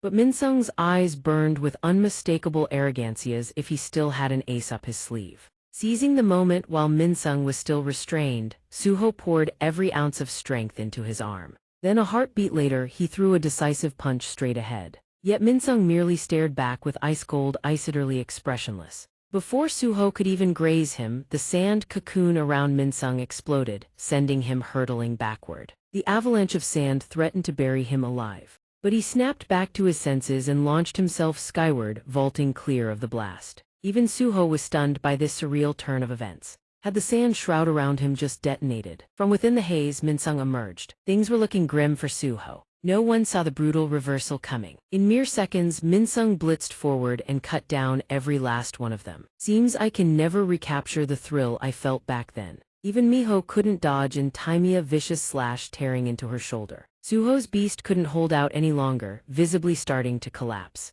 And worse still, Suho himself was battered beyond measure. Today he might just be the one who falls. Seeing Suho and his forces crumbling, Minsung couldn't resist throwing out a few mocking words. How disappointing. No one asked, but he offered his verdict on Suho's strength anyway. The Shadow Monarch soldiers were all seasoned warriors with wills of their own. A properly trained legion. Your power may mirror his, but your ability, night and day. Knowing he held the upper hand, he began to openly belittle Suho. I truly can't believe you wield such power and still can't win. You're pathetically weak, damn it. Suho knew it all too well. His odds of victory were slim to none. Because the apostle had seized Li Mingsheng's body, everything had become exponentially harder. While Suho still wavered, unsure of what to do, Minsung said nothing, just blitzed forward, his speed nearly rivaling an S-rank hunter. And once again, no one asked, yet he kept spouting his philosophy. The reason the Shadow Monarch looked so lonely was because no existence in this world could serve as his equal. He unleashed an unrelenting chain of slashes at Suho. After all, who could ever understand a being who possesses absolute power? Blocking the attacks, Suho muttered to himself, did father really look that lonely? Under Minsung's ferocious onslaught, Suho's gauntlets began to crack. And then the inevitable happened. Suho's legendary gauntlets finally gave out. System item destroyed. Vanguard Horn Gauntlets. The next instant, Minsung exploited Suho's moment of helplessness, plunging his blade straight for his heart. Miho, watching from afar, felt her heart shatter at the sight. The so-called young Shadow Monarch, Minsung sneered. You think yourself clever, but you're nothing but a naive fool. You know nothing about the power you possess. That's exactly why I'll rip the shadow power right out of him. And his twisted thoughts began to surface. I'll turn him into a believer. And then I'll do whatever it takes to claim that power. Once I do, I'll finally understand what it feels like to be the Shadow Monarch. Blood streamed down the blade in rivulets, yet Suho refused, absolutely refused to give up. His entire body trembled uncontrollably. I don't know anything about the power I hold. Standing at death's doorstep, certain memories flooded back. Come to think of it, Li Mingsheng had said something eerily similar. You're the type who always seems full of hope, yet you have no real personality, kindness, morality. Those are just choices society and others imposed on you. You don't even know what you truly want. That moment replayed in his mind once more. If you hadn't been lucky enough to gain that power, you'd have lived your entire life as nothing more than a background extra. And the time will come when you face a situation that forces you to make a choice of your own. In that hazy, half-conscious moment, Suho questioned his own stats and skills. Do I need something beyond all of this to become stronger? Suddenly, Baru's voice cut through the chaos. Young Monarch. That moment flashed through his mind like slow-motion footage. Why don't you use weapon manifestation, my liege? It's because the Vanguard Horn has higher attack power. Besides, it's hard enough to use linkage and ruler's authority simultaneously while commanding shadow soldiers in a battle like this. And I'm not even confident I can pull off weapon manifestation. But in the face of his self-doubt, Baru encouraged him. You are a genius, my liege. I believe you can do it. I, Baru, stake my life on it. You've got this. Then Suho fired back a question that left Baru completely speechless. Besides, didn't you yourself say that father didn't always use weapon manifestation in battle? There must have been a reason he didn't use it. So I figured something might go wrong if I relied on it. If that's what you believe, my liege, then so be it. Now Suho wondered, why had he become so self-doubting? When did it start? Since when did I start putting limits on myself so easily?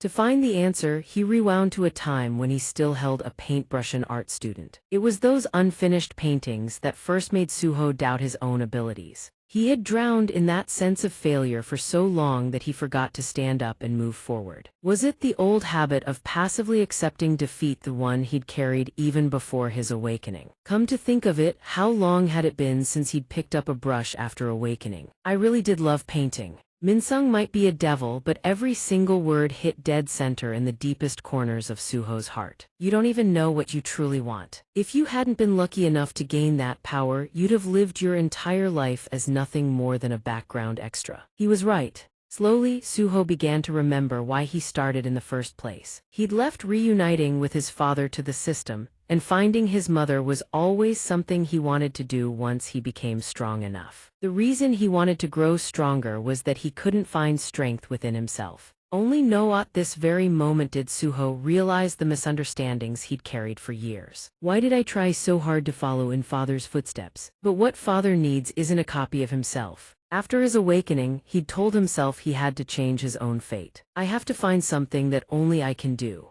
Back to the brutal present, Suho's face was still drenched in blood. His blood-soaked hands trembled as he pointed forward, rising to his feet. Though defeat seemed certain, Suho absolutely refused to fall here. After a moment of brooding silence, Minsung suddenly recalled something. Weren't shadow soldiers supposed to be immortal? They resurrect even after death. At this point, Minsung himself still has absolute confidence in his own abilities. But no matter how your minions attack me, they'll never stand a chance. The alien entities utterly baffled by the scene before him. Are they fusing together? I've never witnessed this during the war against the shadows. A swarm. The shadow creatures suddenly surge to life, unleashing their full power, and Igris breaks free from his restraints, charging headlong into the fray. Soon we will witness the return of Suho. Perhaps this battle isn't over yet, still hasn't given up. Suho begins recalling memories to fuel his strength. He remembers that Christmas long ago, walking with his parents.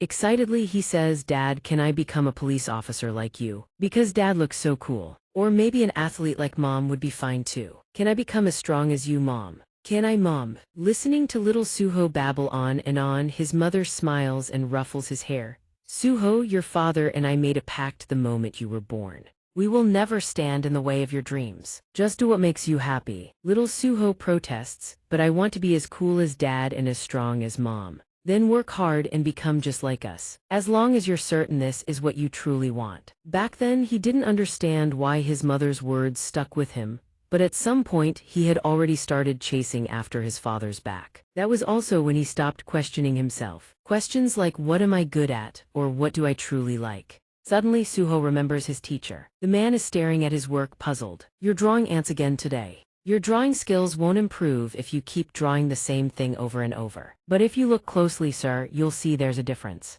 Yes, I know your pieces are always one of a kind. It's easy to get trapped drawing them too similarly if you keep at it every time. But the more you draw, the more natural your strokes become. Like this one here, it actually looks quite unique. But you can't really call this an ant, can you?" The reason he grasped shadow transformation earlier than his father was probably because the system granted it based on his own unique traits. From now on, he won't resist it anymore. A combat style centered on shadow transformation. He will no longer constrain himself to any fixed form. Instead, he will freely shape his shadows. Snapping out of his thoughts, the shadows Suho had created gradually converge back toward him. Even Baru is stunned. The shadow soldiers surrounding the young monarch are being absorbed. "Looks like maintaining my form is getting difficult." The demoness asks in shock, "Baru, what the hell is happening to the young monarch?" "Don't ask me, even I have no idea. But most likely, the young monarch has emerged from his cocoon." The enemy is equally confused. Could he be harboring some hidden potential? "This could get troublesome. I need to push him to the brink of death and plant the stardust shard into him now." Before he can finish the thought, he's forced to leap backward because Suho has already transformed. The enemy's legs nearly buckle. What the hell is this? As far as I know, a hunter's abilities shouldn't be able to develop like this. Could it be a second awakening? On the other side, Suho's wounds have already been healed by his own shadow energy. He enters a shadow-armored state, his arm encased in dark armor just like his old man. Except his old man's version covers his entire body. Suho begins to wonder, can shadow transformation only turn shadows into weapons? But if you consider the fundamental nature of shadows, their defining trait is shape-shifting, which means he can use it in countless ways. Without another thought, he commands the shadows to attack. But it still isn't enough to match the enemy. The enemy cleaves through the shadow with a single slash. But surprise, surprise. A shadow beast materializes behind the enemy, slamming into him with a bone-crushing blow. but surprise agging the enemy catches it without breaking a sweat. I told Yao overwhelming numbers mean nothing to me. After delivering his killer one-liner, the enemy swings his blade a few more times, obliterating every last one of Suho's shadows. Suho walks forward with slow, steady steps and says, "If even this doesn't work, then I've got nothing left." Ding skill activated Shadow Link. Suho bursts forward in an instant, he closes the distance and strikes. The enemy tenses. That mana is definitely dangerous, but there's no way I'm taking a direct hit. Suho is slashed, wounds carving across his entire body. The enemy grins triumphantly. Losing one leg doesn't affect my power at all. But that's not what catches Suho's attention. His eyes widen in shock. Shadow transformation can be used like this. A shadow looking absolutely vicious has materialized right behind the enemy. Before he can react, it delivers a devastating punch straight to his face, sending him flying and slamming his head into a boulder. I didn't expect you to let your minions use skills like that. I've never seen shadows wield power this way. Wait, I can't speak. My jaw, it's broken. I can't even move anymore. If I recharge my mana using Li Mingsheng's life force, I can still fight. Looks like I can't afford to hold back anymore. What the hell is happening? Is it because of that brat? Has Li Mingsheng broken free from my domination due to the impact? Unbelievable, that brat actually pulled it off. An S-rank hunter defeated by a lower-ranked one, I can't believe it. Li Mingsheng, what if you don't stop, boy? Is there something worse than death? You think I'm afraid of dying? I've had enough of being looked down on. And what I hate most is when others deny my very existence. If I can't make life harder for those who disrespected me, then come at me. That brat. If I can't be the protagonist, then I'll play the villain role I was cast in to the very end. With those words, Li Mingsheng strikes himself. This is my final performance, a villain's last stand. Suho seizes the opening and unleashes a thunderous punch. And just like that, everything comes to an end. After the punch powered by the full force of his enlightenment, Suho slowly withdraws his fist. Minsung coughs up blood on the spot. The fist is drenched in his enemy's blood, each drop falling silently to the ground. His body, which had long since surpassed its limits, begins to crack and crumble, shattering like a statue. You'd think that's it, game over. But the cracks across his body suddenly begin to glow, and the shattered pieces drift back into place on their own. Until the wounds on his body heal on their own, all he can manage are a few incoherent groans. He can feel it himself, his condition is critical. Horror washes over him as he realizes just how bad it's gotten. There's a gaping hole straight through his abdomen. And now his jaw is completely shatter-red. Can't he even argue back anymore? Though the cracks have been patched by his incredible self-regeneration, it can't close the hole that Suho carved through him. Blood and innards spill onto the ground at a horrifying rate. Unwilling to accept it, he thinks back to when that alien bastard first appeared before him. Back then, he truly believed his chance to change this godforsaken world had finally arrived. And yet this is how it ends. Ever since the cataclysm struck, his life has been nothing but dog shit. Pathetic, real-life first person to cross his mind in his final moments is the very one he has despised and resented the most all this time. A memory surfaces. T-letter 1 EBF, who's standing backlit, hand extended. Minsung, want to work with me? He curses under his breath. Damn it, is that bastard the one he remembers at the very end? Minsung summons his last ounce of strength to move his arm. His intent is unclear, but his pride screams inwardly, I'm a superstar, damn it. He grabs his own jaw, trying to push it back into place, but his body can barely hold on anymore. Both mouth and nose are slick with fresh blood. After letting the memories run their course, Minsung pulls his mind back to reality. His blood-red eyes lock onto the enemy before him. Confusion gnaws at him. Does that kid look like he's pitying him? Suho watches him without blinking for even a second. Those silver eyes glint cold, making it impossible to read what he's feeling.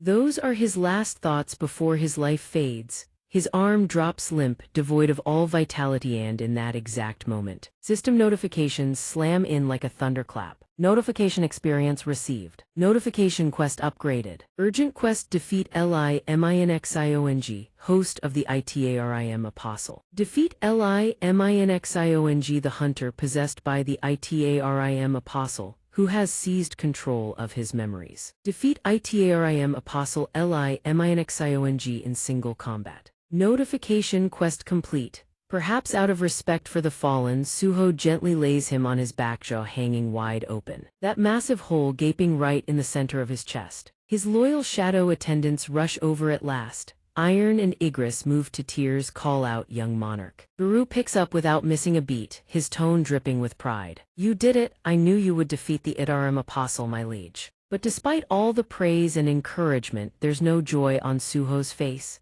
His gaze remains fixed on Minsung, who has passed on. Suho seems to have seen through the internal struggle between Minsung and the alien apostle. He murmurs absent-mindedly. "The one who smiled at the very end, that was Minsung, not the Idarim apostle, right?" A hint of empathy stirs in him. "We barely spoke, but he gave me the impression of someone who poured his entire heart and soul into his deepest desire." Baru, however, interprets it differently. This must be the first time the young monarch has killed one of his own kind, hasn't it? Is he in shock? Before Baru can find the right words to console him, Suho speaks again. "Thanks to Minsung, I've realized something." The silhouettes of the two people he respects and cherishes most rise within his heart. His voice is steady, murmuring like a quiet vow. "Ever since I became a player, my only purpose has been to find my mother and become someone who can stand beside my father. This battle taught me even more than I expected. But looking back, I realize I never had a goal that was truly my own. That's probably why Minsung told me I'm someone who doesn't know what he truly wants."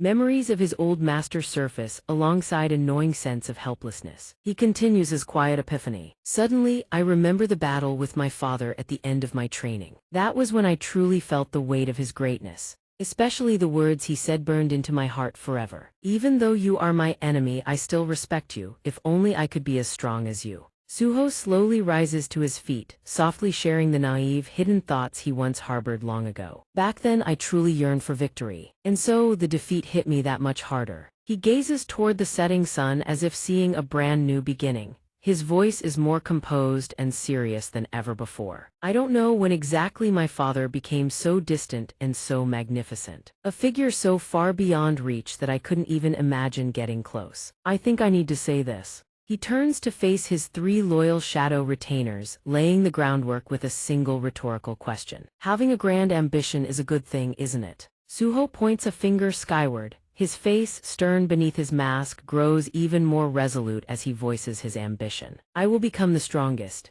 Bathed in the blazing sunset, he declares with burning conviction, "I will surpass the Idarim apostles, the monarchs, and even my own father." At last, the young monarch has found his own path, shaped by no one else. This is who he wants to become. The most shocked right now are undoubtedly the Shadow Monarch's two die-hard loyalists. Suho's lost his mind. Every single one of them is frozen solid. Igris stands slack-jawed, utterly dumbfounded. The young monarch actually said that. But Baru, ever quick with words, speaks up first. He doesn't mince words. "Even though I think that's impossible to achieve, I will still support you, my liege." Igris is gentler about it than Baru, but the core message is the same. "I believe surpassing the Shadow Monarch himself is an exceedingly difficult feat." Suho's excitement deflates instantly. "Thanks for killing the vibe, guys. But these two have served since his father's era, so all he can do is sigh and accept his fate." "Well, can't blame them for thinking that way, I suppose. Let me check the rewards first." System windows pop up in rapid succession, like a battle report. Notification: rewards received. Notification: experience GAINED. Notification: level up.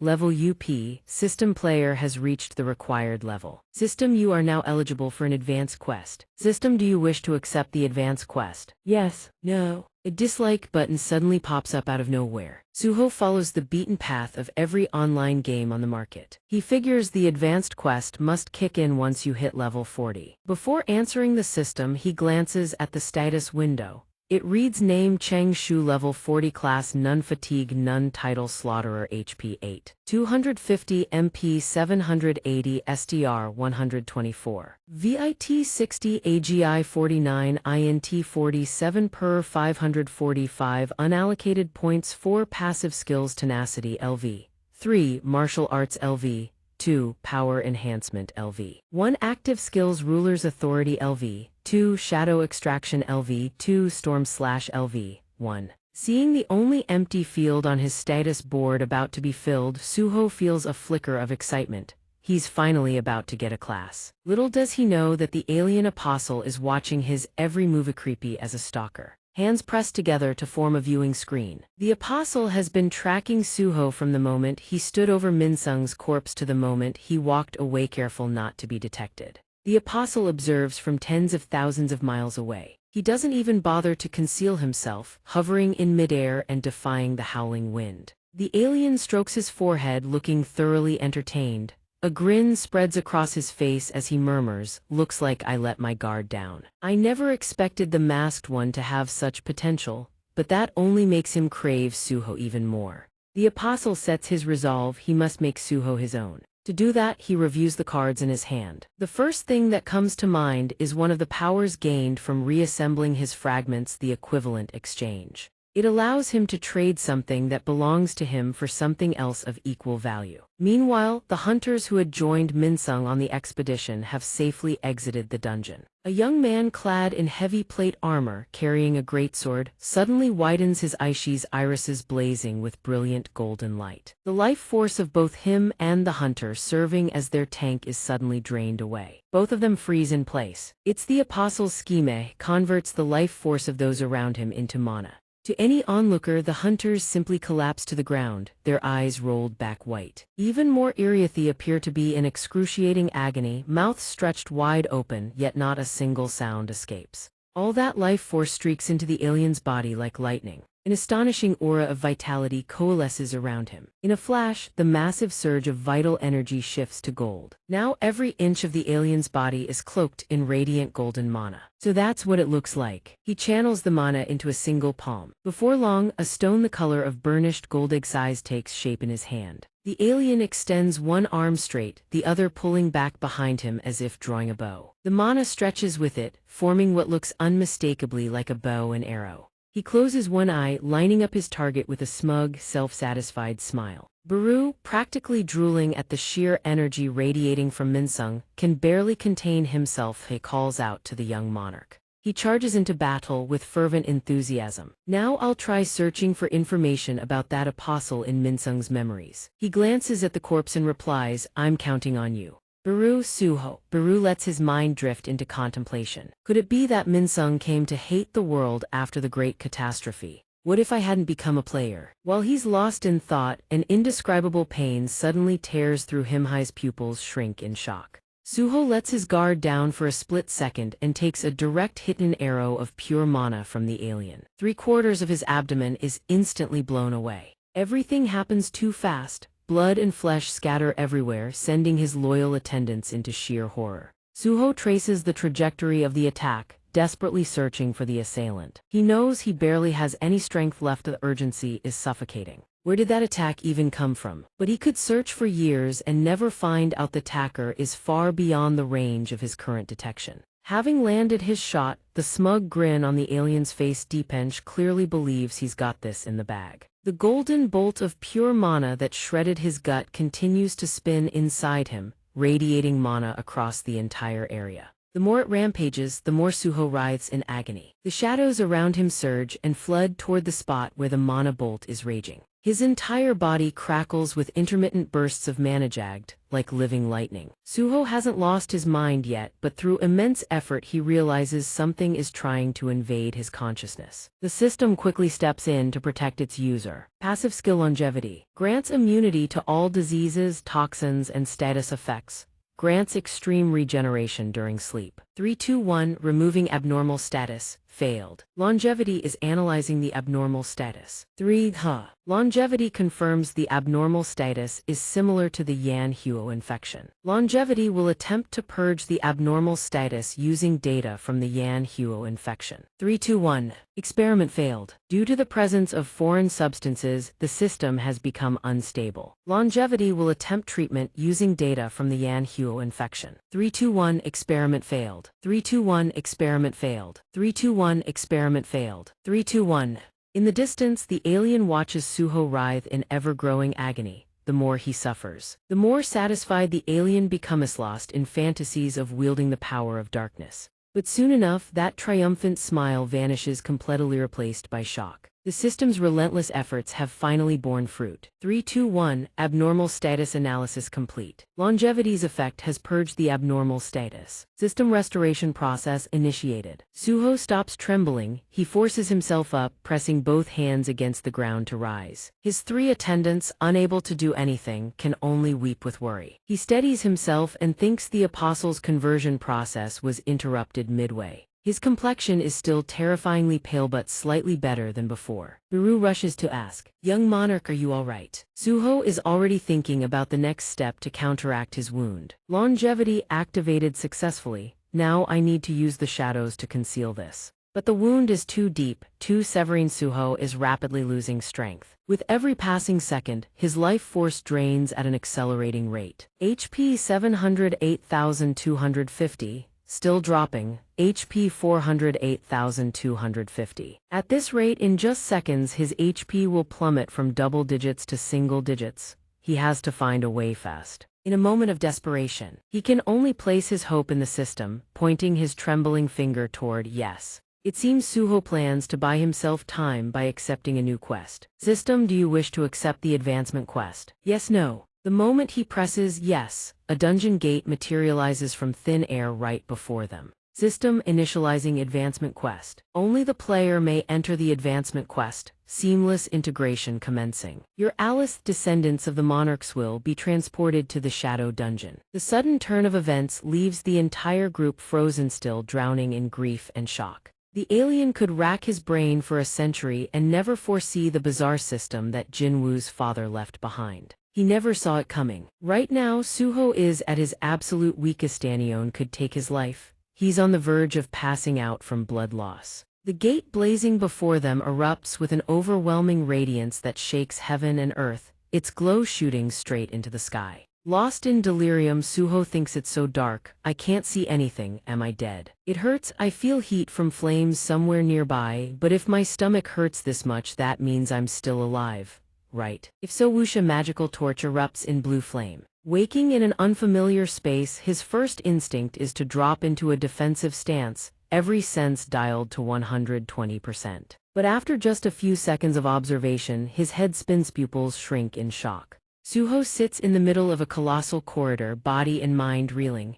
This place. The shadow gate appeared with earth-shattering fanfare and vanished without a trace. Once the alien confirms Suho's trace is completely gone, he flies over to investigate. He lands at the exact spot where Suho's group once stood. The howling wind only deepens the desolate emptiness of the place. The alien's expression darkens to something terrifying, mind racing. I can't sense any mana around here at all. Unbelievable, a gate just appeared out of nowhere and whisked away the masked man and all his soldiers. He adds with a glance at the ground. But he didn't take Minsung with him. That means the gate that just opened can only be used by him and his allies. Although this hunt has failed, the alien doesn't feel particularly vexed. Instead, the corner of his mouth curls slightly upward. The darkness and the masked man. Every time we clash, something unexpected always happens. How interesting. Grandpa, oh grandpa, could you please change up the dialogue? It's getting embarrassing to listen to. As for Suho at this moment, he's training diligently, specifically doing push-ups.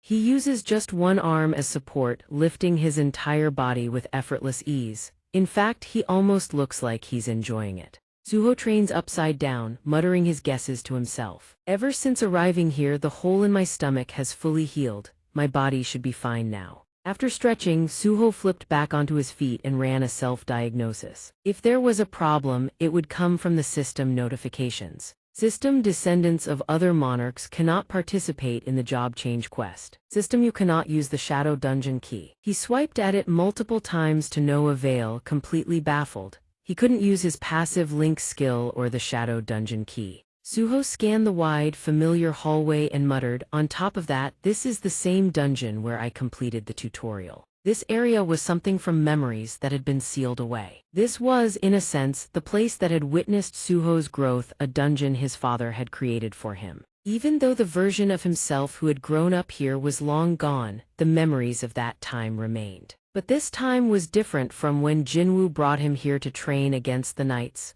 Suho felt a twinge of unease. This time there were no knights to defeat and level up from. Not to mention he wasn't given any weapons, and this had to happen right after the Demon King's weapons were destroyed. This time this is. Tem dumped him in without any specific instructions, leaving him to figure things out on his own. For whatever reason, there was no quest information whatsoever. If he had to open doors and climb floors like before, did that mean he had to clear everything without weapons or his passive link skills? On top of that, the place felt completely different from before, only adding to the mystery. Did this place always have this many paths, like some kind of maze? Something about it felt both familiar and alien at the same time. To make things worse, sounds echoed from multiple directions. Just as Suho was losing his sense of direction, he spotted something new. He noticed a lavishly decorated door, an incredibly eye-catching door. Drawing on years of training experience inside this dungeon, Suho couldn't help but feel suspicious standing before it. The path clearly continued on, so why was a boss room here? Was this job change quest just sloppily designed? But he was already here, what other choice did he have? Standing around second-guessing everything wouldn't help. He reached out, pushed the door open, and braced himself for whatever lay ahead. Even so, he couldn't deny a sliver of anticipation for what was behind that door. With a system quest riding on his back, his curiosity only grew. When the job change quest ended, would I be able to become as strong as I was before? Last time, the moment Suho opened the door, he was greeted by a towering shadow knight, pitch black but surprisingly not smelly, with piercing eyes. A short scar ran across its right eye. The first thing I encountered in the dungeon was a knight. But this time, what greeted him wasn't a knight, just a pitch-black room. Barely able to see anything in the faint light, Suho squinted, his expression cautious. "It's too dark, I can't see a thing." A red carpet stretched across the floor, leading to the far end of the room. At the far end stood a throne, and he was certain someone was sitting on it. That figure seemed to sense the intruder encroaching on its domain and rose to its feet. Suho couldn't help but be stunned when he saw the face of this boss. It was his own. The broad, toned back, the bulging arms, and that familiar pair of gloves made it unmistakable this was Suho himself. This Suho had an aura eerily similar to his father, Sung Jinwoo. Put it this way, if Suho chose to walk the same path as his father, this would be him in the future. He stood frozen, realizing this Suho had a look of pure contempt, utterly dissatisfied with the world. And Suho, he had already recognized his past self. Was this him from the tutorial? He stared at the boss's face, his own face, tried to gauge its combat power, and immediately lost heart. The person I have to fight is myself. The me of that day, the one who could even defeat Baru at full power. Right now, his past memories weren't giving him any advantage, they were only feeding his psychological trauma. That version of him had defeated Baru back then. Past Suho, at 100% power with full gear, said nothing. He simply unleashed his aura, ready for battle. His mana surged in an instant, shattering the floor beneath his feet. The sheer display of power made it clear something massive was coming. In just seconds, his mana, already blazing like wildfire, grew fiercer than ever before. It coiled and twisted like a cyclone. Suho was still reeling from the shock of facing his most perfect past self when the other him charged in. He opened his mouth to say something, but a fist of light slammed into him before a single word came out. Suho had absolutely no way to defend. Before the fight could even begin, he was gloriously reduced to paste in a single punch. 3 torches burned brightly in the hallway, their flames full of life. The one on the left abruptly snuffed out. When Suho came to, he was lying in the hallway once again. That death was beyond terrifying. The moment he woke, panic surged through him. But upon closer inspection, he was neither dead nor lying in that room waiting to die. Suho steadied himself slightly. But the thought of unlimited respawns like in a game turned his face even paler. "So I'll just respawn if I die." Honestly, for him, this was no different from a waking nightmare. Cold sweat ran down his spine. He muttered, wondering why he had encountered another version of himself in the boss room. Was the job change quest really about defeating his past self?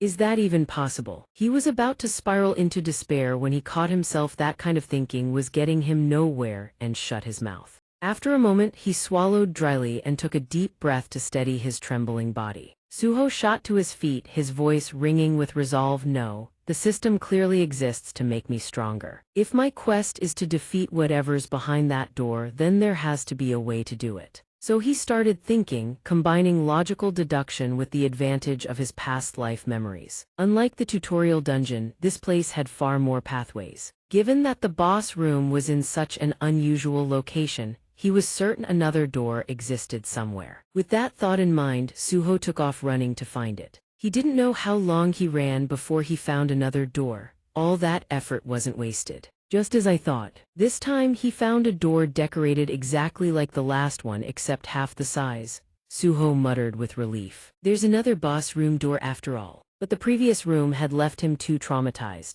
Suho froze in fear and instinctive reaction. Wait, what would be inside this time? Still, he didn't freeze for long. If he didn't go through this door, what other choice did he have? No point dwelling on that now. Whatever was in there had to be better than facing his past self. Suho steeled himself with that thought, reached out with both hands and threw both doors open. The moment he looked inside, his jaw dropped. The room was littered with children's toys, and sitting among them was a small child. It was none other than Suho as a tiny toddler quietly playing alone, adorable beyond words. But that precious little angel only lasted a few seconds. The moment the child spotted the intruder, it transformed into a tiny, vengeful spirit. Its eyes lit up with a terrifying glow. Suho the host himself actually flinched. He couldn't believe it. This terrifying little creature that could scare the living daylights out of most people was him as a child. What the hell is going on in this dungeon? He shuddered. The more he thought about it, the more bizarre this place became.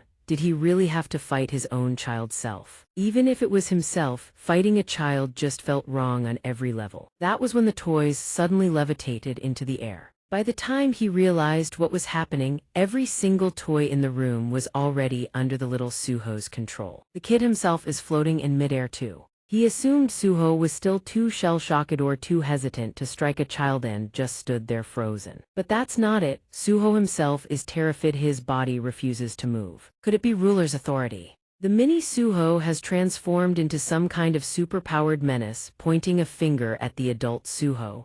With a casual flick, every toy launches simultaneously, hurtling toward their target. Suho just stands there, suppressed by his mini-self, frozen like a statue while the kid pummels him. One look is enough to tell those toys are no joke. After a while, who knows how many hits land, his vision starts to tilt. He's about to collapse any second. A bit more and Suho finally can't take it. His eyes shut. This time the right torch flickers out too. Only the center torch remains burning strong. He wakes up again in the familiar grand hall, beaten to death by his mini-self. This time there are more injuries on his head. His first instinct is to shield his forehead. He's only gone through 2 rounds and his face is already pale as a corpse's. A few more rounds and he'll probably develop full-blown PTSD. Right now he's both dazed and terrified. Did his younger self really just snap his neck in the blink of an eye? Neither of them is an opponent he can beat right now. How is he supposed to complete this quest? But Suho suddenly recalls another rule. Oh no. According to the rules he already knew, the situation might get even worse. He looks around, searching. If he was given 3 lives like the tutorial said and he's already died twice. He spots the trio of torches and the realization hits him like a freight train. That means he only has 1 life left. But the wall is plastered with torches, rows upon rows of them burning at equal intensity. Some have already gone dark. And it's not just one wall, it's an entire tower of torches. Who knows how many lives are stacked in here? Suho stares in sheer terror at this magnificent spectacle, his pupils trembling violently. The flames on the torches flicker like a glitched game effect. Suho is utterly bewildered. What the hell is going on? The moment he speaks, the system dumps more bad news on him. Alert: due to the presence of foreign substances, the system has become unstable. Notification: defeat the creature behind the door with your remaining lives. Creature behind the door 1. Notice: complete the job change quest, or you cannot leave the dungeon.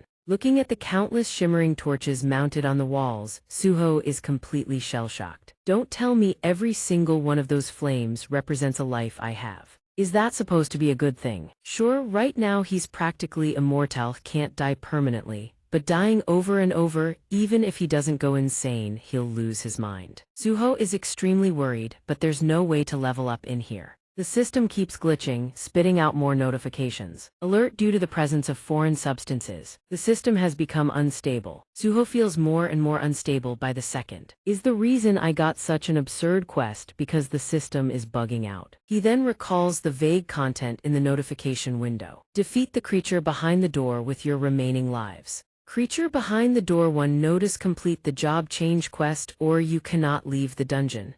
His anxiety amplifies to a whole new level. Suho can't help but think deeper. If that's the case, there's no guarantee those flames actually represent his lives. Even so, he has no choice but to keep pushing forward. No matter how dangerous it gets. He steels his resolve, I can't give up here. Suho walks firmly through the door ahead, unwavering. The only option he has is to push forward. As he walks, he analyzes the situation, seemingly random pathways and the monster rooms that pop up without warning. Suho walks along the corridor searching for doors. That means there are likely other rooms still out there. But the problem Ish has no idea how vast this labyrinth really is. He knows the situation is dire, but all he can do is stumble through and explore on his own. Since he has plenty of time, he can search at his own pace. But before Suho can figure out his next move, he senses another presence closing in. Something's over there. From the darkness, something blue gradually emerges. It looks like a toy. It's the stuffed animal he saw in Mini Suho's room. It wears the most sinister grin. And of course, accompanying that stuffed animal is the all-powerful Mini Suho complete with a childlike yet utterly terrifying painting. The kid even looks at him and smiles 10 times more horrifying than before. The little brat's sudden excitement sends chills crawling up his spine. Goosebumps everywhere. This labyrinth is getting more and more absurd by the minute. Suho raises his voice involuntarily, as if challenging the stubborn system. Why is my younger self here? Did it walk out into the corridor through the door that just opened? His next instinct screams run, get out now. But the moment he turns his back, he's struck. One fast, precise, devastating blow and he's crippled. The damage comes too fast, too brutal. His body can't react in time. Suho realizes in horror that the gap between them is like an uncrossable chasm. The agony of a severed leg tears through every nerve ending, combined with the psychological pressure from the mini version looming over him. He can barely hold on. He clutches his leg and screams in pure, unfiltered pain. But what Suho fixates on most is the weapon that struck him. He can hardly believe this golden truth. A single hit from a toy blew his leg apart. Yeah, Suho stares at his younger self in sheer terror, questioning, can ruler's authority really produce that kind of speed? While he's panicking over how to deal with the kid, how is he supposed to complete the quest in this state? Then the adult version steps out from somewhere. The situation becomes even more hopeless. Both paths are blocked now, he truly won't survive this one. The perfect adult Suho, armed with 100% equipment, looks down sternly.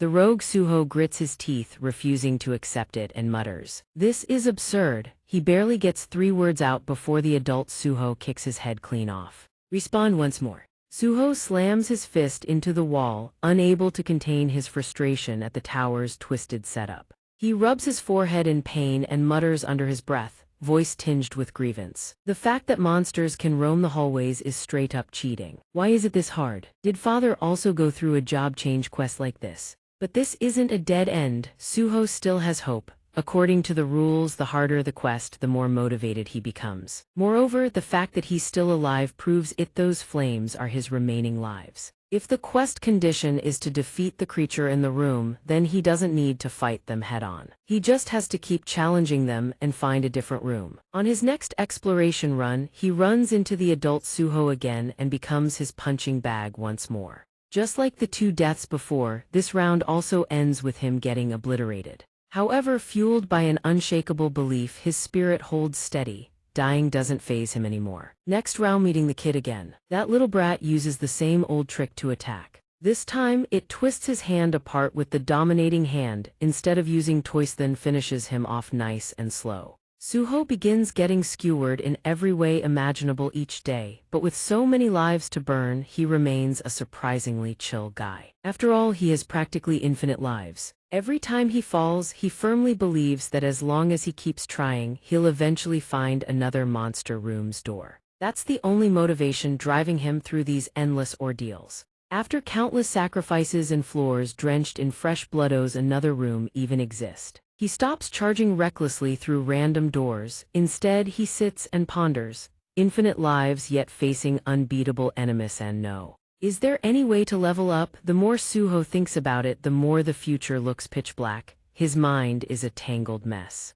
Isn't this a living hell? Then he remembers the shocking declaration that rocked the underworld: the stronger they come, the hungrier I become to stand at the top. Now Suho understands. He grits his teeth so hard they start to bleed. He smears the blood with his finger, thinking his own words have become shackles, dragging him forward whether he likes it or not. Damn it, using that thick, viscous blood as ink and his finger as a pen, he begins drawing a grand blueprint. Fine, then every time I die, I'll redraw the entire maze map. Suho is completely desperate now. Whatever it takes, I have to try everything I can. Inside the tower, Suho must face two versions of himself: an adult and a miniature Rito surpass his own limits. Outside, the news is exploding. Stardust scandal in the Hunter world is making headlines everywhere. The Hunter Association has just announced a ban on the use of Stardust, a performance-enhancing substance. Stardust was once a popular drug among hunters because it was believed to have no side effects. But most users have started exhibiting symptoms of severe memory loss. All hunters who have used Stardust are now undergoing mandatory medical examinations. Everyone is glued to this breaking news. In other news, the vice president of the Reaper Guild, the mastermind behind Stardust distribution, was found dead at the foot of a mountain by a group of hikers this morning. Mi Deng isn't exaggerating one bit. He really is the hottest name on every news broadcast. A former hero of the Hunter world, now exposed as a criminal. The revelation has sent shockwaves across the globe. The Reaper Guild will face a full investigation from the Hunter Association. Meanwhile, Lin Taiji sits with a face full of remorse, visibly shattered as he accepts the blame. It's all my fault. He takes full responsibility upon himself. If I hadn't let Li Mingxing escape back then, none of this would have happened. Another person in the conference room offers comfort. Hunter Lin, don't blame yourself like that. But those words go in one ear and out the other. He murmurs, still troubled. Still, there are a few things that bother me. When I found Mingxing, he didn't look right. He never had any kind of appearance-altering skill before. Hui Zhangyin connects the dots to the massive Stardust scandal rocking the Hunter world. Could that be a skill created by Stardust? Yu Zhench's face tightens hard. He forces himself to stay calm and steers the discussion forward. I'm not certain, but that possibility does exist. Then he smoothly shifts the topic like it's nothing. Also, the black-masked hunter who fought Li Mingxing. Hui Zhangyan takes the bait immediately. He leans in and asks, could that be the person who killed Li Mingxing? Chairman Yu Zhench tenses visibly at the mention of it, the black-masked hunter. Hui Zhangyan follows the lead, reaches into his jacket pocket as it happens. One minor in the group has been reported missing. Gand pulls out a photo of Suho, placing it on the table to redirect the room's attention. His name is Sung Suho. He's registered as a D-rank hunter, but given the current situation, we can't rule out the possibility that he's an imposter. The only S-rank in the room, who had been sitting in silence, suddenly speaks up. May I see that photo? Hui Zhangyan replies with a warm smile, of course. After all, you're connected to this case too. Hunter Bai Linru, the outsider who was called out, doesn't flinch.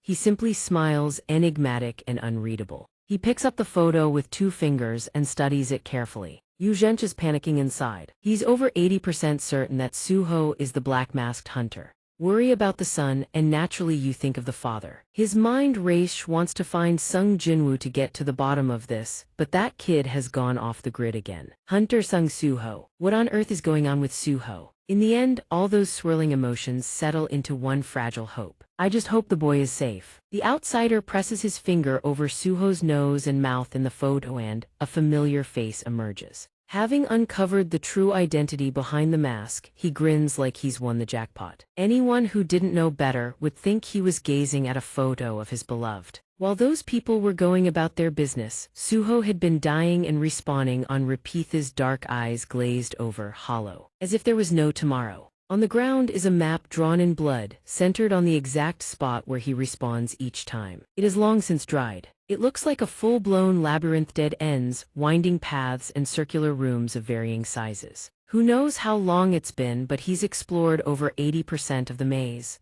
A genuinely impressive masterwork. Suho stares blankly, his lifeless eyes still fixed on the ground. A moment later, He snaps back, his eyes lift to look ahead, and in them burns a fierce, unbreakable resolve. Those eyes signal one thing: hibernation is over, time to get back to the main quest. Scene shift to the outside where the crocodile is yelling, "Hey, you stupid fly, calm down, the young monarch isn't going to come back just because you keep buzzing around." Meanwhile, Baru is frantic, zipping back and forth in a panic. "You cold-blooded bloodsucker. We don't even know where he is right now, how can I possibly stay calm? Young monarch, I'm so worried about you I can't even sleep." The imp chimes in, "You really can't blame Baru for acting like this. It's been 2 weeks since the young monarch entered that gate. Aren't you worried about him too? Don't you think you're being a little too cold about this? Aren't we all on the same side? Do any of you really understand the young monarch that well? Compared to someone as great as the Shadow Monarch, I get why you'd see him as just a child,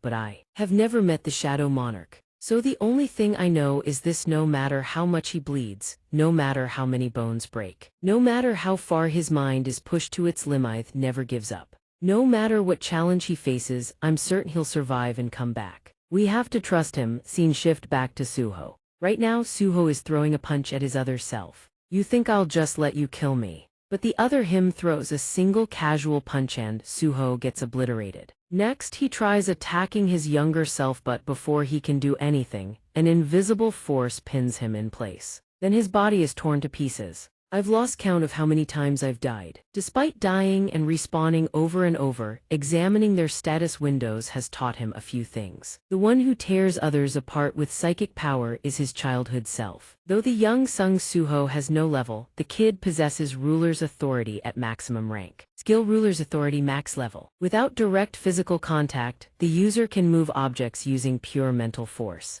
Meanwhile, the one who injured him with a single touch is himself during the mentoring phase. Sung Suho's class during the mentoring phase is Shadow Monarch level 99. After getting absolutely wrecked time after time, he should be lying flat on an oxygen tank. He catches his breath for a moment, then springs right back up and gets back to it. "Damn it, I still can't push any further this time." After countless deaths, he's gradually grown numb to the fear. But that numbness only exists in here. He can never take death lightly. To reach his goal, he must survive by any means necessary. After enduring death after death and trial after trial, he can feel himself growing stronger with every iteration. He looks at the map drawn in his own blood. There is only one place he has yet to set foot. If there's no door there, then the only way to complete the job change quest is to defeat those two. Thinking back on it, something feels off. It's like I'm reaching them faster with each attempt. See, it's appeared again. The words barely leave his mouth before he launches himself at young Suho, his mind racing with calculations.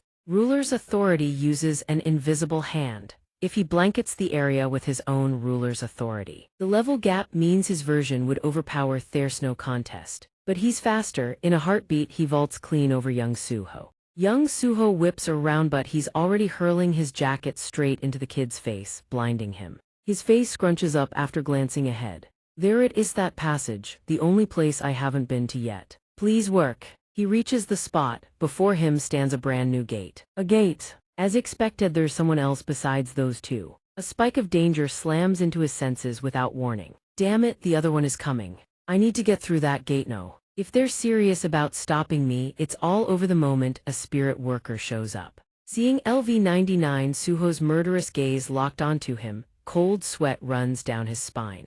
Screw it. LV-99 Suho spots him and lights up with excitement, rocketing toward him at the speed of light. But Suho slips through the gate just in time. He stumbles through, gasping for air, lungs burning. He can't get in here, right? I've finally shaken them off. But this isn't over yet. The real question: who's waiting inside? Based on everything he's seen, it's most likely another past version of himself. Two possibilities: one from the early tutorial stage, or one from that specific point in time. If it's neither, then who the hell is in here? Another Suho steps out from the shadows, wielding two massive swords. This version used twin swords. The tutorial Suho and childhood Suho were both past versions of me. And those weapons that the Fang of Jia Khan and the Horn of Mugen. Could he have been created by a system error? The opponent's stats are visible. Suho checks them and grins. Without hesitation, he launches a kick. Final Isomion, I can actually fight. His level and stats are far superior, especially strength. But stats aren't everything. The opponent instantly stacks a barrage of body reinforcement buffs. System body reinforcement activated. Player attack power and defense enhanced. System planes wind skill activated. Movement speed and attack speed increased. System giant's armor skill activated. Defense reinforced. Body reinforcement. Is he using a rank skills? And why the hell does he have that many buffs stacked? Before he can process it further, the opponent blinks forward. Tuo slashes in a flash. Suho dodges clean. The opponent activates Tempest Slash. Tempest Slash 2. Right after Suho draws his own blade. Both activate their skills simultaneously. The 6-charge strike and slash flare up violently, clashing with brutal force. Afraid his weapon would shatter, he holds back. Good call as expected. A scratch appears on his cheek out of nowhere. Memories that aren't his flood into his mind. What are these memories? Isn't this from when I defeated Brokey? Could this be a mental attack? Another hit connects. More memories surge in. This time he sees himself on horseback, gazing at flowers, a distant, dreamlike scene. Yet another memory that doesn't belong to him surfaces. So the more injured I get, the more mental attacks I absorb. After trading blows for a while, both finally break apart. The opponent mutters something, and shadows rise. Instantly, a shadow soldier materializes and lunges at Suho. Suho isn't surprised. He retaliates immediately. The shadow soldier is of Nitrank. Nitrank. Before he can catch his breath, the opponent charges in again. Suho dodges like water fluid, effortless. And just like that, he's getting ganged up on. To summon shadow soldiers from thin air like that. That means he already had shadow storage ability at level 32. The more he fights, the more he realizes that memories flooding his mind belong to this Suho. They're his experiences from another world. In that world there was another Baru, another Gray, and another companion entirely. And he was someone who could handle every crisis with precision alongside them. The system had tailored challenges perfectly suited to him. Because of that, he grew stronger through every trial. Whether his existence here is a system error or not, one question gnaws at him: why are the challenges always beyond his limits? Why must I always push myself to the breaking point? Not once has there been an easy challenge to breeze through. He's died hundreds of times in these trials because the opponents are unreasonably powerful. Despite his racing thoughts, he still manages to block attacks from both sides. After countless deaths and bottomless despair, he understands one truth: sitting around wallowing in self-pity changes nothing. The problem was never about system errors. From the very start, the way he used the system was wrong. The system isn't raising him, he's the one who should be exploiting the system. He channels shadow armor straight into his legs. From now on, I won't follow the path the system laid out. My future is mine to decide. He unleashes a devastating kick. The opponent takes the full brunt and goes flying. Suho doesn't waste the opening. He dashes forward in a flash and throws a thunderous punch. The opponent crashes into the earthen wall, shattering it to pieces. Suho doesn't relent, fists wreathed in shadow, he keeps punching. After a long while, he finally stops to catch his breath.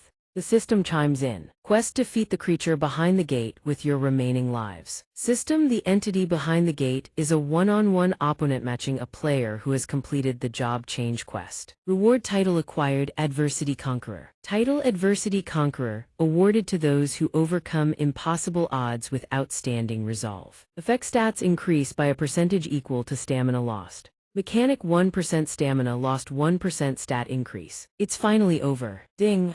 System: analyzing player actions to determine the most suitable class. You chose to fight rather than submit to overwhelming opponents. System: your spirit did not break despite experiencing hundreds of deaths. System: you achieved both physical and mental growth even in conditions where growth should have been impossible. System: your creativity consistently produces solutions in the most critical moments. Your unshakable will inspires those around you. Ensuring collective victory, you may choose between 3 classes. 3 classes. Class 1 Shadow Heir. If you choose this class, the system will continue to guide you on the path to becoming the Shadow Heir. Class 2 Spirit Worker. System: retrieving data from past records. You have received a hidden class option, Shadow Monarch Spirit Worker. System: previous stats will not be restored. System: you will lose all shadow skills. The third class is just 3 question marks. This is the class recommended based on your innate characteristics. The hidden class will be determined by what you achieved during the job change quest. System: you will lose all shadow skills. The first path changes nothing. The second path is like retracing the road you already walked. The third path strips you of everything and forces you to start from scratch.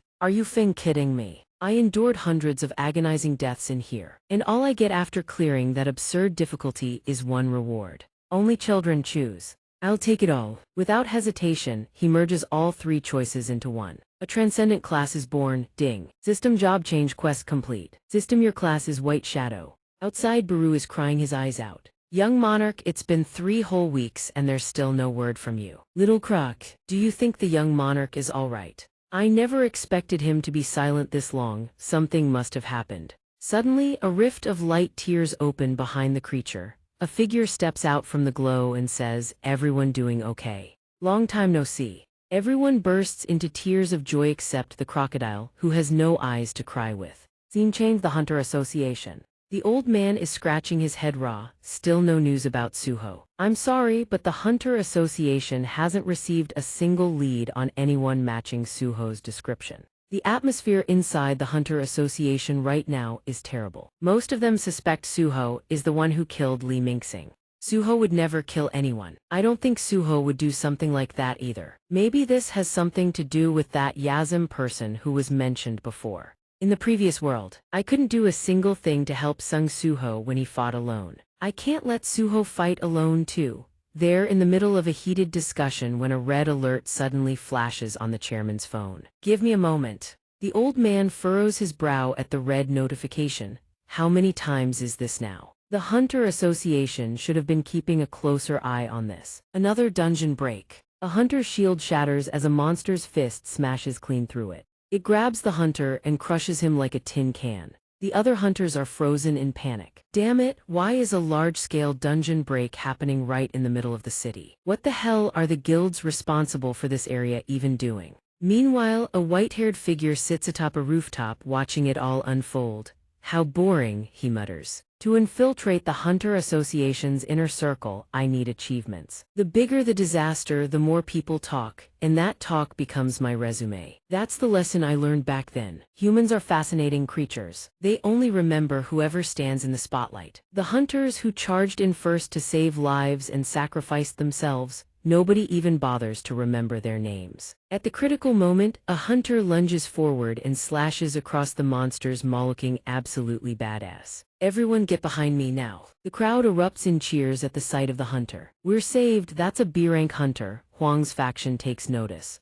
The white-haired figure gets to work. B-rank, that won't do, I need to deal with him. I need this stage all to myself. The moment he says the word, the monster lights up as if jacked up on steroids. The B-rank hunter doesn't even get a chance to react before a fist caves in his chest and sends him rocketing into a wall. He lies crumpled on the ground, unable to believe what just happened. What the hell just happened? Did the monster's mana just spike out of nowhere? Before he can catch his breath, the swarm pounces, beating him into a bloody pulp. The remaining hunters stand there, faces white as ghosts, bodies locked in sheer terror. The B-rank hunter doesn't even last 3 minutes. All that's left is a mangled heap. The old hunter trembles like a leaf. Damn it all. I was lucky enough to scrape together some money, heal my legs, and buy a new weapon. I thought I could be a hunter again, but it turns out a low-rank scrub like me trying to save people from monsters was just asking for a death wish. The very moment the old man accepts death, a black shadow blitzes in, legs morphing into dragon mage limbs. A kick so fast it looks like a ceiling fan cracking against the monster and shattering it to pieces.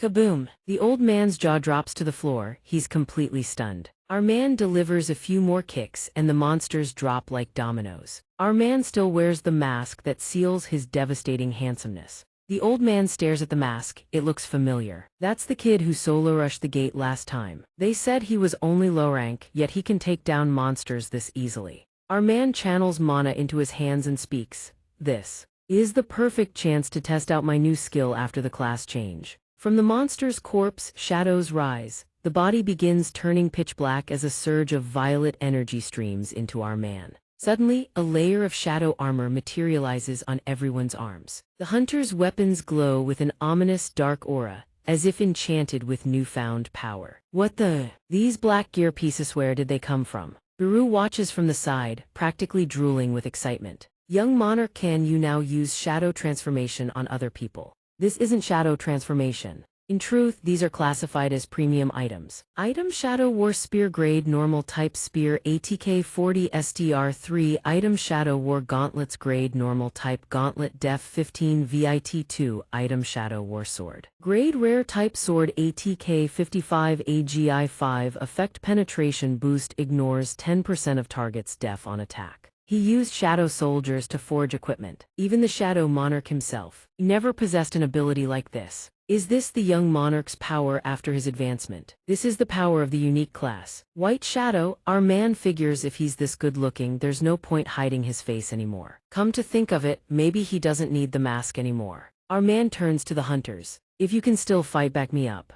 The white-haired figure spots our man's arrival and grins. He's finally here. That's an ability I've never seen before. Looks like he's truly changed from how he used to be. He's getting more and more handsome by the day. In the end, you will be mine. Zheng Suho. Is he any different from the one of Shadow? The one who once fought alone with nothing but his own power. Right now, Suho strikes an incredibly badass expression. Status window: name Sung Suho, level 40, class unique, white shadow, fatigue none, title adversity overcomer, HP 85,258, 525 MP 820,820, STR 130 VIT 62, AGI 51, INT 61 per 51 remaining points 0 passive SKILLS tenacity LV4 martial arts LV2 strength enhancement LV1 active SKILLS ruler's authority LV2 shadow extraction LV2 tempest / LV1 class skill shadow crafting LV1 class exclusive skill. No mana cost. Transforms shadows into items based on the player's imagination. System: craftable item list 1, shadow item 2, unknown note: shadow consumed for crafting cannot be reverted to soldiers. Scene shifts to India at the Auto Guild. Hey, there's an insane battle breaking out. A whole bunch of people got their faces smashed in. The one who killed our guys, he's in South Korea. Then we head to Korea. I will never forgive whoever dares to touch what belongs to me. In the clear blue sky, a massive, pitch-black gate suddenly materializes out of nowhere. A blonde-haired girl walks through a raging blizzard. She ventures deeper into the blizzard, and alongside her, the silhouette of a shadow dragon emerges. Skyscrapers have completely collapsed. Monsters ceaselessly ravage everything in sight. While they're still rampaging, a sudden attack comes flying in out of nowhere. An irritated Suho leaps into the air, smashing a strike straight into its face. Not satisfied yet, he follows up with a brutal kick for good measure. Looking at the monsters flooding the area, Suho thinks in annoyance, did I really wipe them all out in a single hit? I have no idea how strong I've even become at this point. His gaze. He grows contemplative, glancing to the side. Looks like the fighters are still struggling against these monsters. The blonde-haired man lets out a sigh, looking at the monster with nothing but contempt. I've obtained the black armor, and my body feels lighter too. With this, I can handle the monsters now. Seeing everyone fight so fiercely lets Suho breathe a sigh of relief. If he's fighting that well, I probably don't need to step in. Looks like these shadow equipment pieces boost stats, making hunters significantly stronger. He quickly thrusts his hand forward, activating his shadow extraction. The skill I received after changing my job to shadow crafting is one that lets me use shadows to create items. I can source the materials I need from shadow information, then reshape them by disassembling and recombining. Suho closes his eyes tightly, as if merging with the space around him. When it's done, he slowly opens his eyes and looks ahead. Before him lies a completely changed landscape, monster corpses strewn everywhere. The system quickly flashes a new notification. System: ITEMS crafted Dark Nature Spike Armor rarity rare type defense upper body def 28 ATK 25 Dark Nature Gauntlets rarity common type defense hands. ATK 55 SDR 4 Dark Nature belt rarity rare type defense waist def 20 AGI 4. Suho clenches his fist, testing his current stats. The grade of each. The items I crafted are all different. The armor I envisioned turned out rare. But the gauntlets I forced into existence only came out as common grade. Does that mean I need to craft items that match the materials to get higher tier results? Status window Sung Suho. Level 42. Fatigue none. Class unique. White Shadow title Adversity Overcomer. Status window update title bonus 1 HP 825,825 MP 820,820. STR 130 VIT 62 AGI 51 INT 61 per 51 remaining points 0 active SKILLS Ruler's Authority LV2 Shadow Extraction LV2 Twin Tempest / LV1 Shadow Crafting LV1 Shadow Item Contract LV1 Class Skill Shadow Item Storage LV1 No mana cost. Shadow items are stored by absorbing them into the user. They are integrated directly into the user's body. Stored items can be summoned and reabsorbed at any time. Shadow items stored 40. Suho thinks to himself, ever since the job change, I can finally store shadows now. Shadow item contract LV1. Class exclusive skill, no mana cost. When you give a shadow item a unique name, it becomes an upgradable weapon.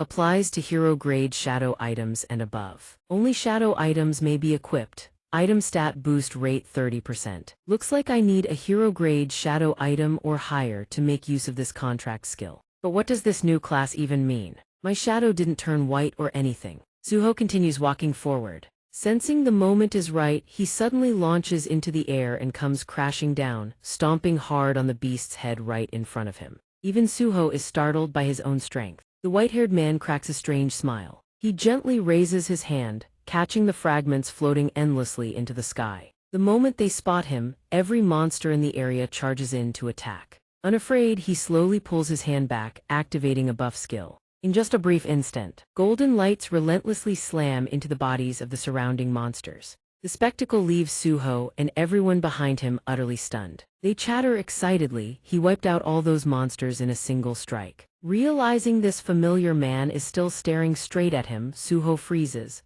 The white-haired man's face breaks into a strange smile. Suho is still dazed, not yet understanding what just happened. All of their interactions have been captured on the computer screen. Off to the side, Yunho is so moved he's about to burst into tears. He keeps jumping around the TV, hollering nonstop. Suho, the kid's safe. That brat shouldn't he have called if he was already back. Yu Zhench off to one side lets out a deep sigh of relief. What a weight off. Suddenly, a phone rings, immediately grabbing his attention. The moment he picks up, Kui Zhongyan on the other end immediately asks, "Are you watching the broadcast?" The black mask no Hunter Sung Suho has appeared. At the same time, the man on this side dashes forward at full speed. The masked hunter I encountered when I faced Li Mingxing, it's definitely him. I'll contact Hunter Beak Dajin and order him to detain and escort the kid in. Yu Zhench quickly interjects. No coercive measures, we have no proof that Hunter Sung Suho is the perpetrator. Kui Zhongyan's voice continues relentlessly from the other end of the line. So, why was he hiding his face out there then? I believe he's a criminal connected to Stardust. Furthermore, he killed Li Mingxing.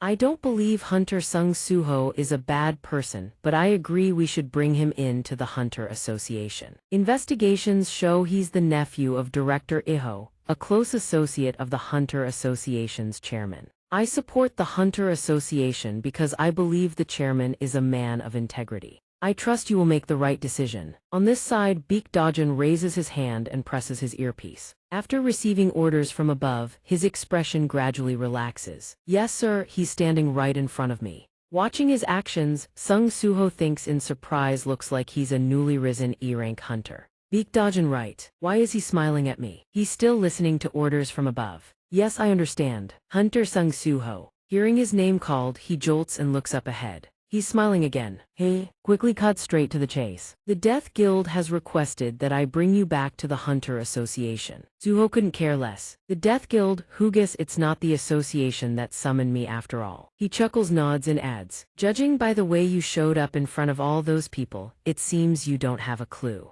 You're currently wanted for the murder of Vice Guild leader Li Mingxing and for allegations related to the distribution of Stardust. This time his expression twists with confusion. Wanted, Kui Zhongyan breaks into an unmistakably smug grin. I think it's best if you come with me without causing any trouble. Seeing the situation unfold, the other teammates rush forward to explain on Suho's behalf. Wait, there might be a misunderstanding, he's the one who helped us. This is clearly an abuse of power. He calmly responds, it's fine, thanks everyone for having my back. I'll go on my own. I was planning to head to the association anyway. Qi Zhangyan nods in agreement. I'd be very grateful if you did. Watching Suho's composure, the blonde guy is taken aback and murmurs. This young man's quite generous, even gave us that armor set. The man beside him quickly adds, I need to bring my shadows with me. Suddenly, system information flashes before his eyes. Skill Shadow Item Storage LV. 1. Class exclusive skill, no mana cost. Shadow items are stored by absorbing them into the user. Stored items can be summoned and reabsorbed at any time. Shadow ITMS 1440.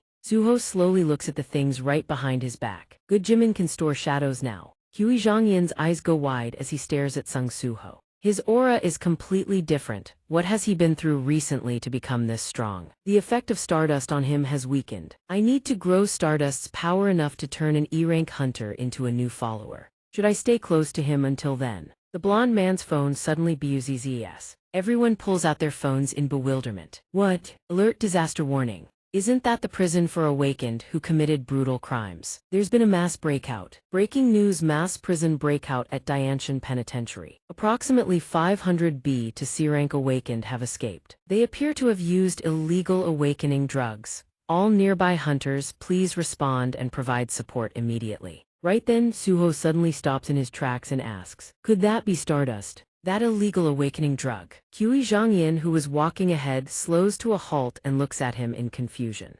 Stardust. The more Suho thinks about it, the more something feels off. No way. We need to stop those escapees. Qi Zhangyan remains as calm as ever, acting like nothing happened. There are hunters already on site. You don't need to go. It seems he still refuses to believe any of this. If the escapees use Stardust, the hunters on site won't be enough. Hui Zhangyan grows increasingly frustrated and warns him. If you don't go to the association now, you're going to have serious trouble. Suho isn't the least bit afraid. Then so be it. Those words make Hui Zhangyan whip his head back, annoyed and surprised. After a brief moment of thought, he squeezes his eyes shut as if silently making a decision. He stares helplessly at Suho's retreating figure. Well then, consider it me having done my best to stop Hunter Sung Suho. But I failed. Suho nods in gratitude. Thank you. I'll definitely come to the association later. See you. His gaze carries something strange. After saying those words, Suho vanishes completely from Qi Zhangyan's sight. Watching the scene unfold, he can't help but laugh with delight.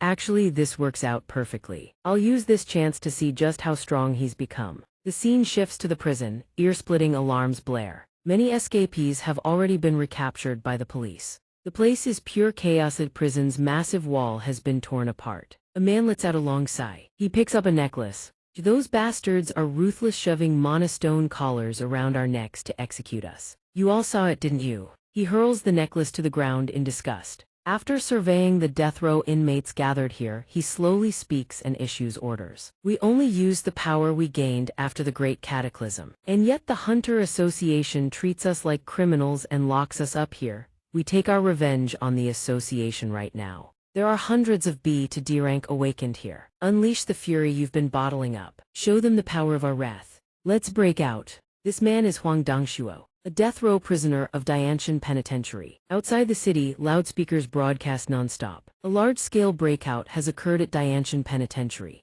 Residents in the nearby area, please follow the hunter's instructions and evacuate immediately. The scene shifts to inside a quiet, peaceful room. The door suddenly bursts into flames with eerie intensity. A pair of hands quickly slips inside. The death row inmates, armed with weapons, file in and chatter among themselves. No one's here. They must have all fled after hearing the warning. They rummage through the place and eventually find a set of fresh clothes. Remembering something, their faces turn grim as they ask each other, can we really take on the Hunter Association? They've got S-rank and A-rank hunters, you know. You weren't even listening to the plan. If we seize the city and hold the heart, what the hell can those A-rank punks do to us? Besides, Big Bro Huang Dongzhu already got us the star fragments. Why do you think the hunter is sock? Asian declared it illegal. Because they're scared if everyone gets stronger, their power gets weaker. Simple as that. The man across from him bursts out laughing, thoroughly amused. Seems like that's really the case. If everything Big Bro Huang Dongzhu says checks out, we'll have an S rank on our side. Right then, another guy rushes in and shouts, hey, check this out, there's a whole stash of fine liquor in here. The two glare at him, visibly annoyed. are you screwing with us? Hurry the hell up and finish prepping so we can get out of here. But he won't shut up, they've even got 30-year-aged Macallan in here. Holy shit, isn't a bottle like that worth a few thousand? We can't just leave this behind. Meanwhile, a boy hiding in a nearby room frantically taps away at his phone, trembling in fear. I have to report this to the hunters right now. His shaking fingers keep hammering at the phone screen. Sensing something wrong, his eyes fill with dread. He slowly looks up. A death row inmate has already spotted him. Wanna have a drink with us? Everything descends into chaos. Huang Dongzhu calmly surveys the carnage he has wrought. Across the streets, hunters and death row inmates clash in non-stop combat. Both sides fight with brutal intensity, neither willing to give an inch. Huang Dongzhu can't hide the grin spreading across his face as he watches. What a beautiful sight, one command from me and even the high-rank prisoners obey. This is my power. A voice calls out from behind while the prisoners buy us time. We need to move.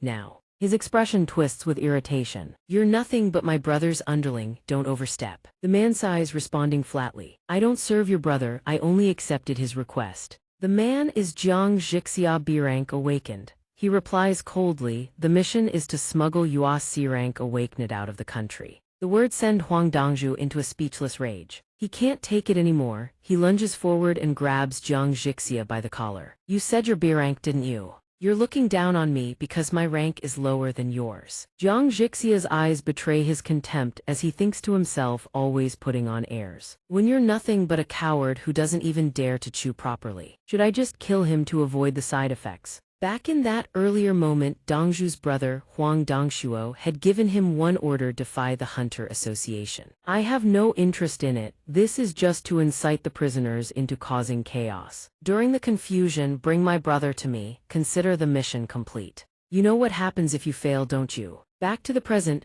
Huang Dongzhu's expression turns absolutely livid. Answer me now. Xianxia lets out a long, exhausted sigh. These brothers are insufferable. He reminds himself he can't afford to make an E-rank his enemy. Fine, fine, I'll take you to your brother just like you want. Time passes, a massive helicopter now sits on the rooftop above. On this side, Yu Zhench has already suited up in his full gear. Behind them, Qi Zhongyan lets out a laugh and strikes up a conversation. This is the first time I've been deployed alongside the association chairman since that great catastrophe. He responds calmly, I can't just sit back and watch the people suffer. Something comes to mind, something that's been gnawing at him. What exactly happened to the prison restraint systems? Seizing the moment, he continues to recount what he's learned. It appears the control center inside the prison has been completely destroyed. Moreover, several association-affiliated hunters in the vicinity have also been mysteriously attacked. Several are currently in critical condition. Hearing this, Qi Zhongyan's expression turns dead serious. A Tier 3 management transport control center destroyed just like that. That's not all. The fact that the criminals at the scene were using copies also points to someone pulling the strings behind them. Just then Lin Teiji steps forward and calls out. So there really is a mastermind behind these rebellions. Yu Zhench is taken aback. Thank you for coming. We truly appreciate your cooperation. Hunter Lin Teiji.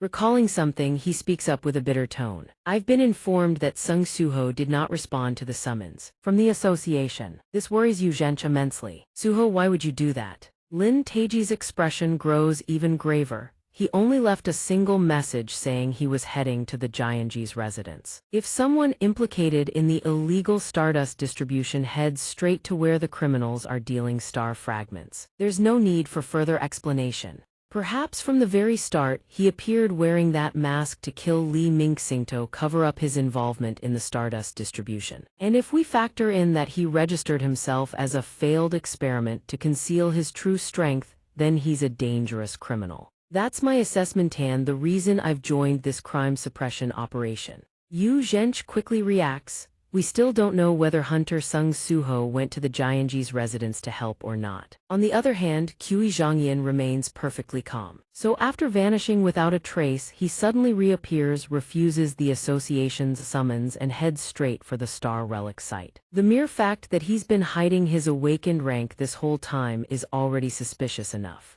He's completely unpredictable. We should operate under the assumption that he's hostile. He whips his head around to look at Qi Zhongyan. Hunter Qi Zhongyan. Even you think so? Off to the side, Duan silently watches everything unfold. I can't take on S-rank hunters right now. Could Sung Suho really not have foreseen this happening? when the Hunter Association banned Stardust. I thought its distribution would become much harder. Yet they're willing to accept its side effects just to get their hands on a star fragment. That works in my favor. I can keep tabs on everything from a distance. I'll wait and see what that Sung Suho does. The scene shifts, a figure rockets forward at breakneck speed. Suho races forward, thinking to himself, if I used the beast fusion skill I could get there faster. Just hold on a little longer. Boom, a massive explosion suddenly rocks the area. Suho uses his agile body to propel himself forward at full speed. The devastation before him makes him freeze for just a moment.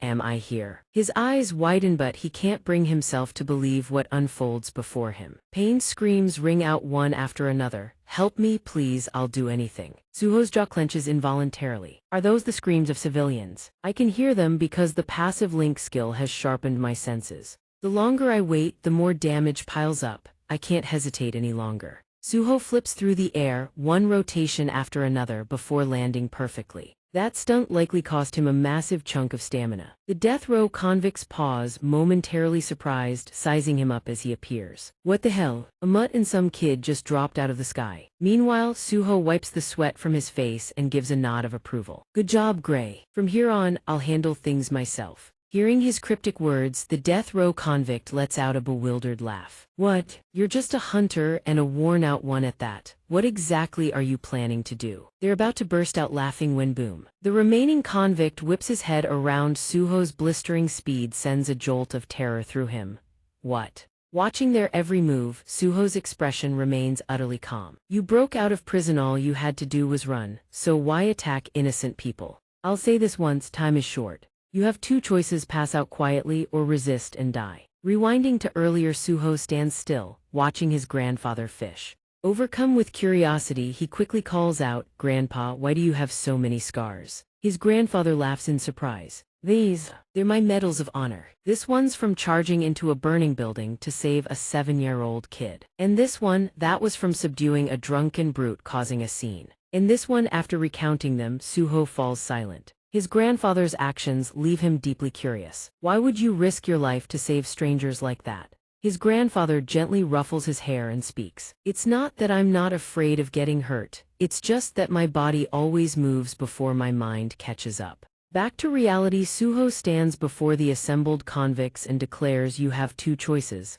pass out quietly or resist and die. The convicts exchange stunned looks, muttering among themselves. Did you see that kick? He's a high-rank hunter, so what are you all scared of? We've got star fragments, haven't we? He bites down on the star fragment shard hidden inside his mouth. The convict's power erupts in an instant. This time, they look down on Suho, even more power surges through their bodies. Hell yeah, right now I feel like I could take on an A-rank Kevin and S-rank. His eyes harden, he speaks. So you won't go down quietly. They have no idea their end has already arrived. Does it even need asking? They've taken star fragments. That means they're ready to fight. And while you hesitate, innocent people are still dying at the hands of these escaped convicts. Right? That soft heart of yours can't kill a damn thing, kid. Even with a new class, you're still green on the inside. Come on, try it. Punch a hole through my gut just like you did before you killed me last time. Show me what you've got. Those maddening words only stoke the fire in Suho's fighting spirit.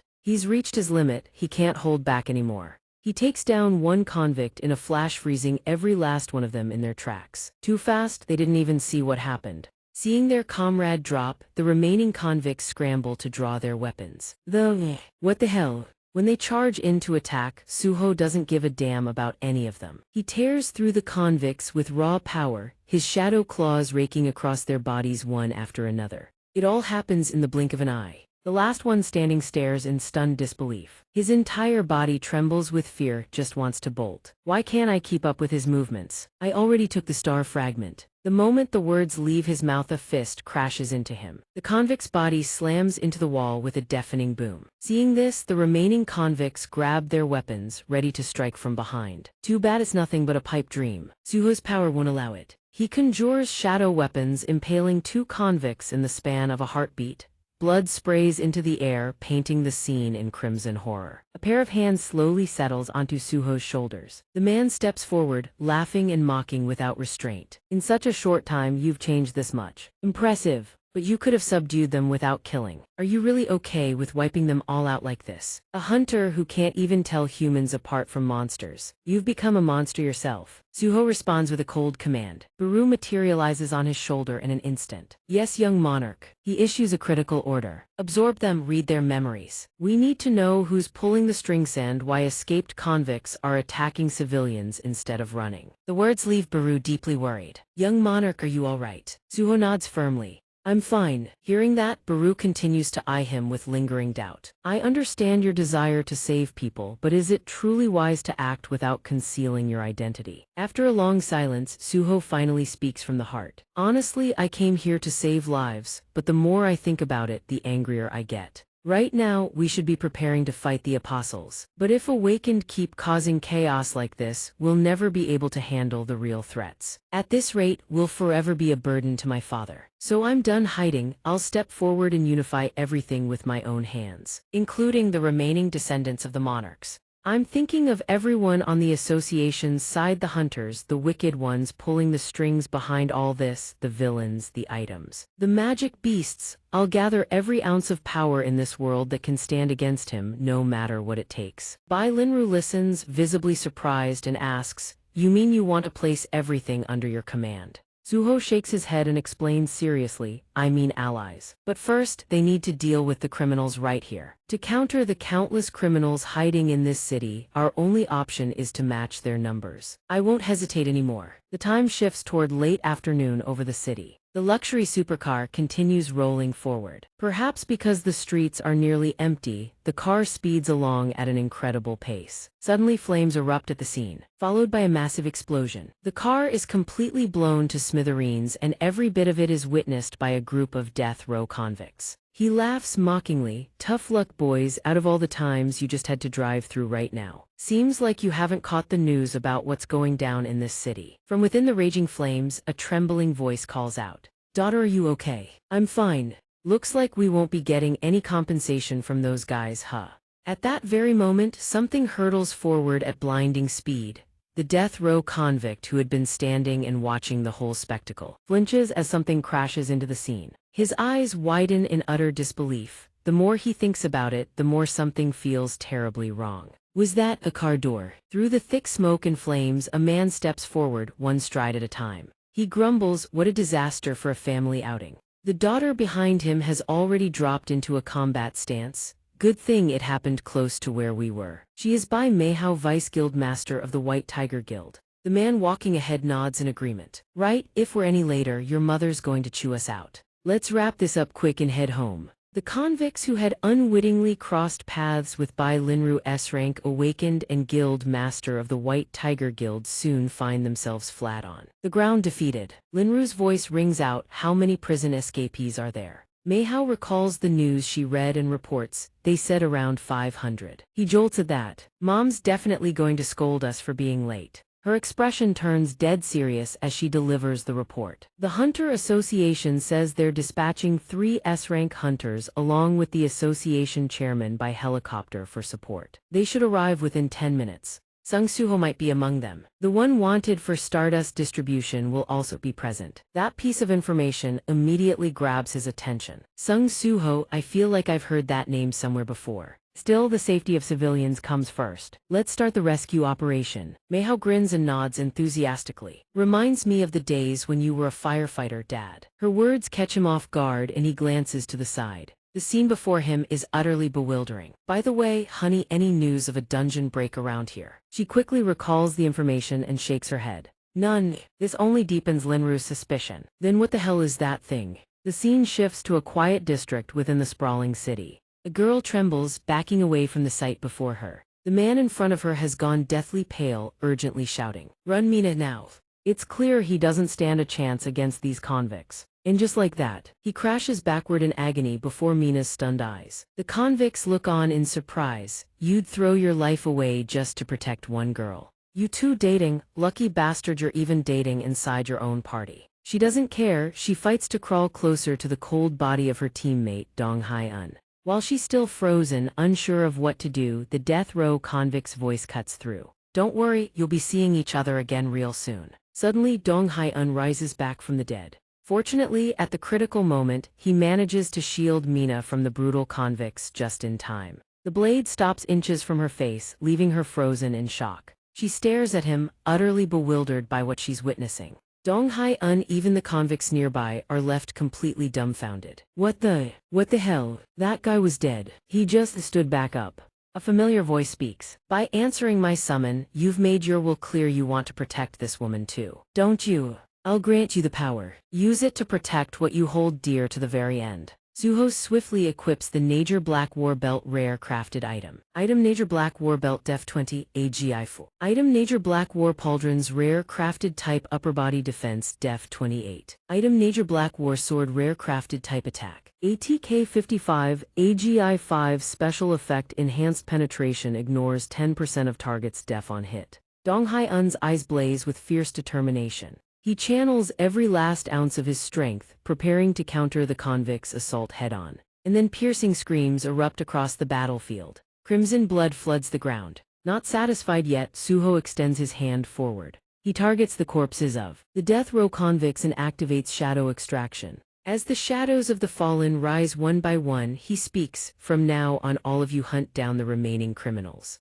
Biru reports cheerfully from the side, "The Shadow Army is growing right on schedule, Master." Suho nods with satisfaction. "With this army, we'll sweep the criminal scum from this city in no time." Biru watches with barely contained excitement. "Behold the young Shadow Monarch's dark power in all its glory." Suho nods and continues, "I used to think it was useless, but I have to admit it's incredible." Biru bursts into triumphant laughter. "So you finally acknowledge it, Master." A gentle smile crosses Suho's lips. He gazes at the two people in the corner, still counting their blessings for being alive. Truly a remarkable power. Suddenly Biru looks puzzled. "You're leaving that shadow soldier behind, Master." Though deeply reluctant, Suho nods in agreement. "He'll vanish after a day anyway, so before that happens, I want to let them say their goodbyes." "What you did really moved it, completely different from how you fight the bad guys, huh?" This surprises him even more. "Really? That different?" Sensing something is off, Suho's expression turns grave. He whips his head around.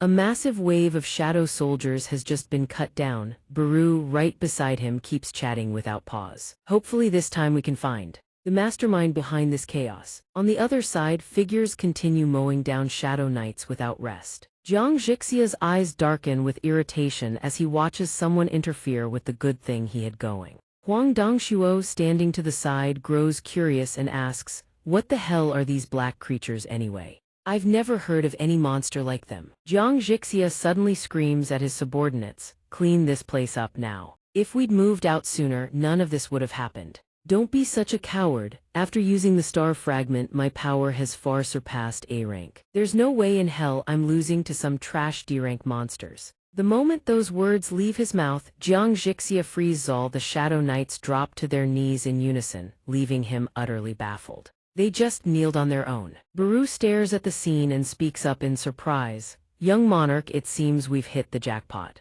Suho eyes the two figures before him with deep suspicion. "Is that so?" He recognizes him, the leader of the prison break, Huang Dongshuo. Huang Dongshuo whips his head around with a sneer. "A brat like you dares to call my name so casually. So you're the one who summoned these creatures?" Suho looks up at him coldly, his gaze sharp as a command. "I got a question for you. What's your connection to the Apostle of Idarim?" Clearly, he has zero intention of answering that. "Wait, hold on, if you want to talk, keep your distance." Idarim's Apostle, I've heard that name, that's the one, right? In his head, he's already running the number. Summoner type hunters typically have garbage physical stats, without their summons beside them. They're nothing but cripples. Quite the strange cult, isn't it? Before Huang Dongshuo can even react, Suho rockets forward, closing the distance in an instant. Realizing the situation has gone sideways, Xianxia's face twists with anxiety. He has no idea what to do. Calm and composed, Suho gently places his hand on Huang Dongshuo's shoulder. "So you have no ties to Yim, then how did you get your hands on a star fragment?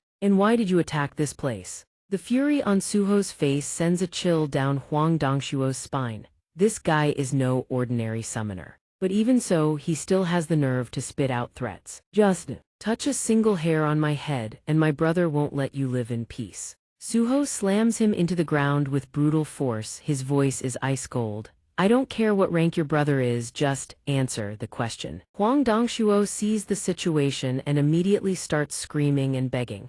My son was the one who got me the star fragment. I had nothing to do with it. And the attack on the citadel was no real reason, I just thought it was fun watching them obey me. Suho's expression darkens with even greater fury. You harmed innocent people for a reason that pathetic. Huang Dongshuo continues groveling without pause. I'll convince the remaining prisoners to pull back. Please, please. Hey, what are you still standing there for? Jiang Jixia's face hardens, he tries to slip away to the side. This guy is dangerous. Even if it means abandoning Huang Dongshuo, I have to get away from him. Too bad Suho has seen through his every move. He states coldly, no you don't. Jiang Jixia jolts and whips his head back. Meanwhile Yu Zhench sits in silence, lost in deep thought. Before the other S-ranks arrive, I want to verify Sung Suho's true strength for myself. Trust your instincts. His eyes widen as he stares forward, as if hoping for something. Jiang Jixia. From one side a voice suddenly rings out. Skill activated stealth. Suho glances coldly to the side, has already slipped past the attack with ease. This time, the strike inadvertently lands on Huang Dongshuo, who is still standing there frozen. He's still dazed, not understanding what just happened when his body is sliced into multiple pieces. Huang Dongshuo finally crumples to the ground. Sensing something off, Baru quickly reports, Young Monarch, I'm detecting the aura of Yim's apostle. Suho murmurs in realization. So the one using the star fragment was being controlled all along. Good, that saves me the trouble. I was planning to have a chat with you anyway. Time seems to freeze in place. Suho stands perfectly still, watching the situation unfold. Jiang Jixia is still smug, convinced his skills are unrivaled. He's completely vanished from sight. Something streaks past at blistering speed. The grass on the ground is sliced clean in two. Even the souls of the warriors Suho summoned have been cut down. It all happens in the blink of an eye. None of them can even react. Only Suho remains standing there, calmly waiting to see what unfolds. A faint scratch appears across his face, barely a graze, but enough to annoy him.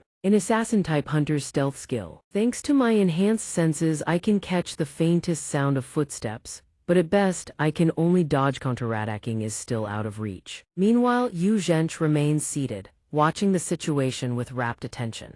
Jiang Jixia's current level is only slightly above A rank. Can Suho really not take down an opponent of this caliber easily? Suho's voice suddenly cuts through the air. Apostle of Idarim, you are listening, aren't you? Yu Zhench snaps to attention, lifting his head to stare ahead. Suho gets straight to the point. If the chance arises, I'd like to have a word with you too. Up until now, I've always operated without letting anyone discover my existence. There's only one reason for that. If you knew about me, the danger would be immense. But then I started thinking, doesn't that invader from beyond the cosmos show himself? Why use something called stardust to brainwash humans instead? If that's the case, then perhaps you, the Apostle of Idarim, also face some risk that prevents you from revealing your identity just like me. And yet, ever since the Li Mingxing incident, you've started showing your face. Someone who always stayed hidden is now gradually stepping into the light. That proves you're preparing for something too. Could it be that you're also an entity capable of growth just like me? Yu Zhench's eyes flash with displeasure after hearing those words. Sensing time is running short, Suho slowly extends his hand forward. From now on, I'm done hiding, so Yao step out into the light as well. The instant those words leave his mouth, Jiang Jixia grips his blade and lunges forward. Sensing something is wrong, his face hardens instantly. Suho detected him long ago. He surges forward and strikes.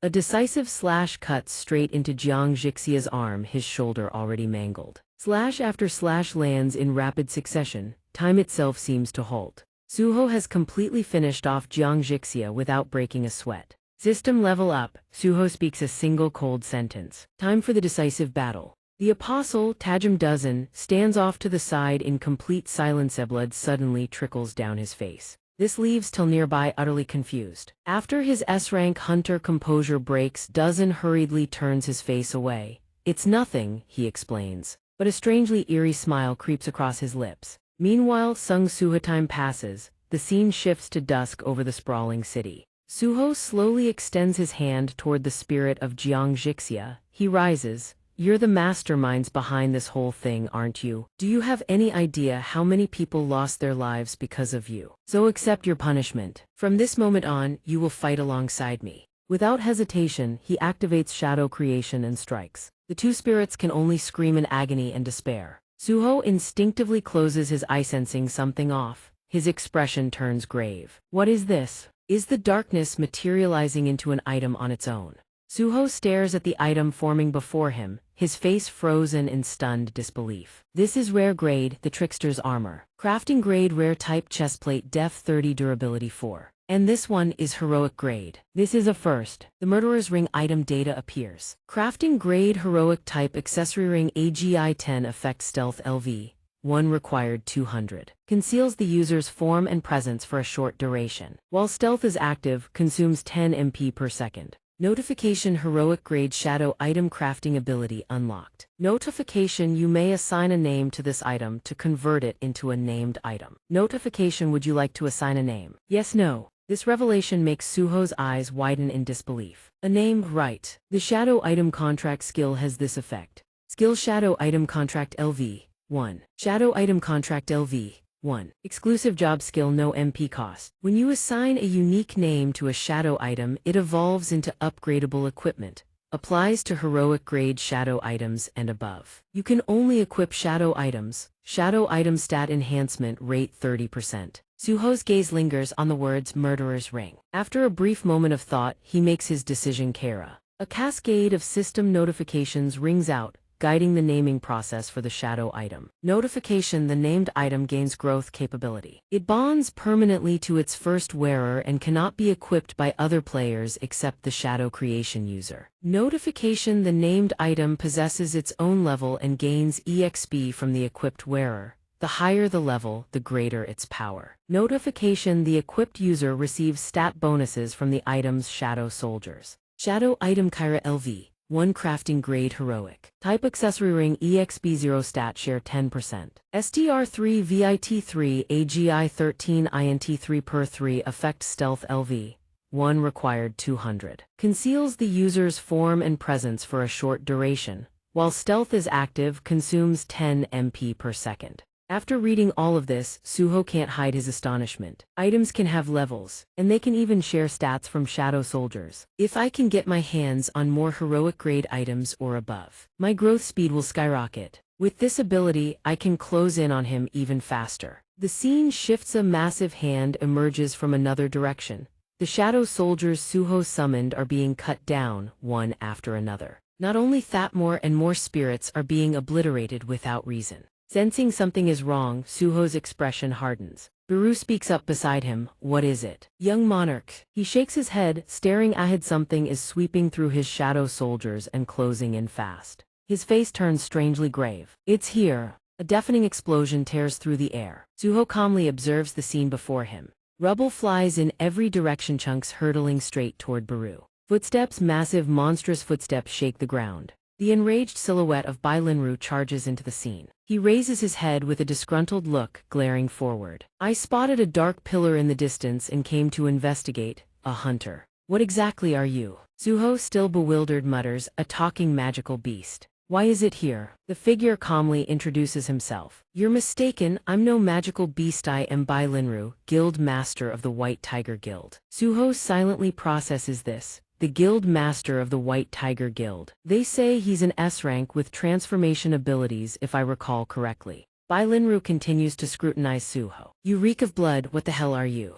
Suho answers calmly, a hunter who's here to save people. This piques Bai Linru's interest even further. And your name? He calmly introduces himself. I'm Sung Suho. I know the association has me on their wanted list, but I'm innocent. Seeing Suho's earnest face, Bai Linru bursts into hearty laughter. So it's you, you've got guts, kid, admitting you're a wanted man just like that. The charge is Stardust distribution, isn't it? We've got guild members in the White Tiger who have been victimized by Stardust too. If you're truly innocent, how exactly do you plan to prove it? Without a shred of fear, Suho slowly reaches out and grabs hold of Bai Linru's hand. Can that wait for later? We're short on manpower as it is. Lucky for you, Zin S rank just showed up to help. Come on, we need to save people first. Do you even understand the position you're in right now? Suho stares back without flinching, meeting his eyes squarely. But if you're a hunter, isn't saving lives supposed to come first? Those words freeze Bai Linru in place. A memory surfaces. Somyeon once told him that even a single second of hesitation could cost a life. So instead of agonizing over what to choose,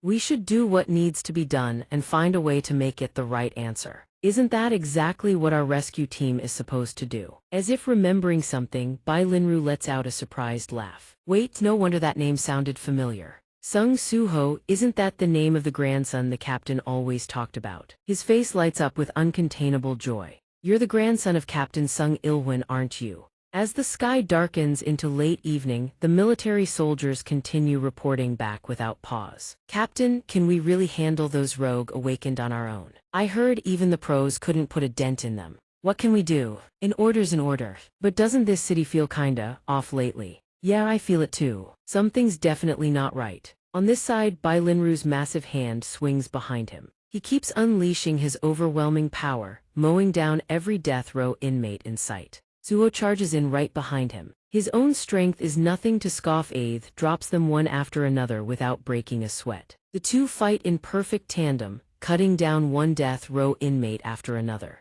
Suho's power earns a nod of genuine approval from the old man. I didn't expect a summoner type to hit this hard. Captain Sung Il-won would be proud. Suho hears this and can only laugh to himself. Who would have thought the White Tiger Guild master used to serve under my grandfather back in the rescue corps? He quickly replies, Guild Master Bai, you're quite impressive yourself. S-rank through and through. Bai Linru laughs heartily, just call me uncle. Looking at the chaos the two of them have caused, Suho speaks up. I've made a scene just like you asked, uncle, but won't this just tip off the criminals and make them scatter? A smug grin spreads across his face. Suho, you're still just a rookie in the rescue corps. Suho is speechless, but I'm not even in the rescue corps. Bai Linru declares with even more swagger, our job isn't to catch criminals, it's to save people. His power erupts across the entire area. He finishes and quickly glances at Suho. The more they see of us, the harder it is for them to make a move. When it comes to keeping civilians safe, this way is far better. Suho nods quietly, mulling it over. He's right. When did I start tunnel visioning on just catching criminals? Now that's the kind of big-picture thinking you'd expect from a guild master-level hunter. Right then, Bai Linru suddenly asks, Suho, do you have a girlfriend? Suho shakes his head. No, this only makes the old man beam even wider. Perfect, my daughter's single too. How about we tie the knot between our families and Captain Sung Il-won's bloodline? The words freeze Suho on the spot. What? At the same time, a helicopter descends from the sky overhead. Yu Zhench dials frantically, his eyes scanning the streets below. Hunter Bai Meihao, I've confirmed it. You've worked hard. Thank you for evacuating the hunters and civilians from the scene. She responds promptly over the phone. I'm only doing my duty as a hunter. Something doesn't add up, Yu Zhench asks in surprise. Among the terrorists I spotted several black figures. Could they be magical beasts? Meihao shakes her head uncertain. I'm not sure either, we can't confirm it yet. Lin Taiji quickly chimes in, then taking them out shouldn't be a problem, right? I'll deal with them alongside the rest of those criminals. Yu Zhench tries to say something more but Hunter Lin Taiji is already gone, diving straight down. Seeing him act so recklessly sends Yu Zhench into a panic. This is bad. Meanwhile, Lin Taiji is still free-falling toward the ground. The scene ahead slams into his vision and he freezes midair. All those Shadow Soul figures stand perfectly motionless, fixed in place, staring straight at him.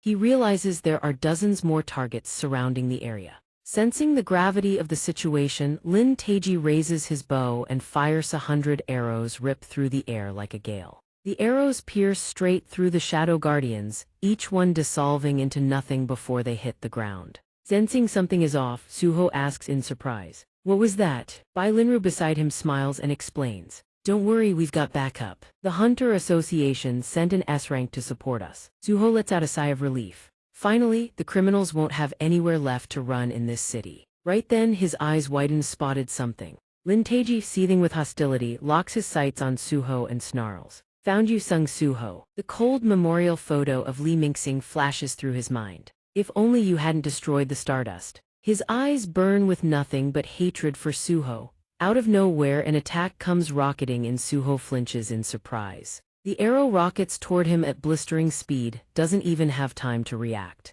At the critical moment, Bai Linru lunges forward and blocks the shot for him. In the same instant, Lin Taiji leaps from rooftop to rooftop and lands safely on the ground. He strides right up to the two of them. Seeing Bai Linru's interception only fuels his rage further. He demands answers. Hunter Bai, what gives? Why are you with a wanted fugitive? Seeing things escalate, Bai Linru quickly steps in. There must be some misunderstanding. At least hear him out first. Lin Taiji, of course, refuses to listen. He defied the association's summons and fled. He threw away his chance to explain himself. Sung Suho is a criminal. Hearing this accusation, Bai Linru breaks the tension. Calling him a criminal is a bit. I understand you're still reeling from Li Mingxing's death, but Suho is trying to save people here. The moment he finishes speaking, another wave of enemies attacks from the side. Lin Taiji is like a man possessed. He draws his blade coldly and demands, Suho, Bai Linru, what's your relationship with him? This confrontation leaves Bai Linru seething with anger, speechless. He can't sit still any longer. The man snaps into a fighting stance without hesitation. Looks like talking sense won't cut it anymore. Calm down first. The two face each other head-on. A brutal clash is all but inevitable. Two waves of power erupt simultaneously, shocking every onlooker. Suho stands to the side, utterly at a loss for what to do next. At this rate they're going to fight. What do I do?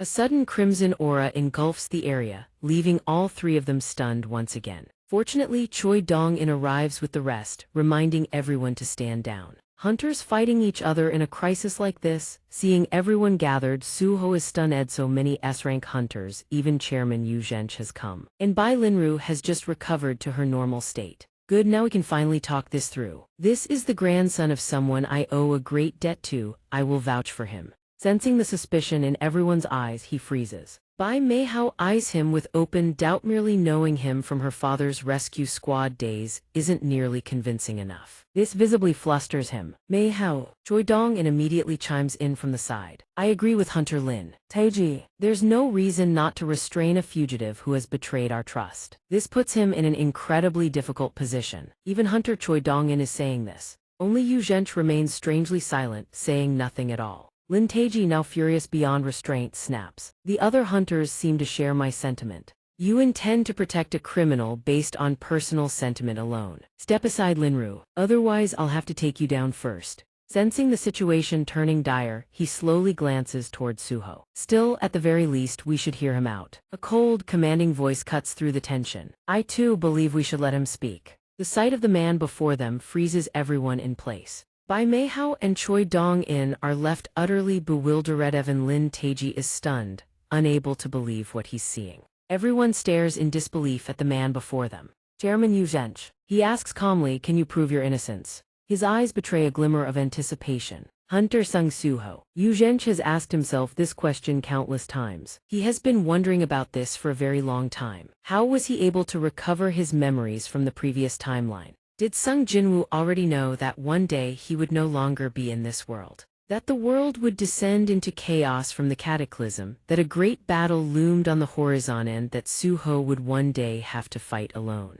Yu Zhench suddenly calls out, Hunter Sung Suho, can you prove your innocence? His eyes look toward Suho with unmistakable anticipation. The question leaves Suho momentarily unsure of how to respond. Choi Dong-in, visibly agitated, speaks up from the side. Chairman, I don't think this is the right place to discuss that. Sung Suho already has a prior record of fleeing custody. Even if his reason was to save people, he still has to answer for it. This fills Yu Zhench with quiet fury. Just as he suspected, the biggest obstacle here is Hunter Choi Dong-in. After a stretch of tense silence, Lin Taiji speaks up, his voice edged with irritation. He deceived the association with a false registration record and has consistently appeared at events linked to Stardust. Not to mention the evidence pointing to his involvement in Li Mingxing's death. Even Hunter Choi Dong-in agrees. Then hasn't the verdict for Sung Suho already been decided? The first order of business is to arrest him. Yu Zhench, deeply conflicted, glances towards Suho. That is by all accounts a sound judgment. No matter how you look at it, arresting him makes perfect sense. But perhaps Suho had his reasons for acting the way he did. Even if it costs him every ounce of credibility he's built, he must stand by Suho. He slowly begins to speak. Hunter Sung Suho was the first to arrive on the scene. He saved civilians. Arresting him under these circumstances would be excessive. Dong-in watches silently, every move calculated behind his eyes. He's known Chairman Yu Zhench for years, yet has never seen the man make such a reckless decision. Doesn't he realize Hunter Lin Taiji could ignite an all-out conflict at any moment? Or does protecting Sung Suho mean going to war with the Death God Guild? After a long silence, Suho finally speaks. There's no need to fight. Everyone turns to face him. His gaze is razor-sharp as he declares, I will prove my innocence. Even though the method is extreme, Yu Zhench moves to stop him. Wait, Hunter sung Suho. Lin Teiji's face contorts with fury, watching to see what Suho will do. You think I'll let you escape again? Without another word, he launches an attack straight at Suho. Suho doesn't dodge, he grits his teeth and tanks the blow head-on. Seeing this, Bai Linru cries out in alarm. Suho! Even so, Suho doesn't flee, he holds his ground. Lin Teiji's eyes widen in shock. He can't believe Suho actually shrugged off that attack. An arrow had embedded itself in his body at some point. Fragment after fragment of different memories of Li Mingxing flood back, freezing him on the spot. They are every happy memory of Mingxing he had ever witnessed. Never in his wildest dreams could he have expected this. Lin Teiji drops to one knee, alarming everyone around him. Hunter Lin Teiji, his body begins to tremble uncontrollably. Baru watches from the side, thinking, young monarch, do you intend to restore all of their memories? Suho looks at him with grim determination. If a hunter from his father's generation recovers memories of the previous timeline, they will listen to what he has to say. And to make that happen, Suho charges straight ahead. Choi Dong-in still stands frozen, unable to grasp what is happening. Suho leaps into the air, launching toward Dong-in. Hunter Choi Dong-in, too, must have his memories restored. The surroundings grow more wrecked by the second, but Dong-in manages to react just in time to fight back. Bai Linru sees this and screams in panic. Suho! Contempt fills Dong-in's eyes as he voices his assessment. Charging in recklessly like that, just as Hunter Lin Teiji said, you really are dangerous. The moment he finishes speaking, the scene before him freezes him in his tracks. Unscathed by the previous attack, Suho charges straight ahead without so much as a scratch. His eyes carry a silent plea, please let it hit. Just when he thinks everything is about to work, Meihao suddenly blocks his path. Her face twists with fury at his actions. Even Huang Dongshuo lunges forward, slamming a strike square into Suho's body. Suho buckles under the impact, blood spurting from his mouth. Dongin freezes on the spot, but he fails to notice Baru's strange arrow already closing in. Every memory comes flooding back in an instant. Dongin's mind locks up, his legs give out beneath him. Dongin drops to one knee. Meihao cries out in alarm, Hunter Choi Dong-in. Meanwhile, Suho sits calmly in a corner and finally speaks up. I've done everything I can, now we just wait. Meihao hears this and moves to attack him again. Lin Teiji suddenly steps forward, bewildered. Memories, what memories? She whips her head around Hunter Lin Teiji, tears streaming endlessly down his face. This is a skill, it's like forgotten memories are coming back. Even Dong-in chimes in from the side. I can't believe I forgot something like this. This is unbelievable. Meihao is stunned silent. Even Hunter Choi Dong-in stares fixedly at Suho, ignoring everything else. Can you tell us what you've done? Hunter sung Suho. Noting that everyone has calmed down, he slowly rises to his feet and speaks. Good, now we can finally talk. Those are your memories from before this world was reset. The statement leaves them both utterly bewildered. Reset. Suho continues his explanation. This world was reset once before, that's how peace was maintained until the cataclysm struck. Naturally, Dongin remains skeptical. Reset the world. Don't tell me Hunter Jinwoo has something to do with this. Suho lets out a surprised laugh. You just recovered your memories and already figured out my father is involved. That's truly impressive, Hunter Choi Dong-in. Hunter Choi Dong-in. The revelation startles Huang Dongshuo off to the side. Suho continues the story left unfinished. I never knew my father as a hunter. All I know is that he always carried everything on his own. And even now, my father is still fighting alone against the invaders from the outer world. I'm fighting the invaders to help him. This leaves Lin Teiji deeply skeptical, yet he can't find the flaw in it. It sounds absurd, but somehow, I can accept it. Dong-in thinks silently to himself, if all these memories flooding my head are real, then everything makes sense. At the same time, Yu Zhench steps forward one pace at a time. Everything Hunter Sung Suho says is the truth. I too am a hunter who carries memories from a previous life. The reason I founded the Hunter Association the moment the cataclysm began was because of memories of having lived as a hunter before. Now let us all listen to what Sung Suho has to say. After that I spoke with the hunters, those who had recovered their memories. His voice echoes steadily through the space. The invasion by the Itarim gods from the outer world. The Itarim apostle is on Earth, along with the awakening drug they've been distributing. Stardust. Dong-in and Lin Teiji grow deeply suspicious. Almost everything that's happened is connected to the Itarim. Suho lifts his head with certainty. That's right, it's all been orchestrated by the Itarim apostle. Lin Taiji is so enraged he can't find words. Then Li Mingxing's death, it becomes even more baffling now. Yu Zhench asks in surprise, why didn't you tell us sooner? Suho explains to him calmly, if the Itarim apostle discovers my existence, I'll become a weakness for my father. That's why I decided I needed to be strong enough before revealing myself. This piques his curiosity immensely. So Suho, you're a growth-type hunter too, just like Hunter Sung Jinwoo. He nods firmly. That's right, the two exchange glances just like Hunter Sung Jinwoo. Dong In's attitude shifts completely, he rushes over excitedly. Hunter Sung Suho. Hey, did you know Hunter Cha Hayan was one of our hunters? He's still not understanding what's going on. Hunter Cha Hayan, you mean my mother was a hunter too. His words make everyone present burst into cheerful laughter. Only Huang Dongshuo stands motionless, staring at Suho with eyes that could devour him whole. You've made a bold gambit. Sung Suho, if I were stronger, it would have been a fatal mistake. He revealed his identity without knowing who I am. Does he really think his growth will surpass mine?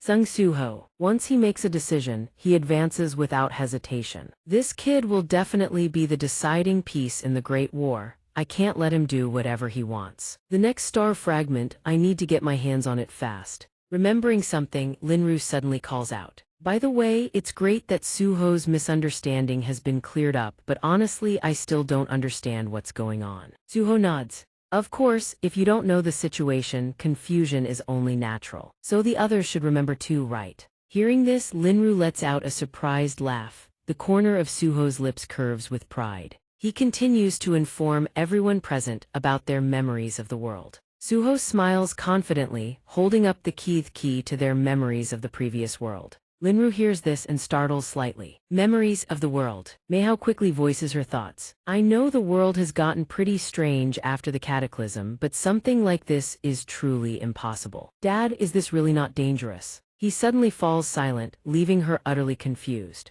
Still dazed, he suddenly grips Suho's hand tightly and declares, Father believes in Suho. That power erupts right before everyone's eyes. Meihao, standing to the side, is completely stunned and shouts a warning. Don't act before you think. Immediately after, Linru's body begins trembling to a bizarre degree. Tears stream ceaselessly down his face. He helplessly mutters to himself, strange, I never expected to feel warmth from memories I'd forgotten. Dawson, standing nearby, observes every last detail. This isn't good. I never thought this world had actually been reset. The key didn't react to me because I don't belong to this world. If that's really the case, there's a high chance I'll be suspected. What do I do now? Should I reveal the war with the followers I've gathered so far? Even if I could gather thousands of followers with my current power, I could likely only pull off something on the scale of that previous prison break. So the choice I have to make now, after watching the whole thing, Meihao suddenly speaks up in shock. Why do I not feel anything at all? Her words freeze him on the spot. Suho also stops, lowering the key from his hand. That's strange. Memories of the previous world should have appeared by now. Give me a moment.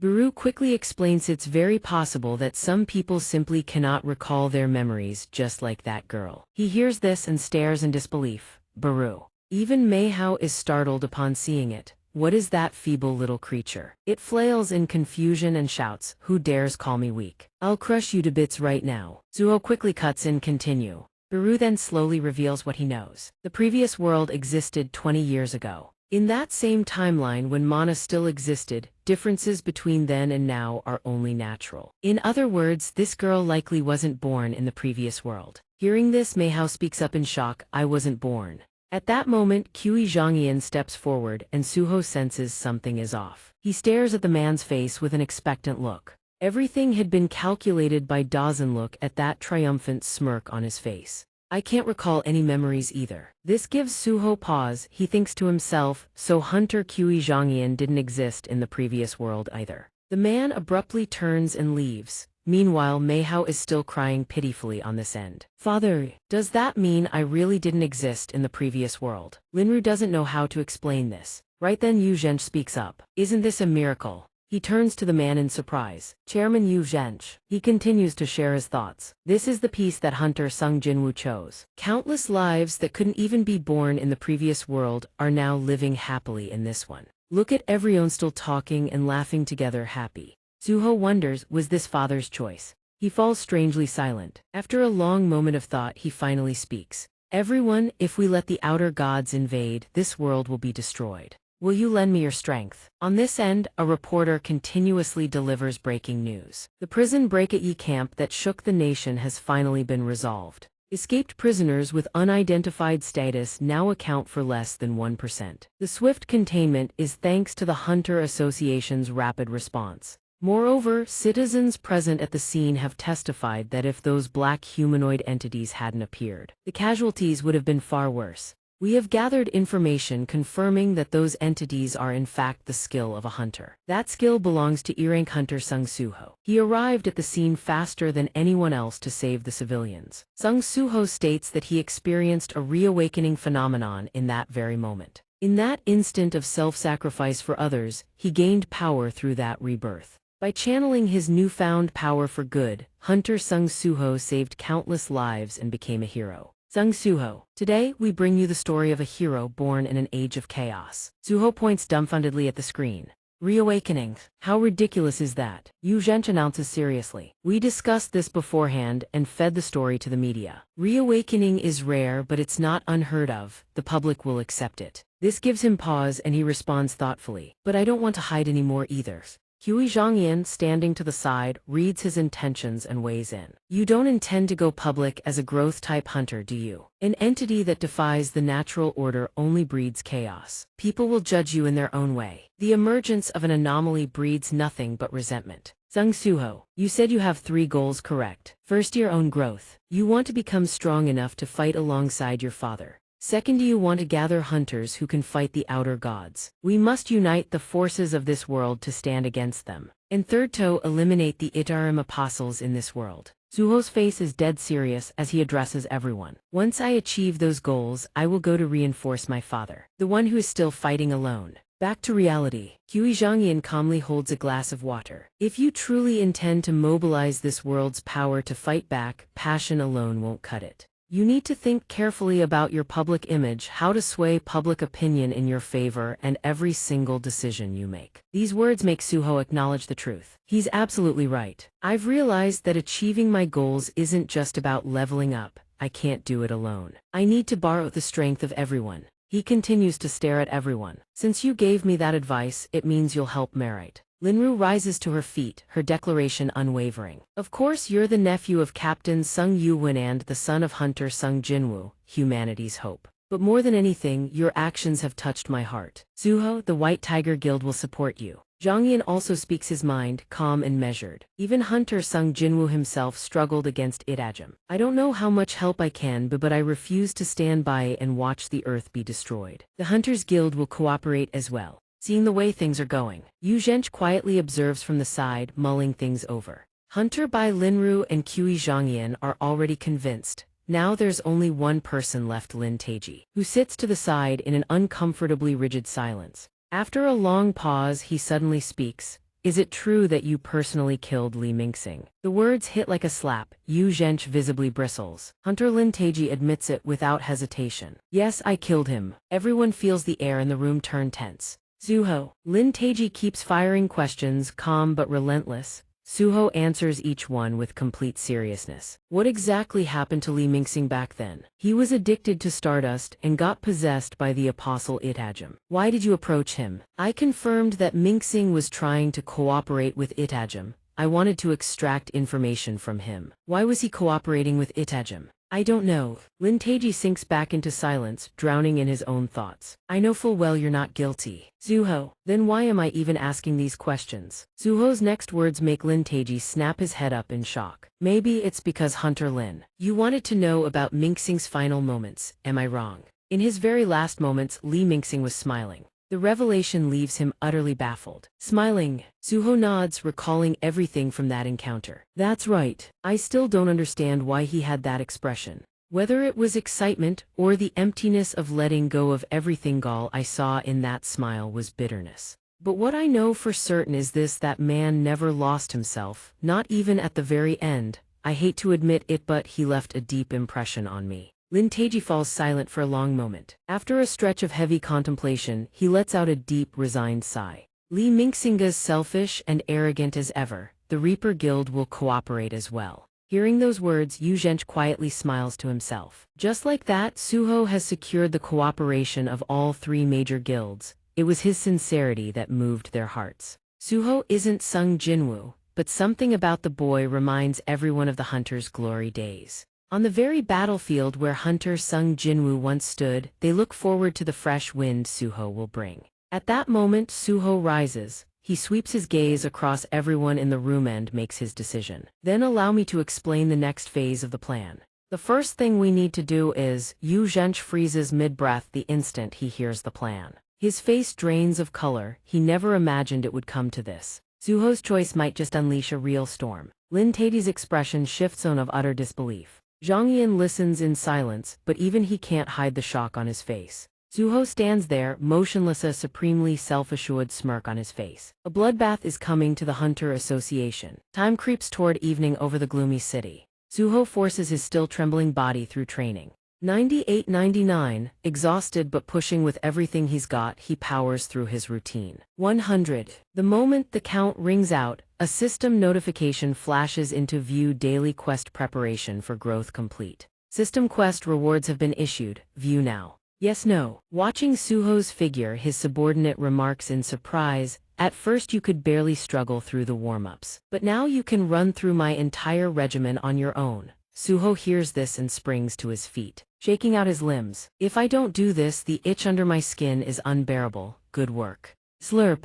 At that moment, Baru stares intently at his face, quietly mulling something over. Young Monarch, since our last meeting you have changed so much. Not just your body or your man, even your very aura is completely different. Noticing something, Suho quickly stands. I have business to handle outside, I'll head out first. She looks up in surprise. You're leaving already, young Monarch. A gentle smile crosses his face as he nods. I'll probably be a lot busier from now on. I need to go clear out the D-rank local dungeons. Baru looks utterly confused and presses for answers. The D-rank local dungeons, Suho recalls yesterday's events. I spoke with the Hunter Association's leadership to prevent another Stardust production facility from popping up. They've tasked me with wiping out the local dungeons. The other guilds will definitely object. So a condition was set for this arrangement. To meet that condition, I'll need to push myself even harder. Baru's face lights up with barely contained excitement. She speaks up immediately. Then we will assist you. Will you call upon us, young Monarch? Suho nods, sure. Her face flushes red with joy, but Suho has already turned and walked away, cold and distant. I'll call when I need you. Watching him vanish completely, the three stand frozen in place, calling out after him. Young Monarch. The scene shifts to a D-rank local dungeon. The more she thinks about it, the more confused by Meihao gets. She heaves a sigh and grumbles, what is that guildmaster even thinking? Just handing over management of every single local dungeon to someone like that, out of nowhere. Do they have any idea how badly this will tank the guild's revenue? What kind of deal did they even cut with Hunter Sung Suho? And on top of that, they didn't even assign us to the operation. A-rank hunters and above suddenly raiding D-rank dungeon sand they only called in the bare minimum headcount. Sung Ki-hoon of the Hunters Guild also chimes in with a laugh. On top of that, I actually find this whole thing pretty amusing. A hunter who claims he can handle everything: monster extermination, dungeon clearing, even resource collection all by himself. Doesn't that make you even a little bit curious?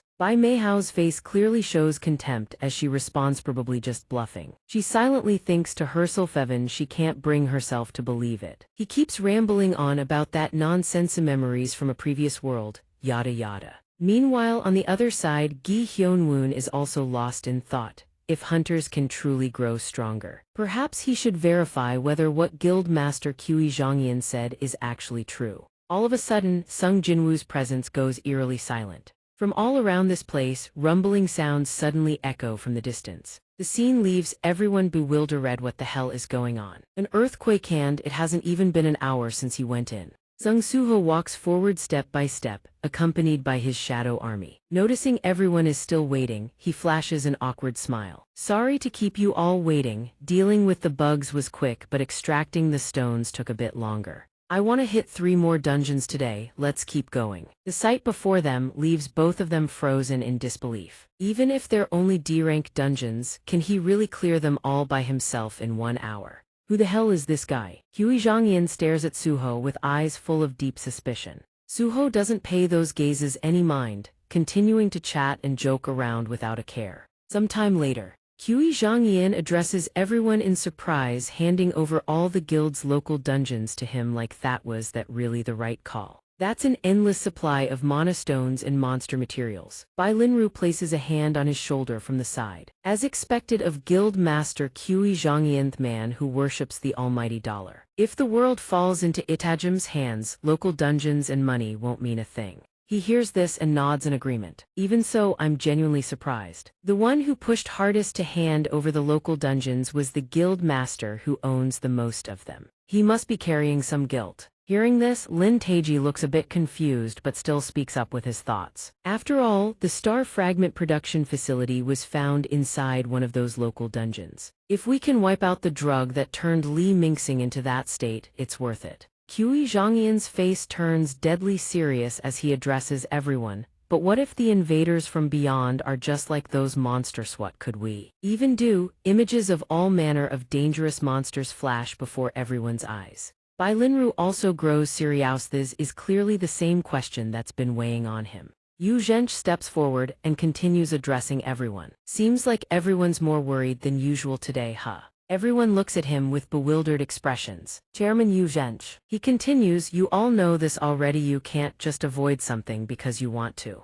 Suho will handle that. Flashback. Hui Zhangyan's voice echoes, revoking the guild's ownership of local dungeons would trigger a terrible backlash. Hunters like Bai Meihao or those who have no memories of the previous world have almost no reason to believe in an outside invasion. Convincing them won't be easy. Suho hears this, ponders for a moment and speaks up to ask. Convincing them, on this side Yu Zhench suddenly announces to everyone. I've only thought of one way. Nation-level hunter Thomas Andre of America. Liu Zhiguan of China, Siddharth Bakshan of India. They are hunters whose individual power rivals an entire nation beyond all conventional standards. Many hunters would be drawn to their strength. If Suho becomes a nation-level hunter or even surpasses that alone would be the most convincing argument. Suho stands there, still mulling over this new tightly a nation-level hunter. But for the safety of the world, he clenches his teeth and makes his decision. Then within the next month, I'll become a hunter strong enough to convince anyone.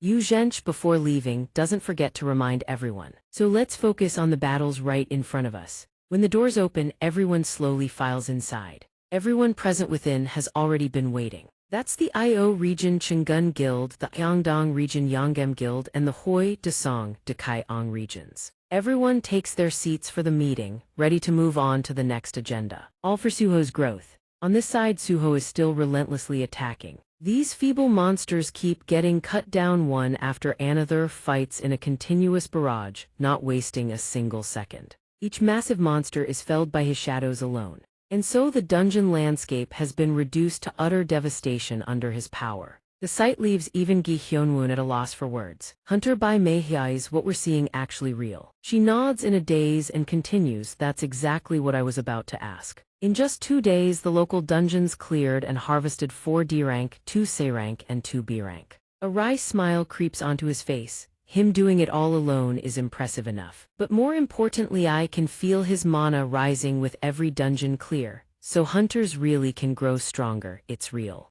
Suho's gaze is still dead serious as he glances down at his own hand. Mana light has appeared in his palm at some point. The index measuring magical power is called mana. As his mana level rises, his shadow powers become easier to wield. Baru on the side speaks up in surprise, asking repeatedly, Young Monarch, may I be of assistance? May I compare your Majesty's mana to that S-rank hunter over there? He hears this and quickly shakes his head in explanation. No need, Baru, I think I already know. On this side, Sung Jinwoo maintains his eerily strange silent seat. Seems he's growing more and more wary of Suho. The scene shifts to a late-night villa in the city. Suho returns after a long day out, sensing something is off. His expression immediately turns contemplative. Just like that, Suho walks straight into the vast house. His expression remains unchanged as if nothing around him matters. Inside the house, the mysterious figure slowly picks up a family photo of 3. What a shame, if your family had arrived first. I would have put them in my place.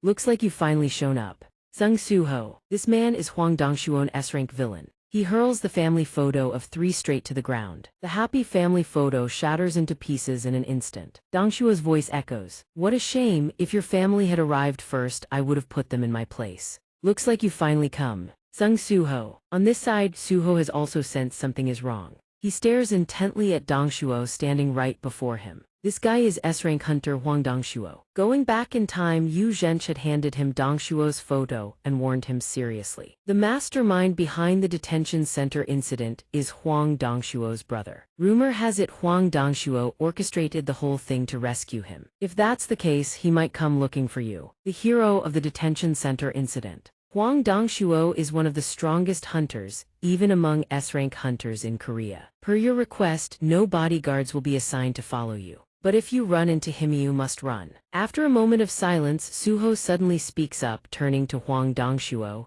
You here to avenge your brother. But I wasn't the one who killed him. The one who killed your brother was a guy named xianxia. Those words freeze Dongshuo in place. What? He doesn't just know about me, he knows about xianxia too. He quickly fires back, it doesn't matter, I'm not here for revenge. I'm here because it ticks me off that some nobody like you dares to interfere with my plans. Suho can't hide his irritation. You really are unforgivable. Let's take this somewhere else. Huang Dongshuo has already readied himself, settling into a combat stance. Why should I listen to you? Without wasting words, Suho slams his fist into the wall beside him, shattering it to pieces. Ear-splitting alarm sounds erupt throughout the area. While Dongshuo is still reeling in confusion, Suho turns to him with a strange look in his eyes. My uncle's the cautious type. In less than 5 minutes, mercenaries and hunters will swarm this place. Still planning to stick around. With no other choice, Dongshuo lets out a wicked grin and follows. Arrogant brats. Scene change, an abandoned building on the outskirts of the city. Below, on a wide stretch of open ground, Suho and Dongshuo stand face to face.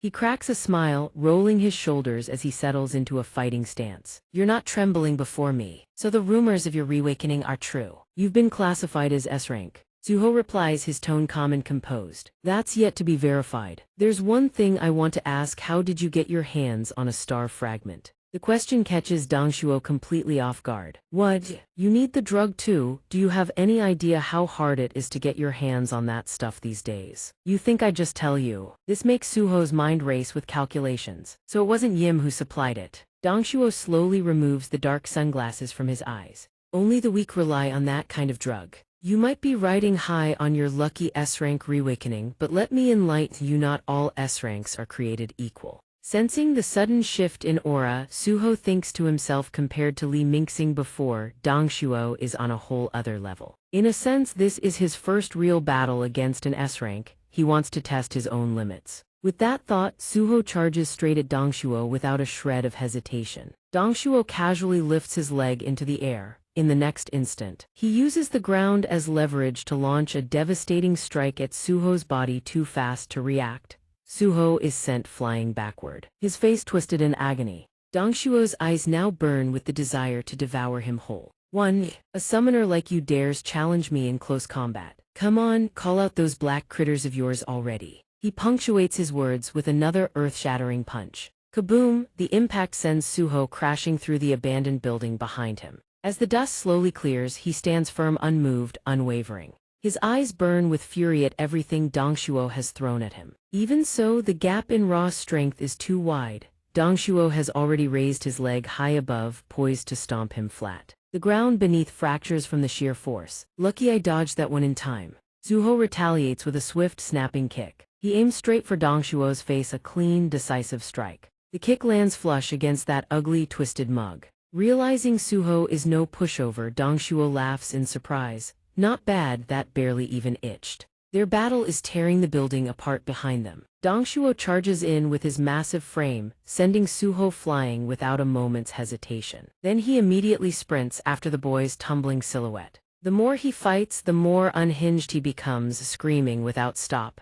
You think you can beat me with pure brute strength alone? Even if you use every last ounce of power you have, defeating me is an impossibility. Suho knows he has a point. He's right, the gap in physical power between them is undeniable. No matter how much stronger the opponent may be, he will never give up. But this time, he doesn't feel the crushing pressure he once did. While his mind drifts for just a split second, Dongshuo's foot appears right in front of him. He grins wickedly, driving a killing blow straight towards Suho. You've got some nerve spacing out in the middle of a fight. A thunderous explosion rips through the air. No one can even begin to fathom what happened, only that something rockets toward the abandoned building, turning everything to chaos. Realizing something is wrong, Dongshuo's eyes fill with disbelief. He stares at the sharp weapon impaled through his hand. You bastard, when the hell did you draw a weapon? Debris rains down as the dust and smoke gradually dissipate. Baru sees Suho's condition and grows visibly anxious. Shadow Monarch, are you all right? Suho sits calmly in place and responds. Looks like going toe-to-toe with an enhancement-type S-rank hunter without relying on skills is still a bit much for me. I really want to dump all my stat points into strength right now, but I've got other things to spend them on.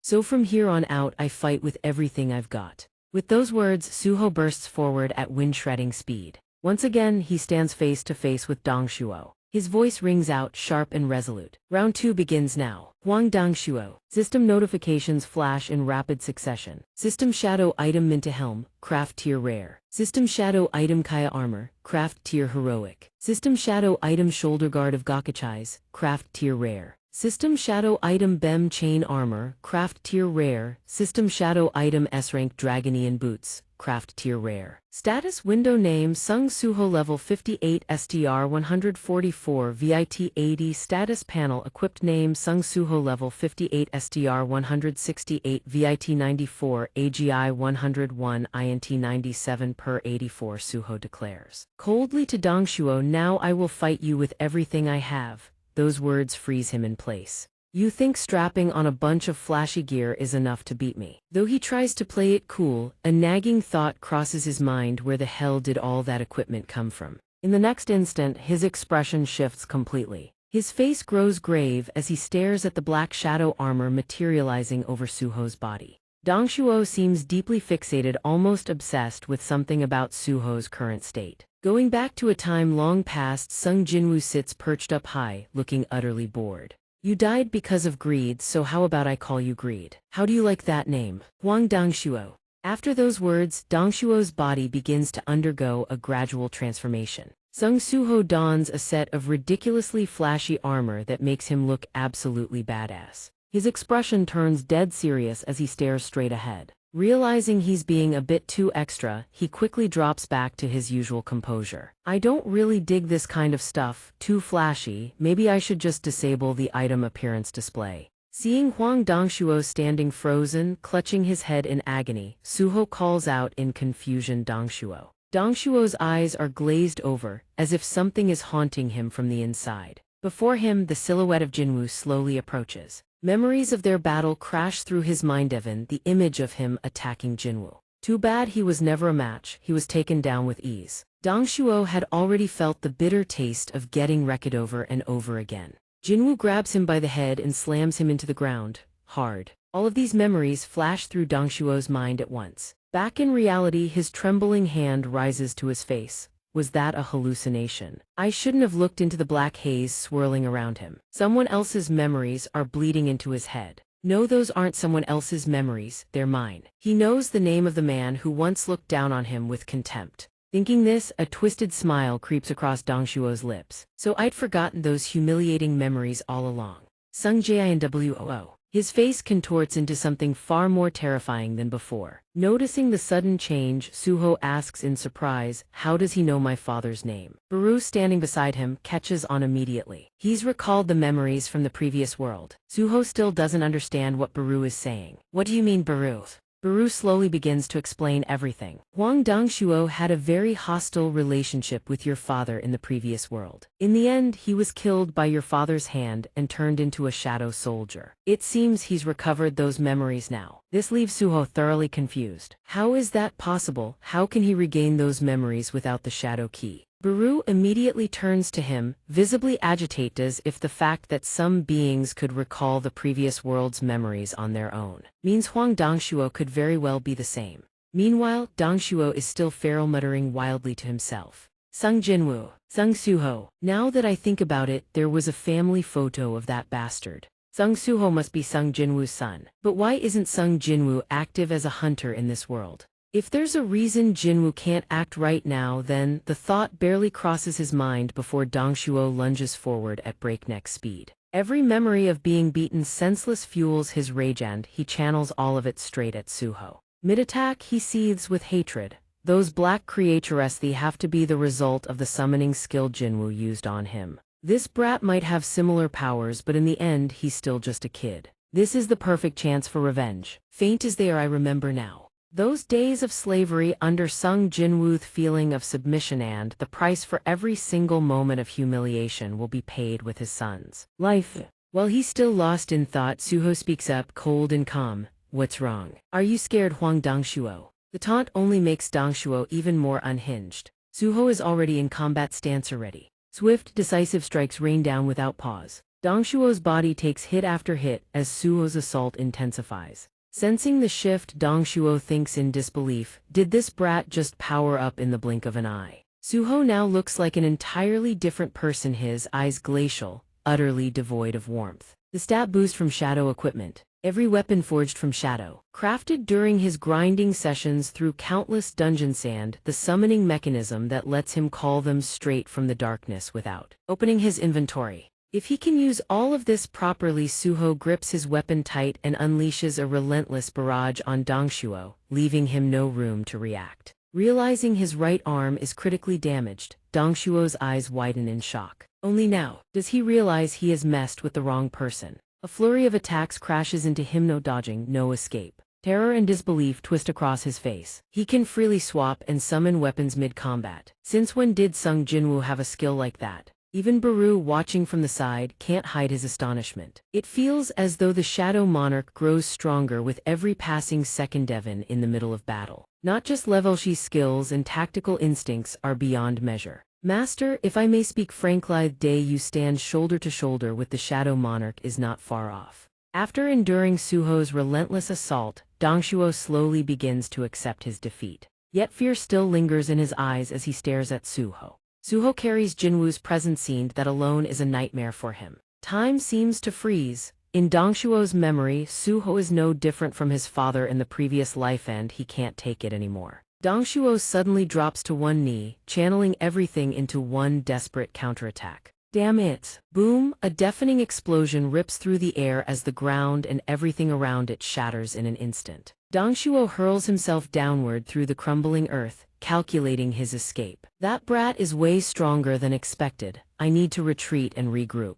This isn't running away, it's a tactical withdrawal. Next time I'll kill him for sure. I'll strike when he lets his guard down, or better yet, I'll take his loved ones hostage. No matter how strong he is, it's useless once, but Suho spots the escape attempt instantly and rockets in from behind, ready to end Dongshuo's life. Dongshuo doesn't have time to react. Another thunderous explosion erupts as the ground completely disintegrates. Moments later, the smear of blood on the ground catches Suho's eye. He has finally ended Dongshuo's life after a grueling battle. And yet he hasn't fully died. A trembling voice escapes his lips. You bastard, are you going to turn me into your slave too? Go ahead and try. I'll resist with everything I have and I'll kill you, both you and Sung Jinwoo. Hearing those words, Suho responds slowly, his voice calm. You're reaching way beyond your station. If you can't even get past me, you'll never lay a finger on my father. But Shortree, I don't think you'll even have the time to think about it. Dongshuo's face twists with pure hatred as he screams at the top of his lungs, Sung Suho.